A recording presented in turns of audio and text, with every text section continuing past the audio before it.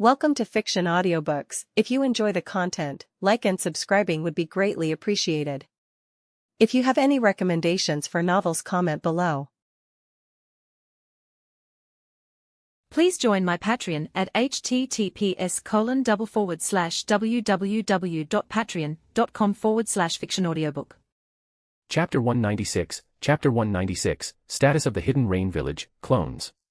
Check out my new project. Danmaki, is it wrong for a mafia boss to go to the dungeon? Chapter 196, Status of the Hidden Rain Village, Clones.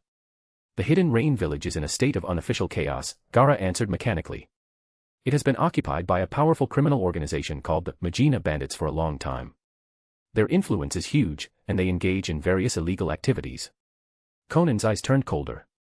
Due to its special location bordering various countries and the chaotic issues left over from history, the Land of Rain has become a gathering center for black market transactions, criminal activities, and fugitives in the ninja world. As the Kazakage of Sunagakure, Gara naturally knew many secrets about the Land of Rain today. The Land of Rain has now degenerated into a paradise for criminals, extremely chaotic and dangerous. Transactions and usage of various illegal scientific ninja tools, human experiments, and trafficking, fierce conflicts and fights happen every day. Is that so? Konan's eyes turned completely cold. Unexpectedly, after the death of her parallel self, the Hidden Rain Village and the Land of Rain had fallen to such a state, becoming a paradise for criminals and a hotbed for various conspirators. Alex asked curiously, don't you 5 great ninja villages plan to eliminate the criminal gangs in the Land of Rain? Gara, although the ninja world is generally peaceful, conflicts and dark matters still occur. There needs to be such a place as the price of peace, as well as a place to resolve disputes. The Land of Rain was now the dark side of the entire peaceful ninja world. Gathering all the trash and conspiracies of the ninja world, it was a gray and dark land. Alex hadn't expected the future Hidden Rain Village and Land of Rain to become like this either. Without the deterrence and protection of Pain and Konan, and located at the junction of various countries, it naturally became a chaotic zone for criminals to revel. Konan gazed in the direction of the Hidden Rain Village, silent for a long time. Until Obito Uchiha killed her, the experience of this parallel self should be exactly the same as hers. Standing before Nagato's corpse, she entrusted the dreams of Yahiko, Nagato, and even the entire Akatsuki organization to Naruto. Moved by Naruto's talk no jutsu and will, she decided to believe in him. But seeing the outcome of the future Hidden Rain Village and Land of Rain now, clearly, the initial trust and entrustment were absolutely wrong. Entrusted to the wrong person. Naruto, more than a decade later, was no longer the Naruto of the past. The so-called arrival of a world where people understand each other was ultimately just empty talk. Just empty talk and slogans, unrealistic. Allowing the Land of Rain and Hidden Rain Village to become what they were now was merely out of realistic considerations. Konan was thoroughly disappointed with the set of things Naruto shouted about. The true peace of the ninja world ultimately had to be created by herself and Alex. Just then, Alex suddenly looked at the sand surface on the left. It looked ordinary, seemingly without anomaly. Really think I can't find you? Sheets of white paper inserted under that layer of sand like lightning, wrapping up a small creature with a huge single eye. Squeak, squeak, squeak. It struggled and screamed, trying to break free from the white paper's constraints. In the big single eye, 3 pitch-black tomo rotated. It was the Sharingan. And they were connecting, merging into a tilted crosshair pattern. Mangekyo Sharingan. A semi-transparent void vortex began to appear around the one-eyed creature's body, somewhat similar to Kamui. Alex sneered. Trying to teleport away. You can't go anywhere. Black twisted runes suddenly appeared on the surface of the white paper, emitting extremely strong sealing power. Instantly sealing all of the one-eyed creature's chakra. Losing chakra supply, its Mangekyo Sharingan closed automatically. The ocular technique was interrupted, unable to teleport and escape anymore. You come out too. Alex controlled a small piece of white paper, pulling a boy out from under another sand surface. His skin was pale and creepy. In his eyes were also 3 tomo Sharingan. On the back of his clothes was a ping-pong paddle symbol, the Uchiha clan crest. Uchiha. Konan looked at the boy's Sharingan, frowning slightly. Except for Sasuke Uchiha, hasn't this clan been exterminated? Could it be? She examined the boy carefully, hesitating, could this guy be Sasuke Uchiha's son? But he doesn't look like it. He's not Sasuke Uchiha's son. Alex shook his head and laughed. This boy has nothing to do with Sasuke Uchiha, he is a clone, belonging to a person named Shin Uchiha. He roughly introduced Shin Uchiha's situation to Konan. From very early on, this guy volunteered to become Orochimaru's test subject to learn cloning techniques. Shin Uchiha's constitution was very special, transplanting any tissue or organ wouldn't cause rejection reactions. Danzo's right arm, studded with Sharingan, belonged to Shin Uchiha. Orochimaru created many clones for him. Finally, naturally, the joyful betrayal occurred. Shin Uchiha took his clones, escaped from Orochimaru, and set up his own faction. He had been hiding and accumulating strength until he came out to be active in the Boruto era more than a decade later. Konan nodded. So, Shin Uchiha is actually not an Uchiha clansman. Correct. Alex flew back to her side. This guy extremely worships Itachi Uchiha, fanatical enough to give himself the Uchiha surname. Moreover, he attempts to revive the Akatsuki organization, believing the ninja world needs turmoil and war, and shouldn't be immersed in cowardly peace. In short, Shin Uchiha is a fanatical warmonger, fearing the ninja world isn't chaotic enough. Actually worshipping Itachi Uchiha. Konan expressed disbelief. She fully understood Itachi Uchiha's life from Alex. She really didn't know what kind of brain circuit would make him make such a choice. Taking such a person as an object of worship, Shin Uchiha's brain and thoughts could be imagined. Konan said coldly, "Kill him."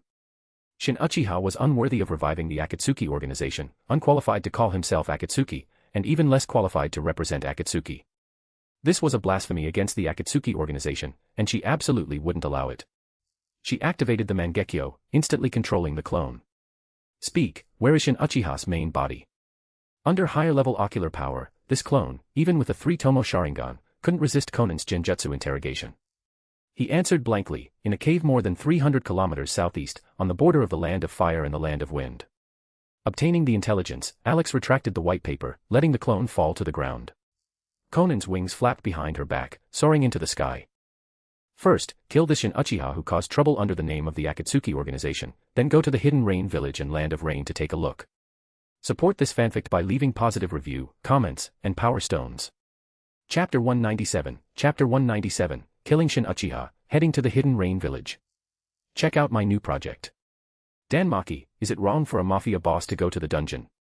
Chapter 197, Killing Shin Uchiha, Heading to the Hidden Rain Village. High altitude, Konan flew at extreme speed. With a wave of her hand, she scattered a large amount of white paper, splitting into 6 paper clones. Alex swayed his paper body, giving each paper clone a sealing paper, a teleportation paper, and a paper sealed with Senjutsu chakra. Go. Konan ordered. Bring back the tailed beasts from each village for me. The paper clones nodded and flew off in different directions instantly. Heading to different destinations to retrieve the tailed beasts. With the strength of the new generation Kages in each village, they couldn't be opponents for the paper clones.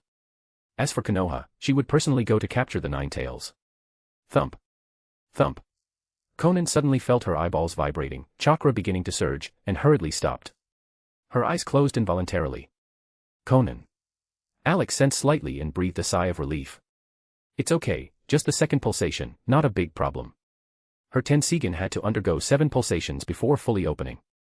With each pulsation, the Byakugan's ocular power would increase. A moment later, the second pulsation of the Tenseigan ended. Konan opened her eyes. In the center of the pure white eyeballs, the blue starlight gradually faded. Byakugan's visual distance has doubled again. She looked around, then deactivated the Byakugan, restoring her normal pale orange pupils. Taking Alex with her, she continued to fly rapidly toward the target. With the just strengthened Byakugan, she had already seen the underground cave where Shin Uchiha was hiding. Inside were a large number of clones with the body shape of teenagers. The only adult figure in the center must be Shin Uchiha. After flying for a short while, Konan descended from high altitude. Below was a hilly area with sparse vegetation. Looking ordinary, everything seemed natural. In reality, there was a cave entrance directly in front, just disguised as ordinary by a ceiling barrier. Hey! Alex flew to the barrier. Not only camouflage but also defensive and early warning functions. Unfortunately, still too crude. He controlled a sealing paper to paste on it. With a flash of light, the sealing barrier was quietly broken. Whatever early warning or defense, under Alex's extremely profound sealing jutsu attainments, were all insufficient. Shin Uchiha deep inside the cave didn't know yet that the sealing barrier outside had been broken. Konan didn't delay, flying in with Alex. Passing through the long, narrow, dim passage, they arrived at a huge cavern space. There were several pools on the ground.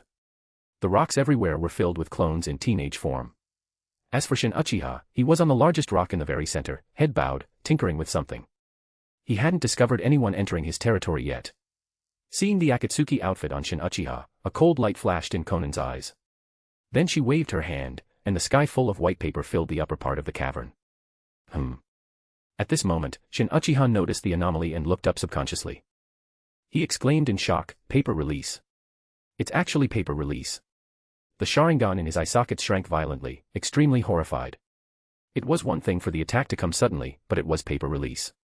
Sheets of white paper floated above the cavern, clearly visible. The paper surface was pure white as snow, transmitting powerful chakra fluctuations. It was indeed paper release. But how was this possible? The only existence in the ninja world who knew paper release had died more than a decade ago. It was unlikely for the same paper release to appear again. The adult version of Shin Uchiha also had pale skin all over. More hideous and terrifying than the teenage clones. He looked sharply at the figure appearing at the entrance. Shocked again, his mind trembled violently. Black robe with red clouds, pale blue-purple hair, plus paper release. Shin Uchiha shouted the identity of the Komer, White Tiger. "You didn't die. Or rather, you were resurrected." He had already activated the Mangekyo. No trace of transformation jutsu, it was indeed a real person. But how was this possible? White Tiger, dead for more than a decade, suddenly appeared. Konan just looked at him coldly. White paper emitting extremely strong cold air fell, and the entire cavern was instantly covered by a layer of ice, filling every inch of space. Shin Uchiha inside, along with a large number of clones, were all frozen. Konan narrowed her eyes slightly. Interesting. Only to see Shin Uchiha in the center of the ice wasn't dead yet. A large number of blades and spikes suddenly appeared around his body. The material should be very special. Combined with his Mangekyo pupil technique, he could actually chisel open the ice layer. Breaking free. White Tiger. Shin Uchiha panted heavily, having shaved off a layer from the top of the cavern. Only then could he barely stand on the crowded ice layer. "No. You can't be White Tiger. She definitely doesn't know ice release. You actually dare to wear the outfit exclusive to the Akatsuki organization, dare to impersonate an Akatsuki member. Simply unforgivable." In the current ninja world, only he could represent the Akatsuki organization. He would never believe White Tiger resurrected. Only dead Akatsuki members were good members. He wanted to revive the Akatsuki, but he absolutely didn't want orthodox Akatsuki members to appear. Now, he, Shin Uchiha, was the orthodox one. Go to hell. You imposter. Red light flashed in the Mangekyo Sharingan. Dense blades and spikes appeared out of thin air, visibly shaving down the ice layer, attacking Konan. Alex looked at the neurotic Shin Uchiha and just wanted to laugh. This so-called Mangekyo was truly useless. It was catalyzed by him through special means, incomparable to a proper Mangekyo. The pupil technique seemed to be mental manipulation. Whether due to limited thinking, poor development, or just lack of power, the performance was quite underwhelming. Shaving the ice layer by layer, by the time the attack reached Konan, the daylilies would be cold.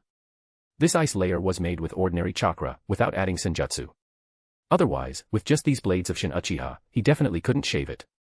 Konan said coldly, "You are not qualified to wear the Akatsuki outfit, let alone represent the Akatsuki. You will pay the price of death for your stupidity and ambition." Sheets of white paper floated out from the ice layer again. "You, how is it possible?" Shin Uchiha was terrified to the extreme, too late to dodge. He could only watch helplessly as the white paper emerging from the ice under his feet wrapped him up. Couldn't resist at all. The strength gap was too big, he was no match at all. Just Kaga level. Only by hiding behind the scenes and using his clones and that one-eyed creature could he play others in the palm of his hand. Die. Konan's eyes were icy. You guy who blasphemes the Akatsuki organization. Squelch.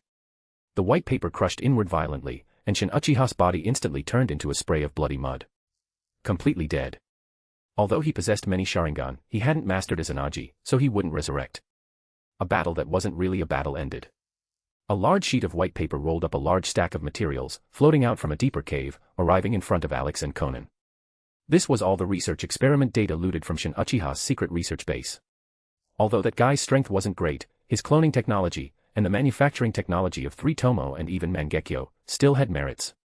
After Alex copied everything, he burned all the materials to nothing. Not a bad harvest. He lay back on Konan's shoulder.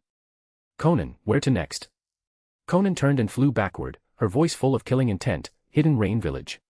Support this fanfic by leaving positive review, comments, and power stones. Chapter 198, Chapter 198, Such a hidden rain village has no meaning to exist. Chapter 198, Such a hidden rain village has no meaning to exist. Flying southwest all the way from the land of wind. The moment she crossed the border line and entered the territory of the land of rain, the scorching temperature dropped instantly. Pattering raindrops fell from high altitude. The climate of constant rain was no different from Konan's memory. Only the places seen along the way were extremely dilapidated, full of sin and chaos.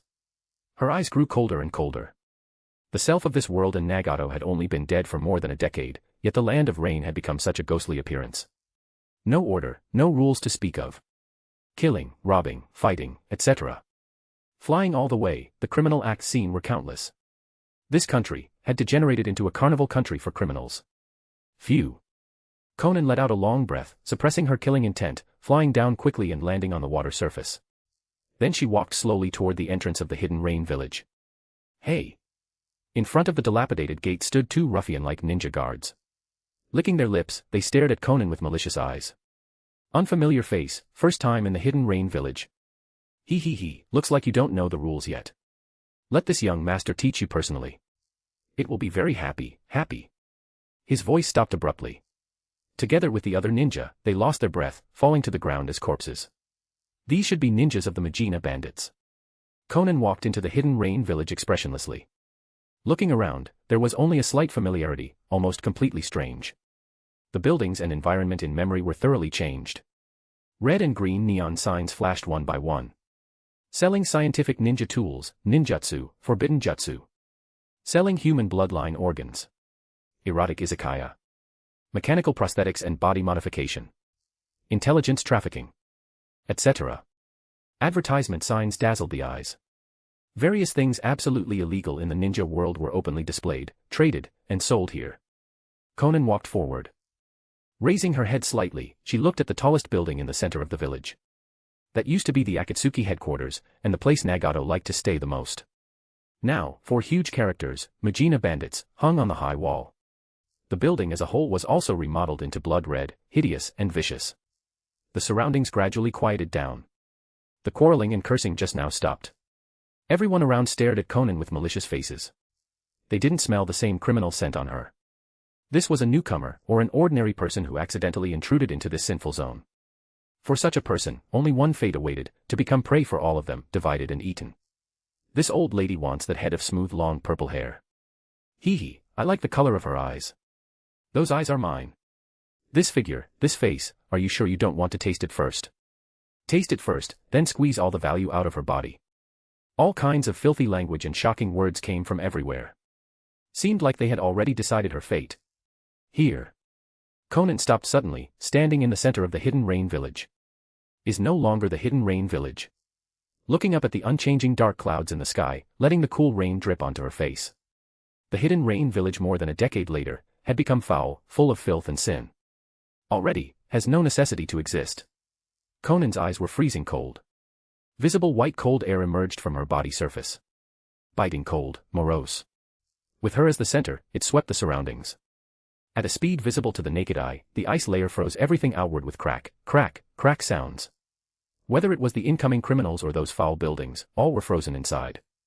In an instant, the noisy hidden rain village quieted down completely, as if turned into a world of ice and snow. Frozen whole. The figures inside, with hideous and ferocious faces, were lifelike in the ice blocks. Even that tallest building was also frozen. The boss and high-level cadres of the Majina bandits inside the building didn't know what happened. Together with other hidden rain village criminals, they became human ice sculptures inside the ice layer. Under this mighty power comparable to a natural disaster, these criminals, at most Kaga level, had not a shred of resistance. The so-called scientific ninja tools were even more useless. Waiting for them was only death, settling everything. Konan hovered in midair, looking coldly at the frozen hidden rain village below. The existence of these criminals only blasphemed the hidden rain village, giving no peace to Nagato and the others of this world. With the trio dead, the hidden rain village had lost the meaning to continue existing. So, be destroyed. Konan stomped down. Bang. The huge frozen layer, along with the large number of criminals inside and the entire hidden rain village, shattered loudly. Turning into countless ice particles, dissipating into nothingness. The hidden rain village disappeared completely, leaving the place empty. Rumble. Konan opened up the outer sea surface, and endless seawater submerged this open space. Henceforth, there would be no trace of the hidden rain village's existence in the ninja world. Forever sunk underwater.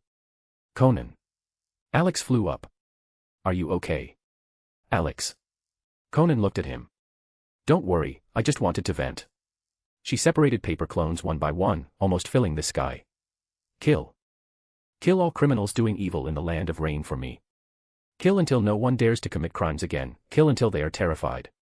Regardless of the future, she would thoroughly purify the land of rain today. Let this hometown in memory have not a trace of sin left.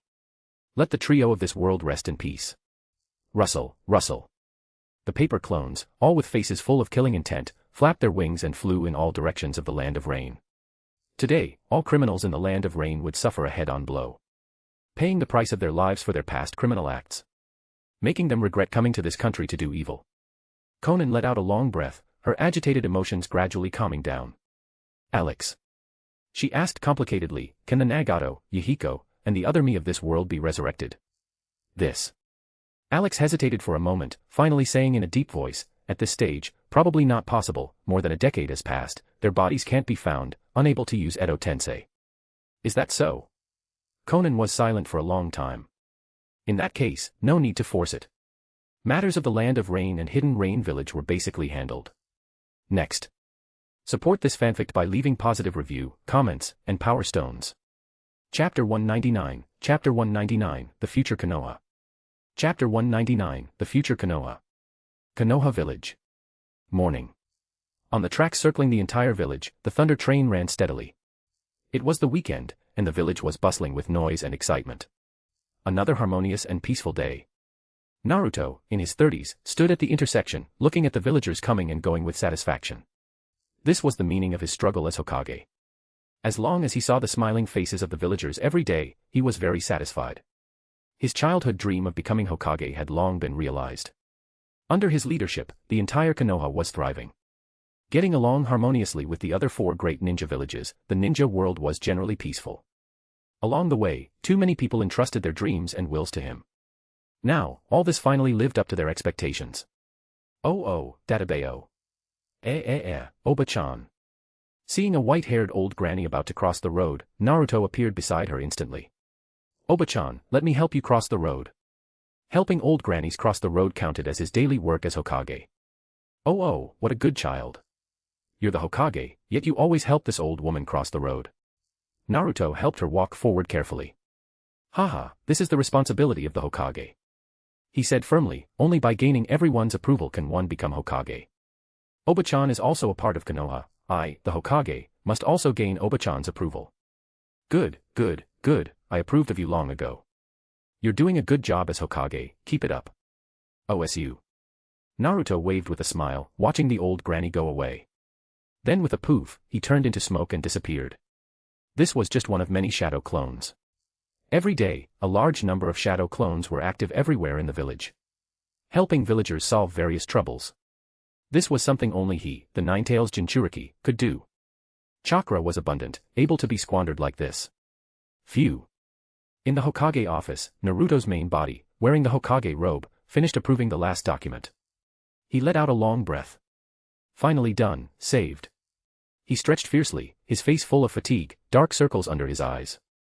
Even with endless chakra, his spirit was still within the human scope and would feel tired. Not to mention since becoming Hokage, for over a decade, he had sent out hundreds or thousands of shadow clones to help Konoha villagers every day. Even if a person was made of iron, they couldn't stand it. He often felt tired, looking kidney deficient. But he still persisted. Since becoming Hokage, he must solve more problems for the villagers. Knock, knock. A knock on the door sounded. Come in. Naruto forced himself to cheer up, watching Shikamaru with a pineapple head walk closer. He looked exactly like Uncle Shikaku, as if carved from the same mold. As the Hokage's assistant, he was his right-hand man, very important. Shikamaru walked up with documents, looking at the messy desk, several finished instant noodle cups, and the folding cot beside it. He said speechlessly, Naruto, you didn't go home last night again. You haven't been home for a week, Hinata will have complaints. Don't worry. Naruto didn't care at all. Hinata understands me very well and won't complain. He took the documents. Besides, the Hokage's work concerns the entire Konoha citizenry. I can't slack off, I must handle various affairs immediately. Naruto, you. Shikamaru stared at Naruto, who was looking down at the documents. He opened his mouth but didn't speak in the end. Naruto was just this single-minded, very obtuse about some things. Hinata wouldn't have complaints. Do you know how thirsty a woman in her 30s is? He was entangled by the enthusiastic Temari until midnight every day, his legs trembling. You haven't gone home for over a week continuously. Even when shadow clones passed by the door, they didn't go in to take a look. You're really a good husband. Naruto. Shikamaru advised, you can't go on like this. If you don't take care of your family well, problems will arise. Naruto didn't even lift his head. No, I believe Hinata will handle the family and children well. Let's arrange this work like this. Naruto finished approving the document and breathed a sigh of relief again. Lucky to have Shikamaru assisting, otherwise I really wouldn't know how to be a good Hokage. Shikamaru laughed. Can't believe the brat who always talked about becoming Hokage when we were young has really become a Hokage trusted by the whole village now. Naruto, you really work hard. The Hokage job is done excellently, but you also have to cherish your body. Don't send out so many shadow clones every day anymore. That won't do. Naruto shook his head. Konoha villagers still need the Hokage's help. Shikamaru hesitated for a moment, but still spoke up. Naruto, admittedly, your thousands of shadow clones have solved many troubles for Konoha villagers, but it has also caused trouble for some people. Trouble? Naruto was startled. Haven't heard of it before. I'm just trying to help the villagers. Because of the help. Shikamaru sighed. Unclogging toilets, carrying goods, repairing roofs and furniture, etc. By doing this, although you helped the villagers, you also caused some villagers who make a living from this to lose a large number of orders. And many villagers know there is help from you, the Hokage's shadow clone, and it's free of charge. Naturally, they won't spend money to find businesses to do things anymore. Since he started, Shikamaru simply explained everything clearly. Those shadow clones of yours snatched many people's livelihoods, and fueled the psychology of laziness and not wanting to pay among many villagers. Many small things and troubles that they could solve themselves, they insist on waiting for your Hokage shadow clone to do. Since they can use a powerful laborer for free, who would still do things bitterly themselves. It absolutely won't work if this continues. It's actually like this. Naruto's face became serious. Recalling a bit, much of the help provided by shadow clones to the villagers could indeed be solved by themselves. His shadow clone was busy on the side, while they were entertaining themselves with peace of mind. Reminded by Shikamaru, he realized he had unknowingly become a free laborer for many villagers. This. Naruto smiled bitterly. This is hard to solve too. If I cancel the shadow clones. A favor of a drop of water, an enmity of a bucket of rice. For villagers accustomed to freeloading, if help was no longer provided one day, they would probably jump up and point at his nose, cursing the Hokage. Sigh. Shikamaru sighed. It's not too late to understand now. Although difficult, as long as we correct it bit by bit and limit the scope of help, spending more time should be able to turn it around. That's the only way. Naruto nodded dejectedly. Why didn't I think of or discover it earlier? Don't blame yourself. You just wanted to help the villagers wholeheartedly. Naruto stood up. It's almost noon, time to go back and eat lunch. Konoha high altitude. Konan looked down expressionlessly. Naruto, how will you give me an answer? Support this fanfic by leaving positive review, comments, and power stones. Chapter 200, Hokage Naruto, for peace, sacrifices are inevitable. Chapter 200, Hokage Naruto, for peace, sacrifices are inevitable. Konan dropped from high altitude without concealing her aura. In the Hokage office, Naruto's face suddenly changed. He stood up with a whoosh, looking at the ceiling subconsciously. Naruto, what's wrong? Shikamaru asked with a frown.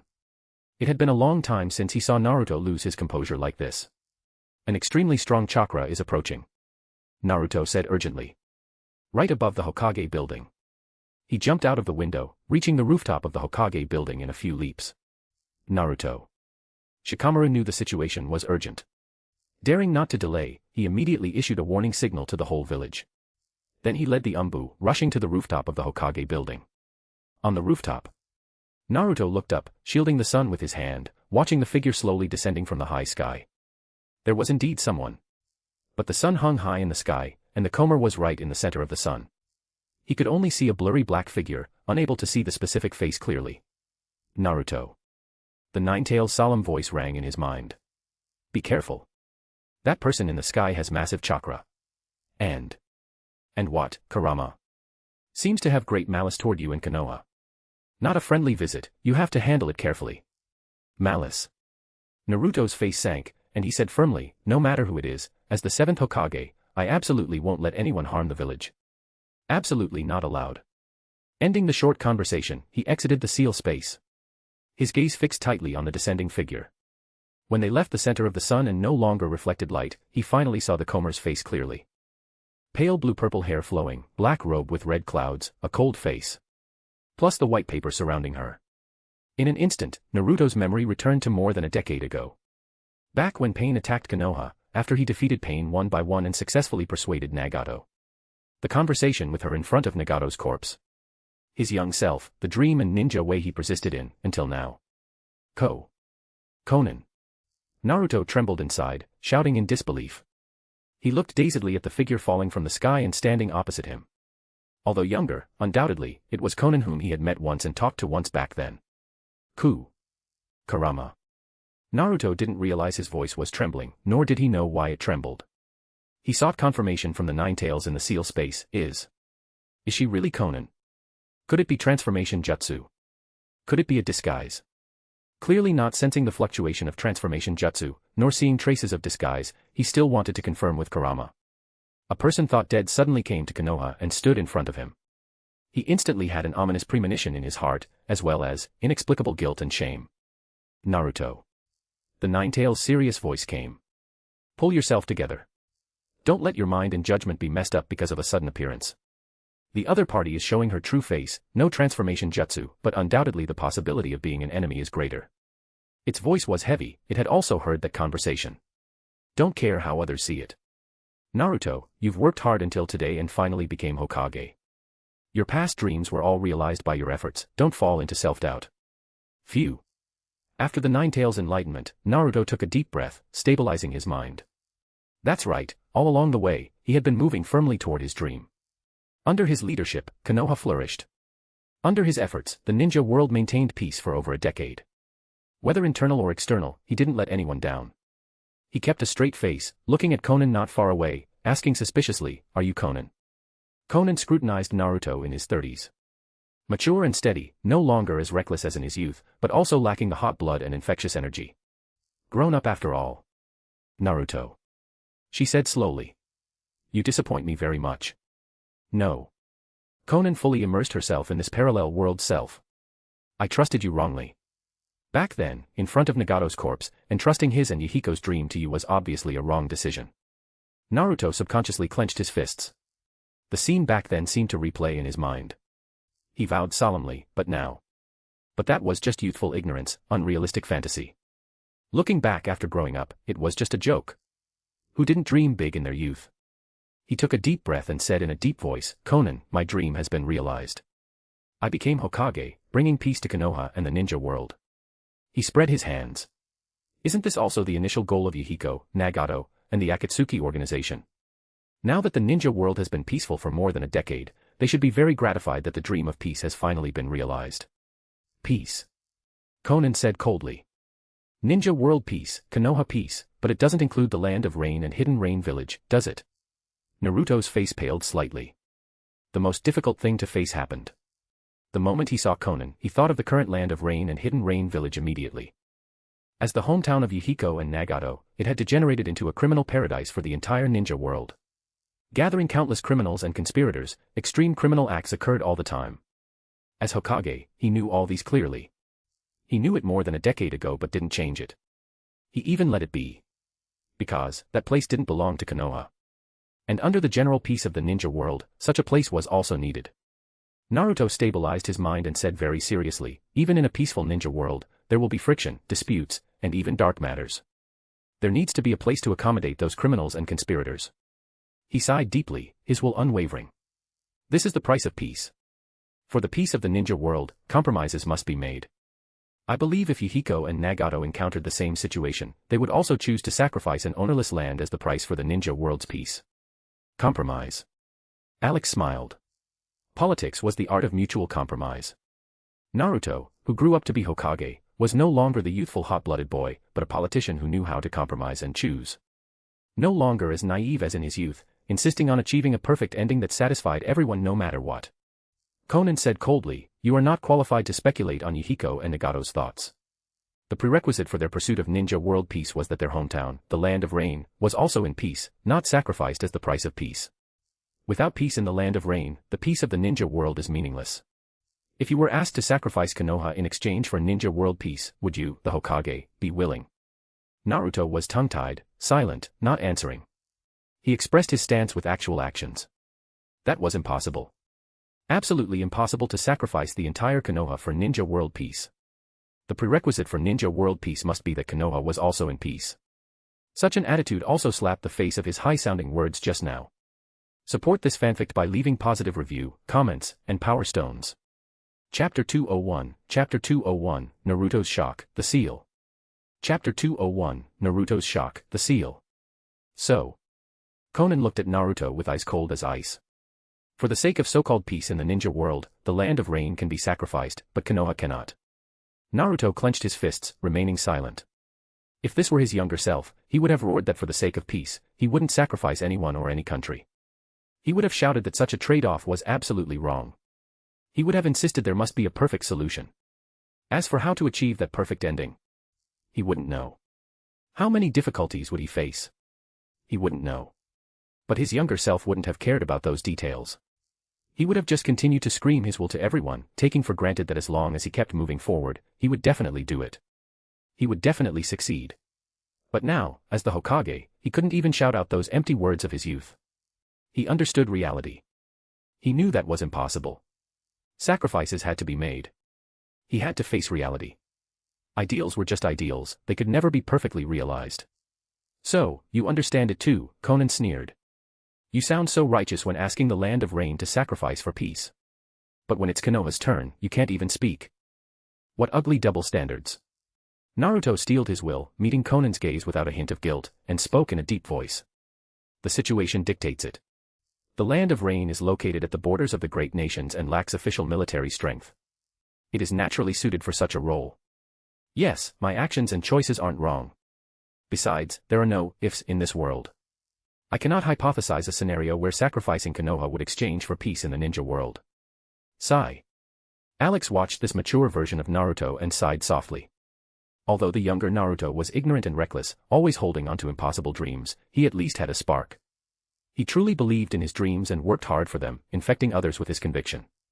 Even if many knew that a perfect world was impossible, his hot-blooded, sincere emotions truly moved people. But the Naruto who had now become Hokage had unknowingly lost the heat and sincerity of chasing dreams. You've become realistic, Naruto. Boruto, Naruto Next Generations, it really is unwatchable trash. It really shouldn't exist. Naruto looked at Konan seriously. Konan, back then you entrusted Yahiko and Nagato's dreams to me.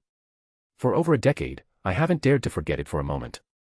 I struggled for the peace of the ninja world, and finally realized that initial dream. I haven't failed the trust the three of you placed in me. Konan remained expressionless, completely disappointed in the Naruto of this parallel world. He started using sophistry. During that conversation before Nagato's body, she had admittedly been influenced by Naruto's talk no jutsu.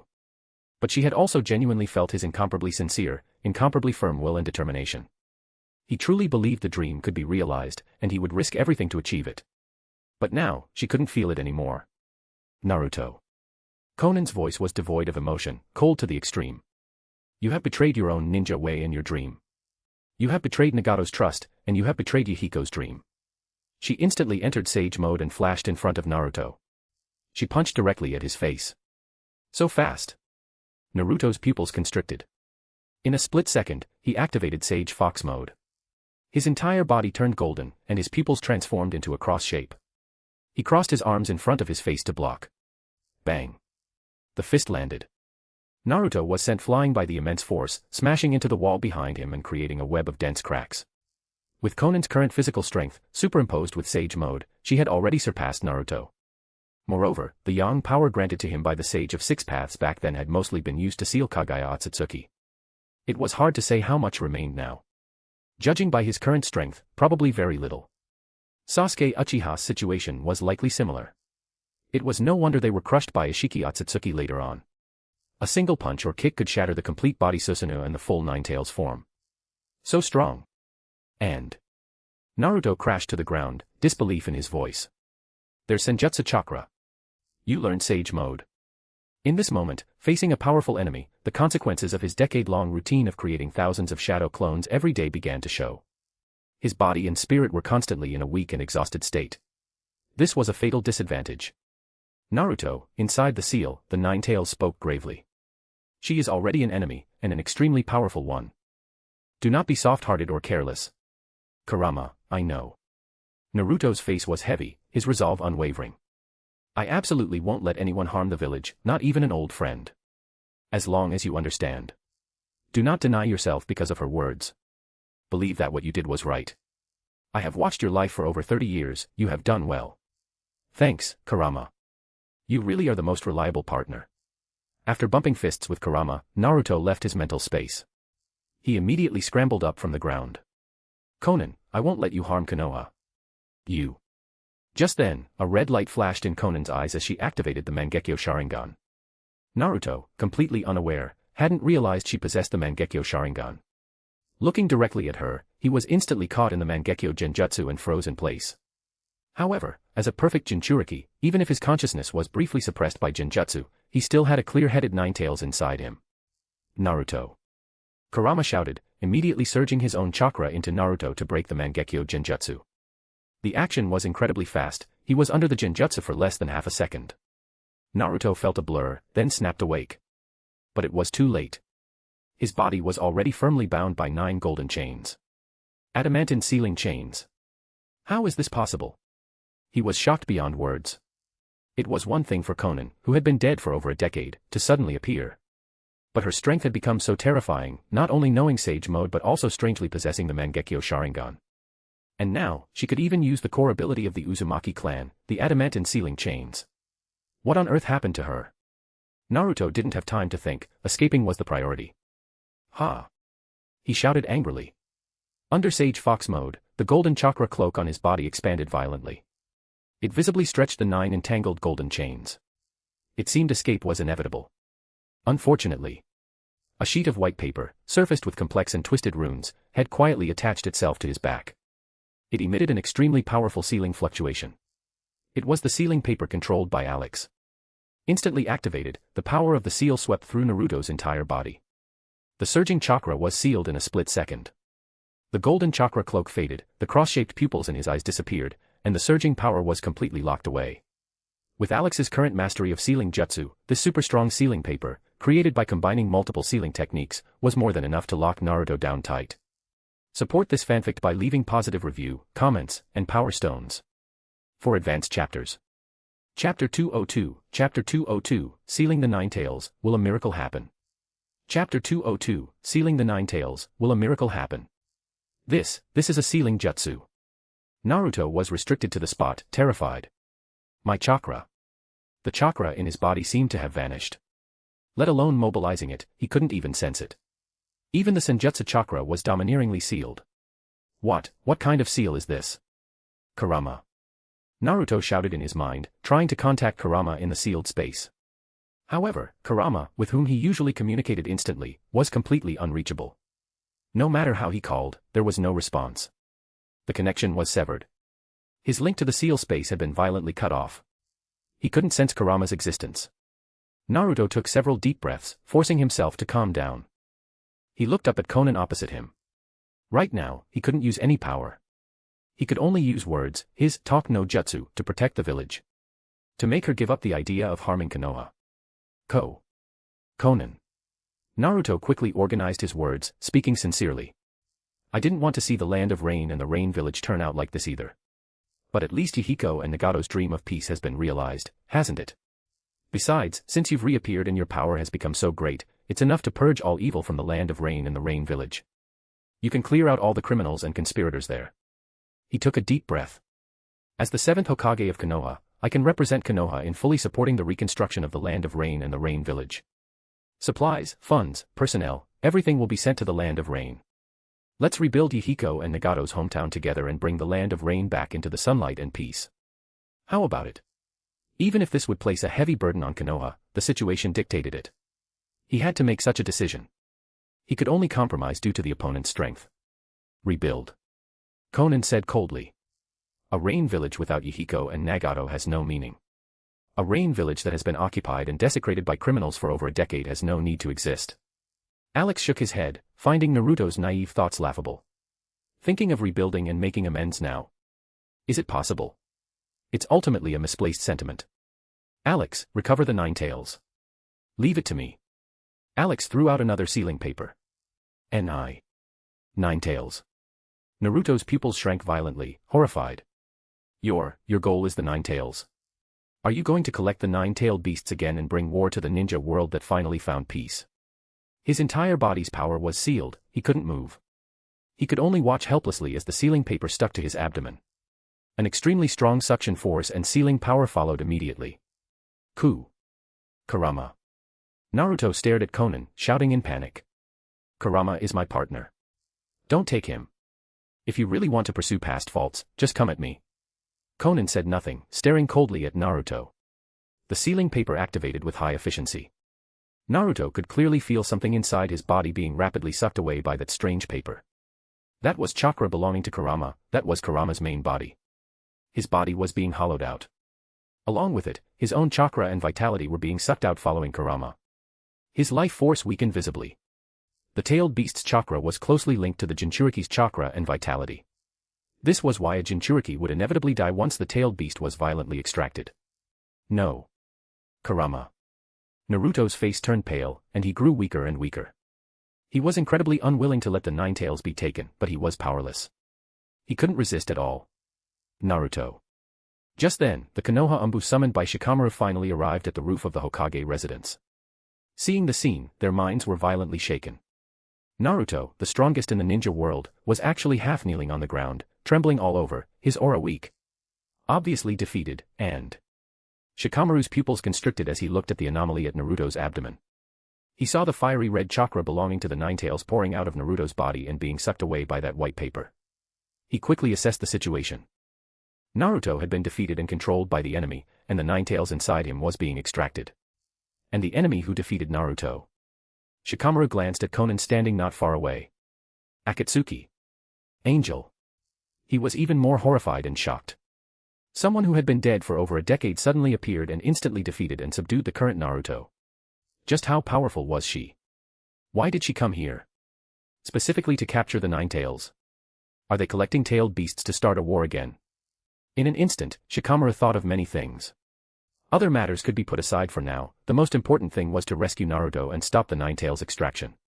He ordered the numerous Umbu behind him, go. Protect the seventh Hokage. Yes. Unfortunately. The rescue was destined to fail. Even they couldn't protect themselves, let alone rescue the seventh Hokage. A large patch of shadow shot out from the ground, instantly connecting to each of their shadows. Their bodies could no longer move, firmly restricted to the spot. Shadow imitation technique. Shikamaru cried out in horror. His gaze followed the direction the shadow came from, looking at the source, Konan. How do you know my Nara clan's secret technique? How is this possible? How could an outsider know it? Their clan's secret technique could not have been leaked. And she used it so powerfully, her mastery had already surpassed the leaders of the Nara clan throughout history. Even though he knew the weaknesses and cracking methods of the shadow imitation technique, he couldn't break free right now. He couldn't break it. Shikamaru felt shaken, indignant, defeated, and powerless. Seeing an outsider use his own secret technique far better than he could himself was truly hard to accept. Nara. Secret technique? Alex lay on Konan's shoulder, chuckling inwardly. This secret technique is just SOSO. It's nothing special. Good for trapping cannon fodder and showing off, though. That's about it. Alex looked at Naruto in the center. The sealing paper absorbed the last wisp of chakra, signifying that the complete Nine Tails was fully sealed inside. Nine Tails capture mission complete. The paper floated leisurely towards them. Shikamaru and the Umbu could only watch helplessly as the paper containing the Nine Tails was taken by the enemy. They couldn't stop it at all. But right now, apart from the Nine Tails being taken, the safety of their seventh Hokage was more important. When a Jinchuriki had their tailed beast extracted, they would die. Naruto. Shikamaru's voice trembled, looking at the fallen Naruto with eyes full of sorrow. It happened so fast. The enemy arrived in Konoha, instantly defeated Naruto, and directly extracted the Nine Tails, leading to Naruto's death. Will a miracle happen? He thought about how Naruto had experienced too many life and death crises growing up, but always turned bad luck into good, as if he had a protagonist's halo and could never die. Does that protagonist Halo still work now? Can he avoid death? Support this fanfic by leaving positive review, comments, and power stones. For advanced chapters. Chapter 203, Chapter 203, Destroying Konoha, the End of the Parallel Future. Chapter 203, Destroying Konoha, the End of the Parallel Future. Swish. Swish. Swish. Just then, a series of 6 figures appeared around Konan. It was the paper clones she had sent to capture the other 8-tailed beasts. They had all returned. Without a word, they instantly dissolved into sheets of white paper and returned to Konan's main body. Their memories were synchronized simultaneously. The mission was very smooth, all 8-tailed beasts had been captured. The resistance encountered was weaker than in the past parallel world. The new generation of Kage, as well as the new generation of ninjas in each village, had become weaker compared to the previous era. Konan put away the sealing paper floating in the air. All 9-tailed beasts of this world were in hand. Naruto. Shikamaru looked at Naruto in grief. He merely glanced at the suddenly appearing paper clones, paying them no mind. Naruto's safety was the priority. Naruto, can you perform a miracle again and save Konoha? Shikamaru felt panic inside, staring at Naruto with extreme anxiety. He didn't dare to blink, praying constantly. Naruto, you will be like before, no matter how dangerous the situation, even death, you will be fine in the end, you definitely will be. Even if the 9 tails is extracted, so what? Shikamaru remembered that during the Fourth War, Naruto also had the 9 tails extracted, yet he survived. And he went on to defeat the strong enemy and lead them to victory. This time should be the same, right? Shikamaru's eyes suddenly widened, his heart shaking violently. What did I just see? Naruto, lying on the ground, seemed to twitch his finger. Fearing it was a hallucination, he observed Naruto even more intently. Endless joy and excitement rose in his heart. Naruto really moved. He wasn't dead. A miracle had happened to Naruto once again. He returned from the path of death. The Umbu were equally exhilarated. The 7th Hokage, the strongest in the ninja world who had always protected them in the village, had revived. He wasn't dead. Shikamaru and the Umbu believed that the revived 7th Hokage would once again lead them to defeat the strong enemy and march towards victory. Cough cough. Naruto coughed lightly, his eyes confused. I'm not dead. He temporarily couldn't grasp the situation, staggering up from the ground. Just as the last wisp of the 9 tails chakra was extracted, his consciousness had instantly plunged into darkness. He entered a near-death state, about to die. But a burst of vitality suddenly surged in his body, sustaining his life and saving him. This time, near death, he didn't see the Sage of 6 Paths again, nor was there any transfer of power. Now his body was still weak, merely not dead. Naruto. Shikamaru suddenly realized he could move. Looking down, the shadow under his feet had disappeared unknowingly, and his body was no longer restricted. He didn't know why this was, but with no time to think, he immediately jumped to Naruto's side. Other Umbu also jumped around Naruto with swish-swish sounds, protecting him heavily within their circle. They drew their ninja swords, looking at Konan opposite them with extreme alertness. The situation seems different from what I thought. Shikamaru worriedly supported Naruto. Even though he was alive, his face was terrifyingly pale, and he couldn't stand steady. His aura was weak, clearly, he couldn't fight anymore. This miracle, why is it playing out like this? Something's wrong. Of course, something was wrong. The so-called miracle, or Naruto surviving the extraction, was entirely Alex's doing. He used a bit of life force to keep Naruto alive. Because, there was a big show about to start, and Naruto, as the audience, absolutely could not be absent. Since you're alive, prepare to accept the final punishment. Konan's tone was forest cold. You betrayed your ninja way, and betrayed Nagato and Yahiko's trust. Her body slowly rose, flying upwards. Konan, what are you doing? Naruto looked up, staring in panic at Konan flying into the sky. A strong sense of foreboding rose in his heart. He wanted to stop her, but in his current physical condition, he could do nothing. He could only watch helplessly, powerless and anxious. The sun hung high in the sky, acting as Konan's backdrop, making it hard to look at her directly. This scene was somewhat familiar. Shikamaru and the Umbu felt their hearts in their throats, seeming to understand what was about to happen. Over a decade ago, when pain invaded Konoha, this scene had played out. Naruto. Konan's cold voice clearly reached everyone's ears below. Back then, you deceived Nagato, allowing Nagato to sacrifice his life in the end to revive the tens of thousands of Konoha villagers and ninjas who were killed. Whether it was deception, or you moved Nagato with your sincere and firm will at the time, the results over a decade later have proven that the promise you made was never kept. Konan drifted higher and higher until Naruto and the others below could barely see her. You betrayed your ninja way and dreams, betrayed Nagato and Yahiko's trust. At this moment, I am merely completing what Nagato left unfinished back then, correcting the mistake. Wah. Wait. Naruto pushed away Shikamaru's support, shouting at the sky. Konan, stop. Stop. If you really want revenge, you can come at me. Don't hurt Konoha, don't hurt the innocent villagers. He broke out in a cold sweat from anxiety, his face pale as paper. Terror, anxiety, regret, worry, all kinds of emotions filled his face. Konoha isn't innocent, and neither are the villagers. Konan's indifferent voice came from high above. Besides coming to capture the Nine Tails, Nagato was also here to take revenge on Konoha. It was just that the vengeance was abandoned because of your words, and he revived those who were killed. Now I will complete Nagato's regret, complete what he didn't do back then. You and Konoha should have paid the price over 10 years ago. She had completely empathized with the Konan of this parallel world. The other version of herself probably never dreamed that the Naruto she chose to entrust with Yahiko, Nagato, and the Akatsuki's dreams would turn out like this 10 years later. Her hometown became the price for peace. She would have definitely regretted the choice made 10 years ago. Dying at Obito Uchiha's hands, what was she thinking in her final moments? Did she really die with no regrets, thinking Naruto would inherit Yahiko, Nagato, and Akatsuki's dreams? This is a judgment delayed by 10 years. It is vengeance from the spirits of the dead. Nagato, Yahiko, and the me of this world, I will seek justice for you. Konan shouted coldly, disappear, Konoha. Super Shinra Tensei. Buzz. The sky suddenly lit up with endless white light, enveloping the entire Hidden Leaf village. In the next instant, the rumbling sound of explosions resonated through heaven and earth. All buildings in Konoha were destroyed with crushing force. The terrifying power penetrated deep underground. The entire ground looked like a giant had flipped the earth's crust, exposing deep black-yellow soil. Massive amounts of smoke and dust enveloped every inch of Konoha's space. High in the sky. Konan looked down coldly. Konoha had been razed to the ground, with countless casualties among the villagers.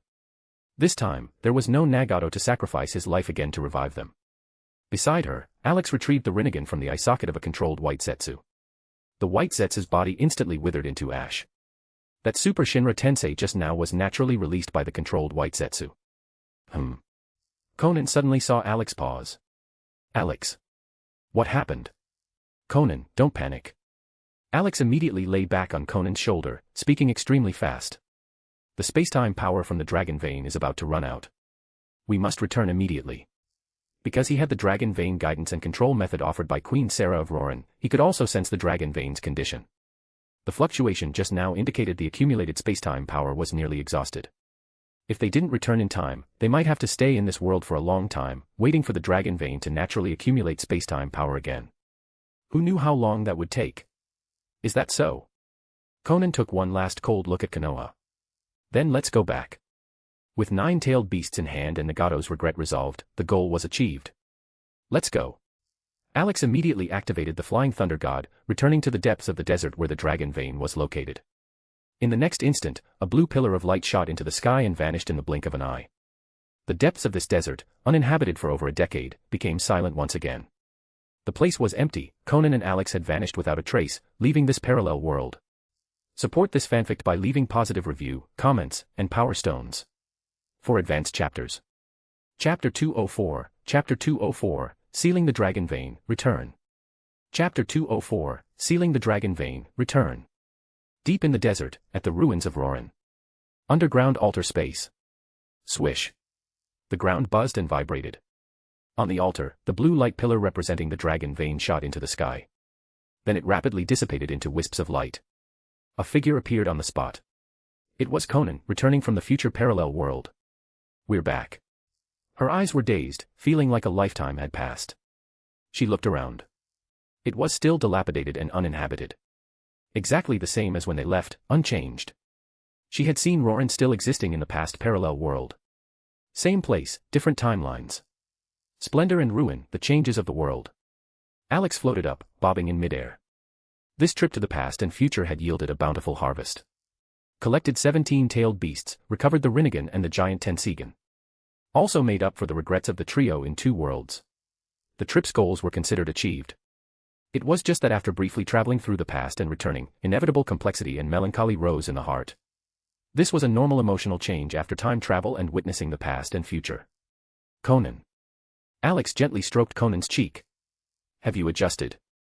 Konan let out a long breath, steadied herself, and sighed. This trip to the past and future stirred up a lot of feelings. Changing her own fate in the past, and making up for the regrets of the future trio. It was all closely related to her. It's over. She murmured. The past and future aren't my world, the present is. The waves in her heart gradually calmed, returning to her usual coolness. Alex, what's next? Next. Alex smiled, looking at the dragon vein. Naturally, we pack up the dragon vein first. This dragon vein, composed entirely of natural energy and capable of absorbing spacetime power, was precious. It had a lot of research value and utility, it couldn't be missed. A sealing paper floated leisurely from his paper body. It flew directly into the deep underground hole where the dragon vein was located. Swish. Swish. Swish. In the next instant, the sealing paper erupted with super-strong sealing power. Rapidly sucking in the dragon vein. This sealing paper was created by Alex combining the dragon vein secret technique contributed by Queen Sarah and numerous other sealing techniques. Specifically for sealing the dragon vein. Buzz. Buzz. Buzz. The ground trembled incessantly. Quite a few rocks fell from the rock walls above. But that was it, the intensity of the vibration was within an acceptable range and wouldn't cause the underground space to collapse. The dragon vein in the deep hole rushed into the sealing paper in an orderly manner, like a dragon drinking water. Sealing jutsu was the bug of this ninja world, nothing could not be sealed. Let alone Alex's custom-made sealing paper. Sealing the dragon vein was a piece of cake. It took nearly half an hour of sucking to complete the seal. Storing the entire dragon vein into the sealing paper showed just how vast and massive the dragon vein's power was. The ground stopped vibrating simultaneously. The underground space returned to silence. The paper floated out from the hole, its surface occasionally flashing with blue light. That was the power of the dragon vein. It was indeed too vast, causing some changes to the paper itself, but it was limited to that, causing no harm or loss of control. Seal complete. Alex happily examined the dragon vein sealing paper, then put it away. Alex. Konan asked curiously, with this dragon vein, if we can thoroughly master it or learn its spacetime power, can we go to past and future parallel worlds again? Not just that. Alex nodded, affirming. If we really figure out the dragon vein spacetime power and master it, we shouldn't be limited to just those two parallel worlds of past and future. Perhaps we can go to more worlds we don't know about. There were other parallel worlds, and also completely strange worlds. The worlds are many and vast, practically endless. Alex lay back on Konan, his voice light. After the ninja world's matters are over, we'll go explore those endless worlds one by one. Konan smiled gently. Okay. Things here are done. Alex took one last look at the Rorin ruins. Time to go. Then swish, they disappeared, using the flying thunder god to teleport away. Leaving only fading words. This underground space returned to deathly silence and darkness. The entire Rorin ruins deep in the desert continued to be eroded by wind and sand. One day, it would be buried underground like in the future parallel world, completely disappearing without a trace. That once existing kingdom of Rorin would only become a legend in a few memories. Finally submerged in time, remembered by no one but Konan and Alex. Land of swamps. It was late morning, and the sun was bright. Due to the countless lakes and water systems on the ground, water vapor evaporated and rose, forming massive clouds in the sky. The sky fortress was hidden within a vast sea of clouds high above. Concealed without a trace. Faithfully executing Konan's orders before she left, it hadn't been detected by the winged white Zetsu. On the spacious deck. Water flowed gently, and the scent of flowers overflowed. Filled with greenery, it was pleasing to the eye. Kamita carried a wooden bucket on his chest, containing iced fruit juice. Every day after finishing his assigned work, he would stand on the deck first thing, waiting for Lady Konan's return so he could provide a glass of iced fruit juice at any time. Half a month. He calculated the time secretly, feeling a bit anxious. Lady Konan had been gone for half a month this time, longer than ever before. He couldn't help worrying if some accident had happened. Then he quickly shook his head. With Lady Konan's super strength, how could there be an accident? I must be overthinking it. By the canal. Anoka, Cheyenne, Hinata, Ryuzetsu, and Samui sat on the lawn. Rolling up their pant legs, they dipped their feet in the flowing clear water. Their white calves were dazzling. They had just finished training all morning and were taking a temporary nap. During the time Konan was away, they basically spent their time like this. Training, napping, training, trying to improve their strength as much as possible to help Konan in the future. Phew. Cheyenne exhaled a long breath, her cheeks flushed from exercise. When will Lady Konan return? Strands of pale golden hair stuck to her collarbone, looking very alluring. Maybe she'll be back soon, Ryuzetsu said uncertainly. Without her headscarf, her silver-white long hair draped down freely, catching the eye. Samui massaged her shoulders and sighed. I don't know what's going on, my shoulders have felt sore lately. Seemingly complaining, but actually showing off. The other girl subconsciously looked at the huge mound standing proudly. Really huge, simply inhuman. Anoka said sourly, I really don't know how those things of yours grew. Samui chuckled, deliberately straightening her body to let her sister see more clearly. Can't help it. Both Lady Konan and Lord Alex like them. Lord Alex. Hinata and Cheyenne looked at each other, both blushing. That sheet of white paper called Lord Alex always liked to bully the two of them. Though they liked it too. When Lady Konan introduced Lord Alex's existence, they were surprised. But they soon discovered the eccentricity of that white paper and quickly accepted it. Then, during one session of guidance after another, the guidance went deeper. Half a month without guidance, they missed it quite a bit. Swish. Just then, a figure emerged from the void. It was the returning Konan. Support this fanfic by leaving positive review, comments, and power stones. For advanced chapters. Chapter 205, Chapter 205, Return to the Sky Fortress. Chapter 205, Return to the Sky Fortress. Lady Konan. Kamida was the first to spot Konan's return, his heart soaring with excitement. He instantly jumped to Konan's side. Opened the lid, took out the iced juice, and presented it respectfully. The set of movements was smooth and flowing. You've worked hard. This is freshly squeezed grape juice I prepared especially for you, it's still cold. On his round, chubby face was a naive and charming smile. Not bad. Konan took the juice and took a sip. Sweet and sour, it must have been squeezed from top-quality grapes. After busy days outside, having such juice to drink immediately upon return made one feel refreshed. Lady Konan. You're back. On the other side, Anoka, Cheyenne, and the others also discovered Konan's sudden return. Without even time to roll down their pant legs, they rushed over with faces full of surprise. One by one expressing their joy and longing. Konan greeted them all with a smile. Unknowingly, every time she went out, there were people waiting for her in this sky fortress. The feeling of being missed wasn't bad. She put down the empty cup and looked around at everyone. Nothing happened during this time, right? Lady Konan. Kamida immediately replied, during the half-month you were away, the sky fortress has remained hidden in the clouds sea high above the land of swamps, we strictly executed your orders, never went out, and were not discovered. Everything is normal. Konan gave a confirming MMH. She and Alex were simultaneously surprised. Gone for half a month. Clearly, the trip to the past and future parallel worlds should have taken less than 5 days. Unexpectedly, half a month had passed in the present world. It seems time flows differently in different worlds. Alex floated up leisurely, immediately attracting everyone's attention. Lord Alex. Hello, Lord Alex. Lord Alex, you've worked hard. Kamida, Anoka, Cheyenne, and everyone else greeted him one by one. MMH. Alex waved his paper body, his words clearly transmitted into everyone's mind, praising them. You guys did well this half-month too, sticking to your duties, no accidents occurred. Very good. Everyone smiled, very happy to receive Alex's praise. Kamida puffed out his chest and said respectfully, Lady Konan, it's almost noon, lunch preparation can start. If you have any requests, please order freely. Whether it flew in the sky, ran on the ground, or swam in the water. He was confident he could get it all for Lady Konan. In this matter, he was a professional. Konan pondered for a moment. Let's have the special delicacies of the land of swamps. Yes. Kamida said seriously. Please wait a moment, Lady Konan, your subordinate will go down and arrange it immediately. Go. Kamida bowed and retreated, quickly disappearing from the deck. Lord Alex. By now, Alex had spread out on the clean lawn, and Samui's soft index finger was giving his paper body a massage. Gently pressing, rubbing, and using her shallow fingernails to gently glide across the paper surface. Causing a slight, tingling sensation. Is this comfortable, Lord Alex? Her tone was seductive, indescribably alluring.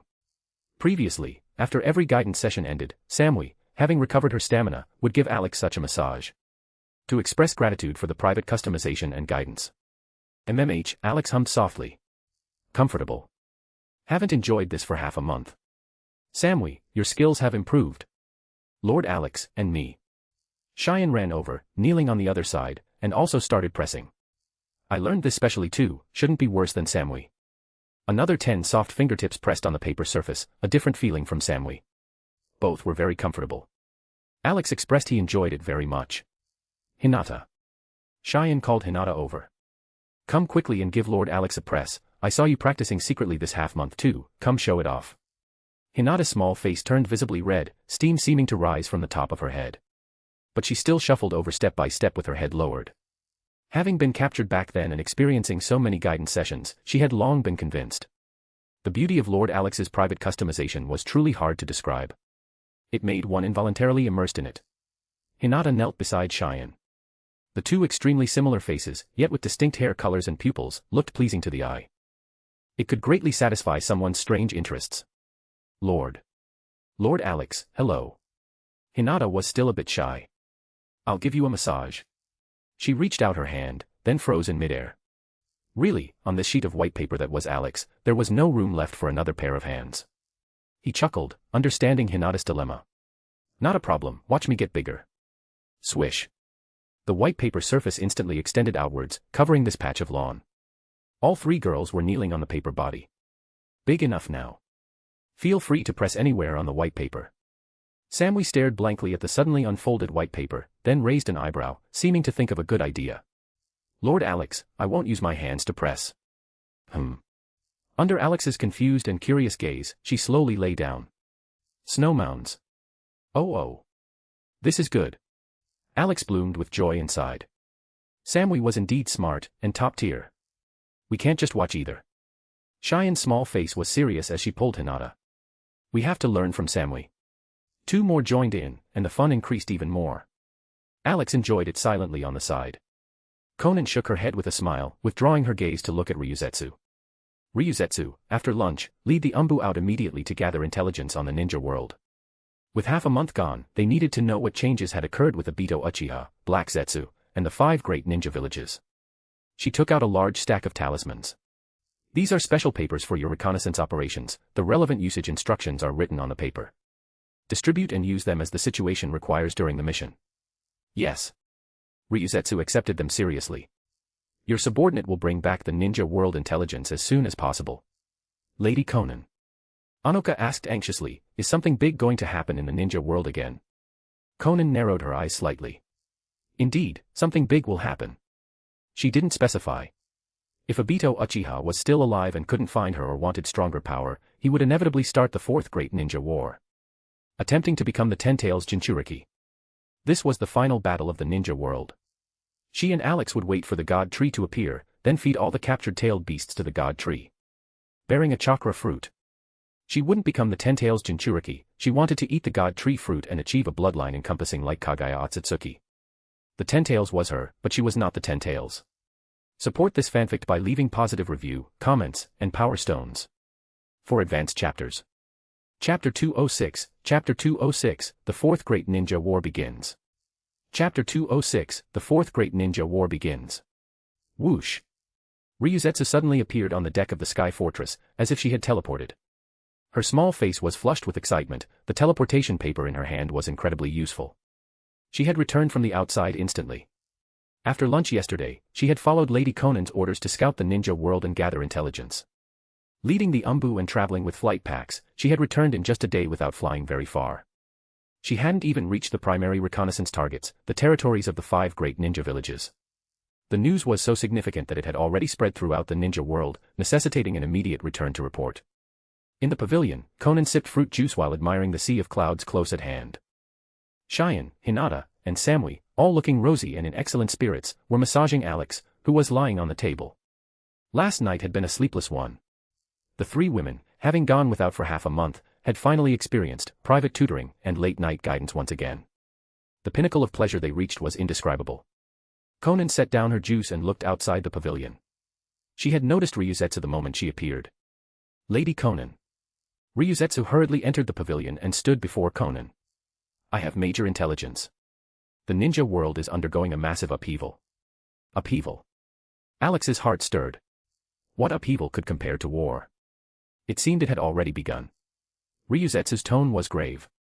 Over a week ago, after the 5 Kage summit concluded and the Kages returned to their respective villages, they simultaneously announced to the entire ninja world the formation of the allied shinobi forces to crusade against She paused, her expression awkward, finding it difficult to name the target. Crusade against the Akatsuki organization, I assume, Konan finished calmly, not minding in the least. The primary target of the 5 great ninja villages was undoubtedly the 7-tailed beasts in Obito Uchiha's possession.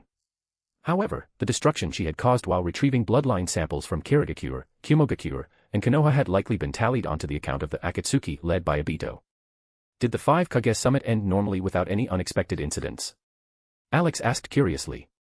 Lord Alex, Ryuzetsu replied quickly, according to the gathered intelligence, no accidents occurred during the summit itself, it concluded quite smoothly. Alex floated up from the table. Obito didn't cause trouble at the summit.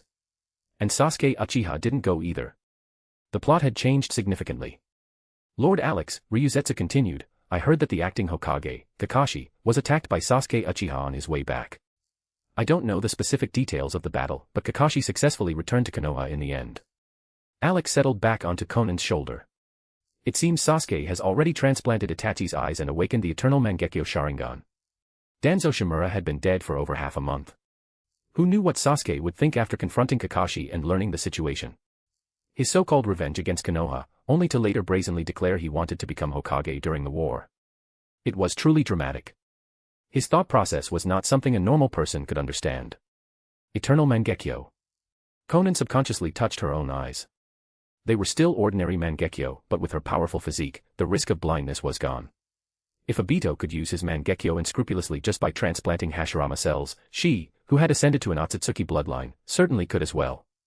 Aside from the pupil power being slightly inferior to the eternal Mangekyo, there was basically no difference. Thump thump. Her eyeballs began to tremble again. The sensation was familiar, the 4th pulsation. Konan closed her eyes to adapt. The pulsations were becoming more frequent, she had just experienced the 3rd one yesterday evening. At this speed, the time to awaken the Tensigen was not far off.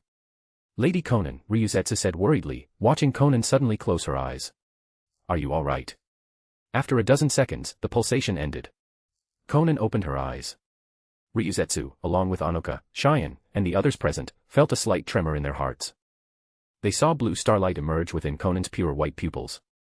It was as brilliant as the stars and incredibly beautiful. Although it faded quickly, it left a deep impression. I am fine, Konan waved her hand. I am merely adapting to a new power. She looked around before deactivating her Byakugan. Her pupil power and penetration distance had increased several times over. She could feel her eyes strengthening after every pulsation. How powerful would she be the moment the final Tensigen opened? She was truly looking forward to it. The others breathed a sigh of relief in unison. The moment the blue starlight appeared, the pressure was immense, like the eyes of a god that could not be looked at directly. Immediately after, endless joy and adoration welled up within them. The stronger Lady Konan was, the better it was for them. Lady Konan, Ryuzetsu composed herself. Not long after the 5 great ninja villages declared war, a man calling himself Madara Uchiha accepted the challenge on behalf of Akatsuki.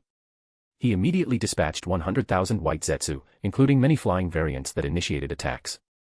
The allied shinobi forces completed their assembly 3 days ago and are rushing to their respective battlefields. The vanguard units have already engaged small groups of white Zetsu. Only white Zetsu? Alex asked. No enemies from the impure world reincarnation? Ryuzetsu hesitated. At least from the information compiled by the Umbu members, they carefully flew over a nearby battlefield but did not discover any reanimated individuals. Is that so? Alex pondered. The war hadn't been going on for long, perhaps Kabuto and Obito hadn't joined forces yet. But it was only a matter of time. Reanimated bodies would likely appear on the battlefield soon. That is the basic situation. Ryuzetsu squeezed the teleportation paper in her hand. Lady Konan, do you need me and the Umbu to scout for further intelligence? With these teleportation papers, we can get closer to the battlefield. These papers were incredibly useful. If discovered or in danger, they could teleport away with just a bit of chakra.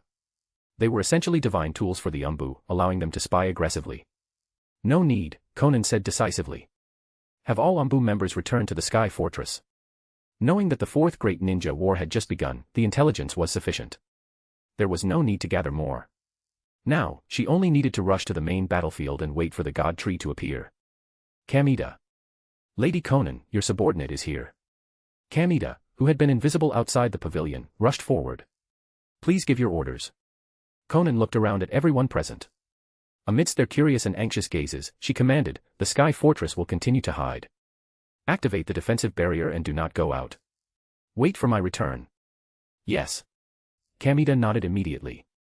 Although Anoka, Cheyenne, Samui, and the others were curious about what Lady Konan was going to do, they did not ask, content to execute her orders faithfully. Whoosh! The Flying Thunder God technique activated, and Konan's figure disappeared, heading for the battlefield. Support this fanfic by leaving positive review, comments, and power stones. For advanced chapters.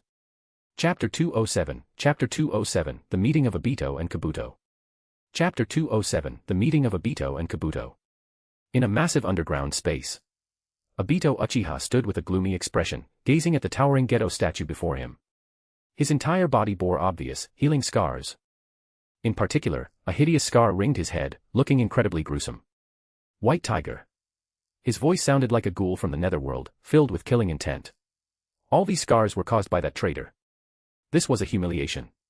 Fortunately, he had spent this time soaking inside the Geto statue, saved urgently by Black Zetsu, otherwise, he really would have died filled with resentment and unwillingness. Lord Madara. Black Zetsu emerged from the ground near his feet. The White Zetsu have already engaged the vanguard of the allied shinobi forces. As for White Tiger. His tone turned grave. We still haven't found her tracks. His wariness of Konan was unparalleled. She specifically collected and fused Otsutsuki-related bloodlines, clearly having gained insight into the secrets of the Otsutsuki. But even now, Black Zetsu couldn't figure it out. For 1,000 years, he had consciously destroyed and tampered with relevant records. How could she know? Where on earth did she get this information? She was a massive variable. If not dealt with, she would inevitably become a huge obstacle to reviving his mother. The plan to save his mother, thousands of years in the making, absolutely could not be ruined by her. Obito took a deep breath. With that traitor's strength, if she wants to hide, no one can find her. We must race against time to capture the 8 tails and 9 tails. He refused to believe that once he combined the power of the 10 tails, he still wouldn't be able to defeat the traitor. Lord Madara, have you adapted to the Rinnegan? Black Zetsu asked. It won't affect combat. Purple ripples shone in both of Obito's eye sockets. He had transplanted a second Rinnegan. Since Kamui's intangibility had been countered and his greatest reliance rendered useless, he could only transplant another Rinnegan to increase his combat power. To this day, he didn't know how his Kamui had been countered. The slash had come from behind, naturally, he hadn't seen the kaleidoscope in Konan's eyes. 2 Rinnegan placed a greater burden on Obito's body. After all, he wasn't an Uzumaki like Nagato, born with immense vitality. Even with Hashirama and White Zetsu cells transplanted, the drain on his life force and chakra from 2 Rinnegan was still too heavy. It had taken him over a week just to barely adapt. Lord Madara, can the various techniques of the Rinnegan be used normally? Do you doubt my ability, Black Zetsu? Obito turned his head sharply, looking down at Black Zetsu indifferently. It's time I showed you my current power. He raised a hand and shouted coldly, Shinra Tensei. A purple light flashed in the Rinnegan, erupting with an unmatched repulsive force. It instantly blew Black Zetsu away. He smacked against the cavern wall with a splat and slid down like mud. He then reformed his body normally, his beady yellow eyes watching Obito. He appeared unharmed. Being a bizarre creation of Kagaya's will, a standard Shinra Tensei couldn't hurt him. Congratulations, Lord Madara, Black Zetsu said, returning to Obito's side and offering insincere praise. With 2 Rinnegan, you can finally unleash their full power. Your strength has advanced further. In reality, he despised Obito immensely, nearly cursing him out. Who was the one begging me to save him like a dead dog half a month ago? Truly a man who pulls up his pants and forgets the favor. To use Shinra Tensei on him, if he had a fragile body, he would have been crushed by the repulsion long ago. What an arrogant and incompetent fool. But he was still useful. Suppressing his murderous intent, Black Zetsu moved slowly. Lord Madara, the man to supplement your combat power has arrived. Obito grunted, put on his white mask, and walked toward the base exit. Black Zetsu followed behind. In front of the exit stood a man wearing glasses, smiling beatifically. It was Kabuto Yakushi. The smile on his face was incredibly fake, making one feel uncomfortable. Kabuto Yakushi. Obito stopped, staring coldly at him. His voice was hoarse as he commanded like a superior, prove your ability. Whether before transplanting the Rinnegan or after, no one in this ninja world, except for that traitor, was his match. He looked down even on the 5 Kages. If Black Zetsu hadn't discovered that Kabuto had inherited all of Orochimaru's legacy and perfected the Edo Tensei, he wouldn't have bothered meeting this fake smiling fellow. Kabuto chuckled, his glasses reflecting light and obscuring his snake-like pupils. As you wish. Summoning, impure world reincarnation. Thud. Thud. Thud. A series of coffins rose from the ground, their lids crashing down. Familiar faces lay quietly inside, the third Reikage, second Tsuchikage, Gold and Silver Brothers, third and fourth Mizukage, and so on. Even Akatsuki members. Itachi Uchiha, Deidara, Sasori, and even Nagato. It was a mystery where this guy had obtained their biological samples. Obito was slightly startled. How strong are these reanimated bodies? If they are only at the level of High Chunin or Jonin, they are useless. Their strength. Kabuto's mouth curled up in satisfaction. The sacrifices used to reanimate them were specially made by me. The Edo Tensei Jutsu has been perfected to a flawless state, the power they can display will only exceed what they had in life. Not bad. Obito felt a slight joy but maintained his guise as the arrogant Madara Uchiha. With these bodies, you are indeed qualified to cooperate with me. Is that so? Kabuto looked at the white mask on his face with a playful smile. Are you truly Madara Uchiha?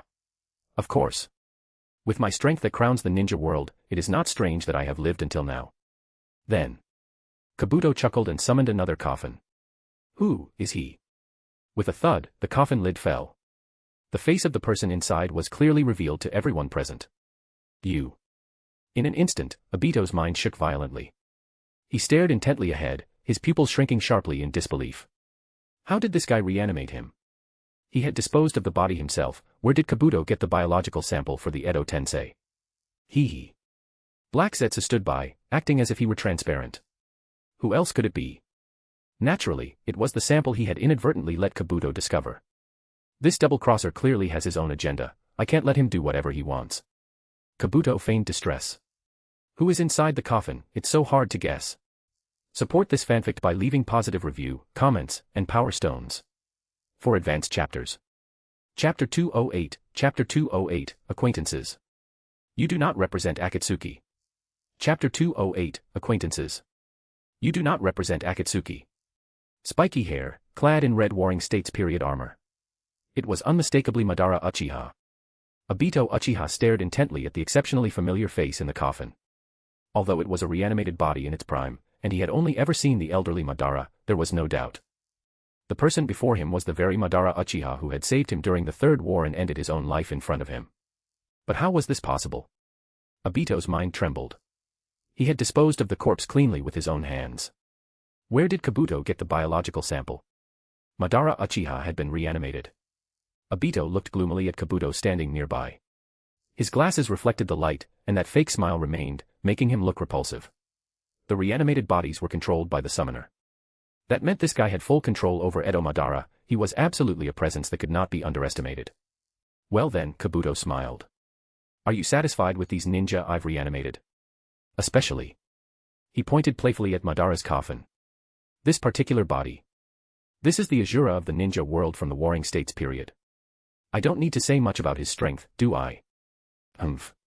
I know Madara Uchiha's strength far better than you do. Obito snorted inwardly and calmed down. He didn't dwell on the issue of Madara and his own identity. Instead, he said, very well. You are highly qualified to cooperate with me. The allied shinobi forces of the 5 great villages have rushed to the battlefield. Your reanimated troops can be deployed as well. Kabuto chuckled. As you wish. With a poof, he disappeared from the spot. The one here was merely a shadow clone. Simultaneously, all the coffins sank back into the ground. In a cave over 100 kilometers away, Kabuto sat cross-legged on the ground, wearing a hood. Before him lay white chess pieces, one after another, representing the reanimated bodies. Go, he smiled falsely. Go and display your power. For a time, aside from Madara Uchiha who remained inactive, all other reanimated bodies rushed to different battlefields under Kabuto's control. He wanted to declare his existence to the whole world. He was no longer just a mediocre medical ninja under Orochimaru, but Kabuto Yakushi, master of supreme power. He craved recognition, attention, and affirmation. He wanted to prove to the 5 great ninja villages and the entire ninja world that he had surpassed everyone. Especially Orochimaru. The world ought to acknowledge his existence. Throughout his years of espionage, Kabuto had long lost himself in one role after another. He couldn't find his true position or identity. The mask on his face could not be taken off. He had a pathological thirst for recognition.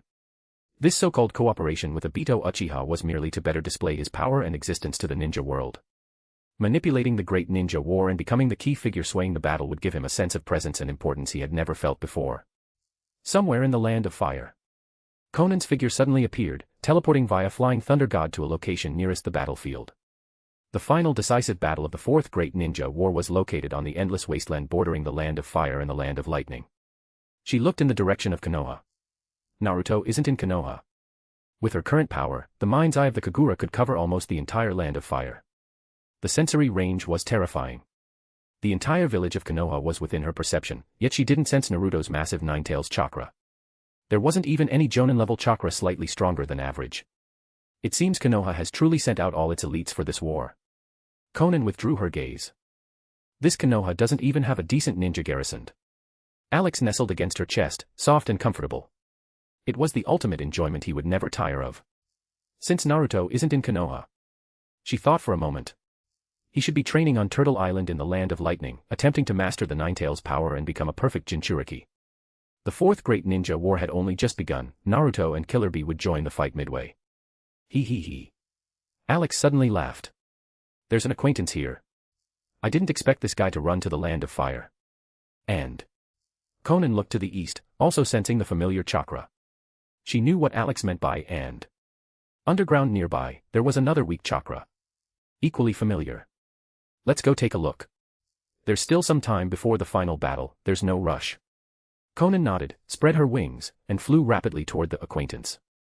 On the other side of the land of fire, adjacent to Konoha, verdant trees stretched endlessly. Occasionally, a majestic elk would weave through the forest, full of vitality. This was the Nara clan's exclusive forest, used for raising elk herds and cultivating special medicinal herbs. It was an important asset of the Nara clan. However, the usually peaceful forest was currently hosting an uninvited guest. The air was filled with the bloody scent of slaughter. Splurt. Another Nara clansman guarding the area had his throat slit, dying instantly. Blood sprayed onto the vegetation, adding a splash of crimson. The surrounding elk scattered in fright, fleeing far from this dangerous place. The killer flicked the strange blade in his hand, shedding the blood, and continued walking deeper into the forest. Shark face, blue skin, hair spiking up like steel needles. It was Kisame Hashigaki. He wasn't following the original plot of infiltrating Kumobakure to seize the Eight Tails. Instead, he had been sent out by Obito Uchiha to find another Akatsuki comrade who might not be dead yet, Haiden. Possessing an immortal body, there was a high probability he was still alive. After suffering successive defeats at Konan's hands, Obito finally remembered the status unknown Haiden. That unique instant death ritual was incredibly powerful. If used well, it would surely be a trump card against Konan. After a period of investigation, Kisame had finally clarified the details of the battle between Haiden, Kakuzu, and the Konoha ninja months ago. He pinpointed that Haiden's blown-apart body parts were sealed and guarded by the Nara clan in this forest. The other parts weren't important, Haiden's head was key. Kisame had just interrogated a Nara guardian and learned the burial site of the head. A touch of pity rose on his cold face. If Haiden really wasn't dead but was buried in the dark underground, the torture and suffering involved were unimaginable. It would be better to be truly dead. Kisame arrived at the destination and looked down at the unremarkable grass. Haiden's head was meters below. The cave used for the burial had been completely sealed and filled in. Grass had regrown on the surface, everything looked normal. Haiden. Kisame began to dig, smiling cruelly. I hope you're still alive. The Akatsuki organization still needs your power, Anne. His words were cut off by a cold voice from the sky. You do not represent Akatsuki. Support this fanfic by leaving positive review, comments, and power stones. For advanced chapters. Chapter 209, Chapter 209, The End of Kisame Hashigaki. Chapter 209, The End of Kisame Hashigaki. Who? The sudden voice made Kisame freeze mid-dig. Before he could fully look up, his vision blurred, and a familiar figure landed in front of him, staring at him icily. White Tiger. Kisame shouted in shock, his shark eyes constricting to pinpoints. Why would she appear here? From the battle alongside Sasuke Uchiha earlier, he knew her strength was no longer what it used to be. Even combining his power with Sasuke and Lord Madara hadn't been enough to take her down, they had been forced to flee in defeat. Alone, he was absolutely no match for White Tiger. But, he would never sit and wait for death. As a quintessential ninja, Kisame knew that with his speed and methods, escaping from White Tiger was impossible. So he wouldn't run, he would fight with everything he had.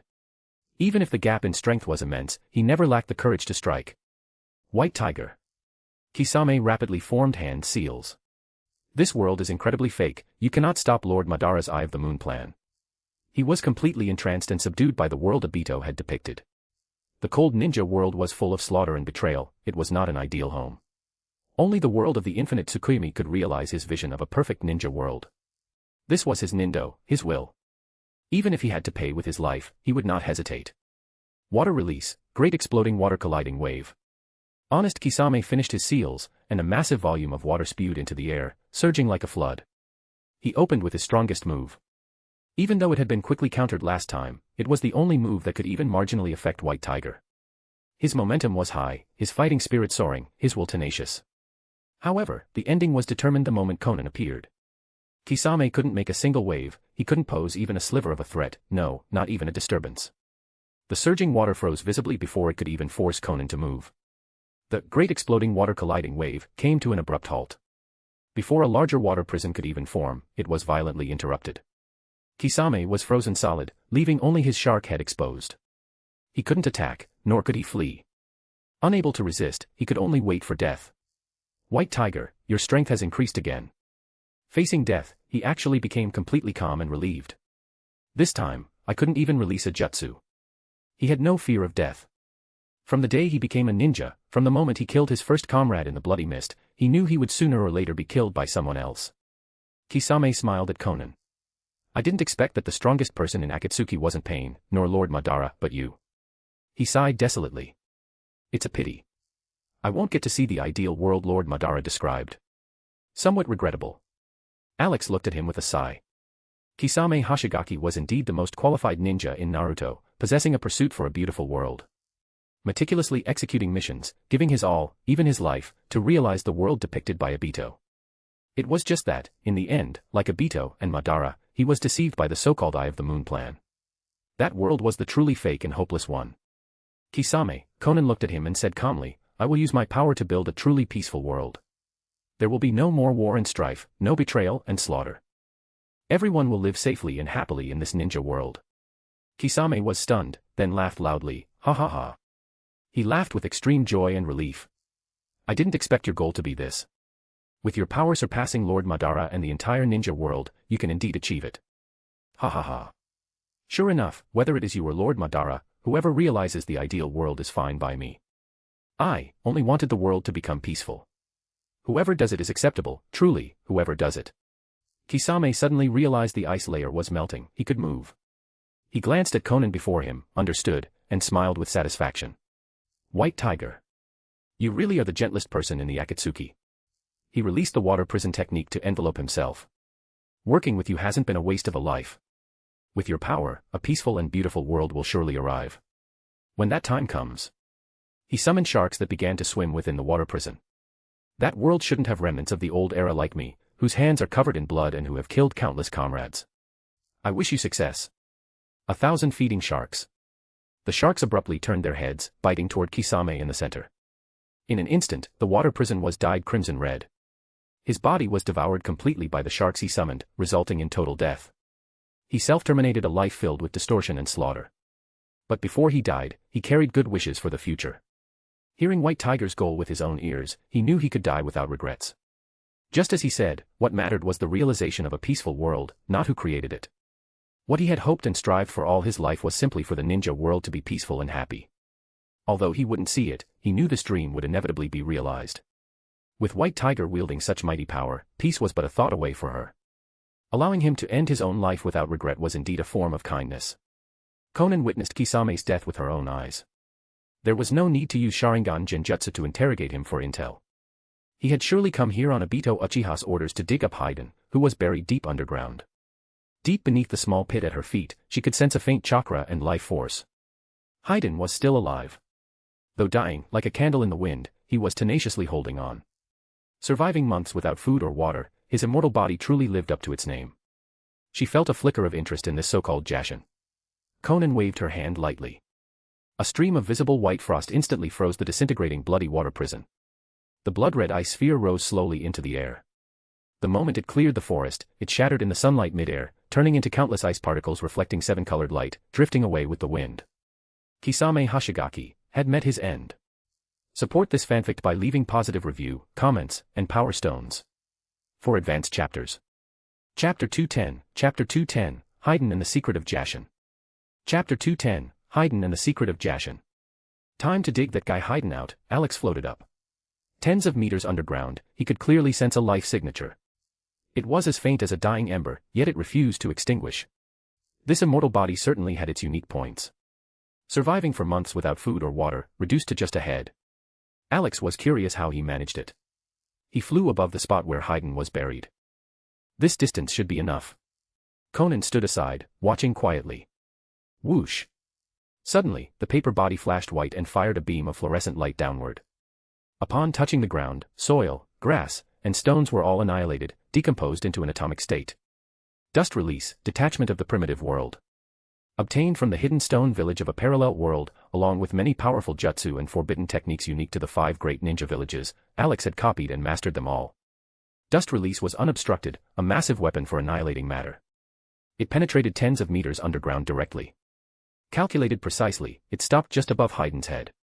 Alex peered into the hole he had blasted. Only a thin layer of soil remained at the bottom, covering Haydn's head.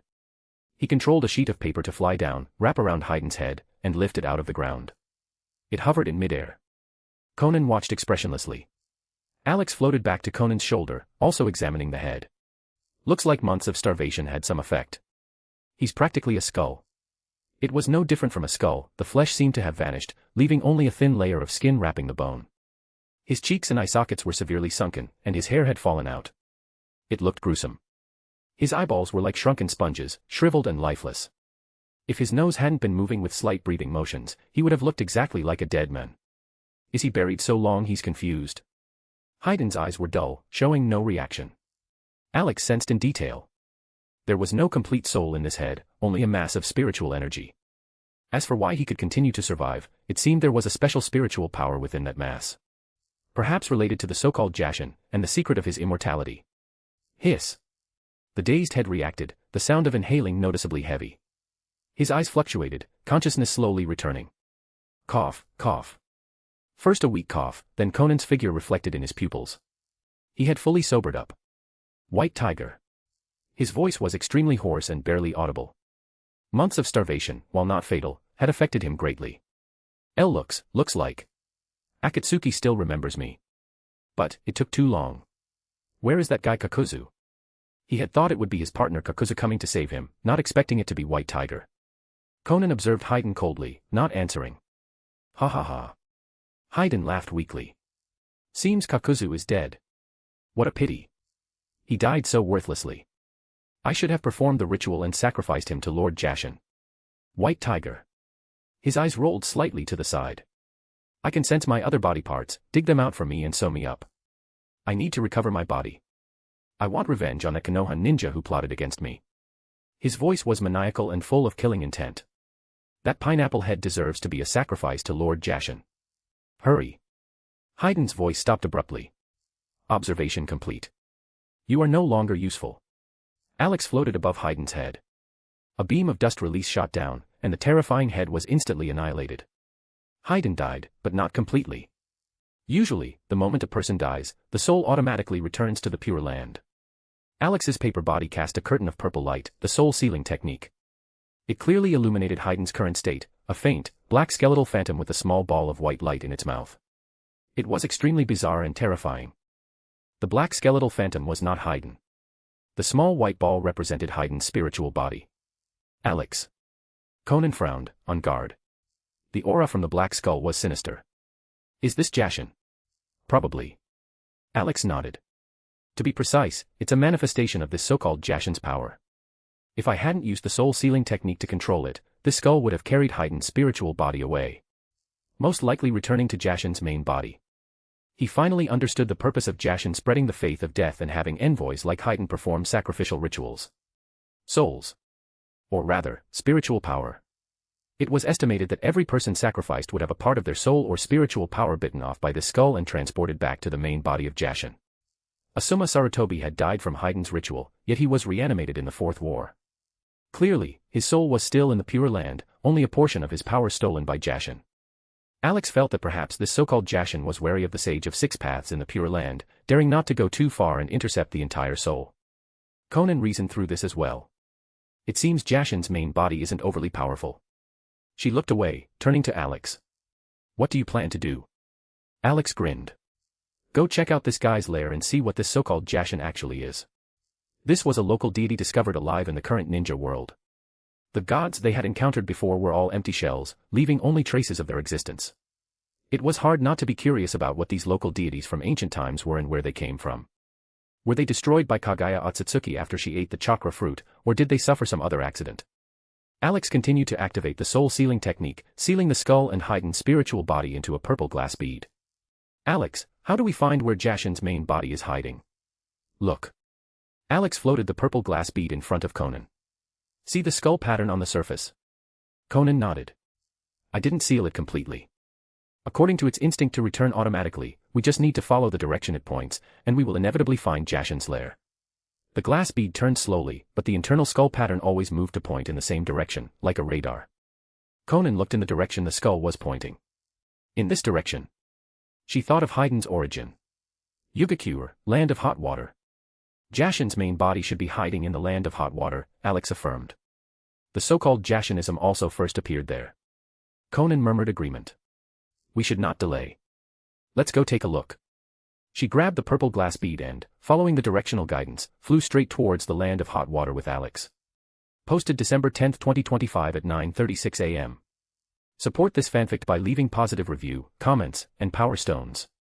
For advanced chapters. Chapter 211, Chapter 212, Another Black Fragment. Chapter 212, Another Black Fragment. Whoosh. Whoosh. Whoosh. Inside the blood river, all the corpses leaped up violently, lunging toward Konan in the air. They truly looked like blood zombies, ferocious and terrifying. Humph. Konan snorted coldly. The densely packed, blood corpses below only looked scary. They were merely puppets made from dead bodies. Most were at the potency of low to mid-level chunin, jonin-level corpses were a minority, and Kaga-level ones were extremely rare. An ordinary ninja facing such a massive horde of blood corpses would likely be drowned in the wave within seconds. But to her, numbers meant nothing. They were just cannon fodder. To her, there was no difference between a Kage and a genin. Konan raised her hand. Instantly, the sky filled with kunai. They radiated a biting chill, causing the temperature of the entire dimension to plummet. There were even more kunai than the corpse tide below.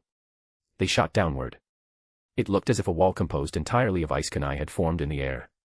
In an instant, they swept through every blood-red corpse. And then, there was no then. Every corpse was pierced by multiple ice kunai, frozen into sculptures in a split second. Before they could even fall from midair, they shattered with a boom. A heavy rain of ice particles fell from the sky. Just then, a massive, pitch-black skull phantom surged out from beneath the blood river. It created no ripples and made no sound. It was formless and immaterial, existing as a soul or spiritual body. This was Jashin's true form. Without special means, ordinary people couldn't see it at all. Taking advantage of the chaos, it approached Konan silently from above, remaining undetected. Keh. Jashin's laughter sounded like a ghost from the abyss. I didn't expect such an excellent physical vessel. Your body is mine. Amidst a hideous cackle, the skull arrived in front of Konan, opening its massive jaws to swallow her whole and possess her body. Konan's gaze shifted, looking directly at Jashin. Jashin was shocked. You can see me. Your eyes. In her pure white pupils, blue starlight flickered. The Rinnegan could grasp and see souls. The Tensegan could do the same. Even though it wasn't fully awakened yet, having gone through 4 fetal movements, her Byakugan could still vaguely perceive Jashin. He had foolishly assumed she couldn't see him and walked right into the trap.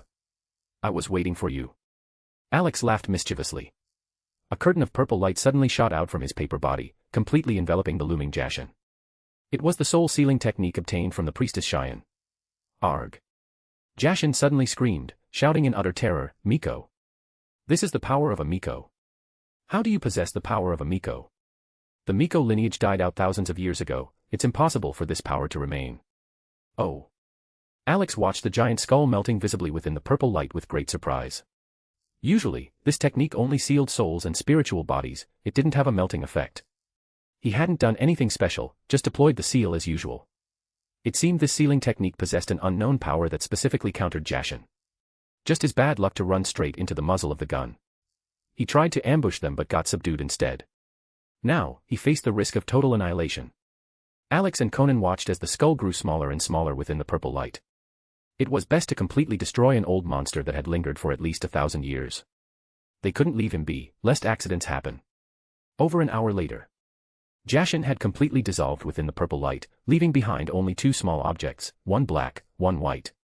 Alex examined the black part and was greatly astonished. The surface was covered in intricate patterns and tiny characters that looked very familiar. It was extremely similar to the black fragment he had obtained before. The same type of script and patterns, just with a different meaning. Another black fragment. The shape and volume were slightly different, but there was no doubt it belonged to the same category as the space fragment. As for the white object the size of a ping-pong ball next to it, Alex could feel exceedingly pure soul or spiritual energy radiating from it. It was like a crystal of pure spirit. Alex. Konan also recognized it. Another black fragment. That's right. Although there are differences, it's undoubtedly one. Let me see what's written on this one. The purple light faded, and Alex immediately flew over to wrap his paper form entirely around the black fragment. Ability activated. In the next instant, the replication was complete. Alex paused briefly, digesting the information from the fragment. The space fragment had used the most fundamental language to describe the nature of space, allowing him to perceive and use space-time ninjutsu more flexibly. His improvements to the Flying Thunder God were thanks to it. This fragment, however, used the same fundamental language to explain the nature of the soul and spirit. Upon understanding it, his comprehension of souls, spirits, and related forces advanced by leaps and bounds. It even included a method for cultivating soul and spiritual power. It was extremely precious. The entire ninja world lacked a method for cultivating the soul or spirit. Ninjas only saw passive improvements as their physical power increased. He hadn't expected to obtain this from Jashin. No wonder this guy always appeared as a spirit body and managed to survive for so long. Unfortunately, Jashin didn't have a cheat-like ability. Despite possessing the black fragment for so many years, he hadn't understood the meaning inscribed on it. He had gained only meager benefits and had even gone astray. It was like sitting on a mountain of treasure without a shovel to dig it up. Otherwise, after so much time, he would have long since condensed a physical body and healed his injuries. Alex let out a light breath, happily stowing away the black fragment. The harvest was rich, truly rich. Jashin really was a benevolent god, delivering treasure right to his doorstep. He looked at the white crystal sphere nearby. Thanks to his skyrocketing understanding of the soul, Alex now knew what this thing was. It was also a treasure.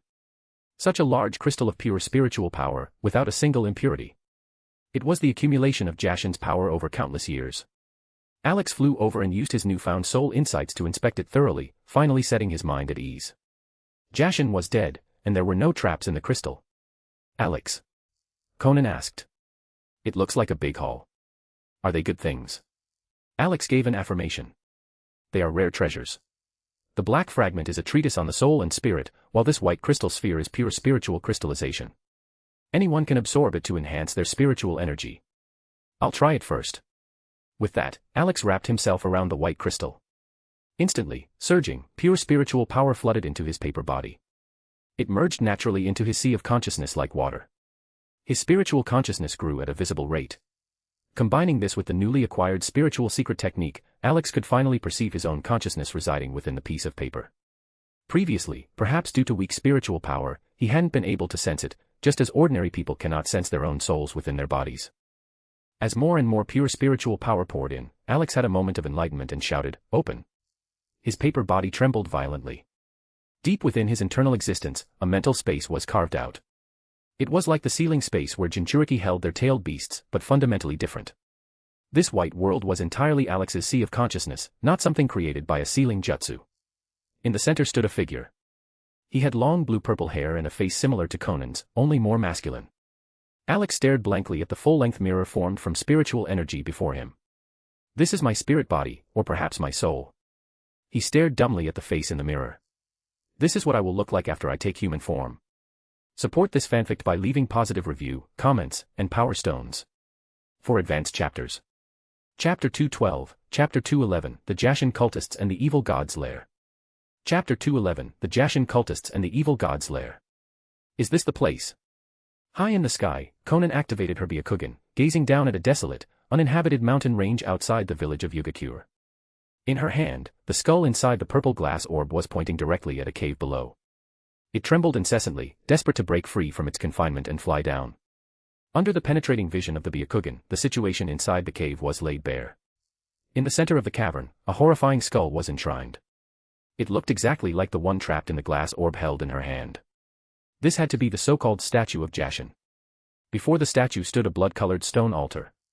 A group of Jashin cultists, dressed in crimson robes, circled the platform, performing a bizarre and grotesque ritual on a person lying atop it. Their eyes were filled with fanaticism, bordering on madness. They hardly looked human. The scent of blood in the cave was so thick it was almost tangible.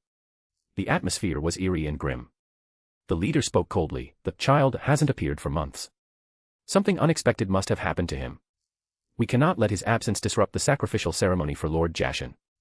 We must birth a new successor immediately. High Priest, another cultist whispered, glancing at the figure on the altar. Lord Jashin's power is overwhelming. Only those with a special constitution can withstand it. Finding someone with a constitution like Hayden's in such a short time, it's not easy. Recently, they had attempted the inheritance ceremony 20 times. However, none of the subjects could withstand Lord Jashin's favor. They all exploded and died, returning to the embrace of their god. Ignore that, the High Priest said with a look of holy reverence. Even if they fail, it counts as a sacrifice to Lord Jashin. These people are not failures, they are eager to return to the Lord's embrace. He commanded, begin the ritual.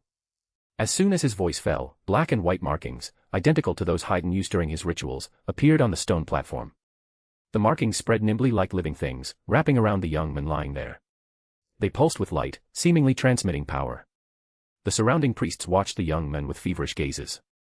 If not for their old age and failing physical conditions, they would have wished to be the ones lying there. To succeed meant becoming Lord Jashin's most favored child. To fail meant returning to Lord Jashin's embrace. Both were supreme honors. Bang. The young man on the altar had just revealed a sliver of pain when his entire body detonated instantly. He exploded into a shower of flesh and blood, splattering the High Priest and the others, covering their faces in gore. It seems he couldn't withstand Lord Jashin's favor either, the High Priest remarked indifferently. He extended his tongue to lick the blood and flesh stuck to his face, swallowing it with a look of pure enjoyment. The other cultists did the same. The silent cave was filled with the sickening sound of chewing. It was terrifying. Although the ritual had failed, the young man had at least received a portion of Lord Jashin's favor. His flesh carried the god's aroma, it was the most delicious food, a gift from the deity. They consumed it with endless gratitude and joy, their faces flushed with intoxication. Behind the group, Konan stood silently. She had watched the entire Child of Jashin ritual from start to finish. The cultists hadn't noticed when an extra person had appeared in their cave. Alex, nestled in the paper form on Conan's chest, frowned deeply. The scene before him challenged every moral boundary. It was the height of bloody cruelty, enough to make one's scalp numb. Whether in his past life or this current one, cults like this should not exist. Normal people couldn't understand this, nor could they accept it. Wipe them all out. Konan waved her hand. A biting cold mist permeated the air, instantly freezing all the feasting cultists. Then, with a crisp snap, the ice sculpture shattered into piles of ice particles, scattering across the ground. It ended the disgusting lives of these monsters in human skin. Even the gore-filled stone altar in the center was obliterated. Konan looked up slightly, staring at the giant skull statue embedded in the mountain wall. It looked incredibly lifelike. Its hollow sockets were like two black holes, staring down at her. The eerie atmosphere inside the cave grew heavier. Her active Byakugan pierced through the statue, revealing a massive hidden space behind it. The main body of Jashin likely hid within. Humph, Alex snorted coldly. Konan, let's go meet this so-called evil god. Whether it was a mule or a horse, they would know once they took it for a ride. Dust release, detachment of the primitive world. Whoosh. A beam of white light shot out from Alex's paper body, rushing straight forward. The skull statue vanished instantly within the white light. Even the mountain wall behind it was pierced, leaving a large opening sufficient for entry. The cave began to tremble slightly. Heh. Alex chuckled lightly. It seems Jashin is angry. Through the breach, a desaturated, black and white world was visible. This was likely another dimension. Unlike other dimensions that were far removed from the ninja world, this one was connected directly to it. It was unclear if Jashin had created it or simply occupied it and then opened a passage to the ninja world. It was a direct connection, requiring no teleportation. Jashin likely did this to better collect the souls and spiritual energy sacrificed by the cultists. Alex stared at the breach. Not coming out. He observed for a while. Aside from the trembling cave, there were no other anomalies. Konan narrowed her eyes. It seems this evil god is either not very powerful, or is heavily injured and can't exert much strength. That's why, it doesn't dare to come out. Since it won't come out, Alex sneered, then we'll go in, like catching a turtle in a jar. Konan nodded. With a flap of her wings, she carried Alex through the breach and into the alternate dimension. Floating in midair, they frowned as they observed the space. The area wasn't large, roughly the size of a small town. There were no buildings. The sky was like a faded monochrome painting. As for the ground, it wasn't soil, nor was it rock. It was liquid. A turbulent river composed entirely of blood. The blood was so red it looked black and smelled putrid. Corpses dressed in clothing from various eras bobbed up and down in the river. They seemed completely saturated by the blood, their skin had turned crimson, and even their eyes were a glowing red. Suddenly, the river of blood stopped flowing, as if time had frozen. One by one, the corpses floated to the surface. Then, simultaneously, they turned their bodies face up. Their mouths gaped open like black holes. Cold, eerie. Countless pairs of crimson eyes stared fixedly at Konan in the sky. The malice was thick enough to choke on. Support this fanfic by leaving positive review, comments, and power stones. For advanced chapters. Chapter 213, Chapter 213, Eternal Mangekyo. Chapter 213, Eternal Mangekyo. Inside the mental space, Alex stared blankly at himself in the mirror. It was essentially a male version of Konan. This was understandable. After all, he was originally a piece of paper on Conan's person. His chakra was identical to hers, so sharing a similar facial structure made sense. At least the gender was different. Alex chuckled and looked around. White and empty, it's too monotonous. In his own mental space, he felt omnipotent. It seemed he could manifest anything with spiritual energy. Whoosh. With just a thought, the surrounding scenery changed instantly. Sofas, tables, chairs, a soft bed, ridiculously, even a computer and TV appeared. It was a completely modern-style room. Alex sat in the gaming chair and tried playing a few computer games, shaking his head with a laugh. Heh, I can't believe I can actually play. He became the supreme rule within the game, controlling the bots and arbitrarily adjusting various parameters and levels. Boring. After playing for a while, he felt listless. Before transmigrating, he wasn't addicted to games, but he had enjoyed them. Now, playing them brought no excitement or fun. Perhaps it was the effect of crossing over, or maybe playing alone against bots he controlled was simply meaningless. Alex stood up. The room vanished, replaced by an endless ocean. Waves crashed ceaselessly against a golden beach. The weather was sunny, with a gentle breeze, very pleasant. The knowledge from the black fragment allowed him to manipulate spiritual power with ease. In his own mental world, he truly felt like a god creating all things, capable of anything. Alex looked at his hands. A body, long time no see. Previously, it was just a hypothesis that he could regain a human form once Konan achieved the Kekkei Mora. He hadn't been sure. But relying on his significantly enhanced spiritual power, combined with the power of the Kekkei Mora Konan would gain after eating the chakra fruit, he was now fully confident he could recover his human body. It wouldn't take too long. Alex glanced at the sea surface and exited the mental space. Although he had spent a long time inside, only an instant had passed in the outside world. His paper body was still wrapped around the white crystal. That brief moment had allowed him to absorb more than half of the pure spiritual power. Continuing to absorb it would only expand his mental space. Cultivating the secret technique from the black fragment would achieve the same result. Konan needed the remaining spirit crystal more than he did. Konan. Alex flew to her forehead and pressed the white crystal against her brow. Close your eyes and absorb the spiritual power inside with all your might. Konan did as asked. If Alex said so, it naturally meant it was good for her. The white crystal shrank visibly until it disappeared. Konan absorbed all the pure spiritual energy, greatly strengthening her spiritual power, and her release. She felt a sudden sensation of coolness and clarity in her eyes. The moment she opened them, a red light flashed. She had unconsciously activated her Mangekyo Sharingan. Compared to before, 3 additional petals appeared in the purple hydrangea pattern. It had become the Eternal Mangekyo Sharingan. Alex examined Konan's eyes and said happily, just as I thought. The Sharingan is the ultimate expression of release, and release is the manifestation of spiritual power. As long as you possess sufficiently strong spiritual power, it's enough to evolve your ordinary Mangekyo into the Eternal Mangekyo. Even with Konan's current constitution, using the ordinary Mangekyo wouldn't cause blindness. However, the eye power and insight were qualitatively different from the Eternal Mangekyo. Nor could she use the complete body Susanoo before. Konan looked around, familiarizing herself with the Eternal Mangekyo, then deactivated it. She smiled faintly. I didn't expect such a harvest from finding Jashin. It was a pleasant surprise. More importantly, she could sense that Alex's harvest was even greater than hers. The spiritual energy on his paper body felt as if it were overflowing. Alex looked left and right. Jashin is dead. This dimension will collapse soon. Let's leave. With that, he crawled back onto Konan's shoulder. They flew out of the dimension and exited the cave. Without pausing, they rushed toward their original destination, the battlefield of the Fourth Great Ninja War. Although the war dragged on in the anime, in reality, it would end in 2 or 3 days. By now, the allied shinobi forces had mostly arrived at their respective battlefields.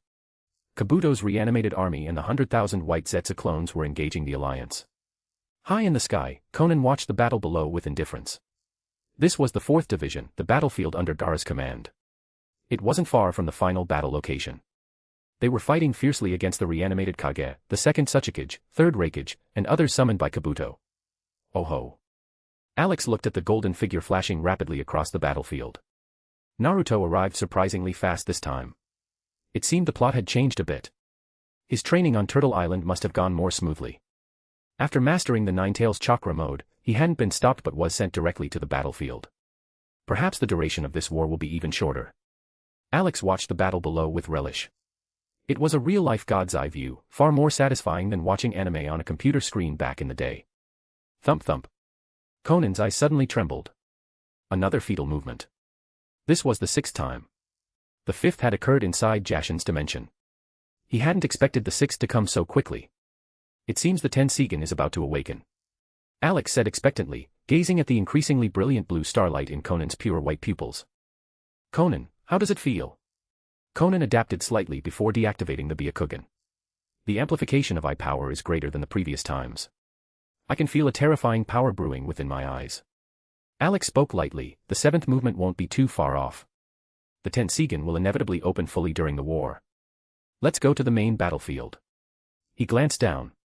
The fighting here was what it was. Even if Madara was reanimated and fought the 5 Kage, the outcome wouldn't change much. Eventually, Madara would regroup with Obito. He had already sensed the chakra of Obito and the real Naruto clashing intensely at the main battlefield several hundred kilometers away. Support this fanfic by leaving positive review, comments, and power stones. For advanced chapters. Chapter 214, Chapter 214, The 7th Movement, Tenseigan. Chapter 214, The 7th Movement, Tenseigan. Night had fallen. Shinra Tensei. Boom. On the battlefield, Obito Uchiha unleashed the power of the Rinnegan once again, deflecting the Raisin Shuriken thrown by Naruto. Kakashi, Might Guy, and the 8 Tails Jinchuriki, Killer Bee, were all assisting Naruto in besieging Obito. The battle was incredibly fierce. High in the sky, Konan and Alex hovered, silently watching the chaos below. The fighting had lasted for quite some time, stretching deep into the night. Alex, when do we act? Alex thought for a moment. Wait for Madara Uchiha to activate the infinite Tsukuyomi. The infinite Tsukuyomi had to be cast by the 10 Tails Jinchuriki. Once activated, the chakra of every ninja in the world would converge on the God Tree. That would be the moment to strike. Possessing the Tenseigan, which was on the same level as the Rinnegan, was enough to resist the genjutsu of infinite Tsukuyomi. Moreover, with Alex's current spiritual power and attainments, he could also exempt himself from this supreme illusion. Konan stared coldly at Obito below. Does it have to be Madara who casts it? Alex hesitated. Not necessarily. As long as it's a 10 Tails Jinchuriki with the Rinnegan, it should work. Obito, pushed to desperation, would inevitably merge with the 10 Tails and become a 6 Paths level entity. However, during his fight with Naruto, this guy seemed to see his own shadow in the boy, a glimpse of the possibility of another path, a Hokage's path, had he not been influenced by Madara. In the end, he was talk no jutsu'd by Naruto, voluntarily giving up the Eye of the Moon plan and choosing not to cast the infinite Tsukuyomi. Maybe we can do this. Alex said. Wait for Obito to become the 10 Tails Jinchuriki, then beat him down completely. We can control him directly to cast the infinite Tsukuyomi. We don't need to wait for 6 Paths Madara to appear. The more he thought about it, the more plausible it seemed. It really didn't have to be Madara. Let 6 Paths Obito do the heavy lifting. Before that. Alex suddenly looked at a figure on the ground, shrouded in blue steam. Might Guy. Let's send this guy away first. With the Flying Thunder God's spatial teleportation, even if Guy opened all 8 gates, he wouldn't land a hit. However, to be safe, it was better to remove Guy from the battlefield entirely. On the ground. Peacock of Flames. Guy roared, his fists rubbing against the air violently, creating fireball after fireball of high temperature. He blasted them toward Obito. But it was futile. Another, Shinra Tensei, blasted away the massive, wide-range taijutsu attack. With a pair of Rinnegan, Obito's strength was even more terrifying. The white mask on his face remained completely intact. It seemed the life-and-death battle with Kakashi in the Kamui dimension wouldn't happen this time. His identity would remain concealed a bit longer. After unleashing the Peacock of Flames, Guy fell naturally from midair. Kakashi. This white-masked guy's Rinnegan is too cheap. It absorbs ninjutsu and deflects taijutsu, his defense is practically flawless. Guy. Kakashi stared intently at Obito, panting. We have to attack in the interval between his visual jutsu. His left Mangekyo had been active for a while, constantly trying to focus on the enemy. However, Obito was clearly guarding against it, preventing him from forming the spatial vortex to sever his body. Kakashi was anxious. News from headquarters stated that the 5 Kage were fighting Madara, but the situation looked grim. No updates had come through for 5 minutes. Meanwhile, his own battlefield was deadlocked, they couldn't take down the masked men. Kakashi. Guy landed beside him. He didn't notice the ground beneath his right foot turn into a sheet of white paper. It was a teleportation paper. Wait, Whoosh. Before Guy could finish his sentence, he vanished without a trace. Kakashi froze, his eyes widening. Where's Guy? Such a big guy, such a huge best friend, how did he suddenly disappear? His first reaction was that Guy's taijutsu had improved again, his speed becoming so fast that even he couldn't track it. But he quickly realized that was wrong. No matter how fast someone was, they couldn't vanish into thin air. That wasn't speed, that was spatial teleportation. When did Guy learn that move? Kakashi instantly dismissed the thought. His friend only knew taijutsu, he couldn't perform space-time ninjutsu. He was definitely teleported by someone else. And apart from the enemy in front of them, who else would do such a thing? He immediately looked at Obito in the field and roared, "Where did you send Guy?" Obito, who was engaging in close combat with Naruto, heard the question and felt baffled. He looked over, his pupils trembling slightly. Where is my Guy? He had been keeping tabs on everyone on the field. Guy had just attacked him and landed, how did he vanish in the blink of an eye? Something was wrong. Obito's guard went up to the max. He raised both hands again and shouted coldly, "Shinra Tensei."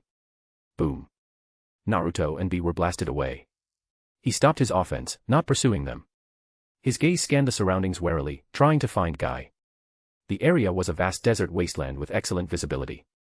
Furthermore, with the Rinnegan, nothing could hide. Yet, he couldn't find Guy, nor could he detect any anomalies. This situation made Obito extremely apprehensive. How could a living person just disappear? Kakashi said it was teleportation, but then who was the caster? Why couldn't he detect them? Obito glared with his purple Rinnegan, left, right, up, down, but saw nothing he wanted to see. He had some guesses about the mysterious attacker. It was likely that traitor. But why transfer Guy away? And where was she hiding that even the Rinnegan couldn't see her? Naruto, having been blown back, didn't attack. He jumped to Kakashi's side along with B. Kakashi-sensei. He frowned at the surroundings. Bushy-brow-sensei. He was teleported away. Kakashi's expression was grave. It was very sudden. I don't know what happened, or how. It was unbelievable. Without another person appearing, without contact, could they just make Guy vanish? Such mastery of space-time ninjutsu, even Minato-sensei, who excelled at the Flying Thunder God, couldn't do that. The battlefield fell into an eerie silence. The intense combat came to a grinding halt. Obito and Naruto's side temporarily ceased fire, eyeing each other with suspicion. High above, Alex snickered at the scene. It was inexplicably funny. At this altitude, combined with the extremely strong concealment barrier he had set up, even the Rinnegan couldn't penetrate it. Naturally, they couldn't discover him and Konan. Thump thump. Just then, Konan's eyes trembled. The 7th fetal movement had arrived. In an instant, the movement ended. This time, the blue starlight in her pure white pupils didn't fade. Instead, it shone brilliantly, filling the entire pupil. Her eyes looked like swirling blue galaxies, incredibly gorgeous and flowing with light. After consuming an entire giant Tensigen and undergoing 7 fetal movements, Konan's Tensigen was fully awakened. It was more dazzling and contained more starlight than Tonari's. The power was also far greater. Alex. The galaxy in Konan's eyes swirled as she smiled. I feel like I'm omnipotent right now. She raised her hand, and a green energy sphere sparkling with starlight floated in her palm. I think we don't need to wait for Obito to absorb the 10 tails himself. We can control him directly, turn him into a puppet, and make him do our bidding. Support this fanfic by leaving positive review, comments, and power stones. For advanced chapters. Chapter 215, Chapter 215, Konan's Descent. Chapter 215, Konan's Descent. Control Obito. Alex stared at Konan's galaxy-like Tensigen and nodded. Relying on the Tensigen's power, we can indeed do that. The Tensigen's mental sphere could control the will and actions of others. It could also extract their thoughts. Just like how Tonari Otsutsuki placed a sphere into Hinata's body to control her in the original story. In that case, Alex removed the surrounding invisibility barrier. Let's not wait. Konan's Tensigen was fully active, her power reaching a new level. It was enough to sweep aside everything. There was no need to let the war follow the script any longer. Let's move. Alex flew back to Konan's shoulder. It's time to end all of this, Konan said coldly, diving down with Alex. On the ground. Obito focused intensely, his Rinnegan wide open, still searching for the person who had teleported Guy. Opposite him, Kakashi frowned. Looking at the enemy, it doesn't seem like he was the one who sent Guy away. Kakashi-sensei. Naruto looked serious. I was fighting him just now. I didn't sense him using any space-time ninjutsu. It shouldn't be him. Bushy-brow-sensei was likely teleported by another enemy we can't see. Who the hell is it? Killer Bee asked gravely. Can't even the Ninetales sense them? He had helped Naruto train on Turtle Island and deeply understood the Ninetales' power. Not only was its chakra massive, but it was also adept at sensing. Its ability to sense negative emotions was unheard of. Under such scrutiny, nothing should be able to hide. So why couldn't they find the hidden enemy? Uncle B, Naruto. Before Naruto could finish, the Ninetales shouted urgently, its voice laced with panic. Above. The enemy is above. Above. Naruto paused, snapping his head up. Seeing his reaction, Kakashi and B also looked up. Even Obito on the other side looked toward the sky in confusion. That person is in the sky. Everyone's pupils contracted abruptly. They saw a streak of light falling from the heavens. The speed was immense. In just a blur, the figure dropped from the infinite heights and landed on the ground. She stood right in the middle of the standoff. Blue-purple hair flowed gently, the Akatsuki cloak fluttered in the wind. It's you. Recognizing the arrival instantly, Obito screamed. He guessed right. The one who acted just now really was this traitor. Apart from her, no one else in the ninja world possessed such strength that he would remain completely unaware. Obito suddenly felt phantom pains from all the healed scars on his body. It was a psychological reaction to seeing the person who gave him those wounds. Simultaneously, a fear rose from the depths of his heart, an uncontrollable instinct. He was afraid, or perhaps, a little cowardly. He couldn't control this instinctual reaction. He had lost to her too many times before, and miserably so. It had left a psychological shadow. I am not the same as before. Obito roared internally, psyching himself up and forcibly suppressing his fear of Konan. I possess the power of 2 Rinnegan. I am stronger. I will not be beaten like a dog again. I can do this. Konan.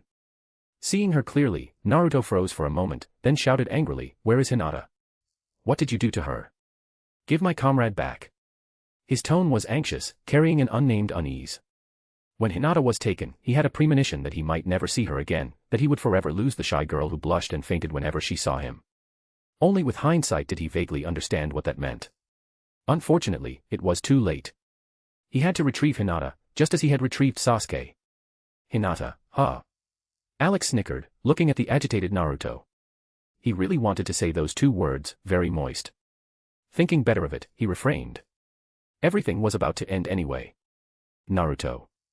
Inside the seal, the giant Ninetales bristled, looking extremely nervous, even terrified. That is the enemy. The true enemy. Do not harbor any illusions about her.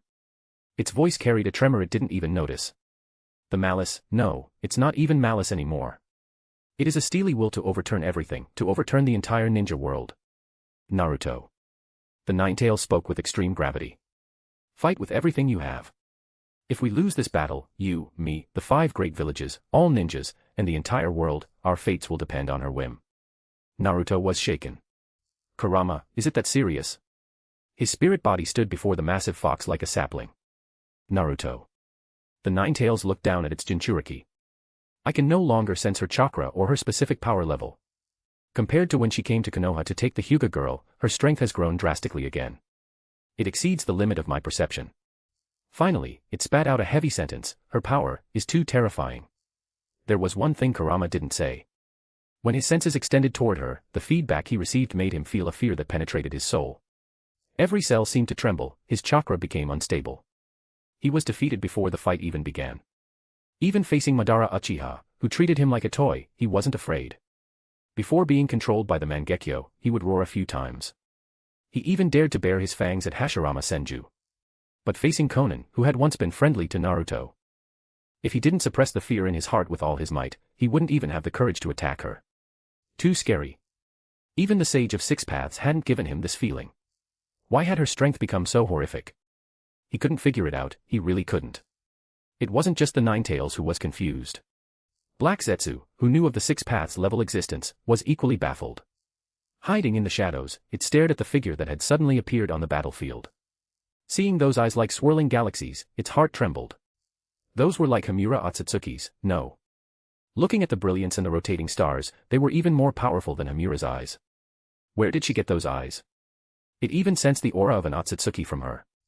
In an instant, it realized she had merged all the Otsutsuki descendant bloodlines and become a member of the clan. Black Zetsu was panic-stricken and anxious. With such power on the board, how could the Eye of the Moon plan continue? But then, a thought inexplicably arose. With such a body, she was simply the most suitable vessel for Mother's resurrection. Black Zetsu suddenly realized it was floating. But, it couldn't fly. A force enveloped its body, dragging it forward. It looked in horror toward the source of the suction and met a pair of dazzling, starry eyes. It was her. It had hidden so perfectly, how was it discovered? Konan's eyes were cold. After activating the Tensigen, she had spotted the hiding Black Zetsu from high above. Now, extending her hand, infinite gravity enveloped the pitch-black creature, sucking it over directly. Everyone present stared in shock. Kakashi gazed at the glowing blue eyes. New eyes. A new dojutsu. He shouted, "Naruto. Get ready. The enemy has become stronger again." Since she had caused mass casualties in Konoha previously, they had long since judged her as an enemy. Kakashi focused his left Mangekyo on Konan, condensing a translucent spatial vortex. Naruto exploded with golden light, his eyes forming a cross-pupil. The Ninetales gave him more chakra and helped refine Senjutsu chakra. Killer Bee fully transformed into the Eight Tails, gathering a purple-black-tailed beast bomb in his maw. As for Obito, the purple ripples in his eyes shone brightly. He raised both hands, preparing to use the Rinnegan's most powerful move, Super Shinra Tensei. Whether it was this traitor or Kakashi and the Jinchuriki opposite him, he would annihilate them all with this move. Konan raised her hand. It's time to end this. The green energy sphere in her palm shot out. It was fast, like teleportation. Support this fanfic by leaving positive review, comments, and power stones. For advanced chapters. Chapter 216, Crushing Victory, Retrieving the 8 and 9 Tails. Chapter 216, Crushing Victory, Retrieving the 8 and 9 Tails. Watch out. Naruto shouted a warning at the top of his lungs. However, the green orbs of light were simply too fast. Beside him, Kakashi and Killer Bee struggled to react in time. Even with his reflexes enhanced by Sage Mode and Kurama Chakra Mode, Naruto could barely track the trajectory of the three green lights shooting toward them. The moment the warning left his mouth, the orbs were already upon them. Impact was imminent. Naruto didn't know what these things were, but his instinct screamed danger. The chakra fluctuations radiating from the spheres were terrifying enough to make one's heart tremble. Suddenly, three massive, brilliant golden hands extended from his chakra cloak, grabbing at the incoming green orbs. But it was utterly futile. The moment the chakra hands made contact with the spheres, they melted away like snow under a scorching sun. No. It wasn't melting. It looked more like absorption. Both Naruto and Kurama were shaken to their core. These green orbs could strangely devour chakra. His chakra arms weren't just made of the Ninetales chakra, they were infused with Senjutsu chakra as well. Yet, faced with these incoming spheres, grabbing or defending was impossible. Even the chakra inside his own body began to drain violently through the connection of the chakra arms. Naruto. Let go, now. Kurama's anxious voice roared in his mind. That green orb is terrifying. Do not let it touch your body. The fox was rattled by the aura coming from the attack. This was a force they absolutely could not tank, they had to dodge. Kakashi-sensei. Uncle B. The situation was critical. Naruto's three chakra arms were devoured by the orbs in an instant. As he leaped away to dodge, he extended two more chakra arms to grab the still-stunned Kakashi and Killer Bee, attempting to throw them out of harm's way. Unfortunately, he was a step too late. The green orbs pierced through their bodies without resistance, dragging out masses of chakra and devouring them instantly. Kakashi-sensei. Uncle B. Naruto's heart skipped a beat as he jumped into midair. He could no longer sense any chakra from the two of them. All of it had been extracted and consumed by those bizarre spheres of light. If a ninja lost all their chakra, then... Poof. Just then, Kakashi's body burst into a cloud of smoke. It was a shadow clone. Meanwhile, Killer Bee had turned into a withered octopus tentacle. Unnoticed, both had used substitution techniques to swap places with their clones, narrowly avoiding the fatal blow. Naruto. Kakashi leaped out from the debris nearby, his expression grave. Whatever you do, don't let those orbs touch your body. They'll suck you dry. The phantom pain and the memory of death by exhaustion transmitted from his shadow clone made his real body shudder with lingering fear. The ability to devour all chakra in an instant was simply too terrifying. Under the assault of these horrific spheres, the spatial vortex he had just begun to form with Kamui was interrupted and vanished. Naruto, the enemy is dangerous. Very, very dangerous. Killer Bee emerged from another direction, every hair on his body standing on end, his face solemn. He had been forced to abort his tailed beast bomb halfway through charging. With just a single ranged attack, the enemy had nearly driven the three of them to their deaths. This strength, it was beyond imagination. Since when did the ninja world possess such irregular, rule-breaking power? He couldn't see any hope of victory. The overwhelming pressure from the opponent made his body, and even his soul, tremble. If he didn't have to fight, he would have followed his instincts and fled the battlefield immediately to escape such a horrific monster. The three green orbs of light turned and rushed toward them again with extreme speed. Kakashi-sensei. Uncle B. A high-pitched, piercing screech of wind resonated from Naruto's hand. Don't attack. You might get caught in the blast. Kakashi glanced at the dense sphere of chakra in Naruto's hand out of the corner of his eye. Four translucent blades were spinning rapidly around its center. It was Naruto's strongest technique. It was worth using this move to test the enemy's strange orb attack. Sage Art, Wind Style, Raisin Shuriken. Naruto raised his right hand and hurled it with a roar, aiming directly at the three incoming green spheres. Given the attack range and powerful cutting ability of this jutsu, it should be able to. What? Kakashi's assumptions were instantly shattered by the cruel reality unfolding before his eyes. In his view, the Raisin Shuriken, infused with Senjutsu chakra, should have been unrivaled. But what happened? Nothing happened. There was no anticipated explosion, no ear-splitting sound of wind slicing through the air. The Raisin Shuriken didn't detonate or expand.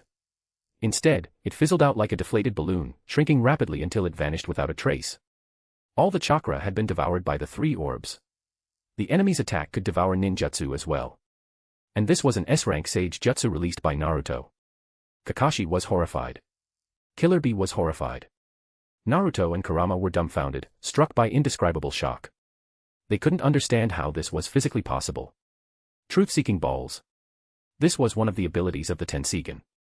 It could devour not only chakra within a human body but also ninjutsu itself. Konan's Tenseigan was far more powerful than Tonryatsutsuki's. Coupled with the fact that she knew Senjutsu, she could imbue the truth-seeking balls with the property to devour sage jutsu as well. It made them infinitely more terrifying. For Kakashi, Naruto, and Killer Bee, there was nothing that could block it, and no attack that could break it. They had dodged once, but luck would not favor them a second time. A fluorescent green light emerged from Konan's right hand as she controlled the attack personally. The three green chakra orbs pierced through their bodies simultaneously like lightning. They couldn't dodge in time. The gap in strength was too wide. The outcome had been decided the moment Konan made her move. Their resistance was nothing more than a death struggle. In an instant, Kakashi collapsed to the ground with a thud. His face was pale and confused, as if he didn't even realize what had happened. His chakra completely devoured, his life force dissipated, and his consciousness plunged into darkness. As for Naruto and Killer Bee. As the Jinchuriki of the Nine Tails and Eight Tails, they possessed immense chakra reserves. But, they could not escape the same fate. Their bodies floated up involuntarily. The tailed beast chakra within them was swallowed by the truth-seeking balls with the force of a whale inhaling water. Their aura and vitality withered and faded before the naked eye. Kurama. Naruto called out weakly, unable to move a muscle. He couldn't summon even a sliver of strength. He cared more about Kurama's condition than his own life, but there was no response, only dead silence. He could only sense Kurama being rapidly extracted by the green sphere floating above his head. Konan. Naruto looked at Konan not far away, his eyes filled with pleading. Please, please don't hurt Kurama. Don't hurt my friends, my village. Konan remained silent. Having visited the parallel world of the future, she was utterly disappointed in Naruto. He was someone who only knew how to shout empty slogans but ultimately changed nothing, always compromising with reality. His will, his ninja way, his hot-bloodedness, it was all just the ignorance of youth. Rather than becoming that disgusting version of Naruto in the future, it was better for him to rest eternally now, keeping his sincere dreams intact. Sleep well, Naruto. Konan said calmly. In the future, I will show you a world of true peace. Everything you persist in now, your self-righteous justice and peace, is nothing but a joke. Whoosh. The Nine Tails was completely extracted from Naruto's body. He crashed to the ground with a dull thud. Killer Bee suffered the same fate nearby. The two truth-seeking balls returned to Konan's side, carrying the 8 tails and 9 tails. Your power. Black Zetsu was terrified. How can it be this strong? Hamura's eyes shouldn't be like this. Humph. Konan snorted coldly. A pitch-black truth-seeking ball floated in front of her, expanding to wrap around Black Zetsu, sealing him completely inside. She then tossed him into her storage white paper. Black Zetsu, the deepest conspirator in the ninja world, had temporarily exited the stage. Now then, it's your turn. Konan's gaze turned cold as she looked toward Obito Uchiha. Support this fanfic by leaving positive review, comments, and power stones. For advanced chapters. Chapter 217, Super Shinra Tensei. Nothing special. Chapter 217, Super Shinra Tensei. Nothing special. Obito had been watching the situation on the field closely. Seeing the 9 tails and 8 tails Jinchuriki, opponents he had struggled to capture for so long, defeated in seconds by the traitor, followed immediately by the extraction of their tailed beasts, he was struck with sheer terror. In just a short time apart, this traitor's strength had increased again. Ever since the battle in Amigakure, every time he saw her, her power had grown. This time, it had skyrocketed by an unknown magnitude. To take down the 2 strongest Jinchuriki almost instantly, this strength was beyond human comprehension. Could he really defeat her this time? Obito felt a premonition of doom. But no matter what, this was the final battle, his last chance. He had to give it everything he had. The purple light in his eyes intensified as he built up a terrifying aura. He stared ferociously at Konan across the field. I will make you feel my current power personally.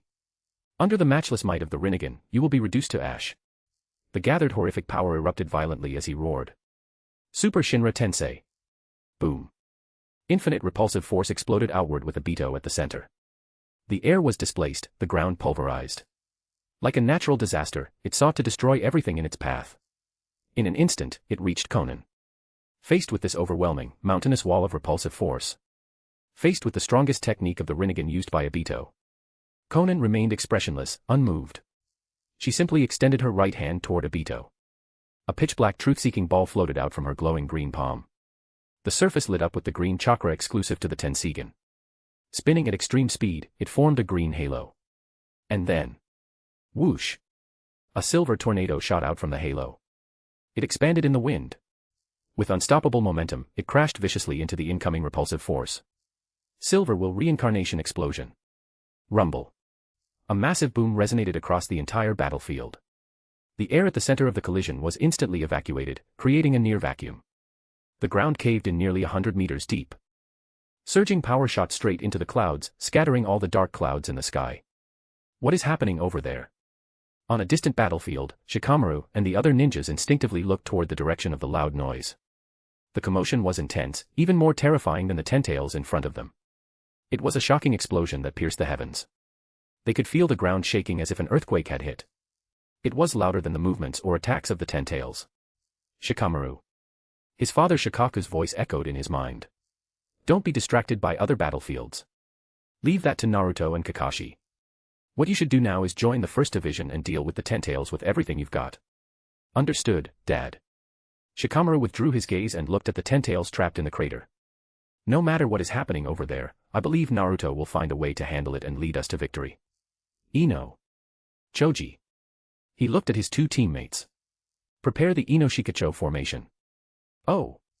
Leave it to me, Shikamaru. Let's do this. I can't lose to Sakura. Back at HQ, Shikaku ended the transmission. He looked at the giant sensory sphere floating in the center of the room. 2 points were erupting with massive ripples, spreading outward like waves. One represented the battlefield of the five Kage and Madara Uchiha. The other was the battlefield that had just appeared, representing Naruto, Kakashi, and the masked men. What shocked and worried Shikaku was that the power fluctuations there were even more intense than Madara Uchiha's. He couldn't even sense the specific situation of that battlefield anymore. The chakra of Naruto, Killer Bee, and Kakashi had vanished from his senses, as if they were being jammed. They disappeared in an instant. With their strength, it was impossible for them to die so quickly. It was highly likely that some sudden mutation caused the sensory ninjutsu to fail. What on earth is happening over there? Shikaku was filled with anxiety. Could such power really be unleashed by humans? The massive roar on the battlefield didn't last long. In fact, it was extremely brief. The silver tornado crushed the incoming repulsive force with the momentum of rotting wood breaking. It rushed straight for Obito Uchiha at the center. When Tonari Otsutsuki used this move at full power, it could pierce through the moon. Even if Konan wasn't using her full strength, it wasn't something the Rinnegan Super Shinra Tensei could stop. It was like a mantis trying to stop a chariot. No. Obito's eyes nearly split open, his pupils dilating to the extreme. Impossible. How can you withstand my Super Shinra Tensei? Disbelief. He couldn't believe, dared not believe, what was unfolding before his eyes. He even suspected he was hallucinating or trapped in a genjutsu. What was he seeing? The terrifying repulsive force of his Super Shinra Tensei was actually being pushed back by the opponent with thunderous momentum. The repulsive force was compressed by that seemingly unstoppable silver tornado until it became extremely dense, visible to the naked eye. He was surrounded by a translucent white halo. This halo was the repulsive force of the Super Shinra Tensei exploding outward. But right now, the white halo was visibly shrinking under the pressure. Not only could it not expand, but it was being pushed back. No. Impossible. I don't believe it. I won't lose to you again. Ha! Obito roared, his expression becoming hideous and twisted. Blood began to spray from every pore on his body. He squeezed out everything he had, feeding more chakra and life force into the Rinnegan to unleash greater power. However, it was utterly futile. No matter how much power he erupted with, it was just a death struggle. The white halo around his body shrank rapidly. This cruel scene gradually filled his heart with despair. Obito could accept Konan dodging or using other means to survive his Super Shinra Tensei. But he absolutely could not accept her suppressing his strongest move with sheer brute force in such a domineering manner. He knew clearly what this represented. After her power skyrocketed again, this traitor had broken through the ceiling of his imagination. He had absolutely no hope of victory. Extreme unwillingness and extreme resentment caused Obito to scream hysterically, "Why? Why did you have to appear? Why couldn't I just kill you back in Amigakure? Why do you keep interfering with my plans?" He looked deranged, as if the cold, despairing reality had stripped him of his sanity. "I just want to realize the Eye of the Moon plan. I just want to resurrect Rin. Why can't you just die properly?" The white halo around his body vanished. The power of the Rinnegan dissipated. His Super Shinra Tensei was ruthlessly crushed by the Silver Will reincarnation explosion. The massive silver tornado suddenly faded away. Konan's figure instantly appeared in front of Obito Uchiha. With lightning speed, she grabbed him by the throat and lifted him off the ground. Her tone was icy. "You still have one last bit of value." In the palm of her other hand, a green mental sphere emerged. Support this fanfic by leaving positive review, comments, and power stones. For advanced chapters. Chapter 218, Chapter 218, Mental Sphere, Controlling Obito. Chapter 218, Mental Sphere, Controlling Obito. Ugh, you. The hand gripping his throat tightened violently, cutting off Obito's words. With his feet off the ground and arms hanging limply, he stared at Konan in horror. She had violently shattered his Super Shinra Tensei and then personally stepped forward to choke him. Although it was sudden and he hadn't had time to react, he felt this was a rare opportunity. She had delivered herself right to him. He could use the power of the human path of the Rinnegan. As long as he touched her, he could rip out her soul and kill this traitor once and for all. However, Obito realized with despair that the moment she grabbed his neck, the chakra in his entire body fell eerily silent. He couldn't summon a single ounce of strength. He couldn't even activate the Rinnegan. He had completely lost the ability to resist, becoming a lamb waiting to be slaughtered. Unwillingness, despair, and terror filled his mind. Especially when he saw the green orb of light in Konan's hand, he felt an instinctual, extreme danger from it. "No. Don't. You're afraid." Konan sensed Obito trembling and spoke coldly. "Time to go." Under Obito's terrified gaze, the mental sphere in her hand was slammed into his chest. It merged smoothly into his body. Instantly, Obito's will was stripped away. His body was hijacked, turning him into a puppet that obeyed Konan's commands. Obito landed on the ground, standing there with a blank expression. His will and actions were now completely under Konan's control.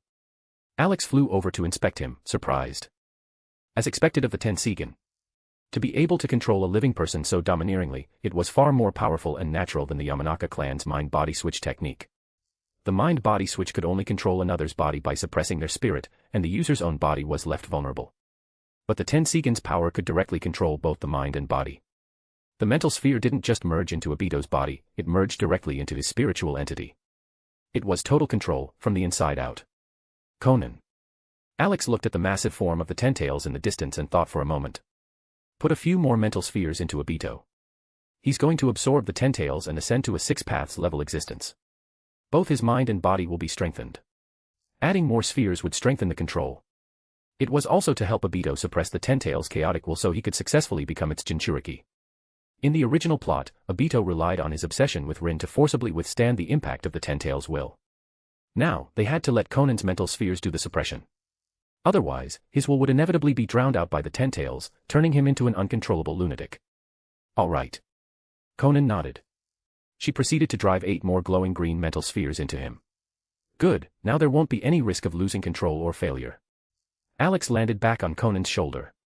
Time to let him absorb the Ten-Tails. Whoosh. As soon as he finished speaking, Konan vanished along with Obito and Alex. The battlefield fell silent, leaving 3 corpses lying on the ground. Boom. Boom. Boom. Huge explosions echoed from the Ten-Tails battlefield. Shikamaru. I'm ready. Choji shouted. Human bullet tank. He leaped up, expanding his body into a gigantic ball and rolling forward. Leave it to me. Shikamaru formed hand seals, connecting his shadow to the human bullet tank. He took control, steering the massive tank to crush the various small monsters spawned by the Ten-Tails. Phew. After knocking the monsters away, Shikamaru let out half a breath. Even if they're small monsters to the Ten-Tails, they're massive beasts to us. He suddenly looked to the left, frowning. Why did the loud noise over there suddenly stop? Is the battle over? Shikamaru. Ino, standing beside him, also gazed in that direction, anxious. Naruto and Kakashi-sensei, they should be able to win, right? Since there's no movement, the battle must be over. They should have won, right? She didn't sound very confident. It was more like wishful thinking. She could only accept a victory for Naruto and the others. If they failed, the cost was something she absolutely couldn't bear. Shikamaru. His father Shikaku's voice entered his mind again. Don't get distracted. The Ten-Tails is trapped right now. Move immediately. We must not let it escape again. Leave that battlefield to Naruto and Kakashi. Trust your comrades. Understood, old man. He looked at his 2 teammates. Choji, Ino. To the Ten-Tails' main body. Right. The 2 followed Shikamaru, rushing quickly toward the massive crater holding the Ten-Tails. All ninja divisions. The voice of Nara Shikaku resonated in the minds of every ninja on the battlefield. Following his remote command, attack in waves according to the plan. Trap the Ten-Tails completely. The ninja divisions from the other battlefields had arrived at the final location. Using their specific traits and specialized jutsu, they unleashed the Ninja Alliance jutsu together, attacking the Ten-Tails trapped in the pit. Whoosh! Konan emerged from the void, hovering directly above the Ten-Tails' head. Compared to the Ten-Tails' colossal size, she wasn't even as big as one of its fingernails. But the moment this tiny existence appeared, the terrifying aura she exuded made it impossible for the Ten-Tails, or any ninja around the crater to ignore her. The Ten-Tails' giant single eye instinctively looked up. Its body flinched involuntarily. It broadcasted a clear emotion, fear. Even with its chaotic will, it seemed to know that the little speck above it was an existence it absolutely could not contend with. Roar. The Ten-Tails roared with extreme agitation. It struggled more violently, instinctively trying to get away from the figure above. The earth shook. One by one, the Ten-Tails pinned underground were pulled out as it regained its freedom. The ninjas at the edge of the pit were dumbfounded. The concrete, created by the Iwagakure ninjas, was instantly broken and destroyed by the struggling beast. But right now, they couldn't focus entirely on the Ten-Tails. Their attention was fixed on the person who had suddenly appeared above it. Violet-blue hair fluttering in the wind, wearing the black robe with red clouds. Akatsuki's white tiger. All the ninjas recognized her identity instantly. The Akatsuki, the terrorist organization that started the Fourth Great Ninja War. It was hard not to recognize them. Shikamaru, look. Ino pointed at Obito standing behind Konan, her voice trembling. That white masked man. Her tone was filled with worry and helplessness. He's here too. Then Naruto and Kakashi-sensei who were fighting him. Ino sat paralyzed on the ground in a duck-sitting pose, sounding like she was about to cry. The enemy had appeared unharmed. The noise from the battlefield had stopped. There was no news from Naruto or Kakashi. It could only prove one thing. Naruto and Kakashi-sensei had lost. Even worse, they were likely killed by the white masked men. Shikamaru stared blankly at Konan in the sky, unable to respond. His face was heavy, carrying a trace of despair that couldn't be hidden. Naruto, the comrade who was always hot-blooded, who charged forward no matter the difficulty. Had he really lost? Was he really killed? Every ninja on the field froze, plunging into an eerie silence. Konan looked down at the ten-tails below. Go fulfill your final value. At her command, Obito obediently dropped onto the ten-tails head and formed hand seals. 6 paths, ten-tails coffin seal. Alex suddenly looked into the distance, chuckling softly. The one who should be here is finally making his entrance. Support this fanfic by leaving positive review, comments, and power stones. For advanced chapters. Chapter 219, One Hit. Defeating the ninja army, Sasuke Uchiha enters. Chapter 219, One Hit. Defeating the ninja army, Sasuke Uchiha enters. The 5 Kage. Nothing special. On another battlefield, Madara Uchiha stood atop a massive, broken tree root. As for the 5 Kage who had been fighting him, they were all beaten down, lying on the ground, unable to rise. The most horrific injury belonged to Tsunade. Her body had been torn in two. The battle site looked as if a natural disaster had swept through it. Craters from destruction were everywhere, along with traces of massive wood release usage. For the reanimated Madara Uchiha, fighting the new generation of 5 Kage was merely a warm-up, a nostalgic trip down memory lane to his past battles. The strength of the 5 Kage wasn't enough to make him get serious. This body. He looked at the cracks unique to the reanimated form on his arm. Cold. Lifeless. There was no sensation of being alive. The warm-up battle just now hadn't given him the blood-boiling excitement of his past life. For ordinary ninjas brought back by Edo Tensei, possessing infinite chakra and an immortal body allowed them to unleash strength far beyond their prime. But for Madara Uchiha, these two traits were irrelevant. The reanimated body only severely limited his power, failing to compare to when he was alive. It is time to possess a real body. Purple ripples lit up in Madara's eyes as his body began to levitate. Obito. Since Nagato is dead, you will perform the Rinne Tensei to resurrect me. The price for saving you back then, it is time to pay it back. Whoosh. He flew toward the final battlefield at extreme speed. The Ten-Tails battlefield. 6 paths, Ten-Tails coffin seal. Under Konan's control, Obito Uchiha landed on the Ten-Tails head. The moment he completed the hand seals, the Ten-Tails beneath his feet let out a roar of rage toward the sky. Then, its body seemed to melt as it was sucked into Obito. This shocking scene stunned all the ninjas present. They froze briefly, staring in horror at what was unfolding before them. What is he doing? Is he using his own body to contain the Ten-Tails? Is he trying to become the Ten-Tails Jinchuriki, like the other tailed beast hosts? Is that something a human can even do? The Ten-Tails was larger than all 9 other tailed beasts combined. An ordinary Jinchuriki was already considered a strategic weapon for a village. So, a Ten-Tails formed from 9 beasts, if he transformed into the Ten-Tails Jinchuriki, how terrifying would his power be? The ninjas didn't even dare to imagine it. Their hearts went cold, and a sense of despair began to rise. Everyone. Narashikaku's voice rang out in the minds of every ninja in the division. Don't give up. We still have a chance. The enemy is absorbing the Ten-Tails and cannot move. This is the last chance to attack. Do not waste it. Attack with full force immediately. Interrupt him. Attack. Shikaku's final shout spurred all the ninjas into action instinctively. They formed hand seals, preparing to unleash their strongest ninjutsu at Obito Uchiha, who was suspended in mid-air absorbing the beast. Konan floated in the air, taking in the movements of the surrounding ninja army. The blue galaxy in her eyes flowed and flickered slightly. Expressionless, she extended her hand downward and fired a silver tornado. Silver will reincarnation explosion. Boom. The silver tornado covered the entire battlefield perfectly. Unstoppable power instantly sent every single ninja flying. Their attacks were brutally interrupted.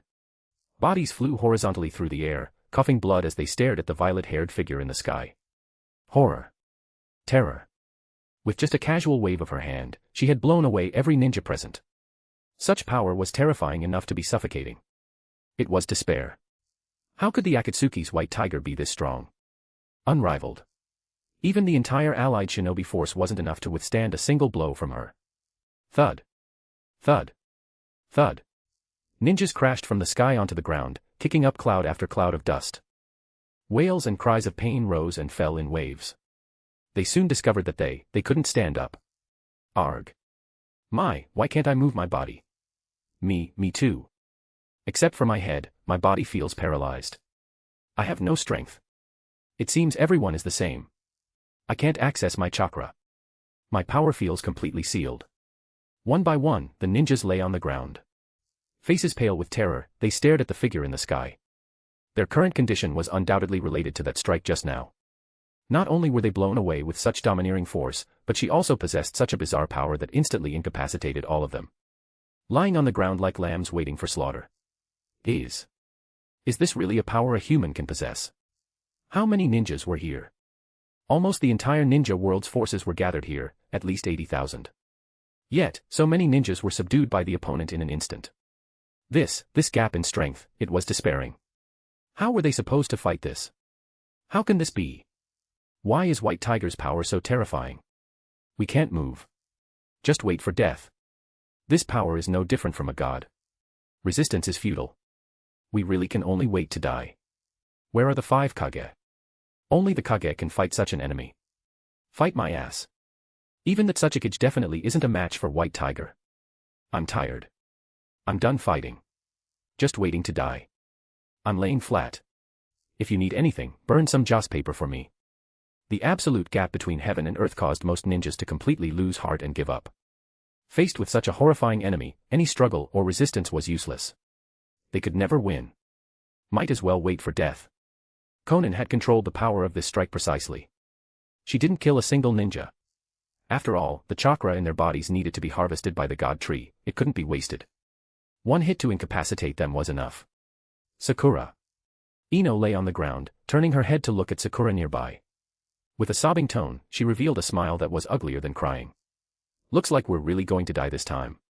That kind of enemy, that kind of power, it's really not something we can contend with. Sakura's face was bitter as she stared blankly at the blue-haired figure. A female ninja far stronger than my master, Lady Tsunade. She looked back at Ino and squeezed out a smile. Ino, dying together with my best friend at the end isn't so bad. She no longer expected a miracle. Nor did she harbor any fantasies about Naruto turning the tide of the battle. Because she knew very well that Naruto and Kakashi-sensei were already dead. The fourth great ninja war, they had lost. The enemy had defeated the ninja alliance with invincible strength. They could only wait for the final moment to arrive, unable to do anything else. The figure she had chased for half her life floated into Sakura's mind, Sasuke Uchiha. Sasuke, where are you now? Please don't come here. Just as she whispered this, a familiar figure suddenly appeared in her field of vision. Black spiky hair, the red and white Uchiha crest on his back. Sakura's pupils shrank violently in disbelief. Sasuke. The person who suddenly leaped into midair was none other than the Sasuke she had been longing for. Judging by his stance, he seemed to be challenging White Tiger. Sasuke, don't. Sakura panicked and screamed, you're not White Tiger's match. Run. Run away. Humph. Sasuke Uchiha snorted coldly, not looking back. Don't underestimate the Uchiha. Red light flared in his eyes. His eternal Mangekyo Sharingan stared fixedly at Konan in the sky as he declared arrogantly, White Tiger. I have already seen your death with these eyes. Experience the divine power of the Uchiha properly. Be shocked, tremble, despair, and then die. Complete Body Susanoo. Support this fanfic by leaving positive review, comments, and power stones. For advanced chapters. Chapter 220, Don't Underestimate the Uchiha. Chapter 220, Don't Underestimate the Uchiha. In midair, Sasuke Uchiha's expression was unbridled. His entire body erupted with surging chakra and eye power. Layers of purple skeleton and muscle condensed visibly before the naked eye. Finally, they formed a purple giant over 100 meters tall. Wielding massive chakra blades, it stood tall on the battlefield. The complete body Susanoo appeared before the crowd for the very first time. Such terrifying volume, such horrific pressure, it gave those lying on the ground the shocking sensation of looking up at a mountain. They were stunned by Sasuke Uchiha, who had suddenly appeared on the battlefield exploding with such mighty power. Then, their hearts soared. Everyone stared at the purple giant with renewed hope. The helplessness and despair from moments ago were instantly swept away. He can do it. Such a terrifying purple giant can definitely defeat Akatsuki's white tiger. Exactly. Just looking at this purple giant makes my soul tremble. I wouldn't even have the courage to attack it. I didn't expect Sasuke Uchiha's power to become this strong. Maybe he really can win. He'll definitely win. Look how big the purple giant is. Compared to it, White Tiger is about the size of an ant. He can crush her just with size alone. But can Sasuke Uchiha be trusted? Isn't he a rogue ninja of the leaf? Pa. Who cares if he's a rogue ninja or not? This is a moment of life and death for the entire ninja world. Even if Sasuke is a rogue, he's still part of the ninja world. Coming to fight is his duty. Sasuke. Sakura stared blankly at Sasuke inside the giant's forehead. While happy, a trace of bitterness rose in her heart. Unknowingly, both Sasuke and Naruto had gained extremely powerful strength. And she, also a member of Team 7, had truly become the dead last, only able to lie on the ground and watch. Unable to do anything. Sakura. Beside her, Ino spoke anxiously. Sasuke is here, and he's unleashing such strong power. Does this mean we don't have to die? I don't know. Sakura shook her head in confusion. She wasn't as confident as the other ninjas who didn't know the inside story. The enemy was an existence capable of killing Naruto, Kakashi-sensei, and the Eight-Tails Jinchuriki. Whether Sasuke could win was really hard to say. Do you see this? Inside the diamond-shaped crystal of the complete body Susanoo, Sasuke laughed maniacally. White Tiger. And all of you. He looked down at all the ninjas below with extreme arrogance and disdain. This is the divine power of my Uchiha clan. Don't underestimate the Uchiha. Displaying the power of the Uchiha in front of so many people, practically the entire ninja world, and seeing them all trembling with awe. Sasuke was extremely pleased. It was like standing under a spotlight, accepting everyone's envy and attention. He enjoyed this moment immensely. He wanted to restore the prestige of the Uchiha in front of everyone. For the glory of the Uchiha, he had to win this battle beautifully. Ha ha ha. White Tiger. Sasuke looked down coldly at Konan. The last battle was just you getting lucky. The me of today is not the me of the past. These eyes. His eternal Mangekyo flared brightly as the complete body Susanoo raised its giant blue chakra blades. Have already seen your death. From a height of over 100 meters, everyone looked like ants to him. His confidence exploded. He believed the current him was invincible and could slay anyone. Sasuke grinned savagely. Die. The complete body Susanoo slashed down. It seemed to split the air itself, creating a violent, screaming sonic boom. The speed and power were terrifying. Even if there were a mountain below, it would be sliced in half. Unfortunately, he was facing Konan. She was a Konan who had ascended to become an Otsutsuki and awakened the Tenseigan. Expressionless, she showed no fear of the giant blade slashing down from above. Her figure vanished from her spot instantly. With speed hard to track with the naked eye, she bypassed the falling blade and ran straight up along the flat of the sword. She simply stomped lightly on the giant hand holding the sword, yet it unleashed unbelievable brute force. The complete body Susanoo's body instantly tilted. In such a short time, Sasuke Uchiha had no idea what happened. He only felt an extreme downward pressure on the Susanoo's hand, causing the body to lose balance. Before he could react, a blur flashed before his eyes, and a figure appeared abruptly in front of him. Sasuke's pupils dilated slightly, clearly reflecting Konan's figure. His expression was one of shock, horrified to the extreme. He had no idea when the opponent had appeared. His eternal Mangekyo couldn't even see her movements or trajectory. But, how was that possible? This was the eternal Mangekyo. It was power comparable to Madara Uchiha's. With his eye power drastically increased, given the insight of these eyes, how could he fail to even see the enemy's movements? There was only one possibility: the opponent's speed had already exceeded the limits of what the eternal Mangekyo could perceive. Sasuke was shaken to his core. Although his power had skyrocketed, it seemed White Tiger's power had increased far, far more than his own. He still couldn't compare to her. No. Sasuke absolutely would not accept the cruel reality that he was still weaker, far weaker, than Konan. His anger twisted his face as he roared urgently, White Tiger. Don't underestimate the Uchi. Bang. Konan kicked straight through the diamond-shaped crystal known as the absolute defense. She kicked Sasuke Uchiha right out of it. Sasuke spat out a massive mouthful of blood. His chest caved in. The last syllable of Uchiha stuck in his throat, unable to come out. His body was kicked directly out of the complete body Susanoo, plummeting from a height of over 100 meters. Dense cracks spread instantly from the crystal to the entire complete body Susanoo. Then, it collapsed and vanished with a boom. With just a single kick, Konan had shattered the so-called absolute defense of the complete body Susanoo. Sasuke was also critically injured and dying, unable to rise again. This eye-popping scene caused the ninjas below, who were just cheering for Sasuke Uchiha, to fall silent instantly. It was as if someone had choked them. The silence was eerie. Everyone stood dumbfounded, staring like idiots at the dissipating purple giant. And, at Sasuke Uchiha, who was falling. Hey, hey, hey. You're kidding, right? That. Defeated just like that. Sasuke Uchiha lost just like that. It's only been a few seconds. Not even a second. The purple giant was kicked into oblivion by White Tiger in one hit. Sigh, isn't that the truth? Wasted hope.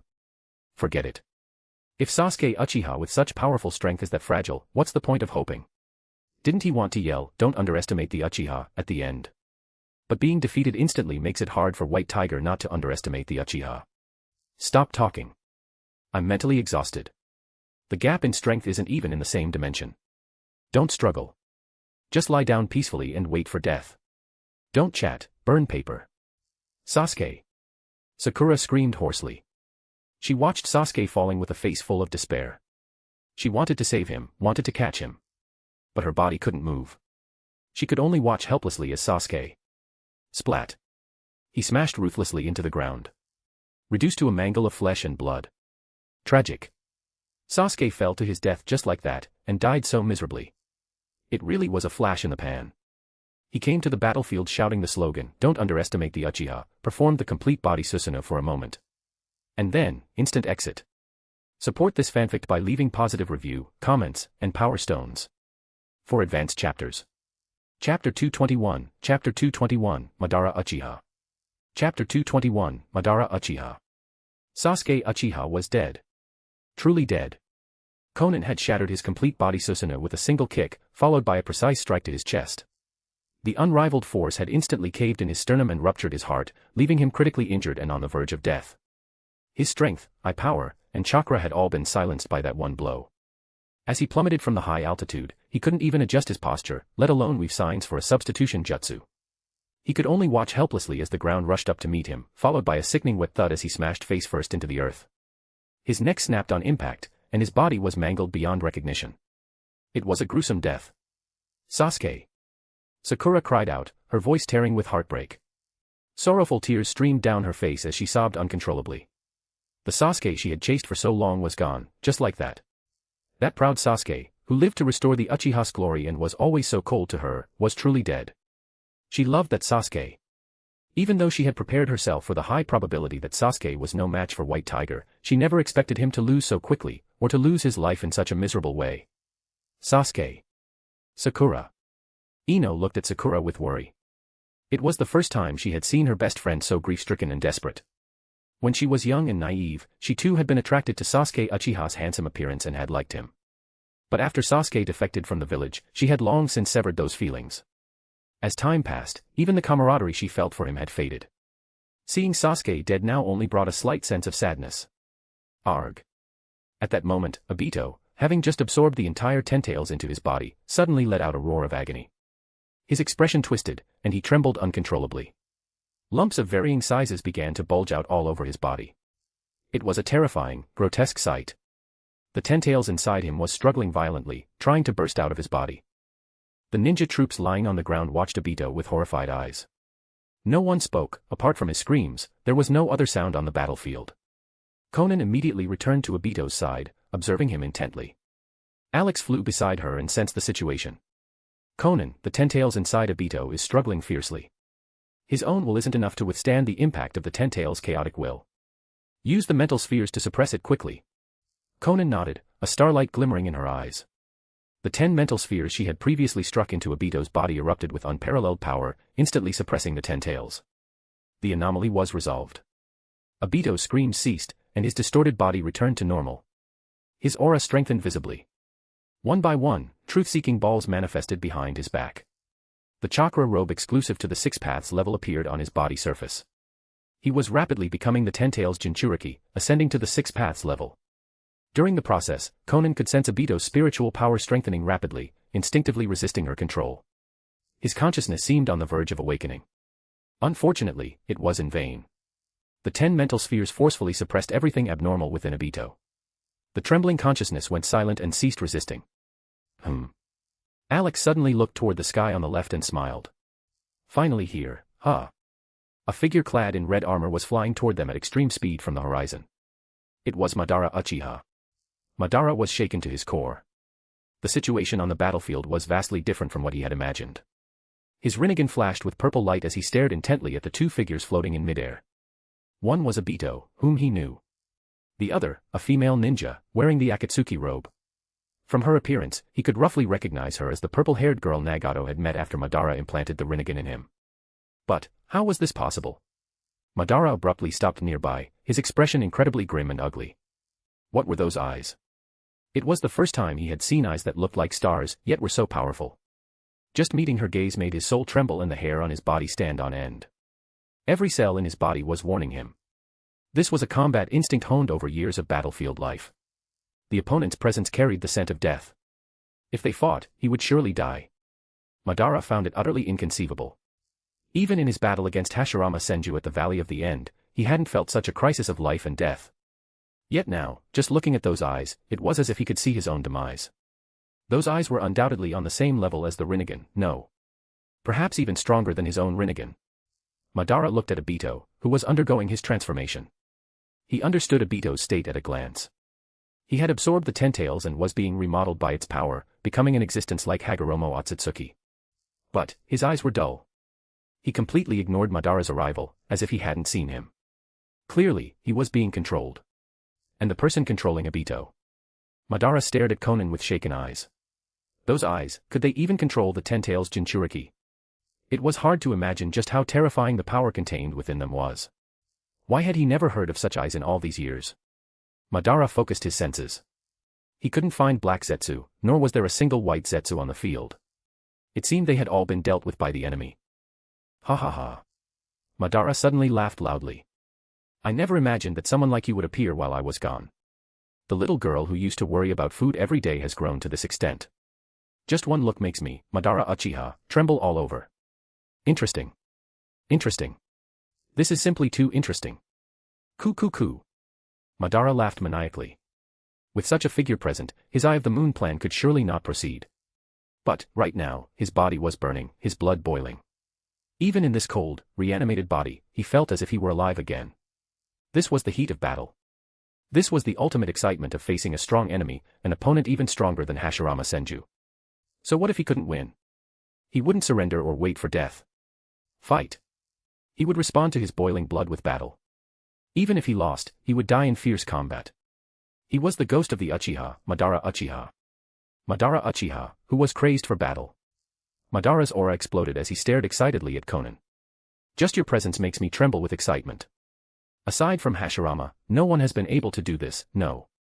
He laughed loudly, this thrill is 10 times stronger than with Hashirama. 100 times. In this regard, I, Madara Uchiha, acknowledge you as the strongest. The Eye of the Moon plan, peace, he threw it all out of his mind. In his extreme excitement, he had only one thought, battle. To personally experience the opponent's power through blood and fire. Heh. Alex chuckled lightly. Madara's behavior was easy to understand. He was a ninja who valued power above all else and had experienced countless battles. The thirst for combat was carved into his bones. With his plan failed, his only remaining desire was to have a satisfying fight against a strong enemy. Konan, Alex transmitted his voice, leave him to me. You just watch over Obito. Coming to the ninja world, how could he not personally fight against figures like Madara Uchiha and Hashirama Senju? This final battle would end with their curtain call. Alex flew out. He merged into a paper clone created by Konan, taking control of it to fight. Madara's laughter stopped. He stared at Alex flying forward, anger flaring. Do you intend to defeat me with just a clone? Humiliation. The confidence and calm on the opponent's face made him feel underestimated, even disregarded. He was Madara Uchiha. Alex suddenly shifted his gaze. Your old friend is coming. Since everyone is here, let's do this together. His aura exploded as he shouted, "Don't say I didn't give you a chance. Use your strongest techniques immediately, or you won't have any chance at all." Support this fanfic by leaving positive review, comments, and power stones. For advanced chapters.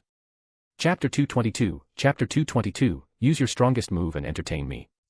Chapter 222, Use your strongest move and entertain me. Whoosh. As Alex spoke, 4 figures suddenly appeared out of thin air. Hashirama Senju, Tobirama Senju, Hiruzen Sarutobi, Minato Namikaze. The 4 reanimated Hokage. They are. The Konoha ninja stared in shock at the 4 who had suddenly appeared. The more they looked, the more familiar they seemed, their faces gradually merging with the stone faces on the Hokage rock. They shouted in disbelief, "The previous Hokage have arrived. The first Hokage. The second Hokage. The third Hokage. And the fourth Hokage. Now that the previous Hokage have been resurrected, can they beat that terrifying enemy? This, they should be able to, right? Those are the Hokage, especially the first Hokage, known as the God of Shinobi. I think there's great hope. Look at the sky, the ghost of the Uchiha, Madara Uchiha, is there too. Those 2 dominated an entire era of the ninja world. They can definitely defeat Akatsuki's White Tiger." The ninja lying on the ground felt their hope returning. The reputations of Madara Uchiha and Hashirama Senju were simply too great. With everyone present to deal with one person, the odds of winning seemed high. Young people these days. Hashirama Senju crossed his arms, looking solemnly at Alex. Truly incredible, absolutely incredible. That unreserved aura made even him feel fear, his body trembling.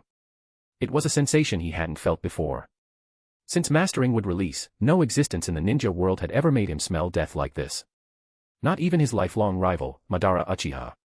He can fly, and his aura is stronger than elder brothers. Tobirama Senju's face was grave as he analyzed calmly, his strength is likely terrifying, and... He looked at Konan and the transforming Obito behind Alex. This is merely a clone, how strong is the main body? The more he analyzed, the heavier his heart grew. When did the ninja world produce someone stronger than his brother? After being reanimated, he had been informed of the situation. He knew the guy in the sky had dangerous ideas. Judging by this stance, he intended to utterly destroy the 5 great ninja villages. To destroy the current structure of the ninja world. He didn't know what would happen afterward, but he absolutely could not sit by and watch Konoha be destroyed. Nor could he place the decision of the ninja world's future in the hands of such a dangerous, unknown enemy. Tobirama's gaze shifted to the mangled, twisted corpse smashed into the ground on the other side. That is. First came surprise, then realization. The evil Uchiha brat. Through the clothing, the ninja sword, and the barely recognizable hairstyle, he identified the terribly mangled corpse as Sasuke Uchiha. Even the eternal Mangekyo Sharingan was no match, and he died so quickly. It hadn't been long at all. They had arrived almost right after him, yet he had been defeated so swiftly, and died so miserably that one couldn't bear to look. Sasuke is dead. The elderly Hiruzen Sarutobi merely glanced at Sasuke's corpse before locking his gaze tightly on Alex in the sky. He gripped the adamantine staff, transformed from Enma, tightly in his hands. It was just a clone, yet the pressure was like a mountain on his shoulders, incredibly heavy. This enemy was terrifying, the strongest person he had seen in his life. Even the first Hokage couldn't compare. Naruto. Minato Namikaze's face was solemn and filled with worry. Whoosh. He entered Kurama Chakra mode, his body cloaked in a golden chakra coat. Orange pigmentation appeared around his eyes. He had entered Sage mode. When he was alive, his Sage mode had been lackluster due to chakra limitations. The reanimated body solved this defect, allowing him to successfully master perfect Sage mode. With his enhanced senses, he quickly discovered the 3 corpses lying on another battlefield. Naruto. Kakashi. Minato fell silent, saying no more. But the golden chakra cloak on his body shone even brighter, like an eruption of rage. Next to him, Hiruzen Sarutobi took in Minato's changes. He sighed in his heart. Naruto, the Nine-Tails Jinchuriki had fallen in battle. They were too late. Madara Uchiha noticed Hashirama Senju below and immediately shouted with excitement, "Hashirama! Madara!" Hashirama responded instinctively. Hashirama. Madara. Hashirama. Madara. Here they go again. Tobirama kept a cold face, feeling utterly speechless. These 2, whether alive or dead, they always had to do this. Calling each other's names with deep emotion and longevity. It seemed all words and feelings were contained within the shouting of names, letting the other understand their meaning. Brother.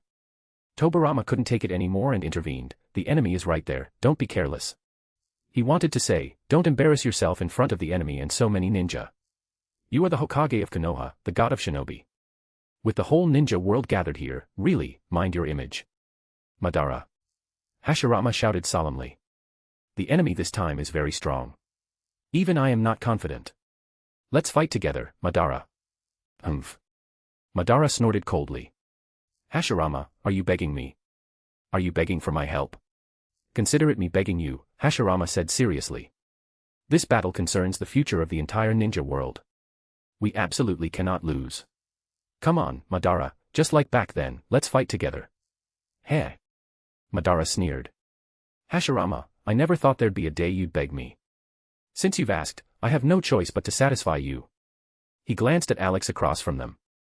Realizing the opponent wasn't stopping them, he landed on the ground, standing shoulder to shoulder with Hashirama. Whether out of tsundere pride or the realization that he couldn't defeat Alex alone, he complied with Hashirama's request to face this unprecedented enemy together. Alex naturally wouldn't stop them.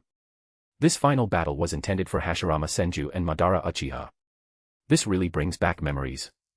Hashirama looked at Madara beside him out of the corner of his eye and sighed. Madara, I never thought we'd fight side by side again. This feeling isn't bad. This scene felt like the days when they fought together to establish Konoha. Humph. Hashirama, you're so sentimental. Madara said coldly, seemingly unmoved. But the corner of his mouth betrayed him. Like Hashirama, he was equally nostalgic and excited. Tobirama yielded his usual spot next to his brother. Facing a great enemy, personal likes and dislikes shouldn't affect unity. Even if it was the man who always stole his brother's attention, the most evil of the Uchiha, Madara Uchiha. He had to yield. Alex looked down at the five standing below and shouted, "You're all ready, right? Use your strongest ninjutsu to entertain me. Unleash your full strength so your reanimation wasn't in vain." As his voice fell, the auras of Alex, Madara, and Hashirama shot into the sky. The exploding chakra fluctuations made all the ninja lying on the perimeter feel suffocated and terrified. Alex struck first, clapping his hands together and shouting, "Paper style, paper world descent." Support this fanfic by leaving positive review, comments, and power stones. For advanced chapters. Chapter 223, Paper Style. Wood Style. Chapter 223, Paper Style. Wood Style. Alex possessed the complete set of Wood Release and had integrated it all into his paper style. Tonight, he would use this brand new paper style to fight Madara Uchiha and Hashirama Senju. Paper Style, Paper World Descent. Whoosh. The dark yellow ground instantly turned snow white. This is. Hiruzen was horrified, poking the white ground with his adamantine staff. It's all paper. The texture was both hard and soft, incredibly strange. What kind of jutsu is this? The earth and stone ground had turned into sheets of white paper. The coverage was immense, as far as the eye could see, everything was snow white. Monkey. Tobirama warned with a stern face. Don't get distracted. Watch out for the enemy's attack. Here it comes. Just as he spoke, the anomaly began. Something suddenly emerged from the paper surface. What? Tobirama was startled. Trees? They're trees. Wood Release. Huge trees rose from the ground one after another. They were pure white, made entirely of paper. Their numbers were vast, and their offensive power intense. Terrifying branches and vines grasped at them like tentacles, extremely agile. It was exactly the same principle as his brothers Wood Release. How did the opponent do it? To use white paper to execute Wood Release, judging by its power, it didn't seem weaker than the Wood Release created by his brother's own hands. He had to test it to be sure. Tobirama formed seals with his hands and shouted low, "Water Release, Water Severing Wave." A high-pressure line of water shot from his mouth. With extreme cutting power, he moved his head, slashing through a large swath of incoming branches and vines, cutting them in half. However, they were cut, but it didn't seem very effective. Hiruzen's expression was grave to the extreme as he watched the cross-sections of the branches and vines. Just after being severed by his teacher's water-severing wave, new branches and vines shot out from the cut surfaces the very next instant. The regeneration was too fast, too strong. It was terrifying. Hashirama, Madara observed coldly. This seems to be your Wood Release. No, strictly speaking, it is a mutated Wood Release, stronger than yours. Regarding Wood Release, apart from his rival and friend, Madara believed no one understood it better than he did. Because, he could use Wood Release too. He even had Hashirama's face tattooed on his chest. Madara, Hashirama said seriously. It is indeed Wood Release, fused and modified by the enemy's jutsu. This enemy is strong, very strong. He glanced at Tobirama, Hiruzen, and Minato, who were gradually moving away due to the attacks. The opponent seems to intend for them to leave. Humph. Madara dropped his crossed arms. That guy is just clearing the field, making the small fry leave. It suits me perfectly. It's our turn to act, let's not keep others waiting.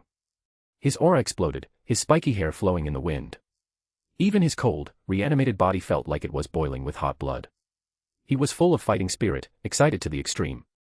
Facing such an opponent for the first time, and fighting alongside Hashirama. The heat and excitement in his body surpassed any previous battle. Madara, there you go again. Hashirama said speechlessly. Tobirama and the others aren't small fry, they are the Hokage of Konoha. Humph. Even if they are Hokage, they are still small fry. In this ninja world, apart from Hashirama Senju, only the enemy before him warranted Madara's attention. The rest.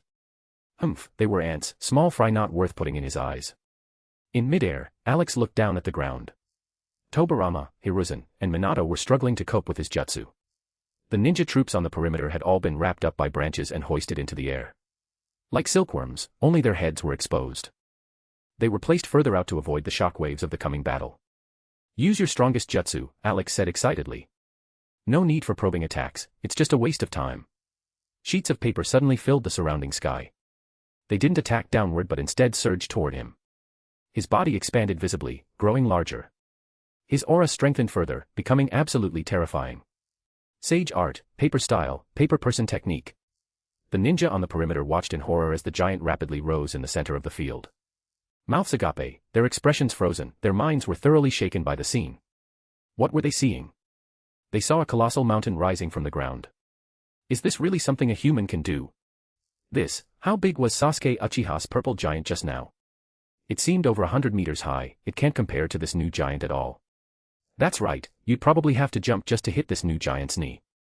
Such divine power, it's truly no different from a god. Can the god of shinobi and the ghost of the Uchiha really defeat this enemy? At this moment, these ninja truly felt as small as ants.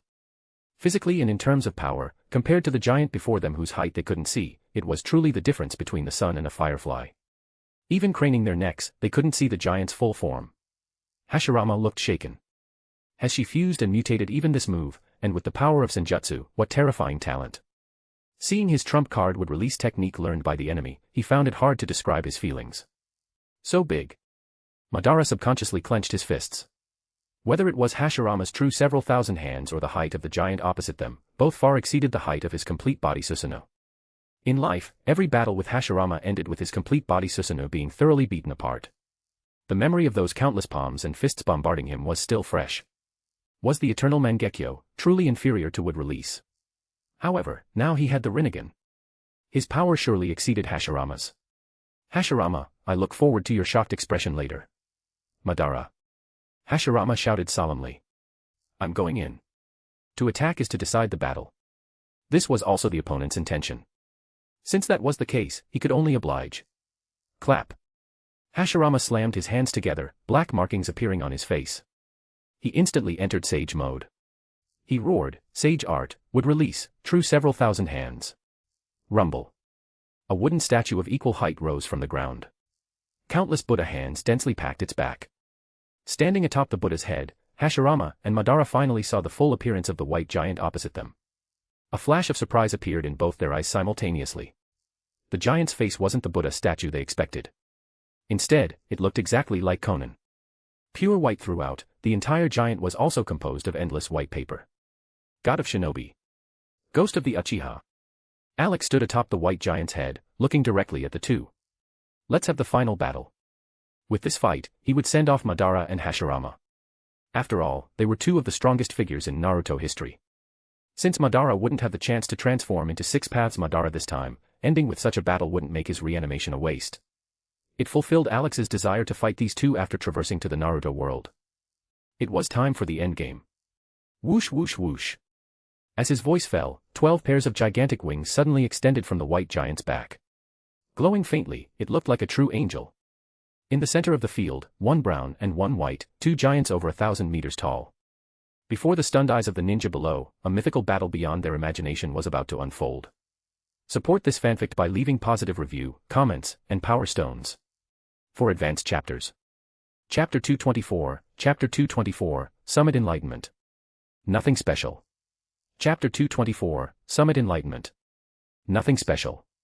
The ninja on the perimeter, suspended from white branches, strained their necks to the limit. They gazed at the two giants in the center of the field. Towering into the clouds, the top was invisible. Piercing the sky, it was hard to imagine just how high, just how massive they were. It was even harder to conceive how such miraculous ninjutsu could be unleashed. All the ninja were dumbstruck, their minds reeling. If they weren't suspended, the sheer pressure of these two invincible gods would likely have paralyzed them on the ground. Strong, too strong. Is this really something ninja can do? The first Hokage makes sense, after all, he is the god of shinobi, accepting that he can use such would release is one thing, but why has Akatsuki's white tiger become so powerful? Just a paper clone seems to rival the first Hokage. Sigh, stop dwelling on it. That kind of existence isn't something we mortals can comprehend. Right, we better think about our fate if the first Hokage loses. Why do I have a bad feeling? Say. Boom. A massive roar from the sky interrupted the ninja's discussion. The battle of the gods had begun. Atop the Buddha, Hashirama clapped his hands. He called for it, and it came, wood release, wood dragon technique. A gigantic wood dragon coiled around the Buddha immediately charged vividly toward Alex. Unfortunately, it was instantly smashed by a punch from the pure white paper giant. It turned into countless wood chips, scattering from the high sky. It seems that even though it is formed of paper, its strength and power are terribly strong. Hashirama's expression was grave. His wood dragon was destroyed with a single punch. A probing attack revealed the paper giant was no showpiece. The white paper created by paper style was completely different from ordinary paper. It was special, and very troublesome. Hashirama, Madara said deeply, no need for useless probing. Use your strongest strike. Madara. Hashirama murmured, locking his gaze on Alex opposite him. He shouted seriously, peace in the ninja world did not come easily. I will not allow anyone to destroy it. Nor can Konoha be destroyed by an ambitious person like you. His aura exploded, his black hair dancing without wind. Chakra visibly overflowed from his body. The pressure grew more and more terrifying. Sage art, true several thousand hands, summit enlightenment. Hashirama's roar transmitted clearly, echoing in the ears of every ninja below. First Hokage, do your best. Lord first using the great Buddha, you must defeat the enemy. The safety of the ninja world depends on you, Lord first. Naturally, Hashirama, over 1,000 meters up, couldn't hear the prayers of the ninja below. Besides, for this trump card move, even he had to focus completely. The countless arms on the Buddha's back began to extend and move. Then, they struck violently. Densely packed giant palms filled the sky. Each palm created a sonic boom, the power utterly terrifying. A single palm could shatter a large mountain. Let alone countless giant palms stretching as far as the eye could see. It was no wonder that whenever Hashirama used this move, even Madara's complete body Susanoo would be defeated. It was indeed strong. As expected of true several thousand hands, summit enlightenment. Alex smiled lightly, his eyes excited. Even though his vision was filled with layers upon layers of giant palms, so what? This move was powerful, worthy of the title god of shinobi. However, it still wasn't enough. He. Let me show you what 10,000 swords returning to the origin looks like. Whoosh. The 12 pairs of wings on the white giant's back lit up with blinding light. Trembling slightly, feathers shot out one by one, transforming into giant feather swords comparable to mountains, shooting directly at the incoming Buddha palms. A ninja world version of 10,000 swords returning to the origin. Under the night sky, the glowing feather swords converged into a terrifying river of swords connecting heaven and earth. Radiant as a galaxy, beautiful yet containing extreme sharpness and danger. This aesthetic yet terrifying scene instantly shocked the eyeballs of all the ninja below. Their pupils reflected one flowing light sword after another. So beautiful. A female ninja murmured subconsciously, entranced.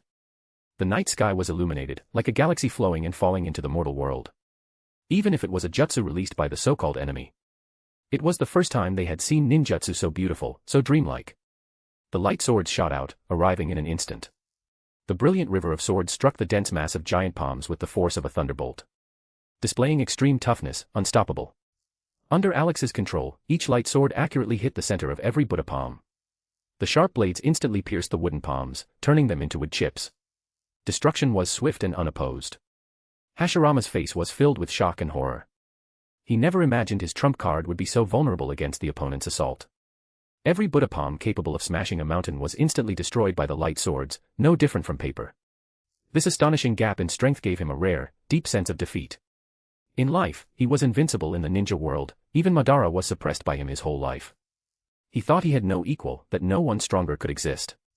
But after being reanimated, this enemy he faced possessed power beyond imagination. No. Hashirama's expression was grave to the extreme. Possessing such power but walking a crooked path. I absolutely cannot let her succeed. This battle concerned the future of the ninja world and Konoha, he absolutely could not lose. Madara. He shouted, lend me a hand. Hashirama. Madara laughed wildly, you should have begged me sooner.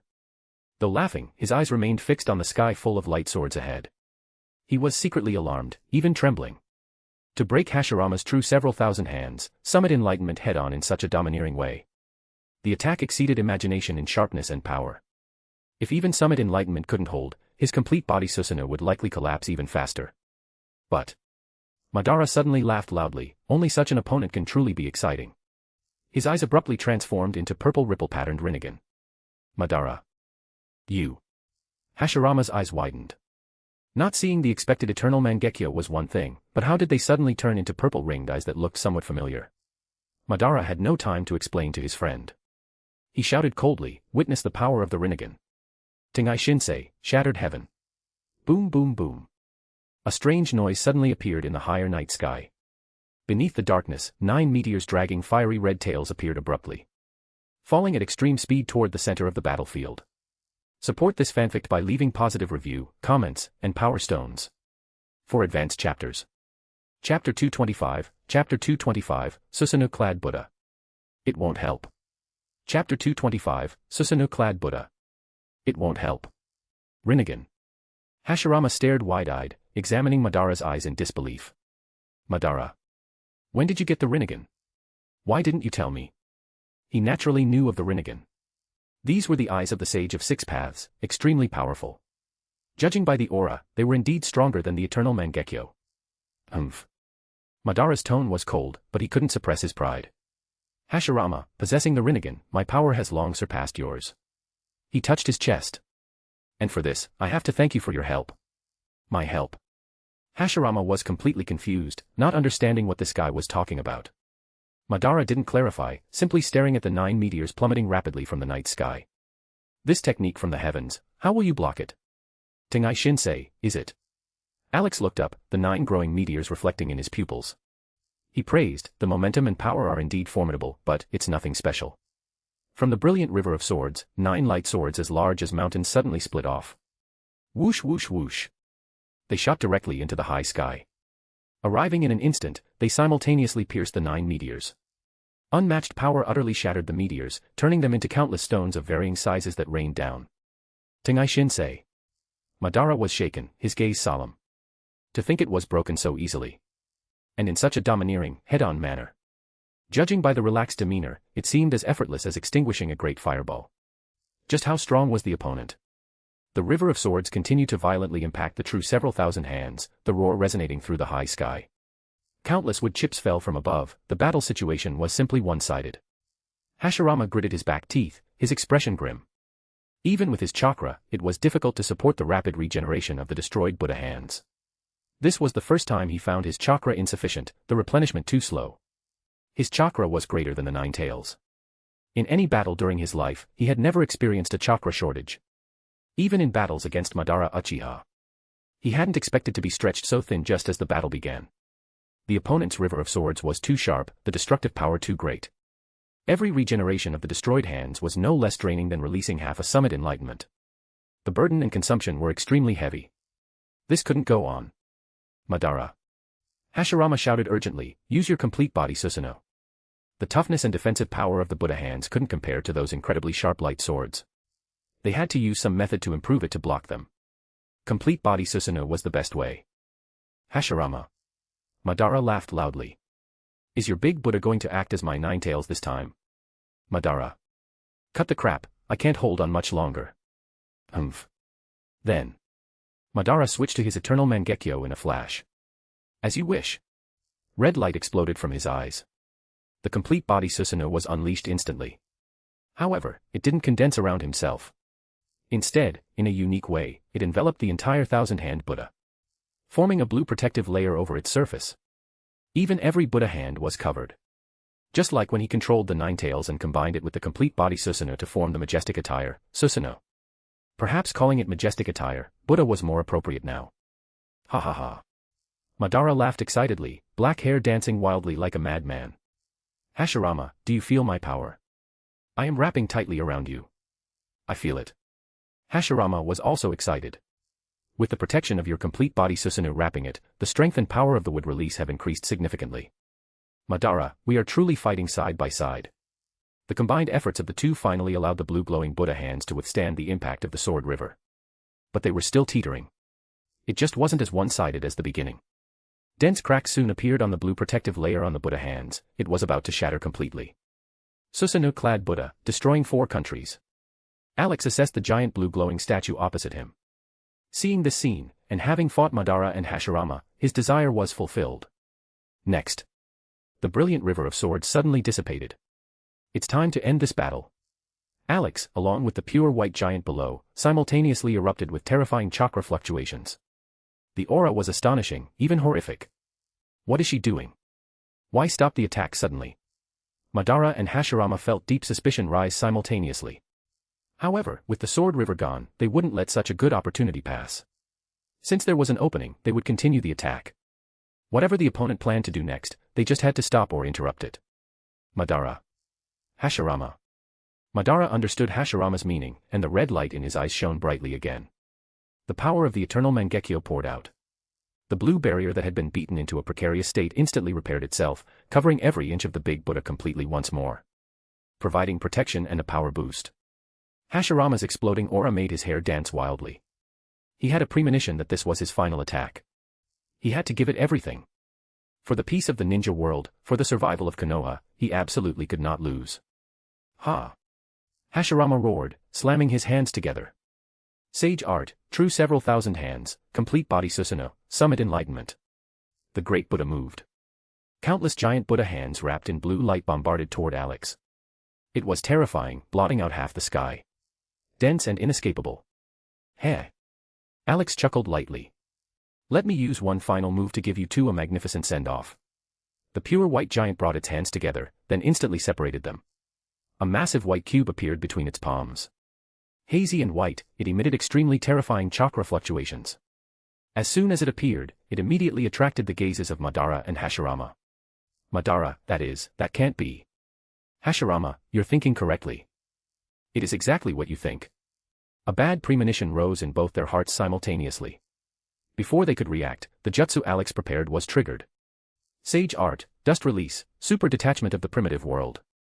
Whoosh whoosh whoosh. In an instant, the pure white giant pushed its hands forward. The already shockingly large white cube between its palms expanded abruptly. Its volume became even more astounding. With sides exceeding 1,000 meters, connecting heaven and earth, it enveloped Hashirama, Madara, and the entire great Buddha within it. In the horrified, stunned gazes of all the ninja below. Inside the giant white cube that illuminated the entire night sky. Hashirama, Madara, and the great Buddha that possessed the power of a god were instantly annihilated. Decomposed into an atomic state. The battle was over. Support this fanfic by leaving positive review, comments, and power stones. For advanced chapters.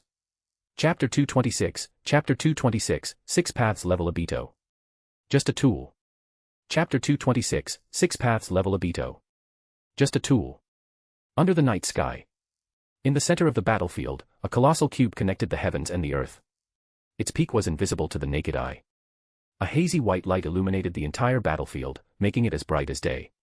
Inside the cube, a super-scale dust release, powered by Senjutsu Chakra, was annihilating everything into atoms. The terrifying scale, power, and lethality of the technique were laid bare before the eyes of every ninja present. Their faces were illuminated a ghastly pale. Their pupils dilated to the extreme, staring blankly at the giant cube. The inside was already empty. The ninjas were so horrified they forgot to blink, whispering with trembling voices. Is this dust release? It is dust release, but how can there be a dust release of such magnitude and power? How big is it? It even engulfed the 1,000-meter-tall Buddha.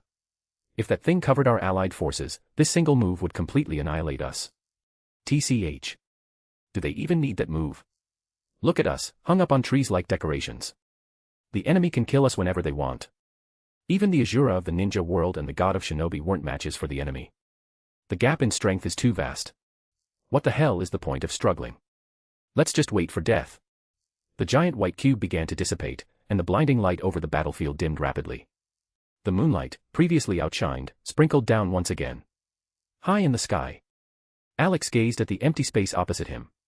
It was where Madara Uchiha and Hashirama Senju had been standing just moments ago. Two piles of paper confetti appeared out of thin air, rapidly condensing into human shapes. The undying characteristic of the impure world reincarnation was manifesting. Alex casually tossed out two sealing papers. He sealed the souls of Hashirama and Madara before their bodies could fully regenerate. The confetti instantly stopped regenerating and fell from the sky. After sensing them for a moment, he realized their souls had suffered damage. Their soul power had weakened significantly. And this was without infusing Six Paths power into the attack. Otherwise, it would have been just like when Six Paths Obito's truth-seeking balls shattered reanimated Minato's arms, preventing them from regenerating.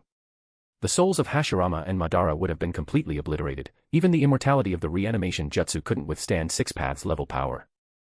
Alex glanced at the corpses of Naruto and Sasuke on the ground and frowned slightly. Have they been abandoned? There was no movement, they had become two cold, lifeless bodies. He flew down from the sky and arrived in front of Konan. The metamorphosis is about done.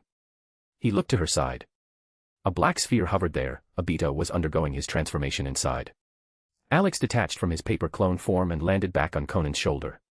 Alex, did you enjoy the battle? It was all right, he said lazily. The so-called Asura of the ninja world and god of shinobi were nothing special. They just had big reputations. Fighting them briefly satisfied my curiosity. It was true.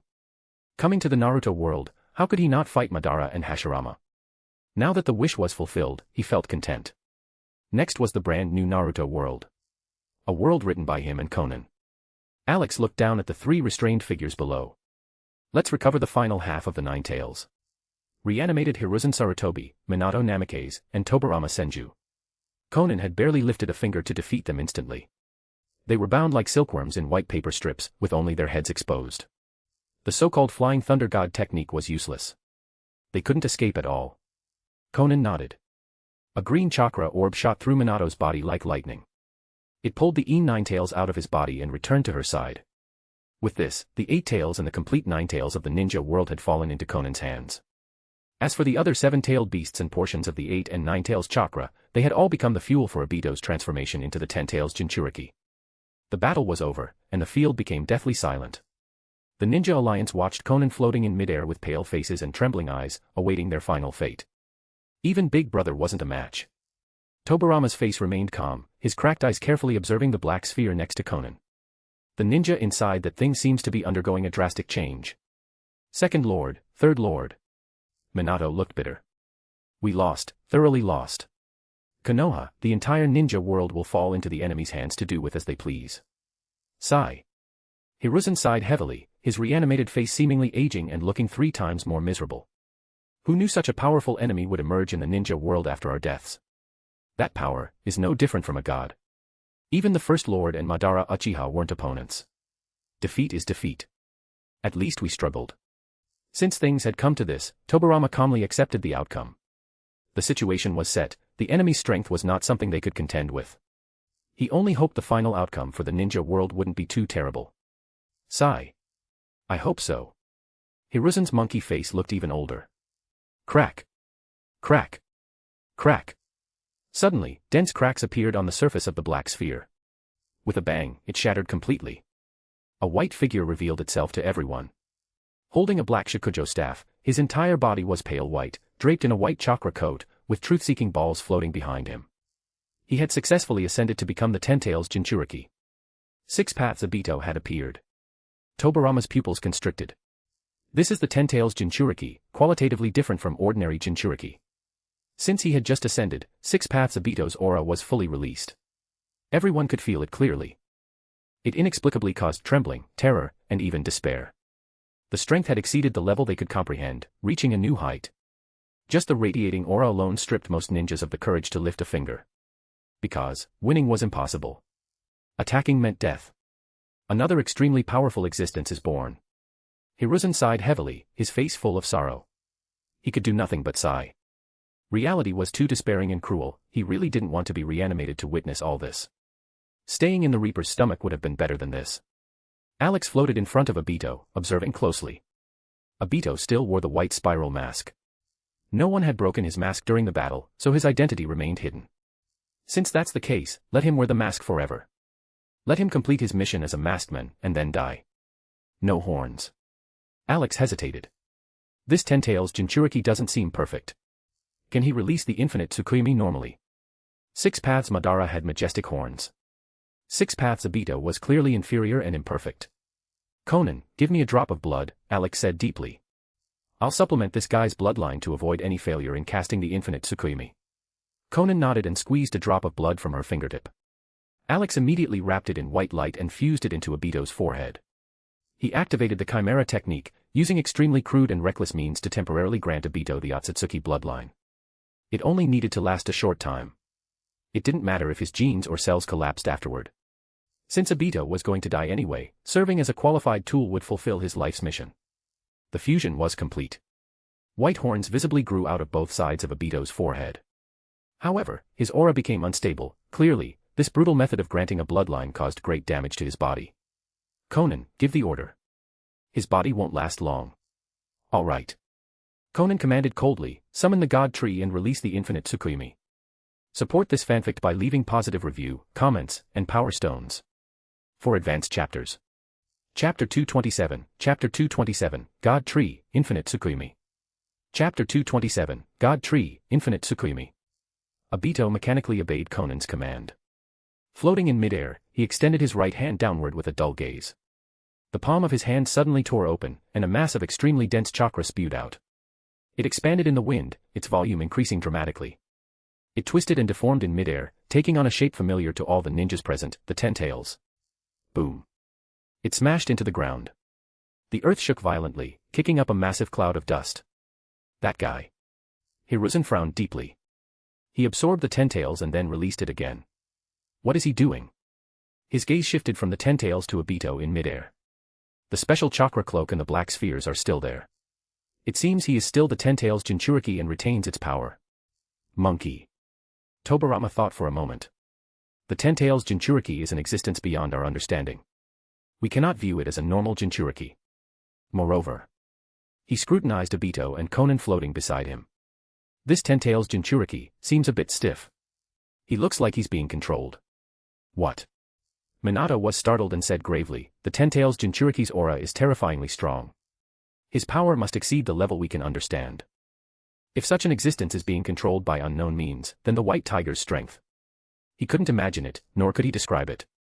The enemy's power was in another dimension. This brief battle had ended long ago.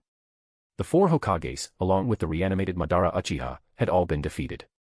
There was no hope of victory left. The only thing they could do now was witness the enemy's subsequent moves. Roar. The landed Ten Tails revealed its complete form. After letting out a roar to the sky, its body suddenly spiraled and condensed toward the center. Its hideous head, giant claws, and single eye disappeared visibly, merging completely into its body. Its skin hardened and darkened, its body elongated, taking on a pillar-like shape. It was transforming into the God Tree. The ground rumbled and trembled incessantly. The form of the Ten Tails could no longer be seen, instead, a rapidly growing tree stood in its place.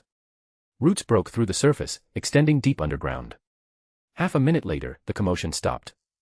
A gigantic tree stopped growing, towering into the clouds. Its size was frightening. Every ninja stared blankly at this towering giant tree. It was so tall and vast that the top couldn't be seen. Are you kidding me? The Ten Tails we were fighting actually turned into a giant tree. A tailed beast becoming a tree. Does it have to be this magical? I can't take it. What happened tonight is too bizarre. Someone slapped me twice, I want to see if I'm dreaming. TCH. Just bite your own tongue and you'll know. Sensei.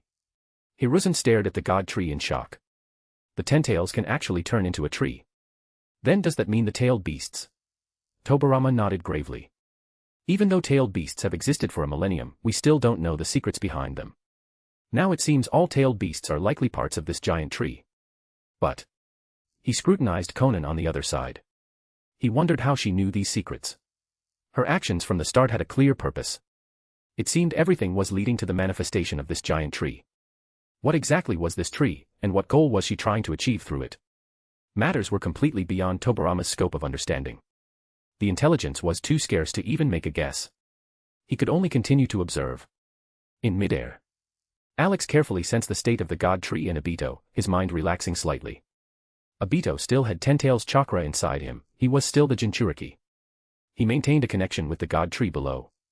Now that the god tree is here, the next step is the infinite Tsukuyomi. Obito continued to execute Konan's command. He suddenly flew higher into the sky. Snap. With his right hand, he forcefully snapped off the white horn on his forehead that was obstructing his vision. He tilted his head back, his Rinnegan staring directly at the moon in the sky. The smooth center of his forehead suddenly cracked open. Then, like an opening eye, a blood-red eye appeared. It was the Rinne Sharingan. The moment it appeared, the bright moon instantly turned blood-red. 9 massive pitch-black tomo appeared simultaneously. The pupil power of the Rinne Sharingan was projected onto the moon's surface. The moon turned into a gigantic eye looking down on the ninja world. This terrifying scene completely shattered the composure of all the ninjas below. They stood dumbfounded, minds blank. Stunned beyond words. What was happening in the sky had destroyed their worldview, exceeding the limits of their comprehension. The moon actually turned red. Is this going to? Whoosh. Whoosh. Whoosh. Before Tobarama could finish his question, the blood moon in the sky suddenly blasted out infinite white light. Instantly, the night sky was as bright as day. Infinite Tsukuyomi. Activated. Using the moon as a medium, the ultimate Genjutsu, Infinite Tsukuyomi, was cast upon the entire ninja world. Sensei. Hiruzen shouted in horror. Look at them. Tobarama looked in the direction of the voice, his heart shaking violently, unable to maintain his perpetually cold expression. He saw the ninjas hanging on the white branches. Whether they were from Konoha or other villages, their eyes had all become dull and lightless. Ripple patterns, ring after ring, appeared in their eyes. Genjutsu. Tobarama said uncertainly, looking around rapidly. He found that all ninjas, without exception, were controlled by what appeared to be Genjutsu. It's this white light. He trembled. That blood moon with the tomo is releasing a Genjutsu on the entire ninja world. Is this your final goal? Tobarama suddenly looked at Konan in the sky. Do you intend to trap everyone in the ninja world in a Genjutsu, kill everyone, and destroy the entire ninja world? Konan ignored him, keeping her attention on the changes in the god tree. Rumble. Just then, the ground began to shake violently. Dense root systems abruptly erupted from the base of the god tree. They were massive yet flexible, extending and expanding outward at high speed. Following their instinct, they wrapped up all the ninjas in their path with branches. This time, not even their heads were left exposed, they became brownish-green mummies. Not just on this battlefield, but everywhere else in the ninja world, branches belonging to the god tree burst from the ground, wrapping up anyone caught in the infinite Tsukuyomi. It devoured their chakra and transported it back to the main body. Utilizing the infinite Tsukuyomi and the god tree, she was reclaiming the chakra of the entire ninja world. Accelerating the god tree's growth. Konan used Obito to issue commands to the god tree. It wouldn't completely devour everyone's life force and chakra, no one would die. She floated beside the god tree. Benefiting from the chakra gathering from all over the ninja world, the god tree, which had just stopped growing, continued to grow. She looked coldly at Obito as he descended. Alex flew up. We still need to recover the Rinnegan. With lightning speed, he gouged the Rinnegan out of Obito's eye sockets and placed them in a test tube. Without the power of the Rinnegan, Obito could no longer suppress the Ten Tails chakra within him. His body began to swell into a sphere. The heads of tailed beasts squeezed out of his body surface one after another. Konan had already recalled the mental sphere she had placed inside him. The Ten Tails chakra was completely out of control, and the tailed beasts inside Obito instinctively wanted to separate and escape. Your mission is complete. It's time to utilize your last bit of value. Konan huffed coldly and reached out her hand. Infinite gravitational force enveloped his body, violently throwing Obito into the roots of the god tree on the ground. As a Ten Tails Jinchuriki, he was a decent sacrifice for the god tree. Massive roots immediately wrapped around Obito, instinctively devouring the chakra within him. Alex took out the 17-tailed beasts collected from 2 parallel worlds. He would use the power of these tailed beasts to feed the god tree and accelerate the ripening of the chakra fruit. Support this fanfic by leaving positive review, comments, and power stones. For advanced chapters. Chapter 228, Chapter 228, The God Tree Fruit Matures. Chapter 228, The God Tree Fruit Matures. The 17-tailed beasts from parallel worlds, plus the 8 tails and 9 tails Konan captured tonight. A total of 19 tailed beasts. 9-tailed beasts alone were enough to represent the vast majority of chakra in a world. Feeding it 19 would absolutely accelerate the god tree's growth tremendously. It would bloom and bear fruit, yielding a harvest comparable to, or even surpassing, the chakra fruit Kagaya Otsutsuki ate a millennium ago. Sensei. Hiruzen's voice trembled involuntarily. What is she doing? She actually fed such a powerful 10-tails Jinchuriki to that giant tree. The infinite Tsukuyomi had been activated. Everyone else on the battlefield had been hung on the tree by the god tree's branches, leaving only him, Tobarama, and Minato, the 3 reanimated Hokages. The good news was that they weren't affected by the genjutsu in the white light. The bad news was that they were restrained, unable to resist or stop anything. They could only watch helplessly as the enemy's plot succeeded. Sigh. Tobarama sighed. Just watch. Apart from watching, we can do nothing. Second Lord, Third Lord. Minato shouted in alarm. Look. How can there be so many tailed beasts? The two immediately ended their conversation and looked at the god tree. They saw that at some point, over a dozen sheets of white paper and 2 green spheres of light had arrived at the base of the god tree. Then, an even more shocking event occurred. Tailed beasts emerged from the white paper one by one, crashing onto the god tree's dense root system. 2 1-tails, 2 2-tails, a 3-tails, 2 4-tails. Tobarama, Hiruzen, and Minato all widened their eyes, faces filled with disbelief. Except for the 3-tails, which was singular, all other tailed beasts appeared in pairs. A total of 17. Add to that the 8-tails and 9-tails thrown from the green spheres of light. The number of tailed beasts reached a terrifying 19. Far exceeding the normal 9 they knew of. How is this possible? Hiruzen muttered blankly. For 1,000 years, there have always been only 9-tailed beasts in the ninja world. They have all become part of that giant tree, so where did so many tailed beasts come from? Sensei. Could it be that common sense has been wrong all along, and there are actually more than 9-tailed beasts in the ninja world? Tobarama remained silent, unable to answer. The doubt and shock in his heart were unparalleled. In the short night since being reanimated, he had witnessed such bizarre events. Far exceeding his scope of understanding. With zero intelligence, he couldn't make any deductions. What was the use of the giant tree? He didn't know. Where did so many tailed beasts come from? He didn't know. What was the enemy's ultimate goal? He still didn't know. Too many fogs and unsolvable mysteries.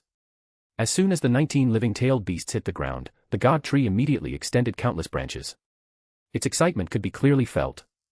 Regardless of the world, tailed beasts were once part of the 10 tails. Although they had never seen the god tree, they could sense the terrifying 10 tails aura on this giant tree that was vastly larger than themselves. It was identical to the 10 tails. Unimaginable terror appeared on their beast faces, and they roared, trying to flee. They absolutely did not want to merge together again. For them as individuals, that was no different from death. Unfortunately, they couldn't escape at all. Hashirama Senju's would release alone could easily handle these tailed beasts. He was the bane of tailed beasts. Let alone the branches of the god tree. Dense and massive, there was nowhere to hide, nowhere to dodge. Once entangled, there was no escape. Their bodies were firmly wrapped, and no matter how they struggled, they couldn't break free. Infinite devouring power came from the branches, and their giant bodies shrank visibly. Their chakra and life force were being whale-swallowed by the god tree. Rumble. The ground shook. The energy of the 19-tailed beasts gave the god tree a growth speed far surpassing before. It grew taller and thicker rapidly. But in just 3 seconds, it stopped growing. Alex flew beside Konan. It seems the god tree has reached maturity. Next, it will gestate the fruit. As soon as his voice fell, a stronger devouring force erupted from the base of the god tree. The 19-tailed beasts shrank rapidly like balloons with gaping holes. All energy within them was instantly devoured by the god tree. Eaten. They were eaten. Hiruzen's heart trembled. 19-tailed beasts were all eaten by that giant tree. The chakra contained in these tailed beasts was unimaginable. And the giant tree that devoured such a massive amount of chakra. Tobarama's expression was grave to the extreme. It seems the enemy's plan has reached the final step. It will be revealed soon. The 3 of them gazed at the god tree simultaneously. The energy of the tailed beasts was too terrifying. It started transporting from the roots upwards, actually forming a shimmer moving up the surface of the trunk. Beams of light rushed to the top of the tree. They merged into the bright red flower bud at the very peak. Konan and Alex had already arrived beside the flower bud, observing and waiting excitedly. Konan. Alex couldn't help but say excitedly, after so much effort, we are finally going to succeed. Nourished by infinite energy, the color of the flower bud became deeper and deeper. The petals grew larger, and shocking chakra fluctuations radiated from within. It had produced the god tree fruit, which was frantically devouring the energy transported from the roots, ripening rapidly. Alex. Konan was equally excited. She didn't pay attention to the flower bud but focused her gaze on Alex instead. Endless tenderness and emotion welled up deep in her eyes. It was Alex's appearance that changed her originally tragic and despairing fate, and helped her gain invincible power. Alex, having you is truly wonderful. Alex chuckled lightly and flew in front of Konan. He used his paper body to gently stroke her face. It seemed that with the ultimate goal about to be achieved, Konan's heart was stirred for a moment. The god tree fruit is about to mature, and the goal will be realized soon. You should be happier. Konan smiled and hummed, MHM. Alex, once I eat the god tree fruit and ascend to become a Kekai Mora, I can help you restore your body. You won't be a piece of paper anymore. Suddenly, her tone became seductive. We can do many things personally, without needing to use those thin threads. Thump thump.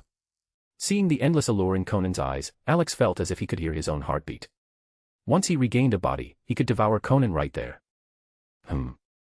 Alex suddenly smelled a strange fragrance. His heart jolted. Konan. The god tree fruit is ripe. The tightly closed flower bud was slowly opening. A crystal-clear red fruit lay quietly inside. The god tree fruit was ripe. Konan immediately reached out to take it. Whoosh. Whoosh. Just then, two figures appeared out of thin air. They also reached out to grab it. Support this fanfic by leaving positive review, comments, and power stones. For advanced chapters.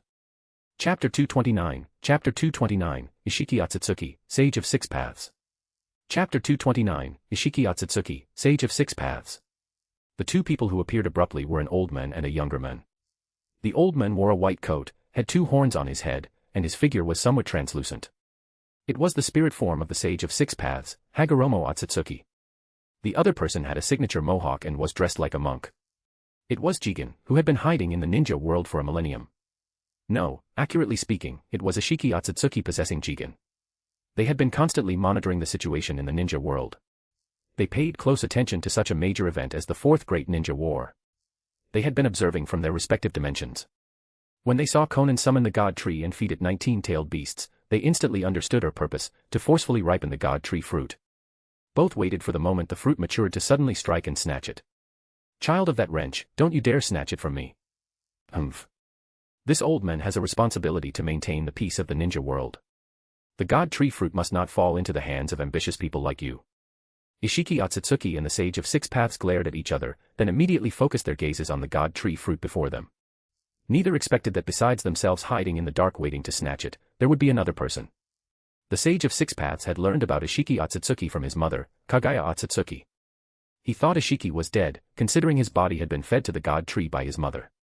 He didn't expect him to still be alive.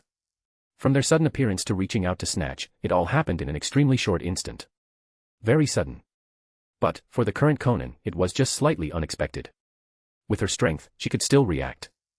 Moreover, she had learned all the secrets of the ninja world from Alex. Since summoning the god tree, she had been guarding against the possible appearance of the brothers, Ishiki Otsutsuki and the Sage of Six Paths. Now only these two were here, Hamura Otsutsuki was missing, perhaps truly dead. Konan's expression turned cold. You seek death. If these two guys had stayed hidden, rooting them out would have actually taken some effort. Now that they had jumped out on their own, they were truly seeking their own deaths. These guys plotting conspiracies behind the scenes deserved to die. The future ninja world did not need such conspirators. Not a single one should exist.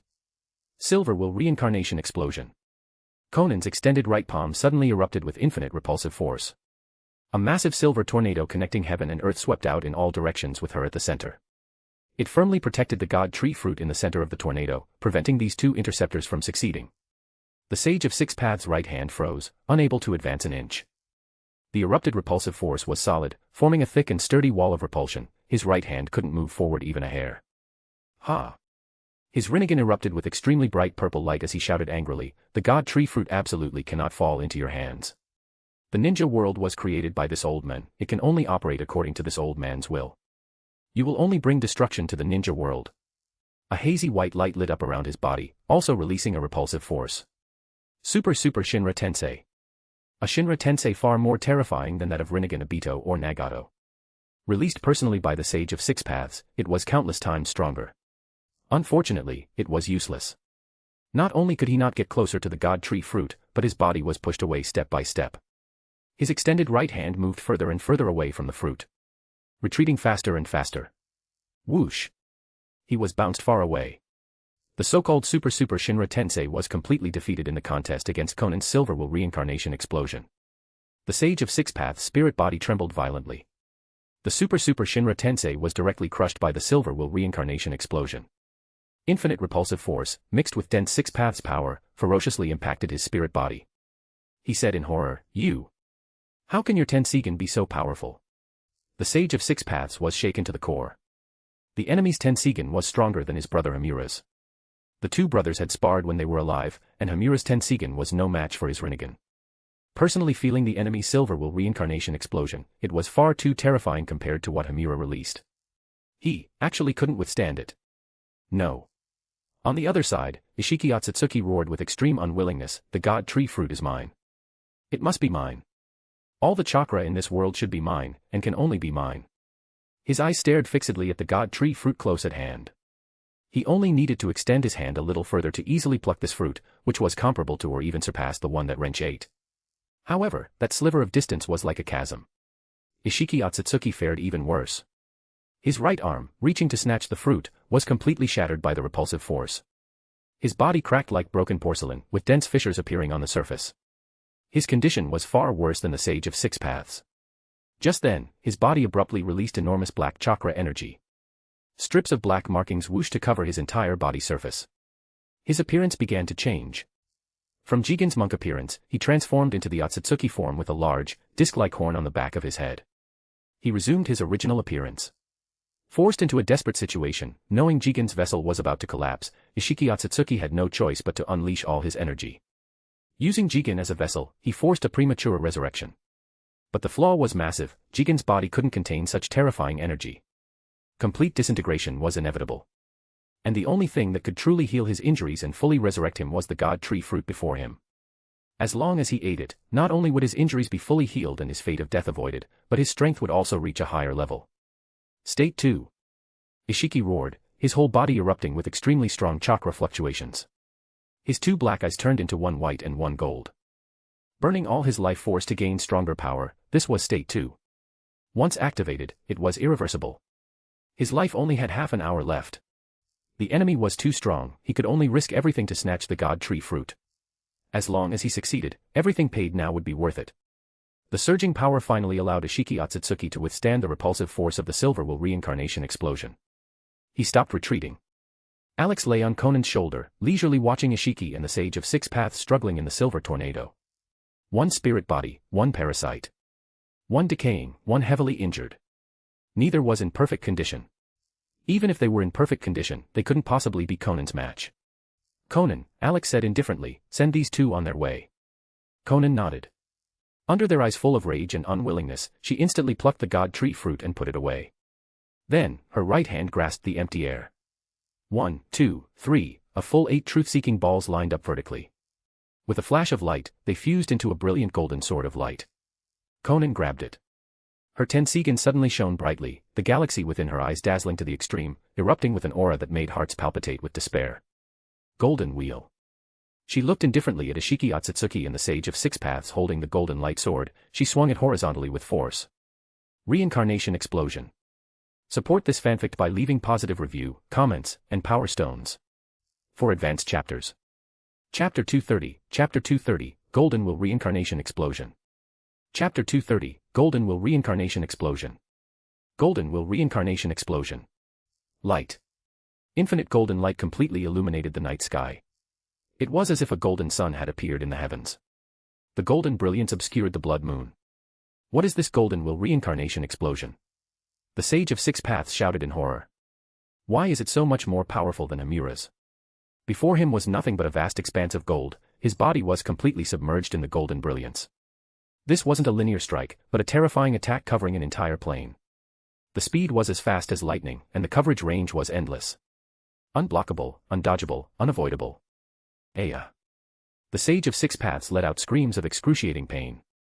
His spirit body was slashed countless times by the sharp blades within the golden light. Six Paths' power, more terrifying than his own, destroyed everything and annihilated everything. Dense cracks appeared on the surface of his body, visibly being ground away. Even using the soul power and Six Paths' power accumulated over a millennium to resist, he could not reverse the fate of death. The yin and yang seals on the Sage of Six Paths' hands disappeared rapidly. This meant the yin and yang power he had condensed, his origin power, was being consumed and lost at extreme speed. Originally, this was intended to be passed to this generation's Indra and Azura to deal with Black Zetsu's plot. But he never expected a being more terrifying than Black Zetsu, or even his mother, to appear. Not only did she reform the god tree fruit, but she also used the unrivaled Golden Will reincarnation explosion to deny him even the chance to get close and use Six Paths, Chibaku Tensei.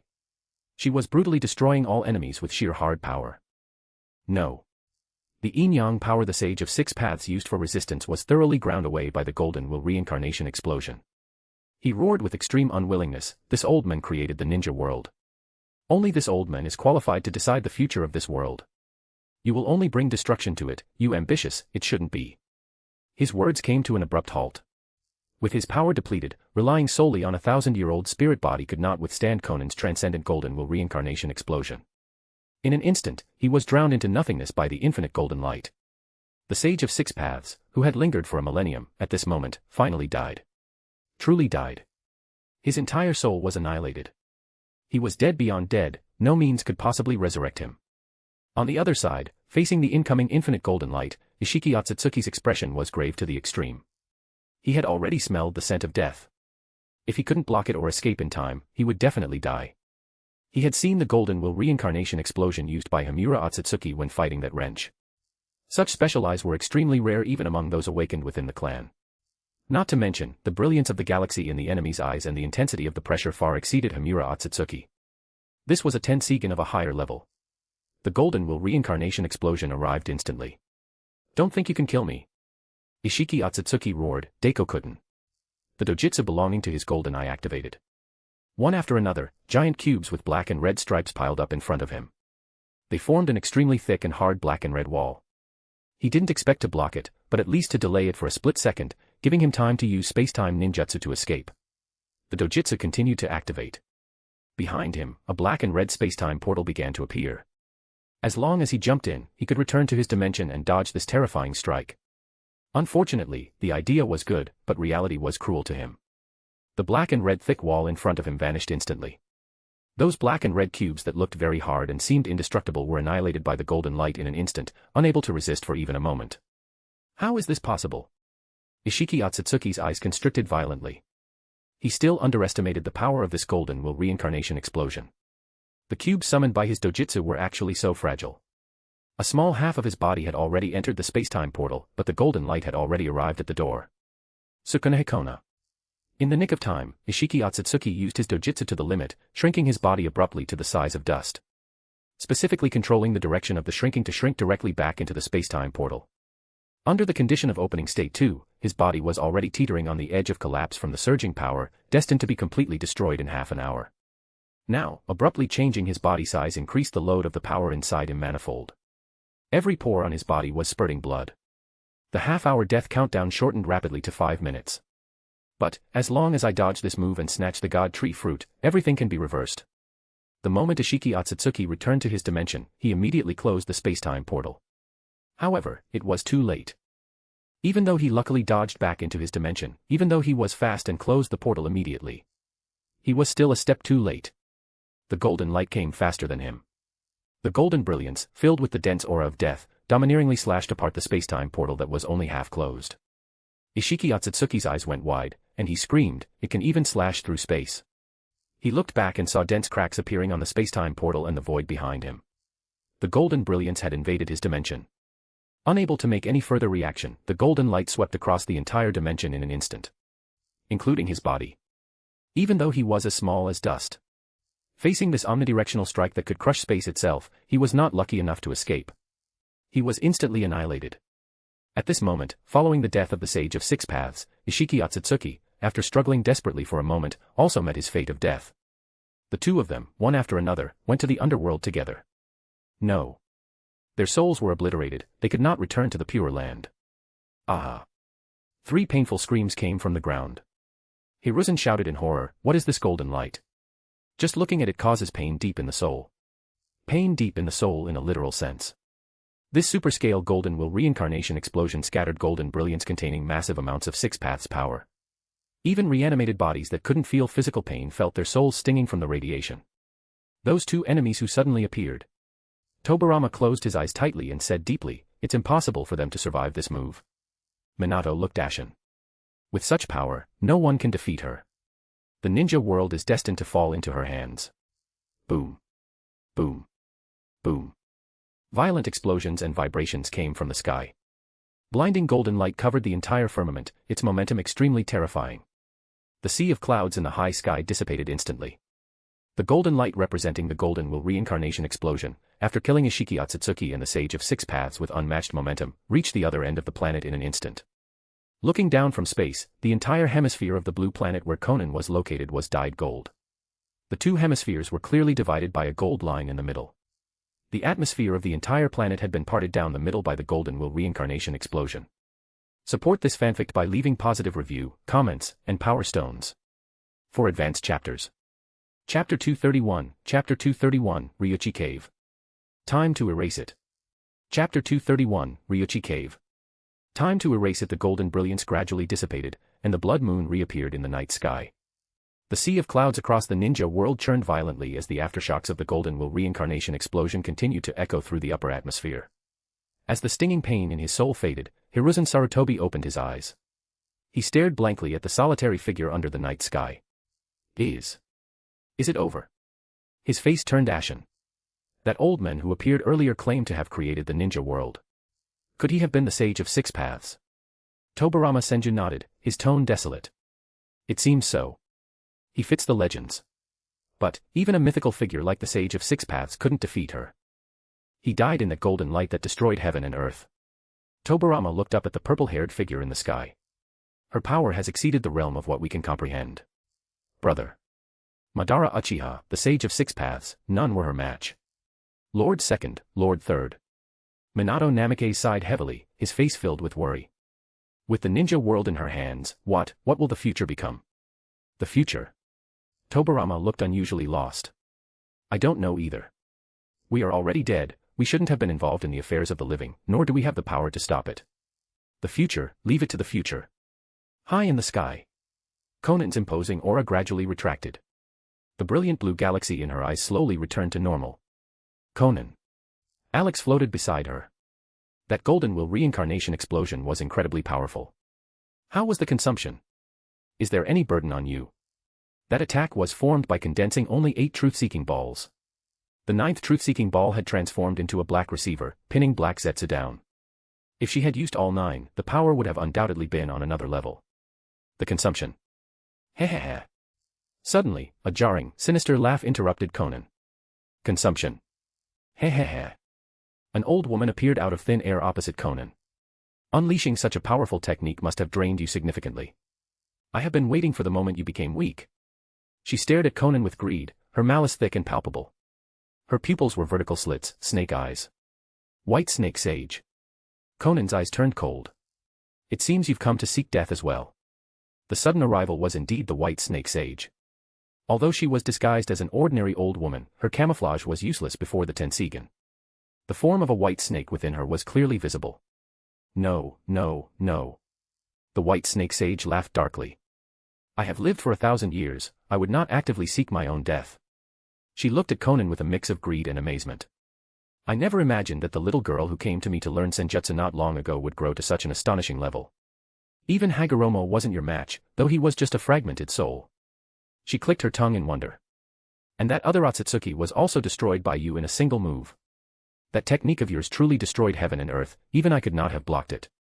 However. The White Snake Sage laughed wildly. I can sense that your chakra consumption is massive. You cannot use that move again. How much strength can you possibly have left? Furthermore. She cackled sinisterly. When you came to Ryuchi Cave to learn senjutsu, I didn't just inject natural energy into your body. I added something special. Power always came with a price. She was the dignified White Snake Sage, a being who had lived for a millennium. As a non-human entity, why would she be so kind as to help a human cultivate senjutsu and gain power for free? The signing of the summoning contract and the spiritual will she left in Konan's body were enough to control her. Konan wouldn't be able to make any waves. This was the confidence and reliance that allowed her to step forward now. A perfect body. The perfect god tree fruit. In the end, they are all mine. The urgency and greed in the white snake sage's eyes nearly overflowed. She formed a strange hand seal with her right hand and looked at Konan triumphantly. Hehehe, now you will become my faithful puppet. Anyone who signed a blood contract with Ryuchi Cave and cultivated their senjutsu could have their will instantly stripped away at her command, becoming a puppet who obeyed only her. A desolate cold wind blew between them. The white snake sage observed Konan in confusion. Her eyes remained agile and bright, not dull or stagnant. This meant she hadn't turned into a puppet as expected. How is this possible? This secret technique she had obtained over 1,000 years ago had never failed. Something must be wrong. Perhaps there was a slight error in the activation. The white snake sage tried to activate it again, but it failed. There was no change. She looked shocked. You knew about the trap I left in your body all along. Trap? Konan's killing intent surged. Are you talking about this? She took out a purple glass orb. The so-called trap is inside this. Back when she finished cultivating senjutsu, Alex had examined her body and discovered the white snake sage's malicious intent. They immediately used a soul-sealing technique to extract and seal the entity left inside her. To avoid alerting the snake, she had simply kept the glass orb without destroying it until now. Crack. Konan crushed the glass orb, completely destroying the hidden trap. The white snake sage instantly sensed the anomaly. Her control was destroyed along with the sealed orb. You were weak back then. How could you have known? The white snake sage shouted in disbelief. You couldn't have discovered it. Impossible. You. The shock on her face gradually turned to terror. Were you pretending just now? She saw Konan's aura recondense, the galaxy in her eyes shining brilliantly. There was no sign of the weakness she had sensed earlier. She was in her prime. You tricked me. Konan held a golden lightsaber in her hand. A snake is a snake, always liking to hide in the dark and bite when least expected. Don't think that just because this is a clone, you can rest easy. You've lived for 1,000 years, old snake. It's time for you to die. The golden lightsaber swung down violently. Golden will reincarnation explosion. Shwa. A golden beam that obscured the sky and moon instantly annihilated the white snake sage's clone. It continued forward, blasting directly into the Ryuchi cave dimension in an instant. Ah. I will not die.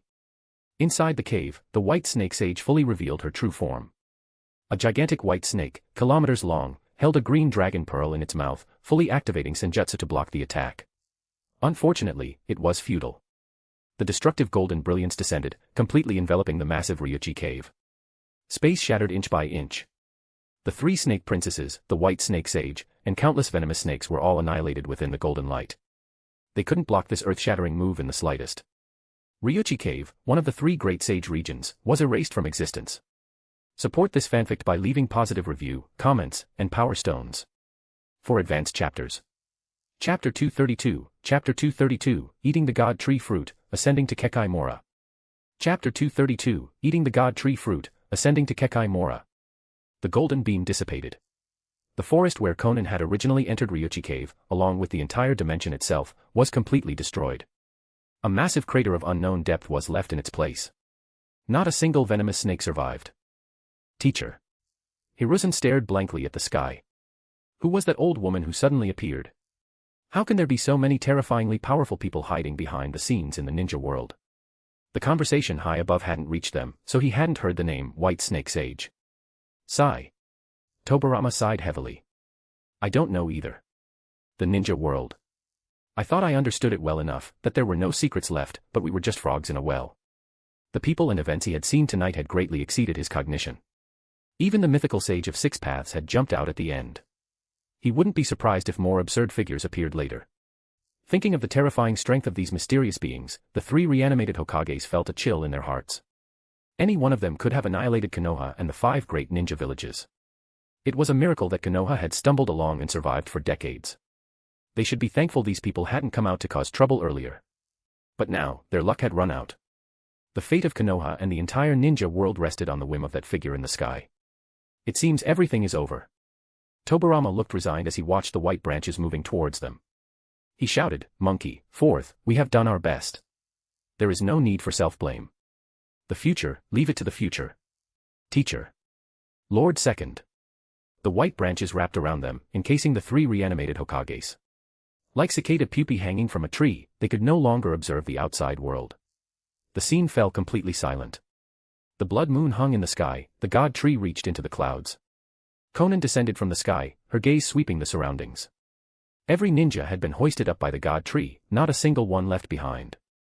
Most of their chakra was being drained, but they were still alive. If the infinite Tsukuyomi wasn't dispelled, they would slowly turn into white Zetsu. Konan, it's over. Alex sighed with emotion. This journey has truly been. He couldn't describe his mood at this moment. There was the excitement and thrill of success, but also a strange sense of melancholy and complexity. From crossing over into the Naruto world and becoming a sheet of paper on Konan's chest. He had fought with everything he had to reverse Konan's fate and save her from being killed by Obito Uchiha. Then, using the Chimera technique, he collected the Otsutsuki bloodline step by step. Kagaya, Kimimara's Bone Pulse, Uzumaki, Uchiha, Hyuga, Hagoromo, Senju. Merging them one by one, he finally ascended to become a pseudo-Otsutsuki. Then, fusing with the giant Tensigen, he unlocked a Tensigen that belonged solely to Konan. He had gained invincible power sufficient to suppress the ninja world. Now, the god tree had blossomed and borne fruit. Despite the twists and turns, the fruit had been successfully plucked. The three old schemers who appeared. The Sage of Six Paths, Ishiki Otsutsuki, and the White Snake Sage, all sent away in a single strike. The ninja world had no more opponents. Konan suddenly looked to the left. The blue galaxy in her eyes swirled, shining brilliantly. Konan. Alex flew to her cheek. What's wrong? Nothing major. Konan shook her head slightly. I just felt a strong fluctuation of power from that direction. It turns out to be the Sage region where Katsuya resides. With the Tensigen fully activated, her vision covered the entire ninja world. She could clearly see what was happening in that special region far away. Katsuya? What happened to her Sage region? The space is collapsing. Katsuya's main body is using extreme power to completely seal the spatial passage connecting Shikatsu Forest to the ninja world. Her size is incredible, hundreds of times larger than the White Snake Sage's true form. Is that so? Alex realized. It seems the destruction of the White Snake Sage and Ryuchi Cave scared her. She decided to close off Shikatsu Forest and disconnect from the ninja world. The three great Sage regions existed in alternate dimensions separate from the main world, connected by specific passages. The Golden Will reincarnation explosion earlier had used matchless power to utterly destroy the dimension where Ryuchi Cave was located. Katsuya must have seen this. Disliking conflict by nature, she immediately decided to cut ties. In the future, even if Tsunade tried to use the summoning technique, she wouldn't be able to summon Katsuya. What about MT Mayaboku? Alex asked immediately. That old toad was the most wise and possessed the inexplicable ability to prophesize in his dreams. MT Mayaboku. Konan looked in the other direction, her brows knitting slightly. MT Mayaboku hasn't closed its space. I can still see it. With that old toad's caution, that's impossible. Alex waved his paper body. Katsuya closed Shikatsu Forest, but that guy didn't close MT Mayaboku. No. Konan shook her head. The situation inside MT Mayaboku is clearly visible. However, she scanned the area. There isn't a single toad left. Not a single one. Alex was slightly surprised. Konan hummed in affirmation. It's empty. No toads. They most likely migrated to another unknown dimension en masse. Heh. Alex chuckled softly. That old toad really is cautious enough. The alternate dimensions of the Sage regions floated on the periphery of the ninja world. As their mastery of space deepened, Konan and Alex would eventually be able to find them. Even if they cut the passages or sealed the regions, they could still break in. The old toad probably realized this and simply took his clan and hid even further away. Gamamaru moved fast. The moment Konan completed the 7 fetal movements and revealed the Tensigen, he had made the decision to migrate. Running away with his clan. With eyes that powerful, no one could be her opponent. He didn't even dare to watch the subsequent battle, fearing he would be tracked down. Besides, the outcome was inevitable, there was no need to watch. At this moment, among the 3 great Sage regions, Ryuchi Cave was destroyed, Shikatsu Forest was sealed, and MT Mayaboku had fled. The ninja world would no longer have any so-called Sage inheritors. Konan. Alex stopped thinking about the Sage regions and said solemnly, it's time to eat the god tree fruit. This was the final step, ascending to Kekai Mora. All right. Konan took out the god tree fruit. It was glowing red and emitted a strange fragrance that made it incredibly appetizing. Without hesitation, she brought it to her lips and took small bites. The flesh melted in her mouth, turning into a tyrannical force that merged into her body. It remodeled and evolved every cell. Her already massive chakra volume skyrocketed at a rocket-like speed. The nature of her chakra was also elevating. Her life level was undergoing a further metamorphosis. Konan slowly floated up. Her entire body was enveloped in a layer of soft white light, her aura growing stronger and stronger. It far exceeded what she had before. As the last bite of fruit was swallowed, the power of the entire god tree fruit entered Konan's body. Her vitality, chakra, soul power, and physical strength rose to a terrifying degree. A faint vertical line appeared on Konan's forehead. Then, it parted to the sides, revealing a vertical eye that was blood red with 9 tomo. It was the Rinne Sharingan. At this moment, Konan successfully ascended to Kekai Mora. From now on, she was the Ten-Tails, but the Ten-Tails was not her. Immortal and indestructible. Support this fanfic by leaving positive review, comments, and power stones. For advanced chapters. Chapter 233, Restoring the Human Form. Chapter 233, Restoring the Human Form. The light around Konan gradually dimmed. The terrifying aura and chakra fluctuations retracted as she landed from her hovering state. After eating the god tree fruit, she had successfully ascended to Kekai Mora. Konan. Alex floated in front of her, asking with concern, "How do you feel?" "Very good." Konan smiled faintly. "Current me. I am omnipotent. At least in this ninja world, she could do anything." "Alex, prepare to restore your body." "Okay." Alex braced himself. Konan's expression turned serious. She held him with both hands, soft white light glowing in her palms. The miraculous power exclusive to Kekai Mora poured endlessly into the paper body. Inside his mental world, Alex's spirit coordinated, working with Konan to guide this power to remodel and transform the paper form. Alex's entire body seemed to turn into light. It began to elongate, deform, thicken, and gradually change into a human shape. The joy and anticipation in Konan's eyes grew stronger. It worked. With her ascension to Kekai Mora, she could indeed help Alex gain a true body. The light faded, and the transformation was complete. Alex stood there in a daze. Sue. Success. He raised his hands to his eyes. It really worked. I have a body. He had recovered a physical form. His hands could move nimbly, and his heart beat powerfully in his chest. His skin could feel the coolness of the breeze. It was truly a very normal, very real human body. Alex. Konan was equally stunned, looking at Alex standing before her. He had the same flowing purple hair and similar features, just more masculine. He was essentially a male version of herself. Thinking about it, it made sense. Alex was born from her paper style, his chakra and life force were identical to hers. It was understandable that his human form would look the same. As for gender, Konan looked down and examined him carefully. Her heart suddenly heated up, and she subconsciously licked the corner of her lips. Alex, having just restored his body, was completely stark naked. Alex. Konan took a step forward and threw herself into his arms. Konan. Alex, taken by surprise, hunched slightly. This isn't appropriate right now, is it? I've waited too long for this day. Konan held onto Alex tightly, smiling seductively.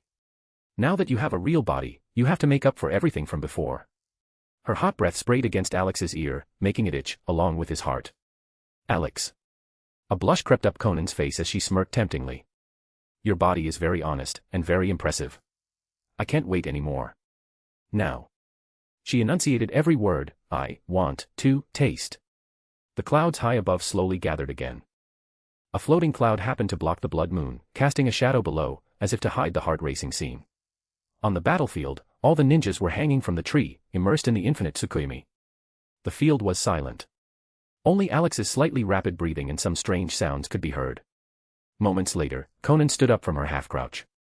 Radiating astonishing charm, she spoke slowly, thanks for the meal. She then threw herself into Alex's arms, and the two fell backward together. But, they didn't hit the ground. A patch of black mosaic suddenly appeared behind them. Space opened up, and they fell into it while embracing. It was one of the Kekai Mora abilities, Yamatsu Hirasaka. Activated by Konan. That was just simple foreplay. The main event would take place within her exclusive dimension, Amanamanaka. Just as she said, now that Alex had restored his human form, he had to make up for everything. Their figures disappeared, and the battlefield fell completely silent. The blood moon hung in the sky, clouds rolling by. Time passed slowly. The battlefield, and indeed the entire ninja world, fell into absolute silence. But inside Amanamanaka, a fierce battle was presumably taking place. After an unknown amount of time, the space was torn open again by the familiar black mosaic. Konan and Alex reappeared, both looking very refreshed. Especially Konan, her skin was translucent, and her face carried a faint post-coital flush. Her cold temperament had changed slightly, faintly radiating a fatal charm. She had completely matured. She held Alex tightly with both arms, looking as if she wanted to merge into his body. Konan. Alex touched his nose. It's a bit tight. His right arm was buried deep in the snow-white softness, completely surrounded. Alex. Konan didn't relax but hugged tighter. I just want to hold you tight and feel everything about you. She rested her head on Alex's right shoulder, her face full of infatuation. Even after ascending to Kekai Mora, she was still a woman. She had an emotional side. Alex, whom she viewed as most important, finally had a human body, and they had just been intimate. The state of deeply perceiving each other intoxicated her. If there weren't things left to finish outside, she really wanted to stay in Amanamanaka and never come out. All right. Alex shrugged. Konan was so clingy now, what else could he do but spoil her? He looked around. Konan, can you control the god tree now? Mentioning business, Konan gathered her thoughts slightly. Still leaning on Alex, she gazed at the towering god tree and spoke softly, yes. If we want to dispel the infinite Tsukuyomi, I can do it anytime. This god tree. Alex examined the tree and asked curiously, if the infinite Tsukuyomi is dispelled, what will happen to it? If there are no human factors, the god tree will continue to exist, instinctively absorbing the natural energy of this planet. If the energy is sufficient, it might produce a second fruit. Is that so? A thoughtful look flashed in Alex's eyes. The god tree from 1,000 years ago was likely cut down by the Sage of Six Paths. He still remembered the root fragment in the cave at Takigakure. In the original story, after Naruto and Sasuke dispelled the infinite Tsukuyomi, the god tree seemed to be destroyed as well. As for waiting for this god tree to bear a second fruit, that was likely hopeless, or would take who knows how many years. The nutrients of the entire ninja world would probably be sucked dry, resulting in the planet's destruction. Konan, can you retrieve the chakra from everyone in the ninja world, but without killing them? Chakra was the product of combining spiritual and physical energy. Once chakra was completely exhausted, it meant death. I can. As long as I replenish their life force while draining their chakra. Konan looked up. Alex, what do you plan to do? Alex narrowed his eyes, a glint of cold light appearing. We need to prepare for the governance of the unified ninja world. First, reclaim everyone's chakra and turn them all into ordinary people. Then, plant a chakra seed in everyone's body. They will need to undergo a specific ceremony to awaken and cultivate chakra. The chakra seeds would be completely under Konan's control. In the future, any ninja who cultivated chakra would have to be loyal to Konan. Life and death would depend entirely on her thought. Konan listened to Alex's explanation fully and smiled. Alex, let's do as you say. The current me is omnipotent. Support this fanfic by leaving positive review, comments, and power stones. For advanced chapters. Chapter 234, Chapter 234, Black Zetsu's Demise, Tutoring Kagaya. Chapter 234, Black Zetsu's Demise, Tutoring Kagaya. Konan revealed the 9-tomo Rinne Sharingan on her forehead and began to manipulate the god tree. The branches spreading across the entire ninja world trembled slightly. While continuing to absorb the chakra of the encased people, they injected new life force, ensuring their survival. The god tree's vitality was incomparably immense, practically inexhaustible. It was enough to cover the consumption. Moments later, the god tree stopped trembling. Alex. Konan smiled faintly. I have reclaimed everyone's chakra. They have all become ordinary people. Even if they try to refine chakra using the old methods, it will be ineffective unless the chakra seed I left in them is activated. Without permission, some people would likely remain powerless commoners for the rest of their lives. As for the blow they might suffer from this, being alive was good enough, who cared about their feelings? Alex thought for a moment, and a chill appeared in his eyes. Let the daimyos and nobles of all the nations, big and small, sleep forever. These people were the old ruling class. There was no place for them in the new world. They couldn't carry a load or lift a hand, yet were full of hatred and desire for revenge. Letting them live would only cause trouble. Better they die tonight than suffer from a sudden drop in living standards and loss of power later. All right. Konan nodded. The Rinne Sharingan flashed slightly. Parts of the god tree branches trembled again, and scrupulously devouring the daimyos and nobles wrapped within them. They were instantly sucked dry and then transformed into white Zetsu. They would become the labor force for building the new ninja world. White Zetsu. Konan immediately thought of Black Zetsu, whom she had tossed into her storage white paper. It was time to send that guy on his way. The storage white paper floated up, and a pitch-black figure fell out. Its body was pierced firmly by black rods made of truth-seeking balls. It was Black Zetsu. It smashed onto the ground, unable to move. It stared with beady yellow eyes, looking up at the two people standing before it. Their appearances were incredibly similar, almost like they were carved from the same mold. Another Konan. Then, its attention was drawn to the eye on Konan's forehead, and it cried out involuntarily, Rinne Sharingan. Its eyes were filled with horror and disbelief. You actually opened the complete Rinne Sharingan. You. Its eyeballs rotated, looking at the towering god tree nearby and the cocoons hanging from it. You reclaimed the chakra of the entire ninja world and then ate the god tree fruit. No. Impossible. Absolutely impossible. With the energy of the ninja world, it is absolutely impossible for the god tree to bear another fruit in such a short time. It was shaken, panicked, terrified, even despairing. Clearly, only its mother was a Kekai Mora in the ninja world. How could a second one pop up now? And it was its enemy. It had only stayed in that strange paper space for a short time. How could the situation have changed so drastically the moment it came out? Moving in a direction it couldn't imagine or accept. The 1,000-year plan to save Mother had completely failed. Ah. Black Zetsu suddenly let out a series of screams. The black rod stuck in its body emitted a dark glow, erupting with terrifying power. Kekai Mora. It really is Kekai Mora. Black Zetsu roared in despair. No. I am not resigned. I will absolutely not die like this. It had plotted in the shadows for a millennium. Success was right before its eyes, yet it fell short at the last moment. It couldn't accept this. It immediately used the last bit of power its mother had left it to defend. Unfortunately, it was useless. Although this power was strong, it was rootless and couldn't withstand Konan's Kekai Mora power. Black Zetsu's body began to visibly vanish and annihilate. This body, created by Kekai Mora power, faced only destruction before a stronger Kekai Mora. Ah. Black Zetsu's screams became more shrill as its soul and body simultaneously endured unimaginable pain. This was Konan's punishment. This guy, along with Madara Uchiha and Obito Uchiha, had brought too many conspiracies and too much pain to Nagato, Yahiko, and the Akatsuki. Only dying in agony was the fitting end for it. Ah. The screaming stopped abruptly. Black Zetsu's sludge-like black body was completely annihilated by the tyrannical Kekai Mora power. Not a trace remained. Alex watched Black Zetsu's death in silence. This old schemer deserved to disappear along with the Shiki Otsutsuki and the Sage of Six Paths. The new ninja world would not allow any conspirators or those who hid behind the scenes to exist. Konan, when do you plan to revive Yahiko and Nagato? Konan looked around.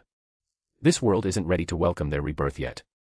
Like I said before, I want to revive them in a beautiful new world. And that works too. Alex nodded. It won't take too long. It was only a matter of time. Unifying the ninja world and straightening everything out before reviving them wasn't bad. Alex.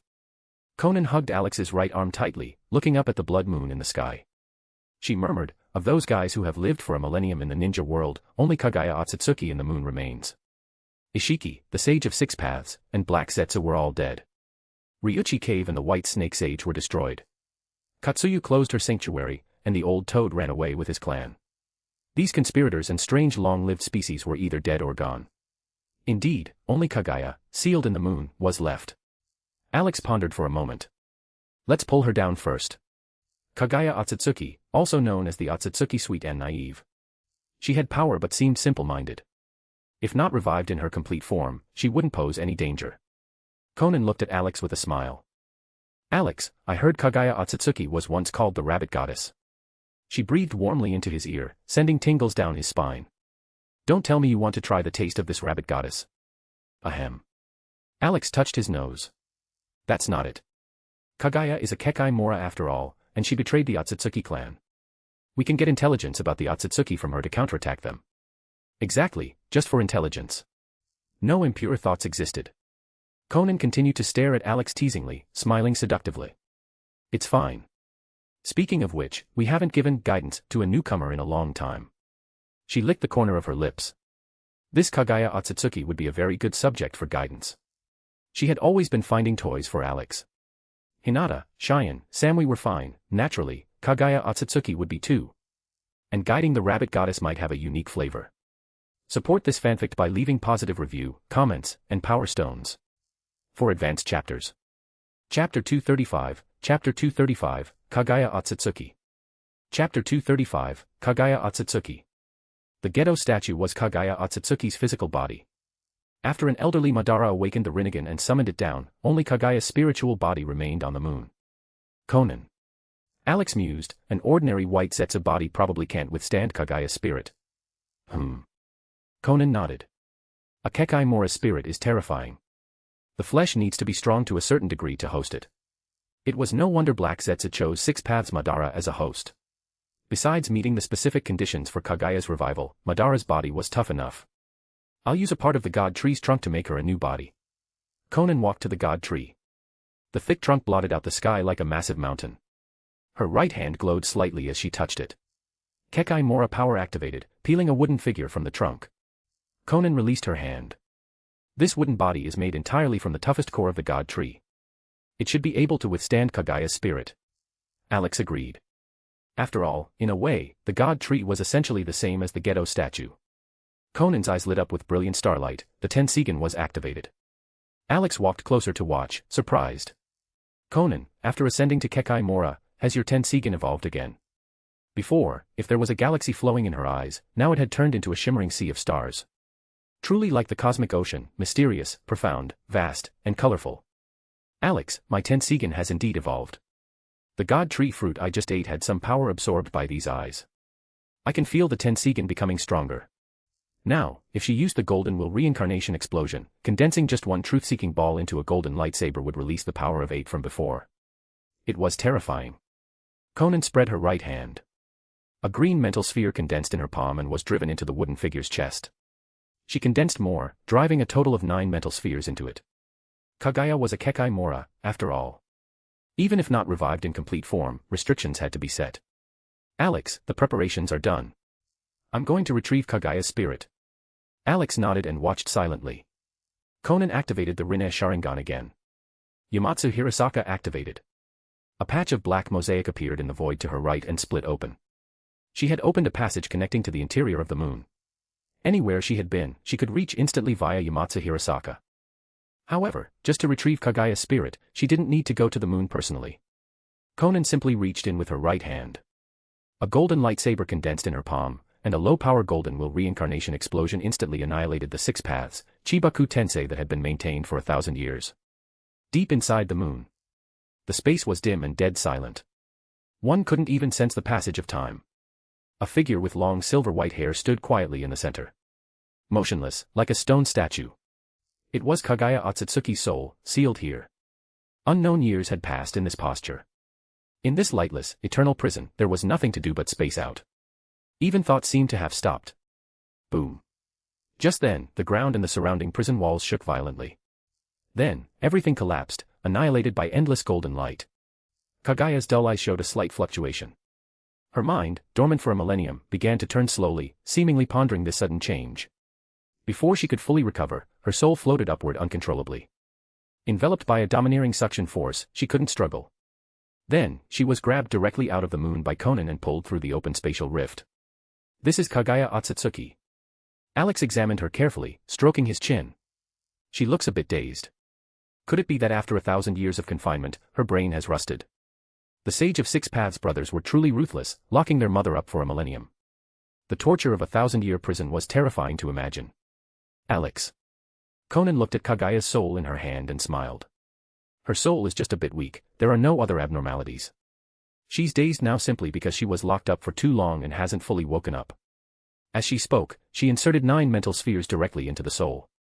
With both body and soul restricted, Kagaya couldn't make any waves even if she fully recovered.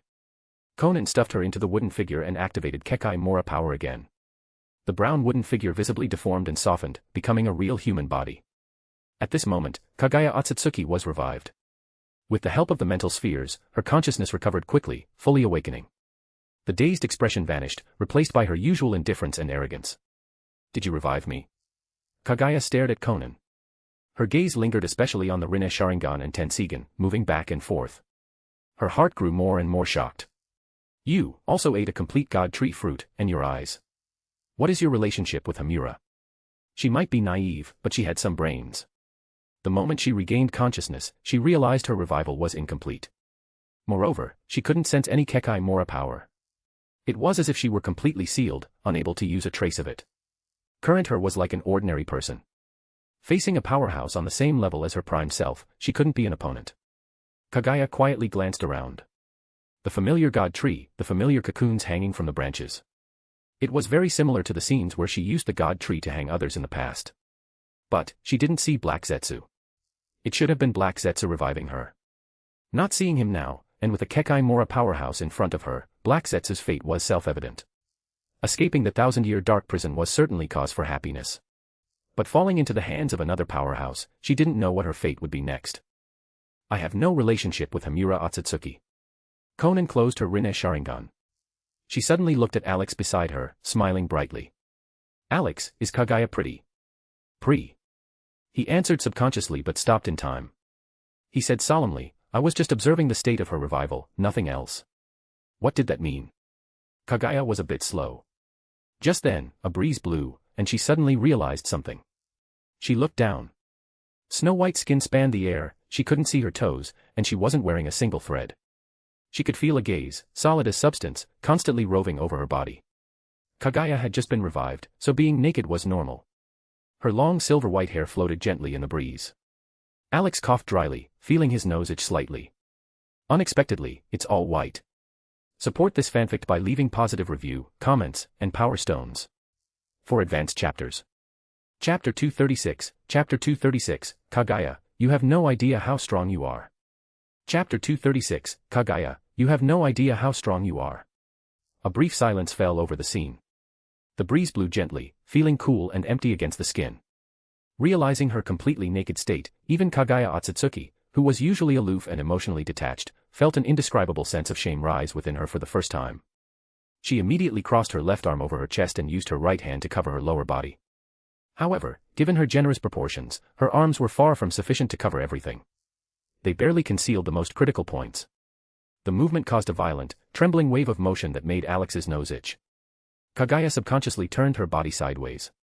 She could feel the gaze landing on her becoming increasingly scorching. Can you not look at me like that?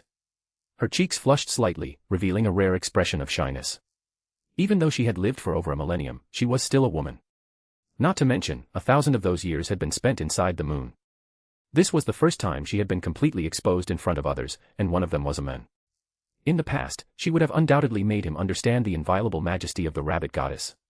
But now, both of these individuals possessed terrifying strength, and her own powers were sealed. She had to restrain her temper. She didn't want to die. If she maintained her usual domineering and cold demeanor, they certainly wouldn't tolerate it. She had to show weakness. Kaguya took a deep breath, barely maintaining her composure, and asked uneasily, could you give me some clothes? As she spoke, there was another wave of movement. Ahem. Alex coughed dryly, took a white robe from his storage white paper, and tossed it over. Put this on for now. He had seen everything there was to see, it was time to let her dress. Konan glanced at the white robe, then looked at Alex with a faint smile, saying nothing. Alex, this guy, he really has a lot of thoughts. He's already seen everything fully exposed, now he wants to see the half-hidden, half-revealed look. Kaguya reached out and caught the robe. The texture was incredibly silky. But, why was it so sheer? Wearing this didn't seem much different from wearing nothing at all. She took a deep breath, suppressing the humiliation and anger in her heart, not daring to make further demands. She quickly turned around to put on the special semi-transparent robe. A trace of regret flashed in Alex's eyes. Kaguya's floor-length silver-white hair almost completely obscured the view of her back, hiding the details. Less than 3 seconds later, she turned back around, fully dressed. It didn't offer the scenic view Alex had imagined.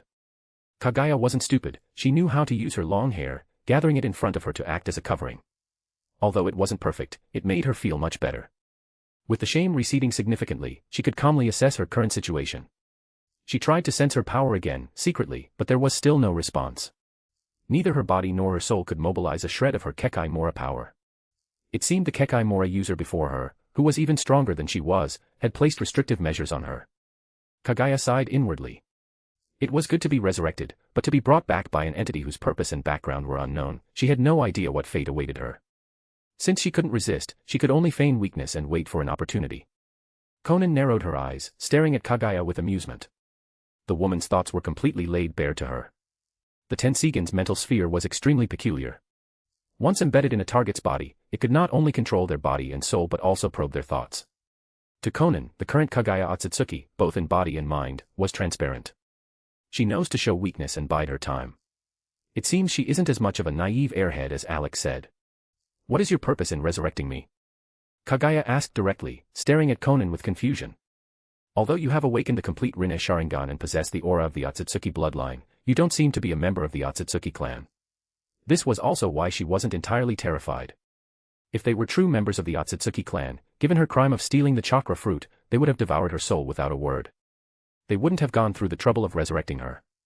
Since they had a specific purpose, she had value, which meant her life should be safe for the time being. I need to find a way to survive, wait for my power to recover, and then launch a sneak attack.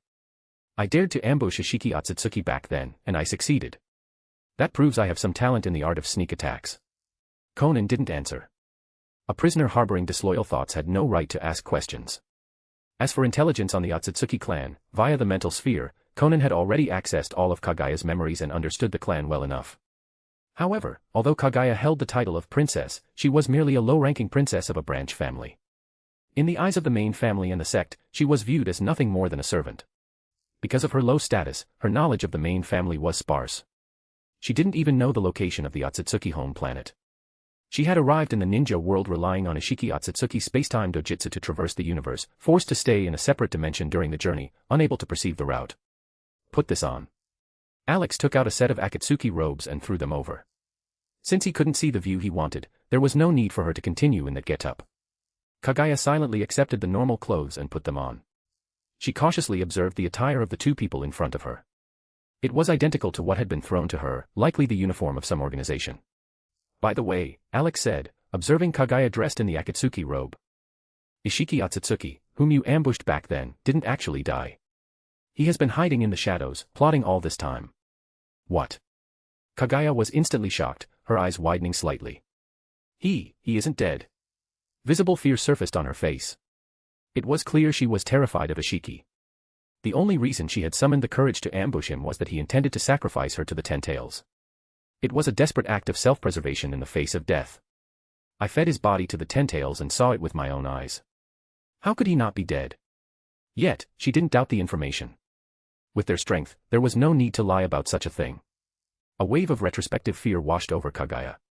For that period 1,000 years ago when she was planting the god tree and living freely in the ninja world, Ishiki must have been hiding in the dark, watching her. If she had made a single mistake, he would have surely found an opportunity to devour her. Kaguya Otsutsuki, Alex said, somewhat speechless.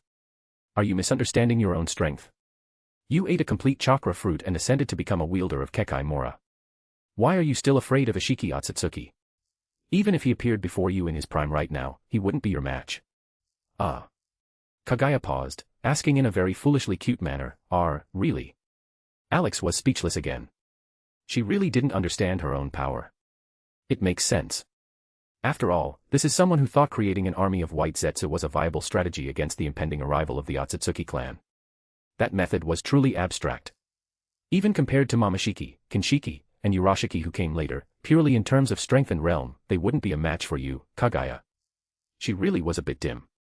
Support this fanfic by leaving positive review, comments, and power stones. For advanced chapters. Chapter 237, Kaguya's Little Schemes, The Fall of Kara. Chapter 237, Kaguya's Little Schemes, The Fall of Kara. Alex was speechless. Kaguya truly lived up to her reputation as a naive airhead.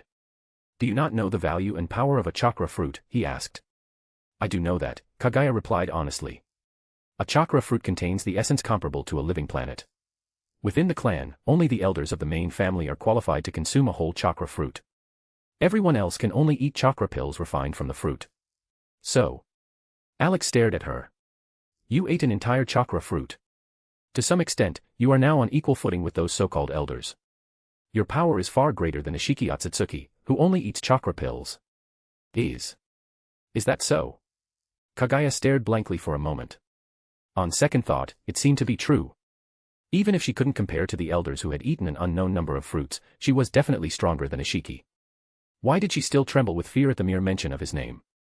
It was purely the result of staying in the branch family for too long. The massive gap in strength and the strict hierarchy of the past made her maintain her habitual fear, even after gaining immense power. When not being cold and aloof, Kagaya's facial expressions were quite rich. It was easy to see what she was thinking. She was old in years, but inexperienced in life. Ishiki Otsutsuki is dead, Alex said calmly. This time, he is truly dead. Even his soul has been annihilated. He cannot be resurrected again. Dead. Kagaya went blank again.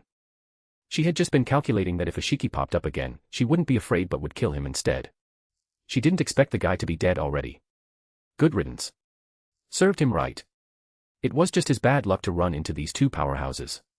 Even she, who had eaten the chakra fruit, was no match for them, let alone Ishiki. While the death of her enemy was delightful, the realization of her own fate quickly dampened her joy. She looked at the two people in front of her uneasily. She glanced furtively at Konan, then at Alex, standing there at a loss. Moonlight spilled over her silver-white hair, coating it in a silvery glow. The loose Akatsuki robe was pulled tight by her figure. With the gentle breeze and Kagaya's nervous fidgeting, the robe lifted occasionally, revealing the graceful scenery beneath. Her skin was pale white. At first glance, it seemed a bit jarring, but after looking for a while, it had a unique beauty. Kagaya noticed the gaze falling on her body and her eyes flashed with embarrassment and annoyance. She hurriedly covered the hem of the robe with both hands, daring not to move again. Ahem. Alex coughed dryly and shook his head, shaking the scene he just saw out of his mind.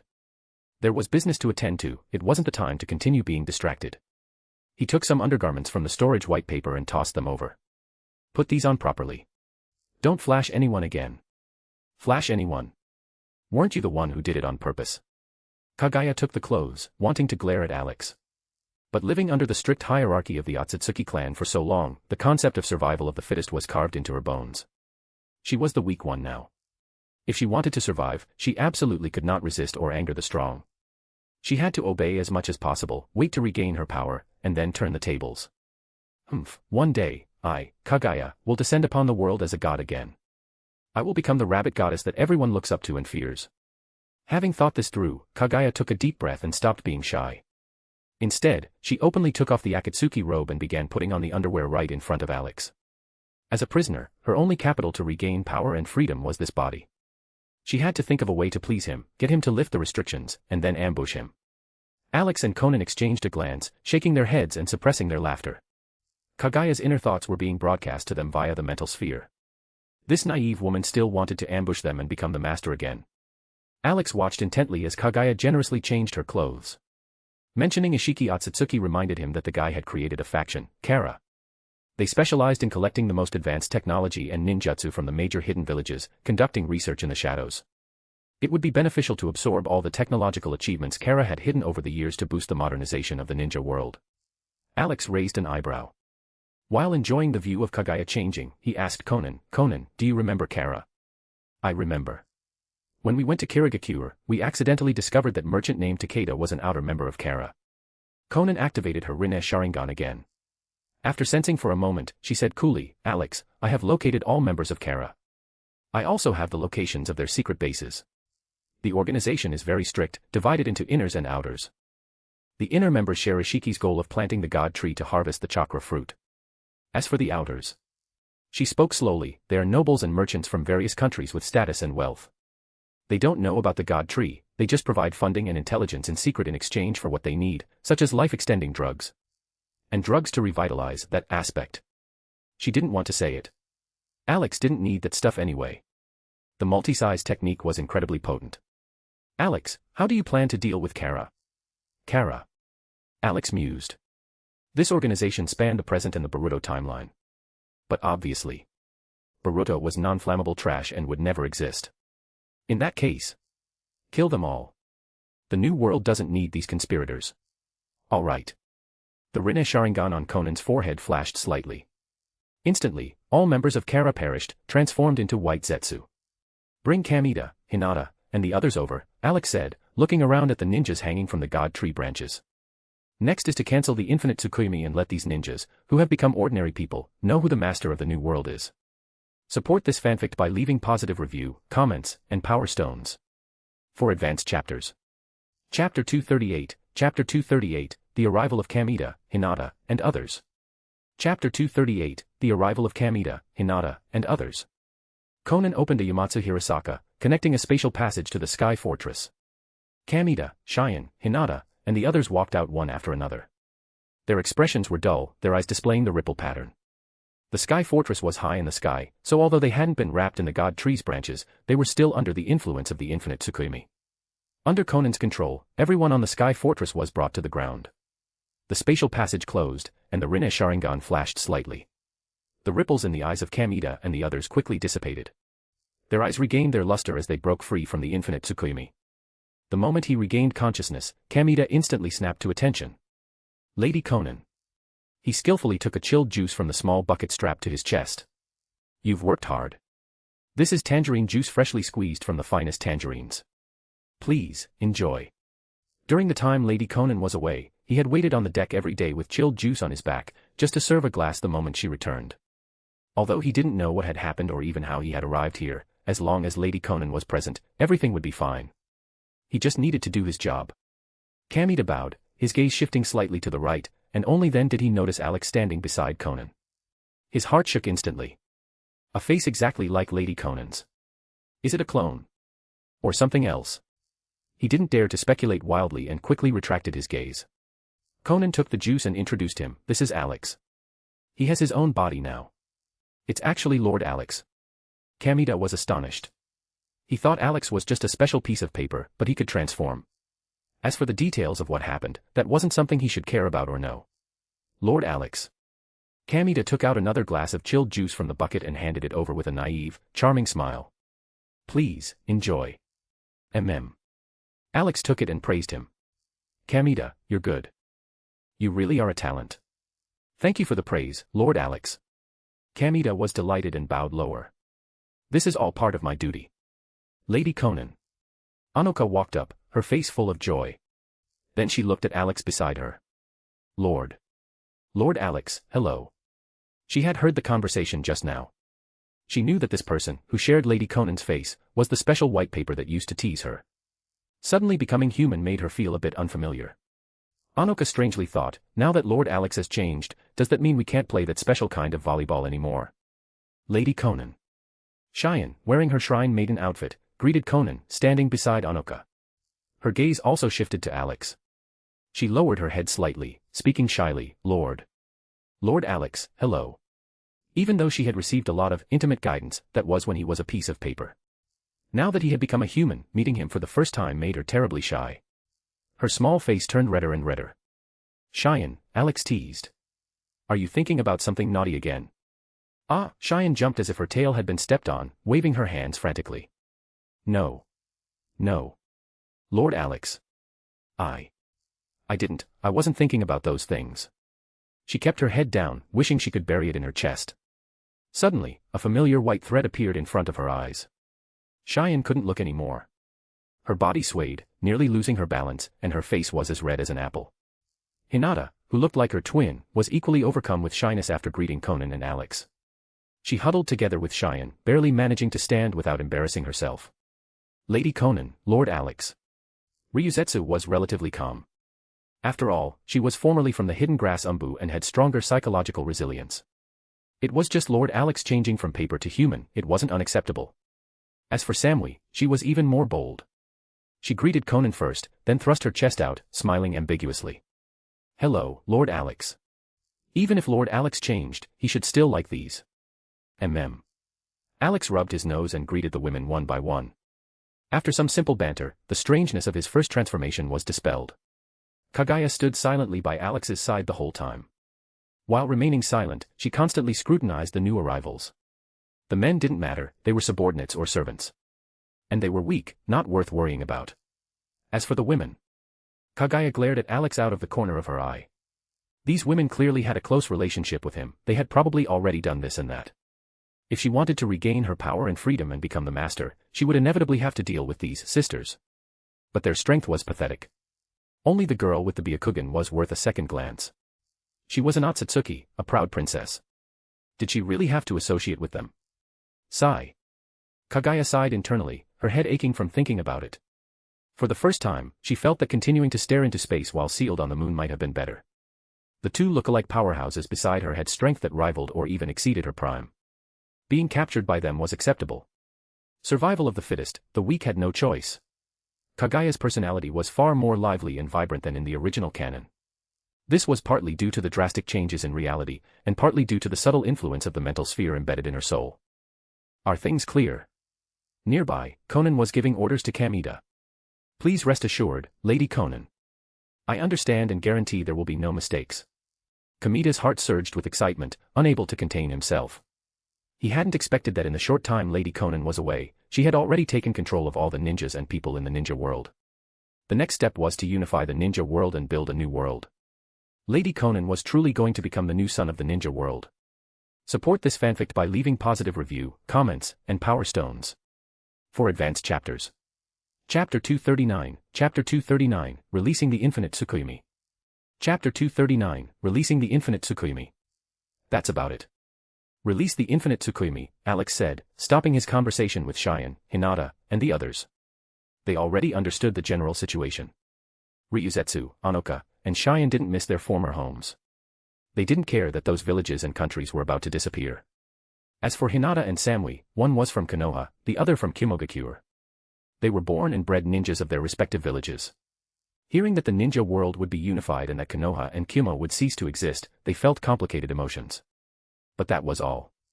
They couldn't go back, nor did they want to. They had already been molded into the shape of Lady Konan and Lord Alex.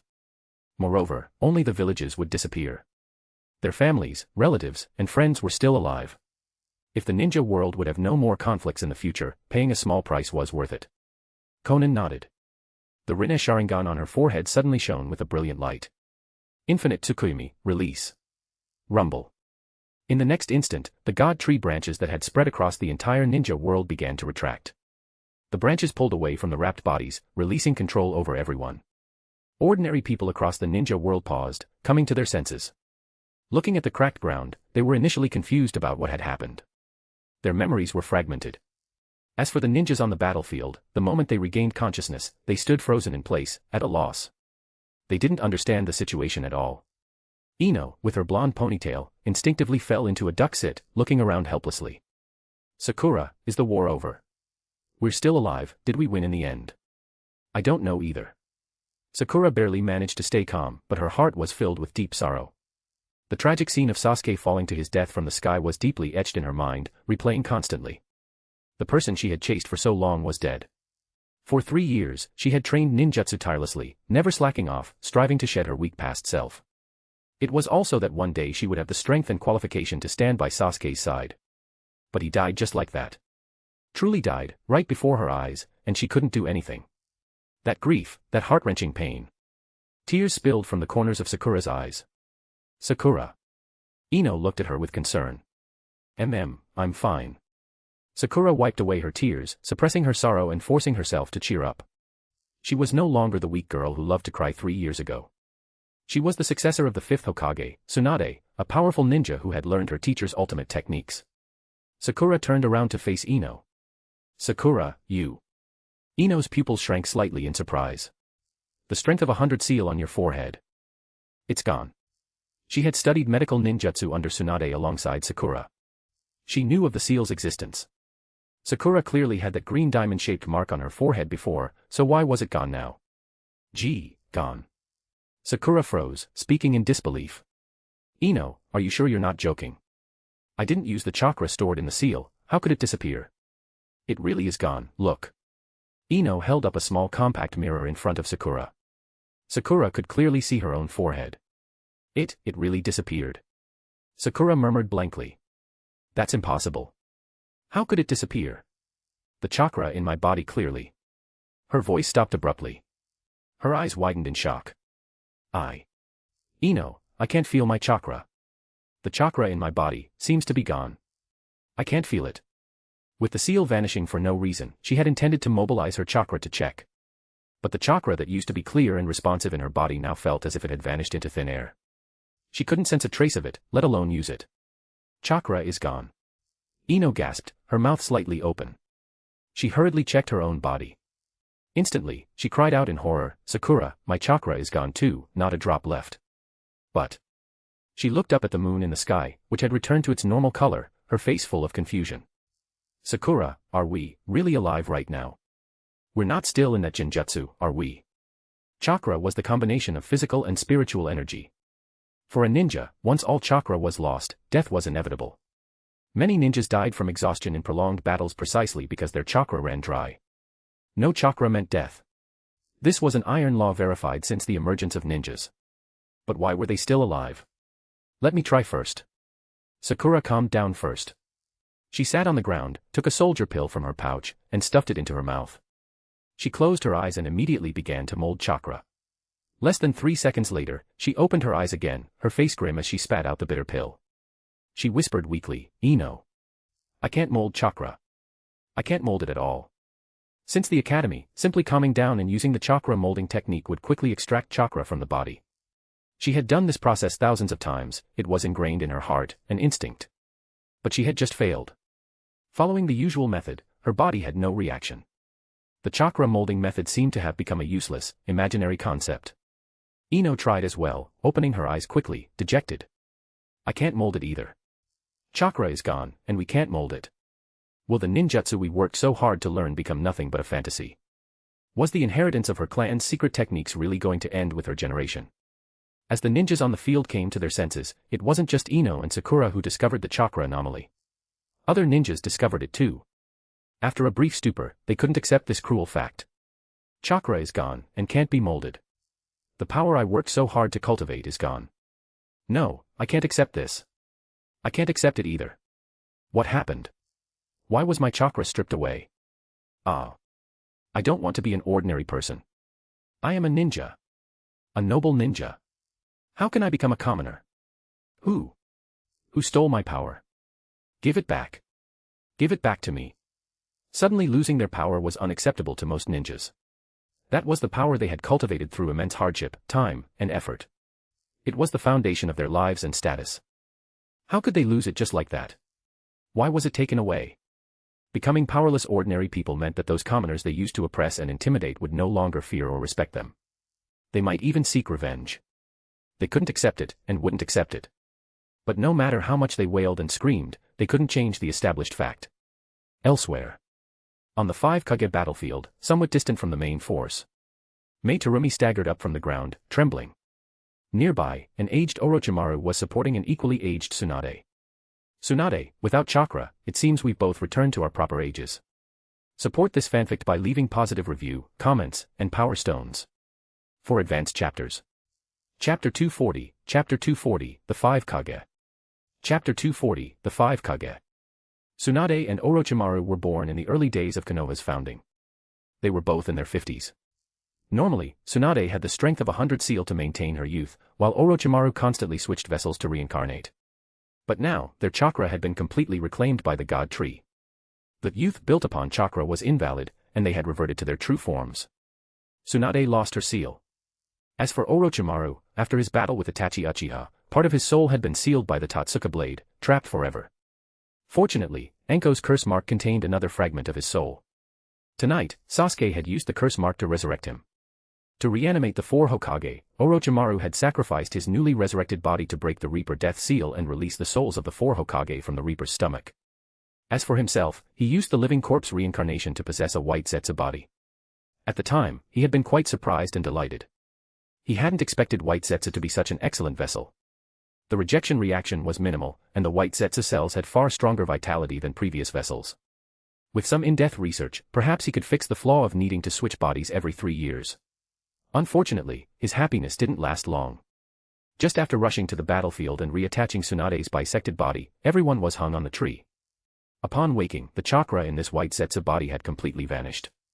The vitality that should have been powerful returned to normal levels. As for aging, Orochimaru could only guess that perhaps this white Zetsu was already very old. Losing chakra simply restored it to its original appearance. Sigh. He sighed internally, shaking his head. Without chakra, he could no longer use living corpse reincarnation. His soul would likely be trapped in this white Zetsu forever, withering away along with it. Eternal life had become a luxury. His lifelong dream brutally interrupted, Orochimaru was actually quite calm. He felt more regret than madness. During his time inside Anko's body, he had silently observed the state of the ninja world. Seeing his own shadow in the confused and obsessed Kabuto Yukushi, his mindset had changed. The old me wanted to become the wind that turns the windmill, Orochimaru said, his voice raspy and low, gazing at the towering tree at the end of his vision. After resurrecting from Anko, I knew I wasn't qualified to be that wind. Sasuke had the potential to be that wind, and I looked forward to the new changes he could bring to this ninja world. However, he shook his head. It seems now that Sasuke wasn't qualified to be that wind either. Orochimaru murmured, those who fail don't have that qualification. Before being hung on the tree, he had sensed that the wind representing Sasuke had stopped blowing. Sasuke was dead. Learning the truth from the 4 reanimated Hokage, then rushing to the battlefield, no one could have predicted that Sasuke, having unlocked the eternal Mangekyo Sharingan, would be defeated so quickly. The price of defeat was death. The dead were not qualified to become the new wind of change for the ninja world. Even now, Orochimaru didn't know who the real enemy was. Was it that Akatsuki member named Tobi who always wore a mask, or someone else? But undoubtedly, this war, the 4th Great Ninja War, they had lost. The lost chakra was proof. Tsunade. Orochimaru's expression was calm, devoid of joy or sorrow. We lost. Lost. Tsunade murmured softly. She was extremely weak right now. Without Orochimaru's support, she wouldn't even have the strength to stand. In the battle with Madara Uchiha, her body had been snapped in two. Although she received treatment from Katsuyu and Orochimaru, a full recovery in such a short time was impossible. The remaining injury should have healed automatically under the creation rebirth technique, it wouldn't have been a big deal. But now, without chakra in her body, she naturally couldn't activate the jutsu. Even Katsuyu couldn't be summoned. She looked around, her expression bitter and confused. Is Katsuyu gone too? Chakra has truly disappeared completely, I can't even mold it normally. Even as one of the legendary Sannin, even as the 5th Hokage of Konoha, with a will tempered to be incredibly tough, she felt a heavy blow, and a trace of despair rose within her. Losing chakra, losing all ninjutsu, and reverting to this aged, ordinary state, how could they continue to fight? The consequence of losing the war was becoming prisoners of the enemy, to be dealt with at will, unable to resist. Orochimaru. Tsunade instinctively asked her companion, who possessed extreme talent. Do you have a way? Can we recover our chakra, recover our former power? This guy always liked to research forbidden jutsu and had very high scientific talent. If anyone could solve the chakra problem, it would be him. Orochimaru was silent for a moment, his golden vertical pupils dim as he shook his head. Tsunade, I have no way either. This is stripping the chakra from our bodies at the source and revoking the qualification to continue molding chakra. It feels like. He said in a low voice, the Sage of Six Paths has appeared again, taking back the qualification to cultivate chakra that he granted to ordinary people 1,000 years ago. Chakra connects people's hearts. Legend has it that to allow people to understand each other, the Sage of Six Paths traveled the ninja world spreading chakra. Eventually, he created ninjutsu and passed down ninjutsu. After multiple verifications and the news obtained tonight, Orochimaru believed this legend was likely true. He continued, only a powerhouse on the level of the Sage of Six Paths might be able to help us reclaim our chakra, but... Orochimaru's voice trailed off. Given the current situation, the possibility was microscopic, practically non-existent. As for reclaiming chakra through scientific research. He looked at his aged arms and shook his head internally. Time waits for no one. Moreover, his biological experiments also required chakra. Dissection, cultivating biological bodies, observing cells, etc. If he were to engage in pure science, it wasn't impossible. But the efficiency would be 10 or 100 times lower. This body of his didn't have that much lifespan left for research. Furthermore, would the enemy give him that chance? Is there really no way? Tsunade was thoroughly disheartened. Konoha, the village, is going to be completely buried in my hands, the 5th Hokage. Hokage. Mei Terumi walked over with staggering steps. Looking at the aged Tsunade, pity surfaced in her eyes. Your body. I won't die for now. Tsunade forced herself to gather a shred of spirit, taking a deep breath. Where are the Reikage, Tsuchikage, and Kazekage? Mei fell silent, finally whispering, the Katsuyu healing them suddenly disappeared. Before being wrapped by the branches, I sensed that they, being on the verge of death, lost their life signs. They are already dead. Support this fanfic by leaving positive review, comments, and power stones. For advanced chapters. Chapter 241, Chapter 241, Saving a Useful Body for the Future. Chapter 241, Saving a Useful Body for the Future. Dead. Tsunade looked at the 3 corpses lying not far away. The Tsuchikage, the Kazekage, the Reikage. Her eyes lowered, filled with sorrow. In the past, although there was friction between the 5 great ninja villages, during the formation of the allied shinobi forces, everyone had fought for a common goal. This was especially true tonight, as they united to face Uchiha Madara. The tacit understanding on the battlefield and the conviction to fight to the death had deeply moved the 5 Kage. Perhaps, after the battle ended, the 5 of them could have led their respective villages to create a true era of peace, free from conflict. Unfortunately, they had fallen here forever. She and Mei Terumi, who had survived by a stroke of luck, weren't much better off. They were merely lingering on, gasping for breath, waiting for the final judgment of fate. Stripped of their chakra and all their power, there was nothing they could do. Mei Terumi gazed at the towering god tree at the end of her vision, murmuring in confusion, "We failed. What about us?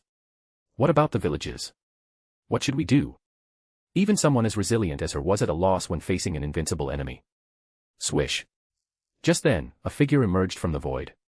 With a short, stout stature and a chubby, round face, it was Kamita. He held a teleportation paper given to him by Alex. It had been upgraded, no longer requiring a fixed point for teleportation like before. As long as a small amount of chakra was infused, one could transfer to a designated direction at will. It was extremely convenient. The chakra of Kamita and the other sky ninja had not been reclaimed. Facing these ninjas who had lost their power, they were invincible existences. The Akatsuki. Mei Terumi struggled to walk over to Tsunade and Orochimaru, facing the sudden arrival together. Although they didn't know his specific identity, the Akatsuki uniform with red clouds on a black background was too easy to recognize. Mizukage, Hokage, and Orochimaru. Kamita looked grim, then glanced at the 3 corpses on the ground. "I see. The Tsuchikage, Reikage, and Kazekage are already dead. You 3 are the only ones left." It was hard to describe his feelings at this moment. He was excited, proud, and agitated to the point of trembling. The 3 standing before him were Kage-level powerhouses, famous throughout the ninja world. In the past, they were existences who could crush him with a single finger. But now, they had lost all power and chakra, becoming ordinary people with no ability to resist. The situation had reversed. Now, he could crush them with a single finger. All of this is due to Lady Konan's great power. Following Lady Konan was truly the most correct and lucky decision of my life. Otherwise, I wouldn't have this glory, I would have long since become a corpse by the roadside that no one cared about. Spacetime ninjutsu. Tsunade faced him as if he were a formidable enemy, shouting sternly, "Who are you? How do you know the Flying Thunder God technique?" Although she didn't know the Flying Thunder God, as her granduncle's signature jutsu, aside from Minato Namikaze, she probably understood it best. This person's sudden appearance was strange, but it clearly carried the shadow of the Flying Thunder God. It was definitely related to that technique. "Humph," Kamita said coldly. "Prisoners have no right to ask questions. The 3 of you, hold hands. The great leader wants to see you." He had come here to bring the scattered ninjas back to the center of the battlefield. The other sky ninja were also taking action with teleportation papers. "You." Tsunade. Orochimaru interrupted her angry shout. He was very clear-headed and calm. Reduced to ordinary people, they had no right to ask questions, and certainly no right to be angry. He didn't want to die yet. Or rather, before seeing the final leader, he couldn't die. He was extremely curious about who possessed such godlike power and how they planned to treat this ninja world. Tsunade trembled with rage, but she knew this was the reality. Failing to recognize the situation would only bring humiliation upon herself. She also desperately wanted to see who this leader was. Immediately, she grabbed Orochimaru and Mei Terumi's hands, took a deep breath, and said, "We're ready." "How are you taking us there?" Kamita didn't answer. He walked up to Orochimaru with a cold face and placed a hand on his shoulder. "Hold on tight. If you let go during the spatial teleportation, be careful not to get sliced in half by the spatial forces." Hearing this, Tsunade tightened her grip on their hands. Swish. In the next instant, Kamita activated the space teleportation paper, and the 4 figures vanished instantly. Only the messy battlefield and the 3 corpses, which had already turned cold, remained. Far behind the lines. The Allied Shinobi Forces headquarters. The transparent giant water sphere suspended in midair had long since disappeared. Shikaku Nara, Inoichi Yamanaka, Mabui, and others in the room all looked gloomy. They didn't say a word, despair filling their hearts. The 4th Great Ninja War, they had lost. It was a total defeat, with absolutely no hope of turning the tables. A former sky ninja wearing a black robe looked at them coldly. Shikaku Nara took a deep breath and said dejectedly, "Don't offer any resistance. Do as he says." Without chakra, having become ordinary people, how could they be opponents for a ninja? Even if the opponent's strength was only at the genin level, As ninjas themselves, they naturally understood the absolute power gap between a ninja and an ordinary person. Even a mere genin could instantly kill the dozen or so ordinary people in the headquarters. Shikaku. Inoichi Yamanaka said unwillingly. Are we really going to give up? Did we really lose? He still found it hard to accept a reality so cruel it bred despair. Inoichi. Shikaku Nara firmly held down the kunai Inoichi was preparing to lift, his voice stern. Don't be impulsive. Don't make any more meaningless sacrifices. We lost. We really lost. How could he accept it? How could he resign himself to fate? But what could they do if they didn't resign themselves? If they resisted now, he believed this ninja of unknown origin would definitely kill them without mercy. It would just be throwing their lives away for nothing. The most important thing to do now was to save their useful bodies, hide the resistance and unwillingness in their hearts, collect as much enemy intelligence as possible, and wait for the future. As long as they were alive, there was a chance. As long as they continued to live, there would definitely be an opportunity to turn things around in the future. Inoichi stared fixedly at Shikaku, reading the meaning in his old friend's eyes. Finally, he let go dejectedly. The sharp kunai fell, piercing into the ground. Everyone, do as he says, Shikaku reminded them. He took the lead, tightly grasping the hands of the two people beside him. The others looked at each other and silently followed suit. Seeing that everyone was holding hands, the Sky Ninja walked up to Shikaku Nara, placed a hand on his shoulder, and activated the teleportation paper. Swish. The dozen or so people vanished instantly, teleported to the center of the battlefield. Support this fanfic by leaving positive review, comments, and power stones. For advanced chapters. Chapter 242, Chapter 242, Hayashi, as expected of my daughter, well done. Chapter 242, Hayashi, as expected of my daughter, well done. Center of the battlefield. The god tree's roots, which had spread throughout the entire ninja world, had all been retracted. Under Konan's control, it would absorb nutrients from the earth and natural energy from the world at a minimal level, maintaining a dynamic equilibrium without causing catastrophic effects. From now on, it was just an ordinary tree. It was simply very tall and very large. Swish. Swish. Swish. Just then, Kamita appeared with Tsunade, Mei Terumi, and Orochimaru. Another Sky Ninja also appeared with Shikaku Nara, Mabui, and the others. Other Sky Ninjas had also completed their missions of gathering the ninjas from afar. At this moment, all the survivors of the allied shinobi forces assembled for the Fourth Great Ninja War were present. High-ranking officials of the 5 great ninja villages like Tsunade and Mei Terumi immediately recognized Konan and the others at the center of the battlefield. Akatsuki. White Tiger. Tsunade took a deep breath and shouted angrily, what exactly do you want to do? Do you want to use your ambition to trample on the peace that our predecessors worked so hard to achieve? Konoha and the village were treasures left to her by her grandfather and granduncle. She absolutely could not watch helplessly as they were destroyed. Humph. Kamita said coldly. Peace. Peace. What a load of CR*P. In the short 60-plus years of the shinobi village era, 4 great ninja wars broke out, with countless casualties. You still have the face to mention peace. Countless small countries and villages were destroyed by the wars of your 5 great ninja villages. Even if there was peace, it was only a peace belonging to your great nations and great villages. Bastard. What did you say? Tsunade gasped for air in anger, wishing she could send this guy flying with a punch of her monstrous strength. To dare deny the contribution her grandfather made to the peace of the ninja world was simply unforgivable. Beside her, Orochimaru hurriedly stopped her. Tsunade, don't be impulsive. Things have come to this, saying these things is meaningless. Indeed, Lady Hokage. Not far away, Shikaku Nara's eyes held a deep meaning. It is not appropriate to provoke the opponent now. We should just silently accept all of this. Tsunade understood the meaning in his eyes. Only by living could there be a future. Only then was it possible to find an opportunity to strike back. No matter how angry or unwilling she was, she had to suppress it now. If she angered the opponent, she would only die in vain, dying without any value. Hi. Hinata. Sakura's eyes widened, staring in disbelief at Hinata standing beside Alex. She was also wearing the same Akatsuki uniform. Sakura's voice trembled.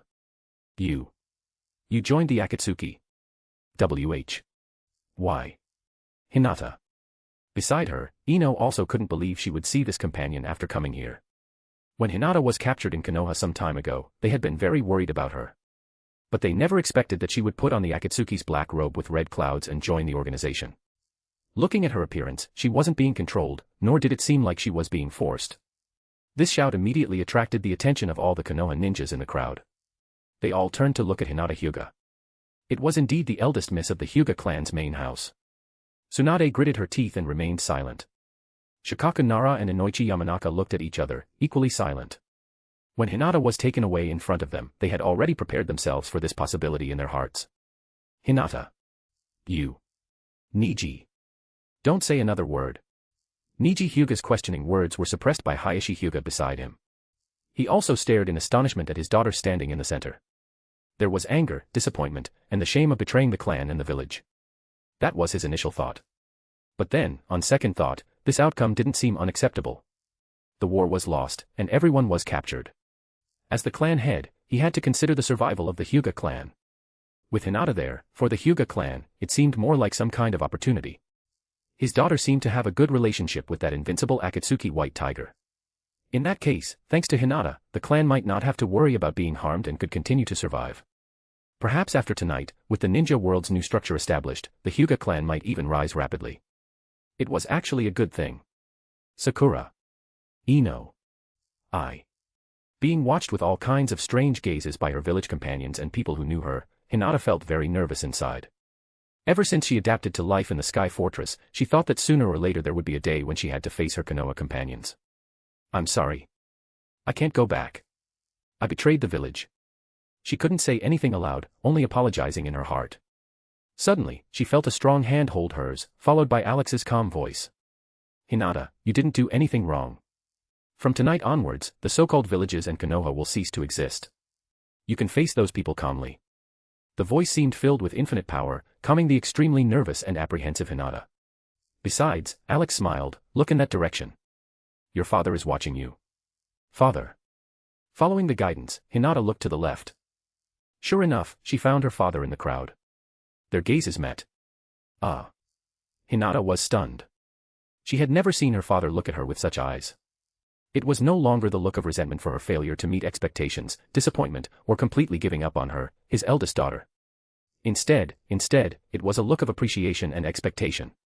With a smile on the corner of his mouth, he nodded slightly. His expression was no longer the cold and severe look from the past, it was very soft, even looking very proud. He seemed to be saying, as expected of my daughter, well done. Did I see that wrong? Is this still the father I know? Hinata couldn't believe it. She rubbed her eyes and looked at her father again. Hayashi Hyuga nodded and mouthed silently, Hinata, well done. Go for it. Under the vision of the Byakugan, her father's lip movements were clearly visible. She understood the meaning of his words. Father was really praising her. Saying her choice wasn't wrong. Since she was young, she had always wanted to gain her father's approval, but she had failed. With her naturally weak personality, no matter how hard she tried, she only reaped her father's disappointment. Hearing her father's praise for the first time now made her believe in and affirm her choice even more. Staying by Lady Konan and Lord Alex's side was indeed correct. She wasn't wrong. She could calmly face the strange gazes of her Konoha companions. Uncle. Niji turned his head to look at Hayashi Hyuga. He had seen the interaction between father and daughter and was very puzzled. Because the fourth great ninja war had completely changed, Niji Hyuga did not die a hasty death as he did in the original story. Hayashi Hyuga withdrew his gaze and simply said one word, family. Hearing this, Niji looked at Hinata in the center, who was surrounded like the moon by stars, sighed softly, and fell silent. He asked no more questions. That's right, the family. The survival of the Hyuga clan was the most important thing. Support this fanfic by leaving positive review, comments, and power stones. For advanced chapters. Chapter 243, Alex, do you like it? Chapter 243, Alex, do you like it? Hinata was recognized by the Konoha ninjas. Beside her, Samui was also being looked at with disbelief by the Cloud ninjas. Since its founding, Kumogakure had been the most united ninja village. Aside from Kinkaku and Ginkaku, no rogue ninjas had ever appeared. While rogue ninjas appeared frequently in the other four great villages, the village hidden in the clouds was definitely an exception. But what were they seeing now? Samui, one of the village's high-ranking jounin, was actually standing with that terrifying enemy. Wearing the Akatsuki uniform, it was obvious she had joined the organization and betrayed the village. While finding it unbelievable, the Cloud ninjas looked at Samui with hostility. Samui met the gazes of her former companions in the crowd calmly. She maintained her usual cool demeanor. The black robe with red clouds on her body was stretched very tight by her generous bosom. It seemed that after multiple massages, she had developed further. Samui. Mabui was heartbroken, her voice trembling. You really betrayed the village. Also serving as the Rakich's assistant, she had a very good relationship with Samui. She knew of this companion's loyalty and love for the village. When she was sent on a mission to the Sky Ninja ruins and news came that Omoy and Karui had died and Samui was missing, Mabui had been sad for quite a while, thinking Samui had likely met with disaster and lost her life. She never expected there would be a chance to meet again. But she couldn't accept a meeting like this. She would rather Samui had died in the previous mission and become a hero of the village. She didn't want to see Samui mixed up with the enemy, having joined the Akatsuki. That was the enemy of the entire ninja world. Mabui. Facing her good friend, Samui's expression was calm, without any guilt. She said lightly, facts have proven that my choice was not wrong, haven't they?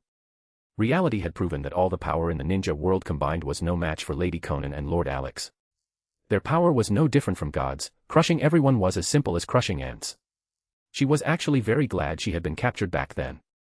Although she went through some painful yet very pleasurable interrogation at the beginning, causing her body and mind to gradually submit, she had seen the high mountains and experienced the thrill of rushing into the clouds countless times. Changing her way of living meant she lived more freely and comfortably than before. Otherwise, she wouldn't be standing here now. Instead, she would have become one of those ordinary people opposite her, who had lost all power and chakra. Apart from passively accepting fate, they could do nothing. Nei-san. The rough-faced Atsui shouted loudly. Why? Why did you betray the village, Nei-san? Didn't you like the village the most and were willing to sacrifice for it? Shut up. In front of her brother, Samui brought out the dignity of an older sister and said coldly, my foolish brother, you are still so stupid. Shut your mouth now, or I'll tear it apart. Nei-san, is still that Nei-san? So scary. Atsui immediately fell silent out of fear, not daring to speak. The fear of being suppressed by his powerful sister since childhood made him react almost reflexively. He dared not refute, let alone resist. He only stared stubbornly at Samui, expressing his unyielding spirit and dissatisfaction. Dodai and Mabui looked at each other, both sighing with heavy expressions. There was no need to harbor any naive thoughts anymore. From that performance just now, Samui had indeed betrayed the village. She was completely autonomous, there was no possibility of being controlled by Jinjutsu. She had truly made the choice she thought was right.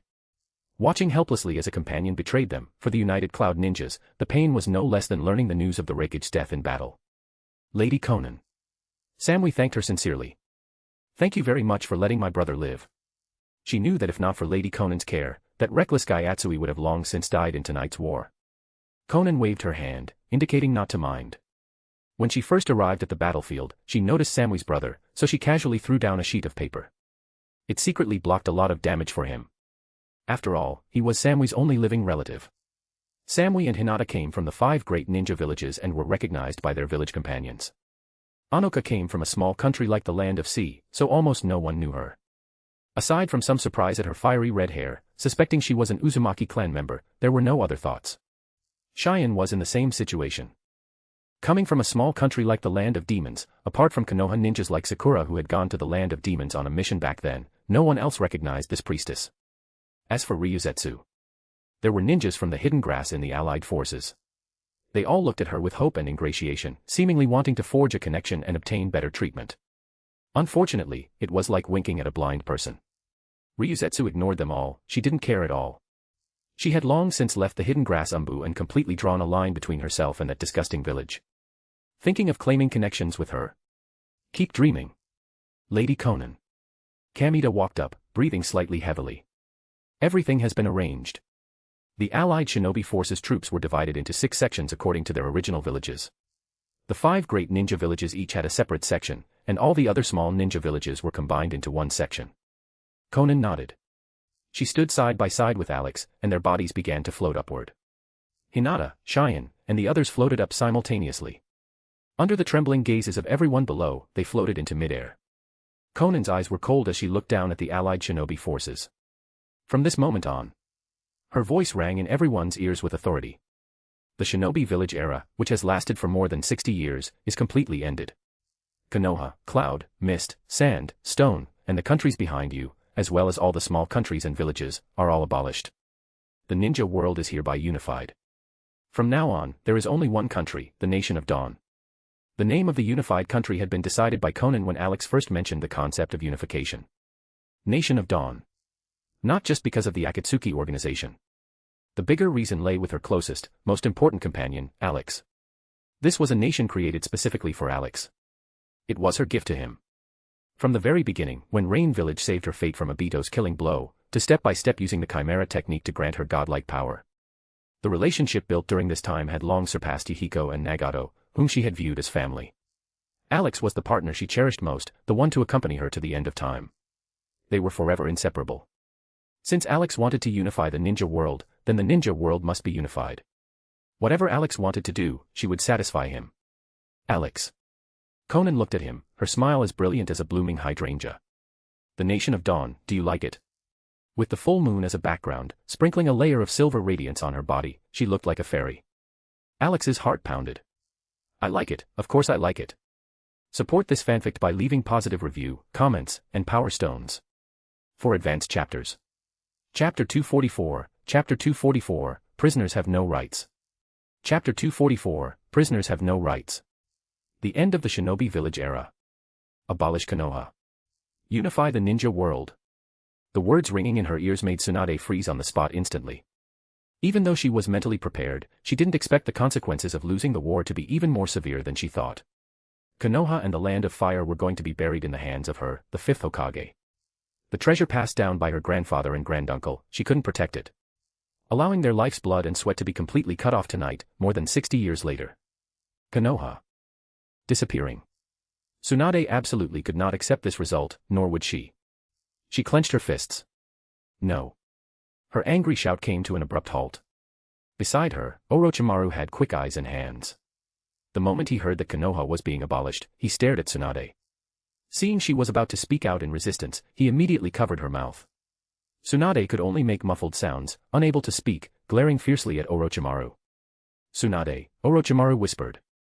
I once worked with the White Tiger in the Akatsuki organization. I know a bit about her temperament. If you speak out against her again, you will really die, and it will be a death in vain. He slightly sized up Konan floating in the sky. Even now, it was hard to believe that the White Tiger, who was taciturn and rarely showed her face in the organization back then, would grow to such a terrifying level today. She had long since surpassed Deva Path Pain, Uchiha Madara, Hashirama Senju, and all other ninjas, possessing power comparable to a god. How exactly did she do it? How could she suddenly become so powerful?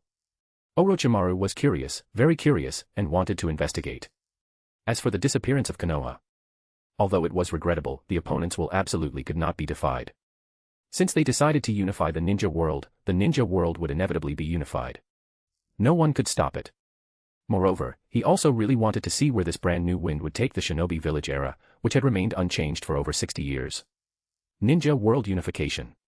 Would it give the ninja world a new life and lead it to a better stage, or sink it down to destruction? He was equally very curious and expectant about the result. And to witness the future outcome, he inevitably had to continue living. To die here would just be throwing his life away. Lady Tsunade. Shizen held Tsunade's right hand tightly, looking at her with concern. She was also heartbroken and sad about Konoha's disappearance. But as Orochimaru said, getting angry and cursing now would only be incompetent rage, leading to a meaningless death. Tsunade gradually calmed down. Only despair remained in her heart, and she wept silently. Seeing this, Orochimaru sighed lightly and let go of his hand. Shikaku Nara and Inoichi Yamanaka were silent. Regardless of the outcome, aside from accepting it silently, they could do nothing. Sakura and Ino looked dazedly at Hinata floating in midair. The announcement that Konoha was to be revoked left their minds blank, unable to think for the moment. Faced with the demise of their village, some were stunned, some accepted it silently. Naturally, there were also those who couldn't accept it and shouted angrily. What kind of joke is this? The village is the home we rely on for survival. What gives you the right to abolish it just because you say so? Right. On what grounds? Why can you do this? I don't agree. Don't be afraid, everyone. So what if her power is strong? Would she dare to kill us all? Protect the village. Protect the village. I absolutely do not agree to that ninja world unification. Don't think you can make us submit. That so-called Nation of Dawn. Bang. Bang. Bang. In an instant, the bodies of everyone who had just spoken out in rebuttal exploded. Like blood flowers, they bloomed within the crowd. Blood splattered, gore shot out. Ino felt liquid flowing down her right cheek and touched it subconsciously. It felt warm and slimy. Putting it in front of her eyes, it was crimson and still steaming. Blood. It's pungent blood. She looked terrified and slumped to the ground at once. It seemed that the blood splattered on her cheek came from a person not far away whose body had suddenly exploded. Such a brutal and bloody scene immediately silenced everyone. They were as quiet as cicadas in winter. Each and every one of them was scared out of their wits, staring fearfully at the piles of gore on the ground. Those were the people who had just shouted, "I don't agree." But in the blink of an eye, they had turned into mud. Those still alive at this moment rejoiced that they hadn't shouted blindly like those reckless fools without brains. Things had come to this. Knowing the opponent possessed invincible power, yet still foolishly provoking them. You don't agree? Who do you think you are? Do you have the right to disagree? Do you really think you're somebody? You've become prisoners, yet you still think you have the qualification to bargain. Boom. In the next instant, unparalleled pressure descended from above.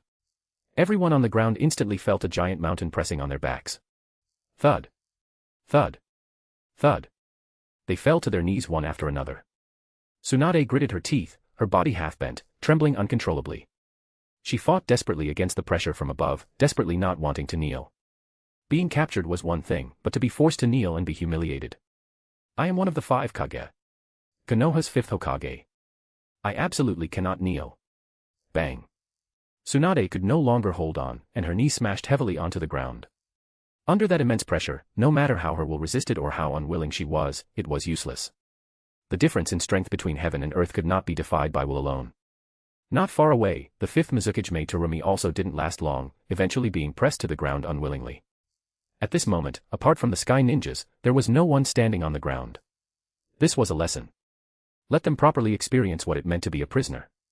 The people who exploded just now clearly hadn't realized this point. Konan looked down coldly. Her authoritative voice rang in everyone's ears, the shinobi village era is ended. The ninja world is unified. This is a notice, not a request for your opinion. You only need to execute it. For anyone who disagrees, there is only one outcome, death. As soon as the word death fell, everyone below seemed to see the word death carved in huge letters on their foreheads. If they disobeyed, they would die in the next second. They immediately felt cold all over, terrified of Konan to the extreme.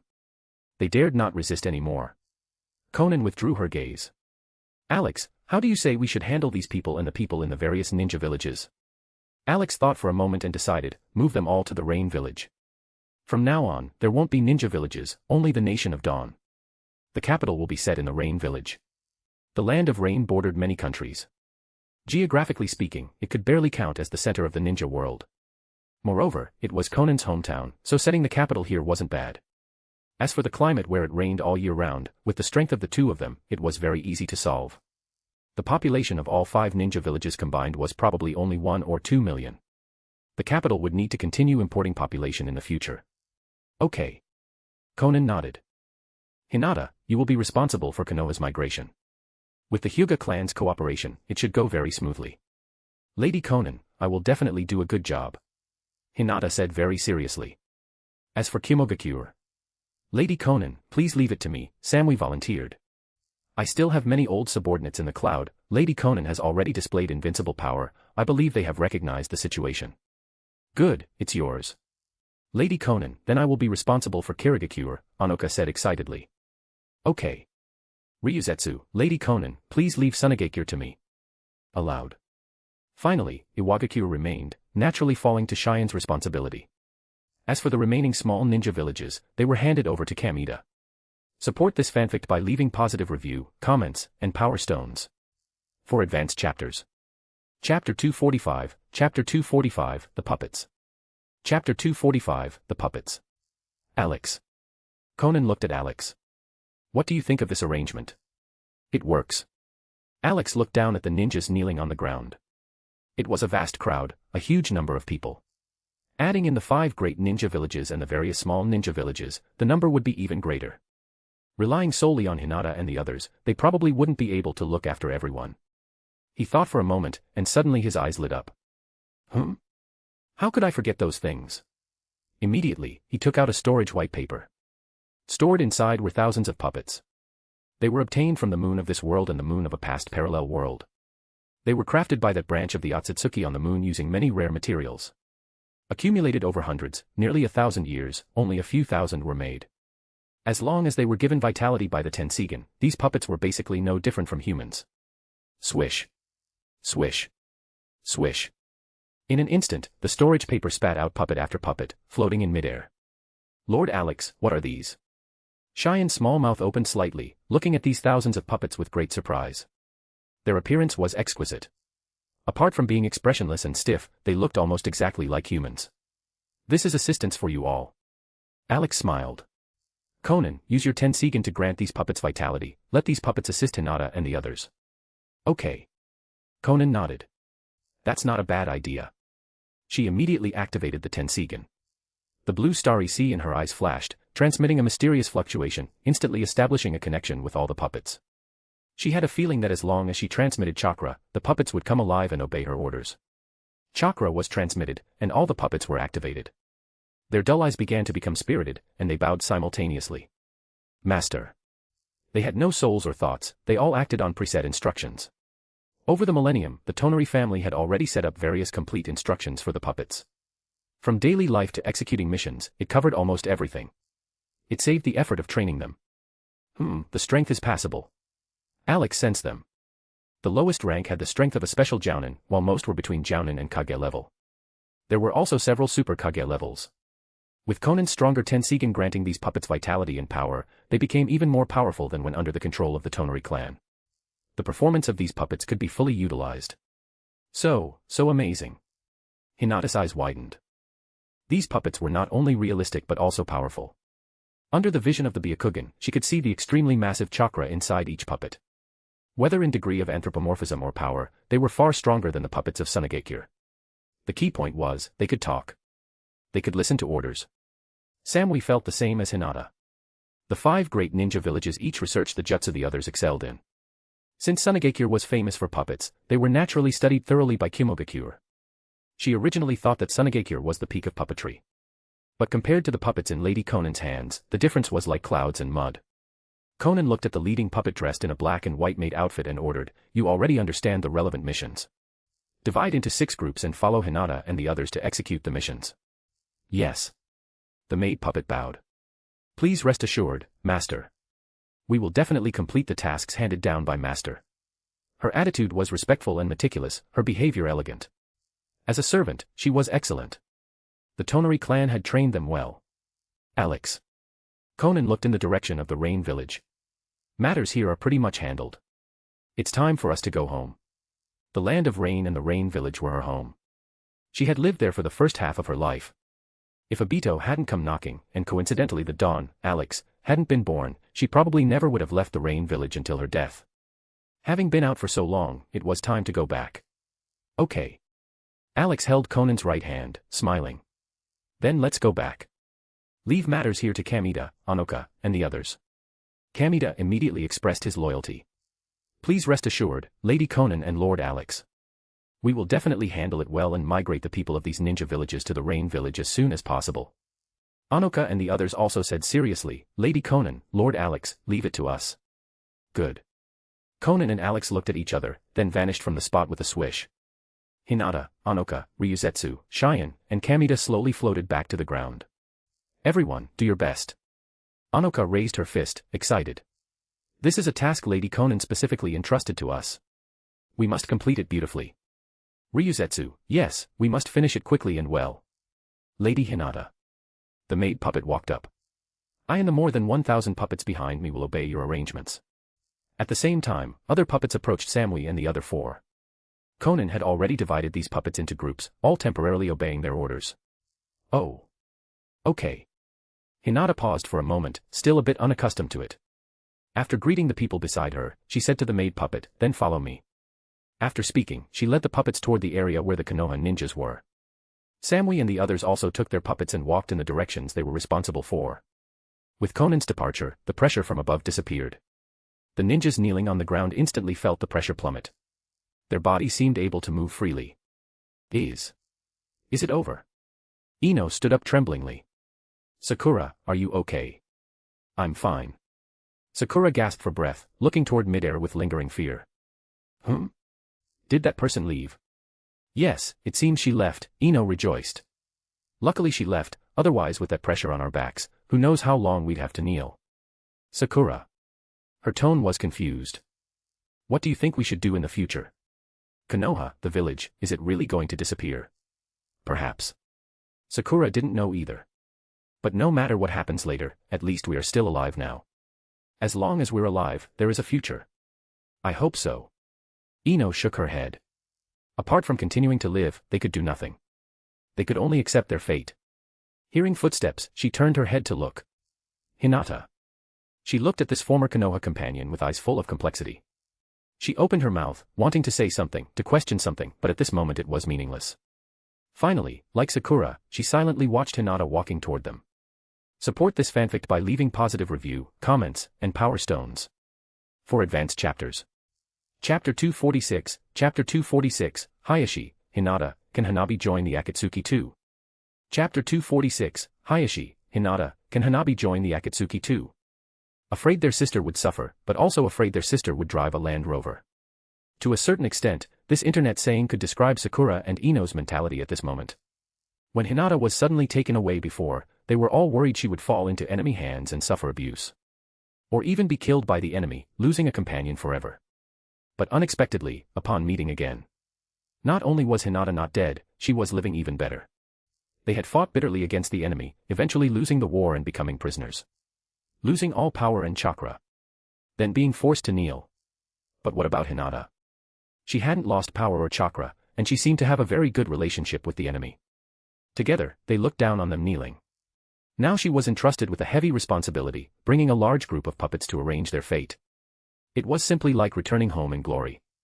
They were all sisters, all Konoha companions. Comparing the two, how could their situations be so vastly different? Like heaven and earth. Ino couldn't help but think.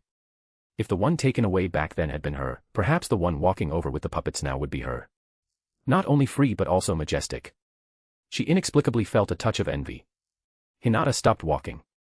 The maid puppet was one step behind her, and more than 1,000 puppets were lined up neatly behind her. Very orderly.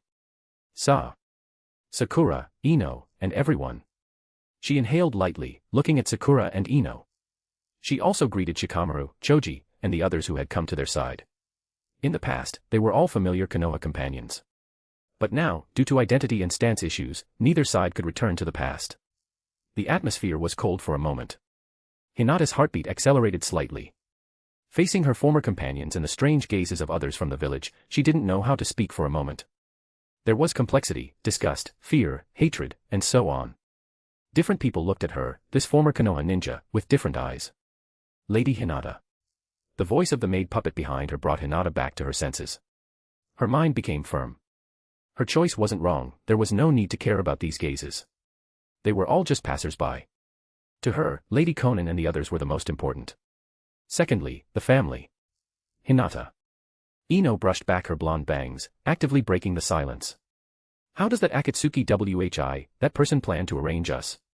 She had only heard the announcement that Konoha and the shinobi village era were to be abolished. But she hadn't heard specific details on how they would be handled afterward. Looking at the Konoha rookie's apprehensive and hesitant expressions, Hinata spoke seriously. Everyone in Konoha, whether ninja or civilian, will migrate en masse to the Rain Village. Migrate to the Rain Village? Shikamaru was silent.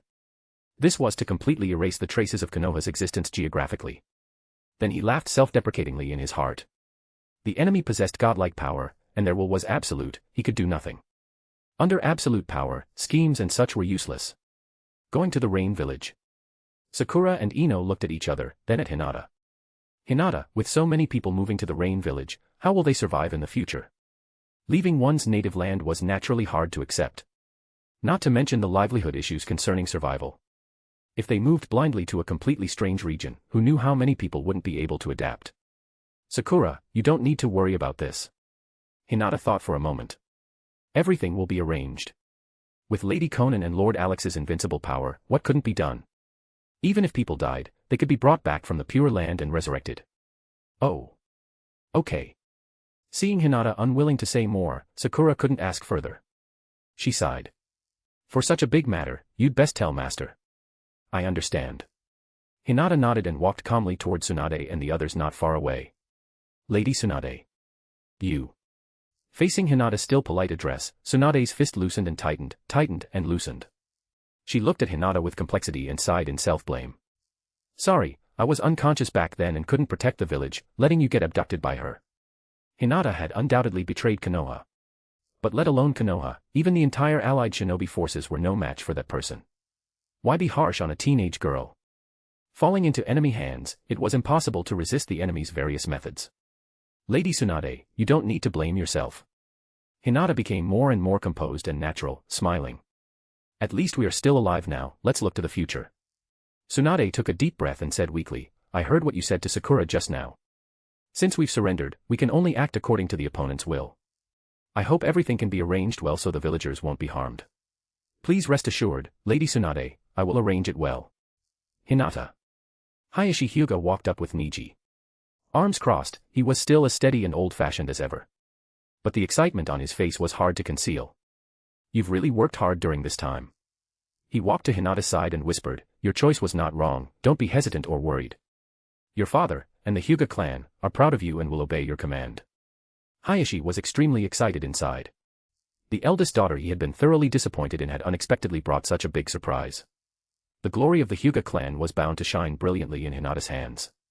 With this layer of relationship, if he tried his best to fawn over, be loyal to that white tiger, the Hyuga clan would definitely develop 10 times better than in Konoha. Anyway, his Hyuga clan had never been truly independent. In Konoha, they fawned over Konoha. Now it was just changing to a bigger overlord. And his daughter had a significant relationship with the other party. Now he could fawn with peace of mind. And given the opponent's strength, he didn't have to worry about being suppressed out of petty jealousy like in Konoha. No matter how strong the family grew, if the other party really wanted to destroy them, it would be a matter of a hand wave. There was no fear. Hearing her father's affirmation and encouragement, Hinata was very happy. All along, she had wanted to receive her father's recognition and praise. Now, thanks to Lady Konan and Lord Alex, she had finally got her wish. It gave her a chance for her father to say he was proud of her so plainly. Father. Hinata smiled happily, the Akatsuki robe on her body fluttering slightly. I want to go home and see Hanabi. Yes, Hanabi misses you too. Don't look at how she always competes with you, actually, she cares very much about you, her sister. Hayashi Hyuga suddenly realized that the vast majority of those wearing official Akatsuki uniforms in the organization were female ninjas. Could it be because the leader was female? He pulled Hinata aside and whispered, Hinata, look, Hanabi is also very talented. As her sister, could you let her join the Akatsuki too? If both daughters were in the Akatsuki, the Hyuga clan's development would surely be stronger. Let Hanabi join too. Hinata froze. Instantly her eyes widened, thinking of those scenes that made one's blood pump. She stammered, Father, Hanabi is still young. When she's about my age, I will bring her to join the Akatsuki. Sigh, she was worried sick for her cute little sister. But as long as she joined the Akatsuki, she could obtain powerful strength, eternal youth, and even a long lifespan. In the time to come, she also hoped Hanabi could accompany her for a long time. Hanabi, this is the last time, please forgive your sister's willfulness, directly arranging your future fate. Support this fanfic by leaving positive review, comments, and power stones. For advanced chapters. Chapter 247, Hinata, perhaps I should develop more Konoha flowers. Chapter 247, Hinata, perhaps I should develop more Konoha flowers. Good. Hayashi was very happy. Then wait until Hanabi is older before joining the Akatsuki, she can also keep you company. Since Hinata said so, Hanabi becoming a core member of the Akatsuki should be a certainty. Hee, 2 sisters from one clan. The Hyuga clan would flourish in the hands of his pair of daughters. The ninja clans of Konoha, even the clans of the entire ninja world, probably wouldn't compare to the Hyuga clan in the future. Moreover, there was a white-haired woman floating in the sky earlier. She also had to be a Kugan. Most likely, she had some relationship with his Hyuga clan. If he could rope her in, or directly acknowledge her as kin, the Hyuga clan's future would be even brighter. Keep me company. Hinata gave a soft her round earlobes turning faintly red imperceptibly. In the future, Hanabi would indeed keep her company as a sister. But not just company, she would also be with Lord Alex, Lady Konan. Ugh. Hinata immediately put the brakes on the associations in her mind. If she thought any further, her body would go soft, and she wouldn't be able to complete the mission. Hinata. Hayashi asked puzzledly. Why did your cheeks suddenly turn red? Did you catch a cold? You must take good care of your body, absolutely don't let anything go wrong. It could be said that the Hyuga clan's honor and disgrace now rested on his eldest daughter. If any problem occurred, the bright future he just imagined would only turn into a bubble. Father. Hinata inhaled lightly, returning to normal. I'm fine, I was just thinking about something. That's good. Brother Niji. Hinata looked at Niji, who had been standing silently beside Hayashi. Her gaze lingered on his forehead for a relatively long time. She knew. Under that forehead protector was the ugly caged bird seal. It was the deepest pain in Niji's heart. Without accidents, it would haunt him like a nightmare for his entire life. Hinata. Niji turned his head slightly, avoiding Hinata's gaze staring directly at his forehead protector. You will be the true eldest miss of the main house. The Hyuga clan relies on you from now on. His tone was somewhat sighing. He never thought the weak little girl who had parried awkwardly under his palm back then would have such a fate. She had become strong, backed by the Akatsuki. Her status had leaped up, surpassing all of them. Hinata said seriously, Brother Niji, I will help you abolish the caged bird. She looked at Hayashi. Father, it is time for our Hyuga clan to end this ancient rule passed down for 1,000 years. I will think of a way to remove the caged bird seal from everyone in the branch house, and I won't brand any family member with the caged bird in the future. The original intention of the caged bird was to ensure the Byakugan wasn't stolen. But later it slowly changed flavor, mainly becoming a means to oppress the branch house. Now that the ninja world was unified, with Lady Konan and Lord Alex, plus the power she was about to obtain, no one would dare covet the Byakugan anymore. Hayashi Hyuga's fists clenched subconsciously, and after a moment of silence, loosened again. The majestic and old-fashioned expression he always maintained completely relaxed. Hinata, I said just now, the Hyuga clan will obey your command. So, since you want to cancel the caged bird, then cancel the caged bird. He had always had this idea. He didn't want one of his two daughters to become a branch house member and be branded with the ugly caged bird seal. It was just that he could never find a way to prevent the Byakugan from being stolen. Now that the situation in the ninja world had changed suddenly, there was no need to worry. Father. Hinata had never seen such kind and peaceful eyes from her father. She was very glad she had been abducted back then. Otherwise, tonight she would probably just be one of the kneeling ninjas. Let alone solving the family's 1,000-year caged bird problem, she couldn't even guarantee the Hyuga clan's future survival. And all of this was brought to her by Lady Konan and Lord Alex. She had to think of a way to repay them. One hanabi might not be enough. Out of the corner of her eye, Hinata saw Ino and Sakura standing not far away, looking over. And Lady Tsunade. She made a decision in her heart secretly. Developing a few more Konoha flowers, she believed Lord Alex would like it. If Lord Alex was happy, Lady Konan would be happy. Hinata. Niji couldn't suppress his joy. Thank you, really thank you. His body trembled with excitement. The joy in his heart was beyond words. Even though he had reconciled with his uncle and understood the truth of his father Hisashi's suicide, the bird in the cage on his forehead was always like a lingering haze, impossible to dispel. Now Hinata actually had a way to help him and all branch house members remove the caged bird. He didn't doubt whether Hinata could do it. In front of that Akatsuki leader comparable to a god, the so-called caged bird could probably be broken with a wave of a hand. Brother Niji. Hinata smiled. No need to thank me, this is what I should do. We will start removing the caged bird when we return to the Rain Village. Okay. Niji took a deep breath and calmed down. Father, Brother Niji, we've talked enough about the Hyuga clan matters, let's go over, don't let them wait too long. Hinata walked up to Tsunade and the others. Hayashi Hyuga and Niji followed silently behind to her left. Their positioning declared their stance. The Hyuga clan supported Hinata unconditionally. The maid puppet stood to the rear right.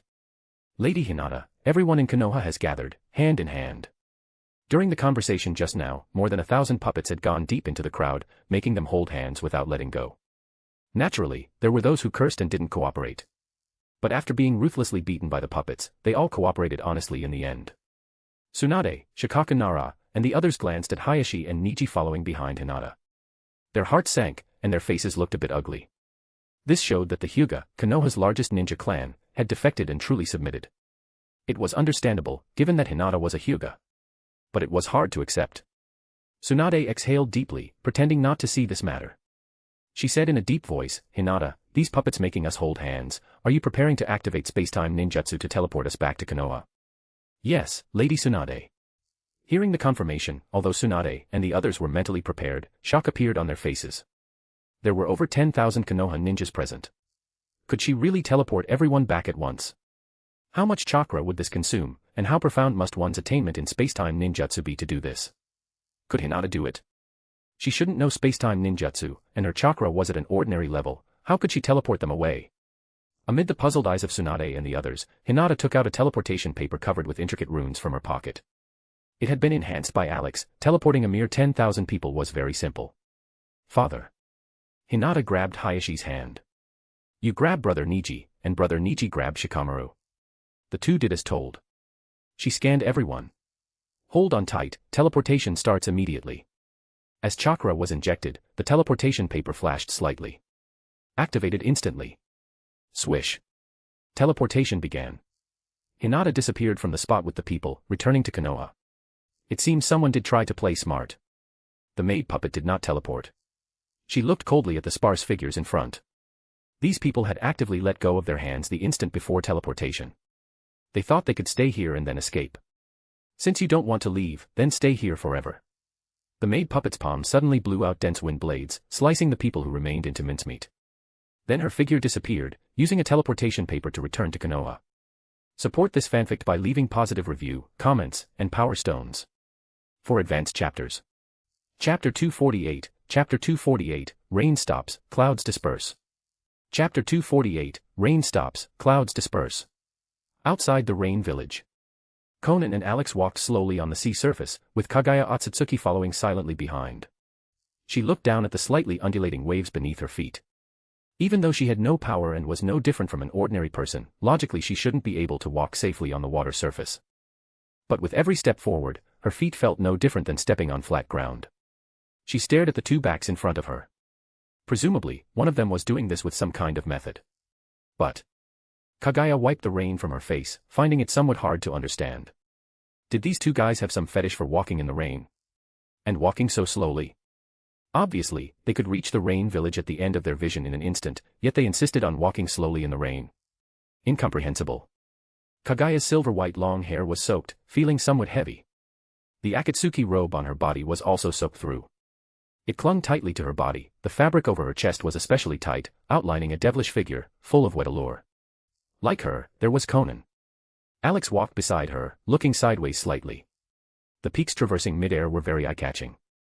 This scene of being drenched by rain reminded him of the first day of his transmigration, the battle between Konan and Obito here. Also drenched by rain, clothes clinging to skin, full of temptation. Only there was an obvious change. That is, her bosom was even more magnificent. Alex was proud inside, this was his credit. All along, he had tirelessly performed ancient massage techniques on Konan almost every day, resulting in the current scale. He glanced at Kaguya behind him out of the corner of his eye. She was fairly well-behaved and didn't cause trouble. Although she had schemes deep in her heart, they were childish enough to be laughable. As expected of the Otsutsuki, silly sweet. He looked forward to the day she would turn over and become the master. Konan. Alex pointed to the sea surface on the left, breaking the silence. Remember? That's where you fought Obito Uchiha. 600 billion explosive tags detonating together. The entire sea surface was parted. Obito was calculated and fell into it, with explosive tags piled up like giant mountains on both sides. Then a massive explosion. That scene, that scale, was secretly staggering even when recalled now. Fresh in his memory. Konan looked in the direction of the sound. Under the dim light, that sea area was no different from the one before her eyes. Even though there had been that earth-shattering explosion, it had eventually returned to its original state. Sure enough, time would smooth over everything. Her fate had been changed by Alex starting from that battle. Konan exerted slight force, tightening her grip on Alex's left hand, and whispered, "Alex, it's so good to have you." If not for Alex, she would inevitably have been defeated by Obito Uchiha that day. Dying with a chest full of regret and pain. Alex turned to meet Konan's gaze. Their pupils reflected each other's similar faces. The surrounding air seemed to become sweet. Kaguya looked at the two, very speechless. She didn't understand why, being such strong individuals, they still indulged in primitive human romance. She had never been in love, nor did she want to be. The Otsutsuki clan worshipped power above all else. Nothing and no one compared to the pursuit of power.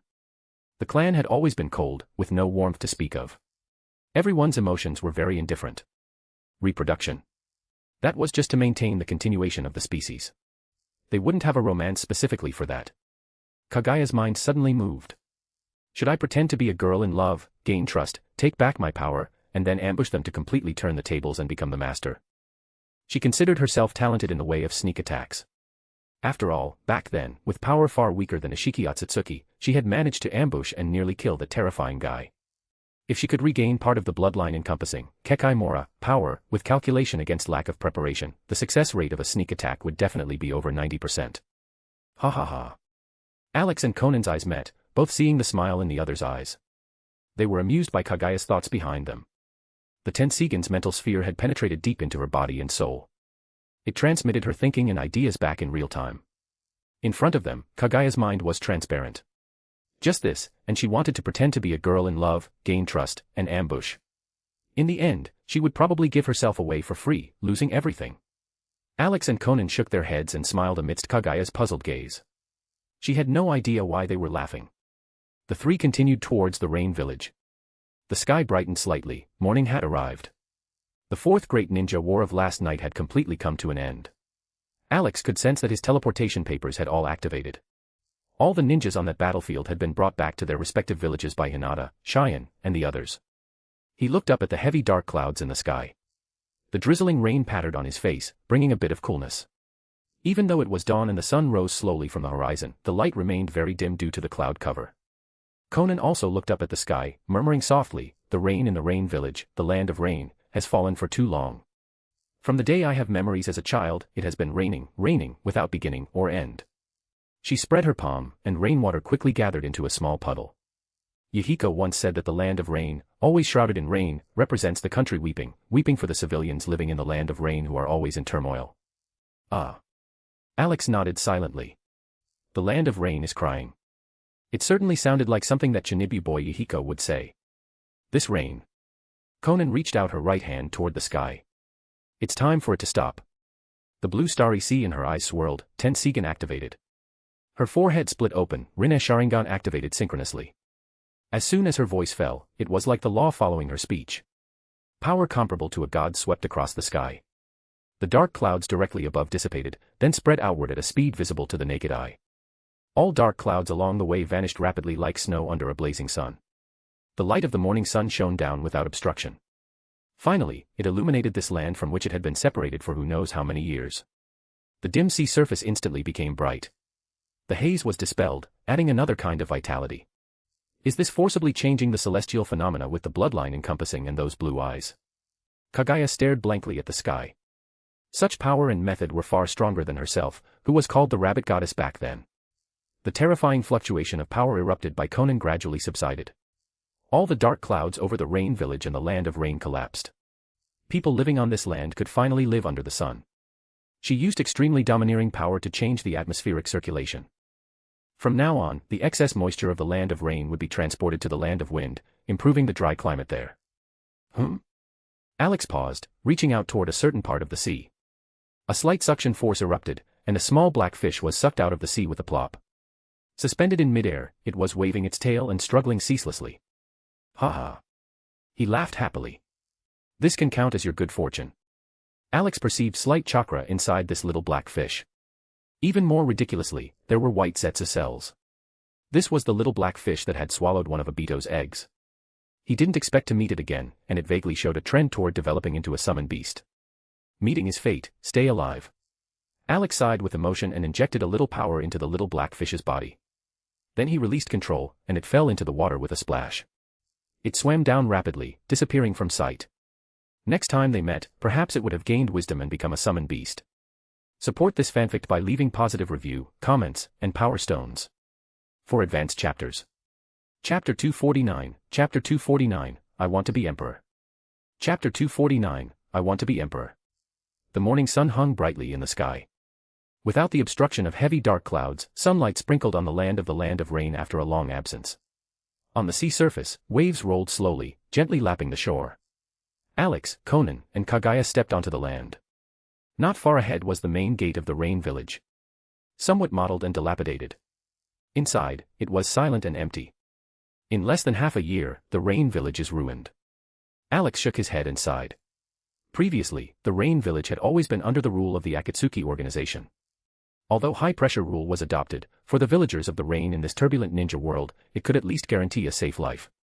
It was just that with Nagato dead and Konan forced to leave, the rain village no longer had the power to deter others. Not long after Konan left, chaos began to breed internally.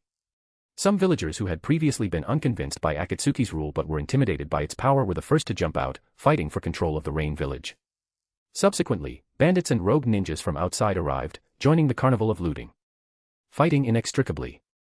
Many villagers were killed or injured, and the remaining villagers had to flee the Rain Village to avoid being affected. Before last night, the Rain Village had been occupied by rogue ninjas and criminals. It gradually had the shadow of the Naruto era more than a decade later, becoming a miasma-filled criminal paradise of the ninja world. Last night, everyone in the Rain Village had been hung on the god tree. After Konan understood the situation, she instantly sent them on their way, leaving an empty Rain Village with no one left. Konan's expression was slightly complex. She tightened her grip on Alex's hand, crossing the gate together and walking into the Rain Village. Kaguya followed honestly behind. Her eyes looked around curiously. Having been sealed on the moon for 1,000 years, this planet had changed greatly. Everything looked new. Her memory was still stuck at the standard of living of humans 1,000 years ago. She didn't expect that humans 1,000 years later could build buildings of this scale. The three walked on the empty street. There were many dilapidated and even collapsed houses on both sides. The overall layout was not much different from before they left. It hadn't been harmed too deeply by that group of rogue ninjas and criminals. Konan looked up slightly at the tongue-shaped sculpture extending from the top of the building ahead. The Deva Path Pain used to love standing there in the rain. The three had already walked to the center of the Rain Village. The large tower in front of them was the Akatsuki headquarters. Konan had lived in this building for over 10 years. Konan. Alex squeezed her left hand slightly. Now the Rain Village is empty and dilapidated. How do you plan to handle it? It wouldn't take long for millions of people from the 5 great ninja villages and other small ninja villages to arrive here. With the current scale of the Rain Village, it couldn't accommodate them. Moreover, the buildings in the village were messy, and some were damaged, needing replanning and construction. Konan was silent for a moment, putting away her wistful expression. The Rain Village and the Land of Rain are already in the past tense. From now on, there will be no Rain Village, no Land of Rain. She looked around, taking one last look at the village. She had made up her mind. Raising her hand, a terrifying wave of chakra swept out towards the surroundings. Wherever it passed, tall buildings, steel, wood, stones, houses, everything was instantly annihilated. In an instant, the entire Rain Village disappeared, turning into an even emptier flat land. The Shinobi Village era and the old order ended in her hands. The Rain Village, it was also time to bury it. A new era and a new order would be re-established on the land beneath their feet. Without buildings blocking the view, the field of vision suddenly became very vast. One could see the sea surface at the end. This is good too. A gentle breeze blew Alex's blue-purple long hair. A brand new open space, allowing us to write and build at will. This place would be built into the most modern and prosperous city in the ninja world. As the capital of the Nation of Dawn. Let's call it the Holy City from now on. Alex glanced at Kaguya, who was dazed beside them. Since this guy could be called the Rabbit Goddess, Konan could naturally be one too. Being the angel god wasn't bad. In the future, every city would have an angel shrine enshrining her statue. The chakra awakening ceremony would be held in the shrine. Only by gaining approval could one activate the chakra seed in the body and cultivate chakra. With the ninja world unified, Alex decided to adopt a ruling method combining theocracy and secular power. As for the concepts from his previous life, forget it, this land wasn't suitable. With the existence of supernatural power like chakra, the underlying rule of this world was destined to be submission to the strong. And coincidentally, he and Konan were the strongest in this world. Everyone should fall under their rule and act according to their will. He couldn't revolutionize himself and go discuss kindly with those ordinary people to engage in democracy, right? Then what was the use of this power? Alex decided. Konan would be the angel god. As for himself, he would get an emperor title to play with. Hehe, the first emperor of the ninja world, I want to be the emperor. Support this fanfic by leaving positive review, comments, and power stones. For advanced chapters. Chapter 250, Kaguya, your thinking is wrong and needs correction. Chapter 250, Kaguya, your thinking is wrong and needs correction. Rain Village erased, the view was boundless. Konan looked at the sunrise on the horizon and murmured, Holy City. Withdrawing her gaze, she looked at Alex. All right, this place will be called the Holy City from now on. Alex held Konan's right hand. You are the angel god of the Nation of Dawn. In the future, every city in the ninja world will have an angel shrine enshrining your statue. He excitedly recounted the blueprint for the future. From the method of rule to technological development, and so on. Speaking whatever came to mind. Anyway, the current ninja world was like a blank sheet of paper, allowing him to write as he pleased. This was the benefit of absolute power. Konan listened silently the whole time, watching Alex gently. She couldn't understand many things Alex said. She didn't know where Alex got so many strange vocabulary words. Cars, mobile phones, airplanes, and so on. Very unfamiliar nouns, let alone seeing them, she had never even heard of them. But it didn't matter. As long as Alex liked it, let him toss it around. With the power of the two of them, the ninja world would not escape control. Any problem that appeared could be solved. Kaguya stood beside the two, also listening silently to Alex's future plans. Expressionless, not much interested in these things. However, she was very interested in the angel god, angel shrine, and chakra awakening. She was also a god, the rabbit goddess. Was it possible to also move into the angel shrine and be worshipped by people? Kaguya stole a glance at Alex. Whether it could be realized depended mainly on this man's opinion. Having interacted for less than a night, she understood clearly. That woman named Konan simply threw her whole heart onto this stinky man. Almost everything was decided by this man. Kaguya found it hard to understand. They were already bloodline-encompassing powerhouses, so why were they still like little girls, immersed in laughable love? And she spoiled this man so much. Letting her whole body be seen by this man was one thing, but he also seemed to have special relationships with those other girls. Kaguya couldn't understand. If it were her, since she was already the matriarch, if he messed around with other women, it would simply be blasphemy against the rabbit goddess. She would directly castrate him and feed him to the god tree. Kaguya fantasized quite maliciously in her heart. Seeming to visualize that scene, a faint smile of pleasure suddenly appeared on her expressionless face. Being controlled and losing power, she could cooperate honestly on the surface, but secretly, couldn't she fantasize to vent her anger? Alex, who was describing the future blueprint, suddenly stopped speaking. He felt a slight chill below his waist. He glanced at Kaguya Otsutsuki. How dare you, Princess Kaguya, have such thoughts? She must be served with the stick. Konan looked coldly at Kaguya. That was her happiness for the rest of her life, and this idiot dared to think like that. She had to correct her thinking properly. Kaguya was still brainstorming. Unaware that her thoughts were being transmitted back to Konan and Alex in real time by the mental sphere inside her. Their eyes met, both seeing the eagerness in the other's eyes. It was time to educate this rabbit goddess, to let her understand what rules were. Hee, instructing this millennial rabbit goddess. It made both of them feel a bit excited. The atmosphere on the field gradually stagnated.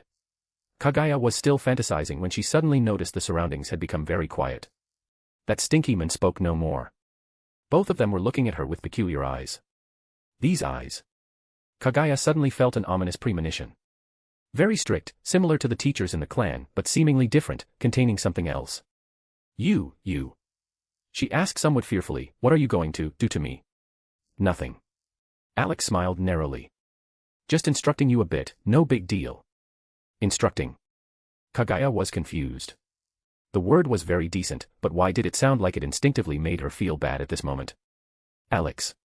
Konan suddenly asked, when do you estimate Hinata, Kamita, and the others will arrive? In 2 days or so. Even if they move fast, they probably won't arrive until tonight.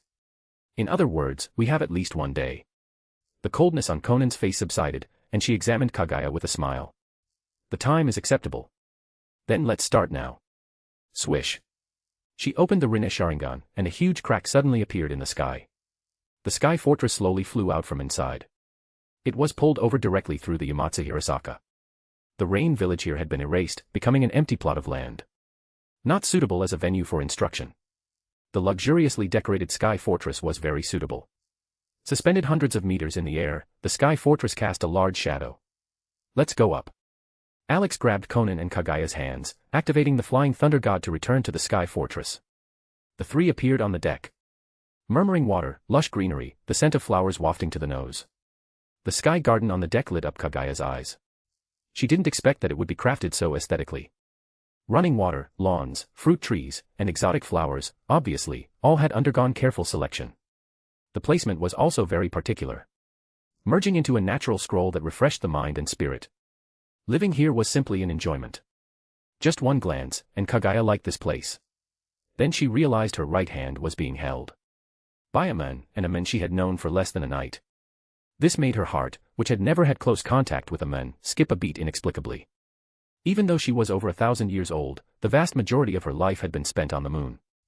In front of ordinary people, she could use the majesty of the rabbit goddess to make people dare not look directly at her. But in front of powerhouses of the same level, this method was obviously ineffective. They could easily detect her emotional and mental changes. You.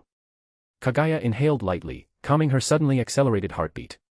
She subconsciously wanted to say, let go. But she immediately thought of how she was no different from a prisoner now.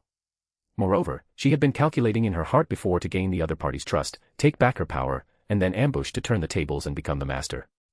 Thinking of this, the expression on Kagaya's face slowly softened, even carrying a touch of shyness. According to the previous plan, she intended to pretend to be a girl in love. Her biggest asset right now was this body. She had to utilize her assets well to please the other party. Kagaya scratched gently in Alex's palm with her finger. Although the movement was jerky, it was self-taught, possessing a unique kind of teasing temptation. Support this fanfic by leaving positive review, comments, and power stones. For advanced chapters. Chapter 251, Chapter 251, Attack of the Rabbit Goddess. Chapter 251, Attack of the Rabbit Goddess. Alex looked at Kagaya with a hint of surprise. A distinct cooling sensation radiated from the palm she was scratching. Her hand was cold and soft. Who would have thought this ancient shut-in, who had stayed on the moon for a millennium, would be a natural at seduction and temptation without a teacher? A flush rose on her cold, pristine cheeks. If he didn't know exactly what she was thinking, he might have actually believed Kagaya was as shy as a little girl in this moment. In reality, deep down, she was continuously plotting how to regain her power and launch a sneak attack. Heh. Alex shook his head and smiled internally. Kagaya was dreaming a little too big. Unfortunately, it would be like tossing a meat bun to a dog, gone forever. She'd probably end up losing everything, right down to her panties. Heh. Since you want to pretend, let's see just how far you can keep up the act. Alex pulled his right hand away from Kagaya's grasp. Then, while she was momentarily stunned, he reached out and directly embraced her waist. Don't let Kagaya Otsutsuki's taller-than-average stature fool you, her proportions were incredibly coordinated. After all, having consumed a complete chakra fruit, every aspect of her body had reached perfection. Her waist was incredibly slender. Kagaya's breath hitched, and she hurriedly lowered her gaze to hide the shame and annoyance in her eyes. Although she had already decided to use this body to charm this guy and retrieve her power, when it actually came down to it and he suddenly put his hands on her, her instincts still screamed in discomfort. She had goosebumps all over. In all these years, no one had ever dared to hold her so intimately. She was the rabbit goddess. This was blasphemy against a goddess. However, trying to intimidate this guy with the title of goddess was clearly unrealistic. Kagaya suddenly let out a short cry. Unknowingly, her hidden snow seeds had been uncovered and were being explored. She subconsciously looked up and glared at Alex. She could barely tolerate it. This guy. How dare he?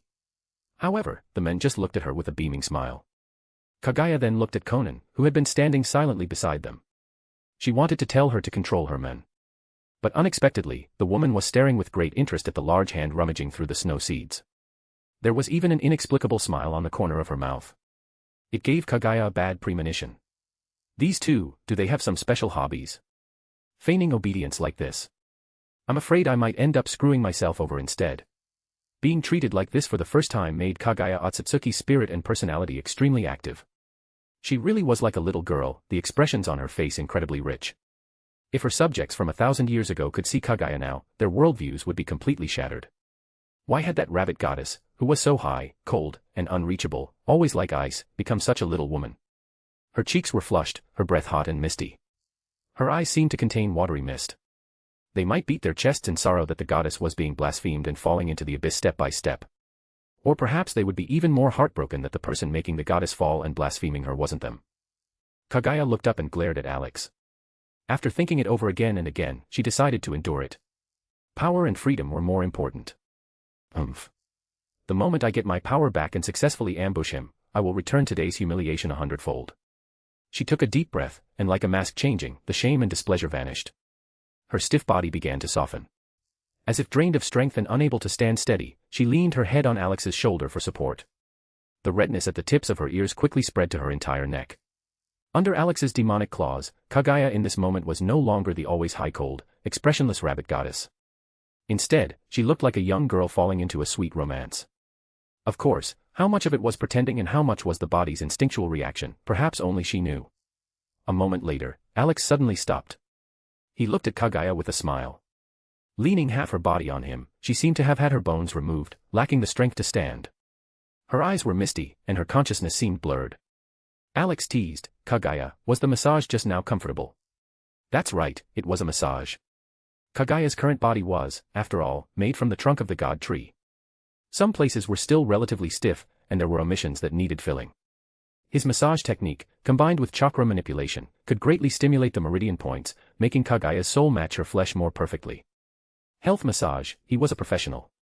Massage. Kagaya's consciousness gradually returned, and she sobered up. She really wanted to glare at the men she was leaning on. You call that just a massage? What kind of nonsense is that? But she soon discovered that her body felt more than halfway relieved. Before, there was always an inexplicable sense of stagnation and heaviness. After all, it wasn't her true body, so she understood. But right now, after that strange and eccentric pressing, those discomforts had dissipated. She lifted her head and scrutinized Alex suspiciously. This massage was really just to help my soul and body match better, with no ulterior motives. Unfortunately, she couldn't see a trace of anything from his eyes or expression. Kagaya lowered her head. Don't think that using this method will make me let go of your crime of blaspheming the goddess. Just you wait. The day I turn the tables and become the master, I'll settle everything at once. I, Kagaya Otsutsuki, the rabbit goddess, will not be blinded by such cheap tricks.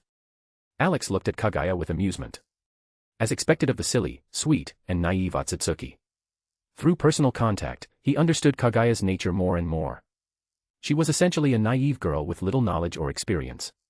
Her greatest desire was a sense of security. She was terrified of being caught by the Otsutsuki clan and turned into a chakra pill. Although controlled by him and Konan right now, once she realized their immense power and that her life wasn't in danger.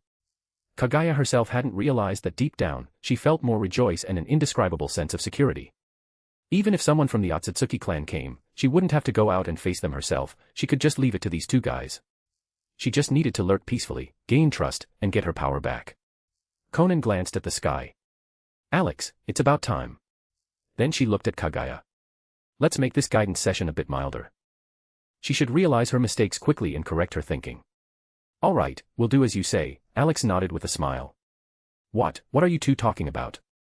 Amidst Kagaya Otsutsuki's bewildered expression, Alex took her and Konan, vanishing once again to return to Konan's room in the Sky Fortress. Support this fanfic by leaving positive review, comments, and power stones.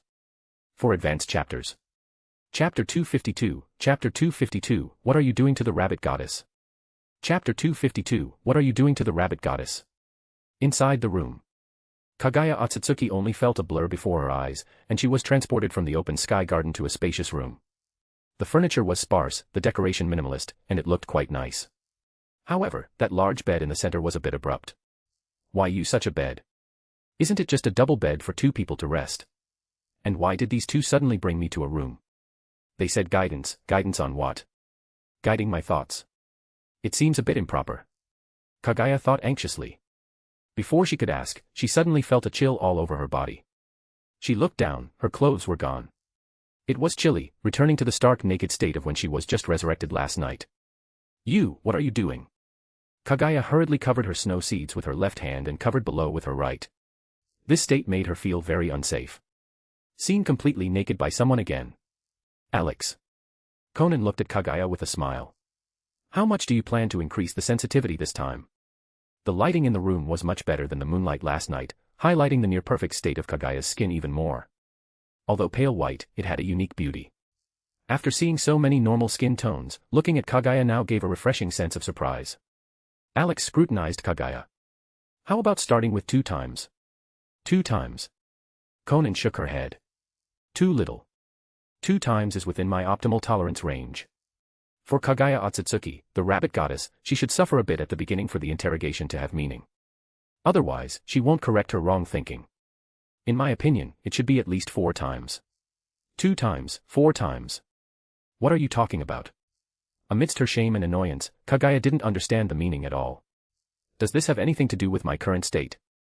As the rabbit goddess from a millennium ago, possessing extreme majesty and aloofness, naturally no one dared to explain this kind of knowledge to her. She had no channel to access it either. But then again, were humans 1,000 years ago this open? Did they develop this kind of knowledge? That was a big question mark. 4 times. Alex hesitated. Will we break Kagaya with the interrogation? Alex. Konan shook her head and laughed. Have you forgotten? Even with an ordinary body like Samwi's, she endured 10 times during interrogation back then. Kagaya Otsutsuki can't break that easily. Alex, this time use your partial multi-size technique. Don't give Kagaya a chance to catch her breath. She has the soul strength of a Kekai Mora, after all. Break. What exactly are you going to do to me? Kagaya's heart raced as she looked at the two in terror. These two nearly identical faces looked extremely bewitching right now. She couldn't understand a single word coming out of their mouths. Have I really become disconnected from the ninja world after staying on the moon for 1,000 years? Why are these two discussing so seriously, yet I don't understand a word? Ah. Kagaya let out a short cry, and suddenly her vision inverted. When she could see clearly again, the ceiling was above her. And she was lying flat on the soft bed. It was very soft. If she just slept like this, it would surely be comfortable. But she hadn't forgotten her current situation. How exactly will these two dispose of me? Seeing the strange light in Alex and Konan's eyes as they approached step by step with smiles on their faces, she finally couldn't suppress the terror in her heart and subconsciously shouted the most common word. Yame. The last syllable, te, hadn't been shouted out when she was interrupted, her mouth already blocked, unable to make a sound. This interrogation required extreme care and shouldn't be disturbed by noise. Alex had to properly correct Kagaya Otsutsuki's wrong thinking so she wouldn't think of sneak attacks and resistance anymore.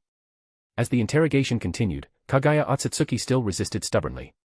And as expected of a powerhouse who was once a Kekai Mora, even with her chakra and power sealed, she eventually managed to unleash a powerful strike combining Shikatsumiyaku and water release to resist. Unfortunately, she was ultimately suppressed by the combined efforts of Konan and Alex. She couldn't make any waves. Oh wait, she could make some waves. It was just that this resistance was useless, and she was forced to accept their modification. Slowly admitting her mistakes during the interrogation. Inside the room, Alex and Konan were spending great effort to suppress Kagaya Otsutsuki. On the other side, Konoha. Hinata, leading over 1,000 puppets, successfully brought the Konoha ninjas back to the village using the upgraded teleportation paper. As expected of my daughter. Hayashi Hyuga stood beside Hinata, looking at the paper in her hand, exclaiming in amazement. To rely on just this simple piece of paper to teleport all Konoha ninjas back from the battlefield in an instant. Hinata, your power has far surpassed Father's. Father is truly proud of you. His voice was loud, seemingly intentionally showing off in front of all the Konoha ninjas. Hehehe, this is his eldest daughter, Hinata. You have all become prisoners, but the Hyuga clan, with Hinata as the link, will establish a close relationship with the leader of Akatsuki. We will take off immediately, becoming an existence you all look up to. Since Hayashi Hyuga had made his choice, he would stand completely and thoroughly on Hinata's side. As for the strange or even contemptuous gazes of his former colleagues and companions, he didn't care at all. Go ahead and envy, be jealous, hate. Before long, you will realize how correct the Hyuga clan's choice was. Tsunade remained silent. Shikaku Nara and Inoichi Yamanaka were equally silent. The Konoha ninjas standing around them clenched their fists one by one, staring at Hayashi Hyuga with fire in their eyes. They were furious at Hayashi's deliberate performance. What was the difference between this and outright betraying the village? He was even rubbing salt in their wounds in public.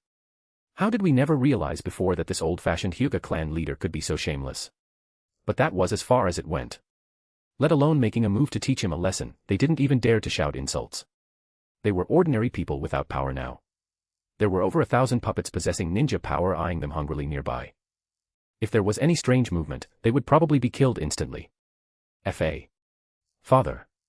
Hinata, habitually shy, whispered, this paper was given to me by Lord Alex. It's not my power. I just used a little chakra to activate it. Is that so? Hayashi recalled the men who had almost the same face as the Akatsuki leader, White Tiger. So his name is Lord Alex. He suddenly looked at Hinata and asked in a low voice, Hinata, how is your relationship with that Lord Alex? It should be very close, right? Otherwise, he wouldn't have given you so many papers. When Hinata took out the paper, he saw that his daughter had many more in her bag. Different types, but they should all be as powerful as the teleportation paper. This showed that Lord Alex definitely valued Hinata highly. If that's the case. Hayashi saw Hinata's cheeks starting to turn red, and he instantly understood in his heart. He rejoiced, all right Hinata, father knows. You've done well. As expected of Hyuga Hayashi's daughter. Ha ha ha. Support this fanfic by leaving positive review, comments, and power stones. For advanced chapters. Chapter 253, Chapter 253, Hinata's Order. Chapter 253, Hinata's Order. Hinata walked up to Tsunade and said seriously, Lady Tsunade, I hope to issue an announcement to all Konoha villagers in the name of the Hokage. At this stage, the title of Hokage was still very useful. Konoha had existed for over 60 years, and the Hokage's authority was deeply rooted in the hearts of all villagers. To reduce the difficulty of migration, it was better to focus on the Hokage's orders. Combined with the enforcement of the puppets and the assistance of the defected ninjas, there shouldn't be a big problem. Tsunade was silent for a moment, then finally nodded weakly. All right. She laughed at herself self-deprecatingly. Actually, you don't need to ask me at all. We are prisoners now, you can do whatever you want. Hinata looked at the disheartened Tsunade, feeling unbearable inside. Lady Tsunade's status in the hearts of all their female ninjas was extraordinary. As one of the legendary Sannin, she had been famous in the ninja world for decades. 3 years ago, she became the Hokage, and all Konoha female ninjas, including Hinata, idolized Lady Tsunade. But alas, the situation had changed suddenly. Hinata didn't know how to reply for a moment. Sigh, this daughter is still too kind. Hayashi Hyuga sighed lightly in his heart and walked over. Hinata, I will send someone to the Hokage building to draft the Hokage document, then notify all Konoha villagers. He said with conviction, I guarantee all villagers will know and will cooperate. Hayashi, you. Shikaku Nara stared blankly at Hayashi Hyuga. That was a Hokage document. Only the Hokage was qualified to write and issue it. How can you, a Hyuga, overstep your bounds? But seeing Hinata standing beside Hayashi, and the 1,000+ puppets behind her, he instantly thought of their current situation. In the end, he just opened his mouth and swallowed the words of interrogation he originally wanted to say. Since they had already surrendered, continuing to resist verbally would do nothing but bring disaster upon themselves. Hinata said to the maid puppet beside her, you arrange for the puppets to cooperate with my clansmen. Yes, Lady Hinata. The maid puppet bowed and accepted the order. The puppets behind immediately ran towards various parts of Konoha together with the Hyuga clansmen stepping out from the crowd. Father. Hinata's gaze shifted, and she whispered in Hayashi Hyuga's ear. Before coming to Konoha, Lord Alex specifically mentioned Hamura Mitokado, Kohara Udatane, and the Shimura clan. Hayashi Hyuga listened intently, somewhat puzzled. Why would that Lord Alex, suspected to be another Akatsuki leader, specifically mention these three? He shouldn't be familiar with Konoha.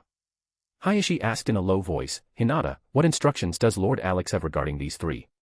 Kill them all. Hinata lowered her head, not letting anyone see her expression. She simply spat out these 3 words with a somewhat cold voice. Kill them all. Hayashi's heart shuddered, and his pupils shrank abruptly. He looked at his eldest daughter with some shock. He never thought his eldest daughter, whom he had always considered weak and kind, would say this order so coldly. It seems I didn't understand my daughter, or perhaps the time she was captured caused Hinata to change. Good. Hayashi Hyuga didn't hesitate and immediately said, leave this matter to father. Father will arrange it well. Regarding his daughter's change, besides surprise, he was mostly happy. Hinata was bound to be one of the core upper-class members of the entire ninja world in the future. As a superior, she absolutely could not be too weak and kind. Hayashi also believed that Hinata would eventually become an excellent Hyuga clan leader. Doing better than himself, leading the Hyuga clan to greater glory. Hinata raised her head again, the expression on her face the same as before, looking somewhat shy and weak. It was as if nothing had happened just now. Father, let them all disperse. After packing up everything, assemble at the Ninja Academy playground. Hayashi nodded, took a deep breath, and shouted in an extremely loud voice. You all go back and pack your things now. You must assemble at the Ninja Academy playground before dark. His voice turned cold, directly threatening, if you don't come, or don't cooperate and try some petty tricks, then be prepared to lose your lives. He maxed out the threat directly. Former companions, acquaintances, so what? In the face of the choice for the clan's greater glory, they were nothing but stones by the roadside, all capable of being discarded. Right now, these people looked at him with angry, hateful eyes, yet dared not speak out. But before long, he believed these people who hated him would inevitably turn around to curry favor with him. They just couldn't accept it temporarily right now. When they realized they were powerless to reverse the situation, they would persuade themselves to accept reality. Starting a new life. If they wanted to live better, if they wanted to obtain a certain status and power, they could only socialize upwards through the Hyuga clan. Because his Hyuga clan had Hinata. After Hayashi Hyuga shouted his threatening words, the scene fell silent. All ninjas glared angrily, but dared not curse a word. Finally, looking at each other, they began to disperse sparsely. Going back to their respective homes to find their mothers. Those from ninja clans had to immediately hold clan meetings to discuss the issue of clan survival in the future. Civilian ninjas simply informed their families of what happened, then packed their belongings together. Hi. Hinata. Ino greeted with a forced smile. I'll go home first. See you later. Facing this former companion, she felt inexplicably nervous and afraid deep inside. This was the absolute gap brought by status, position, and power. It made her unconsciously place herself in a lower position. Sakura felt the same way. She forced a smile and waved. Hinata, I'll go home first too. See you at the Ninja Academy. Okay, goodbye. Hinata responded with a smile, bidding farewell to the Konoha rookies one by one. It was just that the familiar camaraderie of the past was mixed with something strange, making the farewell atmosphere a bit weird. Phew. Walking past the corner, Ino patted her chest and let out a long breath. Sakura beside her also relaxed her expression. Sakura. Hinata looked a bit different just now. I can't interact with her naturally like before. Hinata has grown. Sakura was silent for a few seconds, then said complicatedly, with her status in Akatsuki, she will be the absolute upper class in the entire ninja world from now on. Status, power, above who knows how many tens of thousands. And strength. She said bitterly, the gap between us and her is huge now, and it will only get bigger in the future. Gap. The blonde ponytail behind Ino stopped swaying, her mood hard to describe. She sighed, Hinata standing in the middle of 10,000 people just now was really cool. And everyone has to obey her orders, even Lady Tsunade. It's really majestic, and I'm envious too. She suddenly whispered, Sakura, do you think we can join Akatsuki too, like Hinata? Support this fanfic by leaving positive review, comments, and power stones. For advanced chapters. Chapter 254, Chapter 254, Ino's Decision. Chapter 254, Ino's Decision. Join Akatsuki. Sakura's eyes were bewildered. The war was lost, and the entire ninja world was to be ruled by Akatsuki. They had to leave Konoha, where they had lived for over a decade, and go to Amigakure. The future, how it would turn out, good or bad, left her very lost and anxious. Sakura. Ino kicked a stone on the ground as she walked, her voice not as lively as before. If we go to Amigakure, the old power and interest structures of Konoha will be torn down and rebuilt. Those original businesses of our Yamanaka clan will definitely be lost. The livelihood the clansmen rely on will be gone. I don't know how Amigakure will arrange things. She used to think that when she grew up, she would open a flower shop of her own in Konoha. Consider it a family business. But now, let alone opening a shop, the wealth and property accumulated by the clan over decades would vanish. So. Ino exhaled lightly. Whether for myself or for the clan, I have to think of a way to join Akatsuki. Only by grasping a certain status and power can I look after the Yamanaka clan. Ino, you. Sakura opened her mouth, looking at her best friend with complexity. She didn't expect that in such a short time, Ino would think so far ahead and have such a sense of responsibility. For the clan, for a better life in the future, she wanted to join Akatsuki. And what about herself? Although she didn't have a clan, her parents were still alive. She really should think more about her parents and her own future livelihood, instead of filling her head with that figure who had already passed away. Sakura suddenly pressed her hand to her chest. The thought of Sasuke dying brought a twisting pain to her chest. Clearly, she shouldn't think about it anymore. Clearly, she should think more about her parents and herself. But why was it still so painful? Sakura. Ino looked at her worriedly. Are you thinking of Sasuke again? As a best friend, she clearly knew Sakura's feelings for Sasuke. From the Ninja Academy to the 3 years of apprenticeship under Lady Tsunade, her arduous training was all to chase Sasuke back. She had even entertained the thought of directly defecting from the village to find Sasuke and be a missing mean together. I'm fine. Sakura released her chest. Don't worry. Ino saw through Sakura's forced smile but didn't know how to console her. That affection had turned into a powerful obsession, it couldn't be let go of just like that. She grabbed Sakura's hand. Sakura, don't force yourself right now. Let nature take its course. Time will let you move on. She believed that as time passed and Sakura experienced more people and things, those feelings for Sasuke would eventually become a small interlude in life. It hurt terribly now, but time would eventually soothe the pain. Sakura was silent for a moment, lowering her head. Perhaps. The two walked to a fork in the road. Ino, I'll go home first. See you later. Without waiting for Ino to reply, Sakura ran into the right path, not letting her see the expression on her face. Sakura. Ino stood in place, watching Sakura leave. Only until she disappeared from view did she turn and walk towards the left path. After returning home, she found her father, Inoichi Yamanaka, had returned one step ahead. He was kneeling in the living room, his expression very serious. Father. Ino changed her shoes in the entryway and walked into the living room. She looked around. Where's mother? Your mother is arranging for the clansmen to pack their belongings. Is that so? Ino knelt in front of Inoichi. Does mother know what happened? Is she okay? Rest assured. Inoichi sighed lightly. Your mother has a strong will and won't be knocked down by the sudden reality. Ino breathed a sigh of relief. It was good that mother wasn't frightened by this. Immediately, her face turned serious. Father, is there something you need me to do? It was the first time she had seen her father reveal such a serious and solemn expression in front of her. As a doting father, he had always been all smiles. Sigh. Inoichi sighed heavily, his serious face turning into unbearable weakness. Just now, I held a brief meeting with the clan elders. Ino lowered her head slightly, listening silently. With this relocation, the properties and territories my Yamanaka clan originally had in Konoha will turn to nothing. The livelihoods the clansmen relied on are gone. Going to Amigakure, we don't know how to survive. So. Inoichi clenched his fists, looking at his daughter in front of him with complexity. His mouth opened and closed, but he couldn't bring himself to voice the clan's thoughts. The future honor and disgrace of the entire clan were to be pressed onto his daughter. What a heavy burden and pressure. Father. Ino raised her head and smiled brightly. No need to say it, I know what to do. Hinata and I are companions, and our relationship is quite good.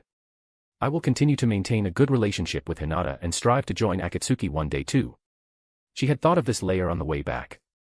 For the continuation and livelihood of the clan, someone had to step up and build a relationship with Akatsuki. And no one was more suitable than herself, who had gone to school with Hinata and was her companion. I'm sorry. Inoichi's straight back suddenly bent as he said dejectedly. It's father who is useless, letting you alone bear the future honor and disgrace of the entire clan. No. Ino shook her head. Father, you don't need to say that. I am also a Yamanaka. I should fulfill my responsibility for the clan's continuation. Moreover.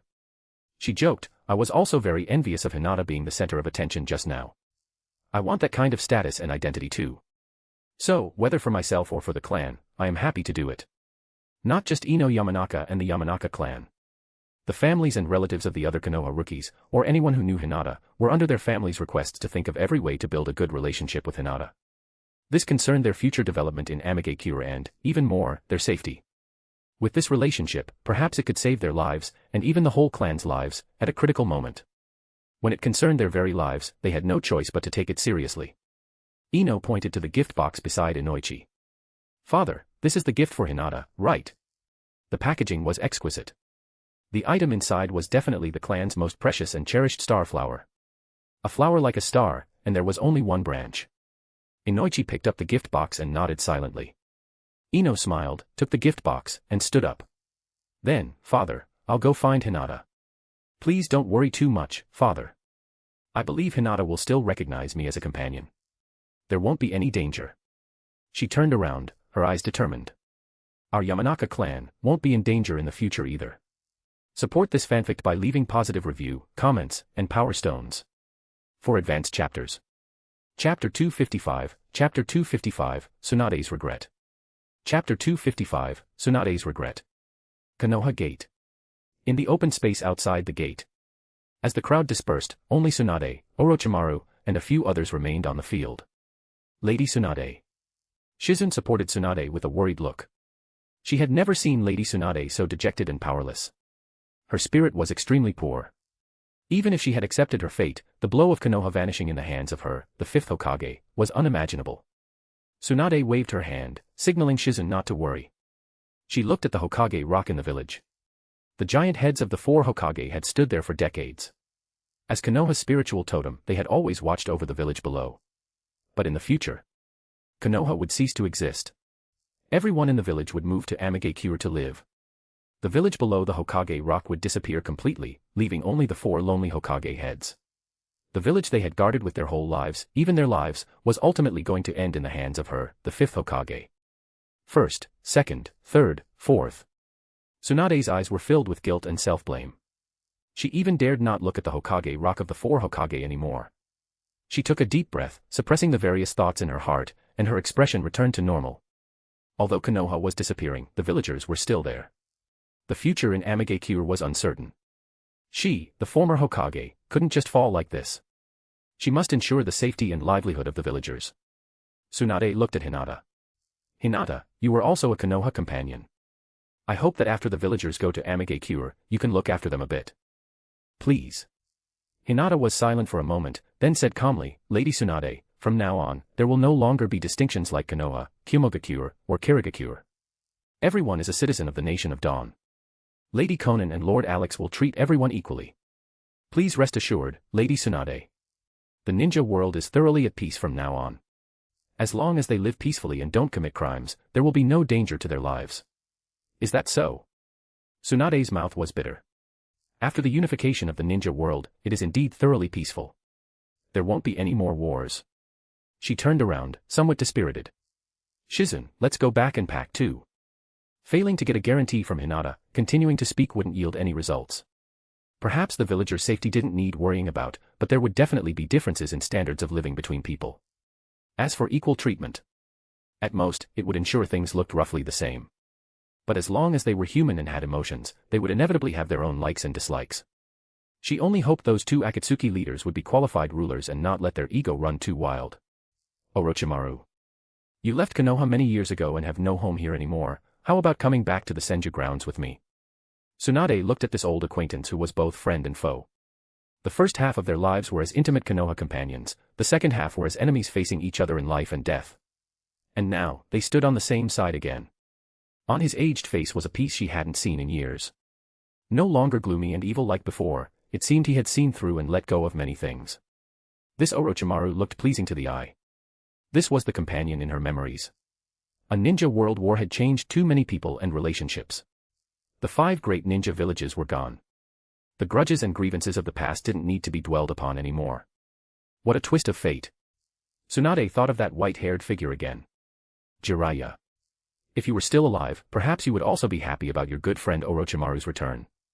I just don't know, facing the unification of the ninja world, thorough peace, and the disappearance of Konoha, what would you choose? To surrender and accept fate like me, or to fight to the death? Probably the latter. Tsunade recalled the words Jiraiya said when he found her to become Hokage. Listen, Tsunade. You are the third's disciple, my good friend, and one of the legendary Sannin. That's why I'm entrusting Konoha to you. But if you dare to harm Konoha or even betray Konoha, even if I have to chase you to the ends of the earth, I will kill you. At that time, she was tempted by Orochimaru to resurrect her loved ones, causing Jiraiya to state that warning very solemnly. Tsunade's impression was very deep. Jiraiya wasn't joking. That cold expression and chilling killing intent were something she had never seen before. It was as if he had changed faces, no longer the lecherous, alcohol-loving, happy-go-lucky gallant Jiraiya of the past. His feelings for Konoha might have even exceeded hers. Willing to give everything for Konoha. Anyone who dared to betray or harm the village would be killed. Even relatives, children, or lovers. That resolve was just like grandfather's. Facing Tsunade's invitation, Orochimaru didn't speak for the time being. He just looked curiously at the teleportation paper in Hinata's hand. His attention was completely attracted by this simple piece of paper. To be able to teleport tens of thousands of Konoha ninjas back to Konoha in an instant relying on just this palm-sized paper. Simply incredible. He really urgently wanted to know the principles within, exactly how it was achieved. Having experienced being sealed by Itachi Uchiha, and witnessing the changes in the ninja world from within Kabuto's body, Orochimaru had long changed a lot. But only his thirst for ninjutsu and the truth of the world remained. Orochimaru. Tsunade spoke again. Are you coming with me to the Senju residence or not? Orochimaru retracted his gaze, thought for a moment, and was about to nod. But Anko, who had been staring at him with extremely complicated eyes from behind, suddenly said. Orochimaru, your previous residence was taken over by me, but I didn't touch your things. You can go back and check. Anko tried hard to pretend she didn't care, acting careless. Towards this former teacher, her emotions were very contradictory.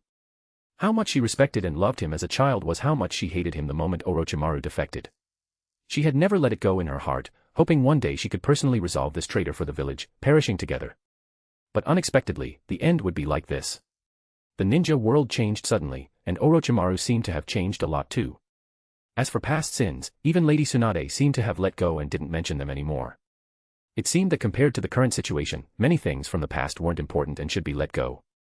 Kukuku. Orochimaru suddenly laughed his signature laugh, looking at Anko gloomily.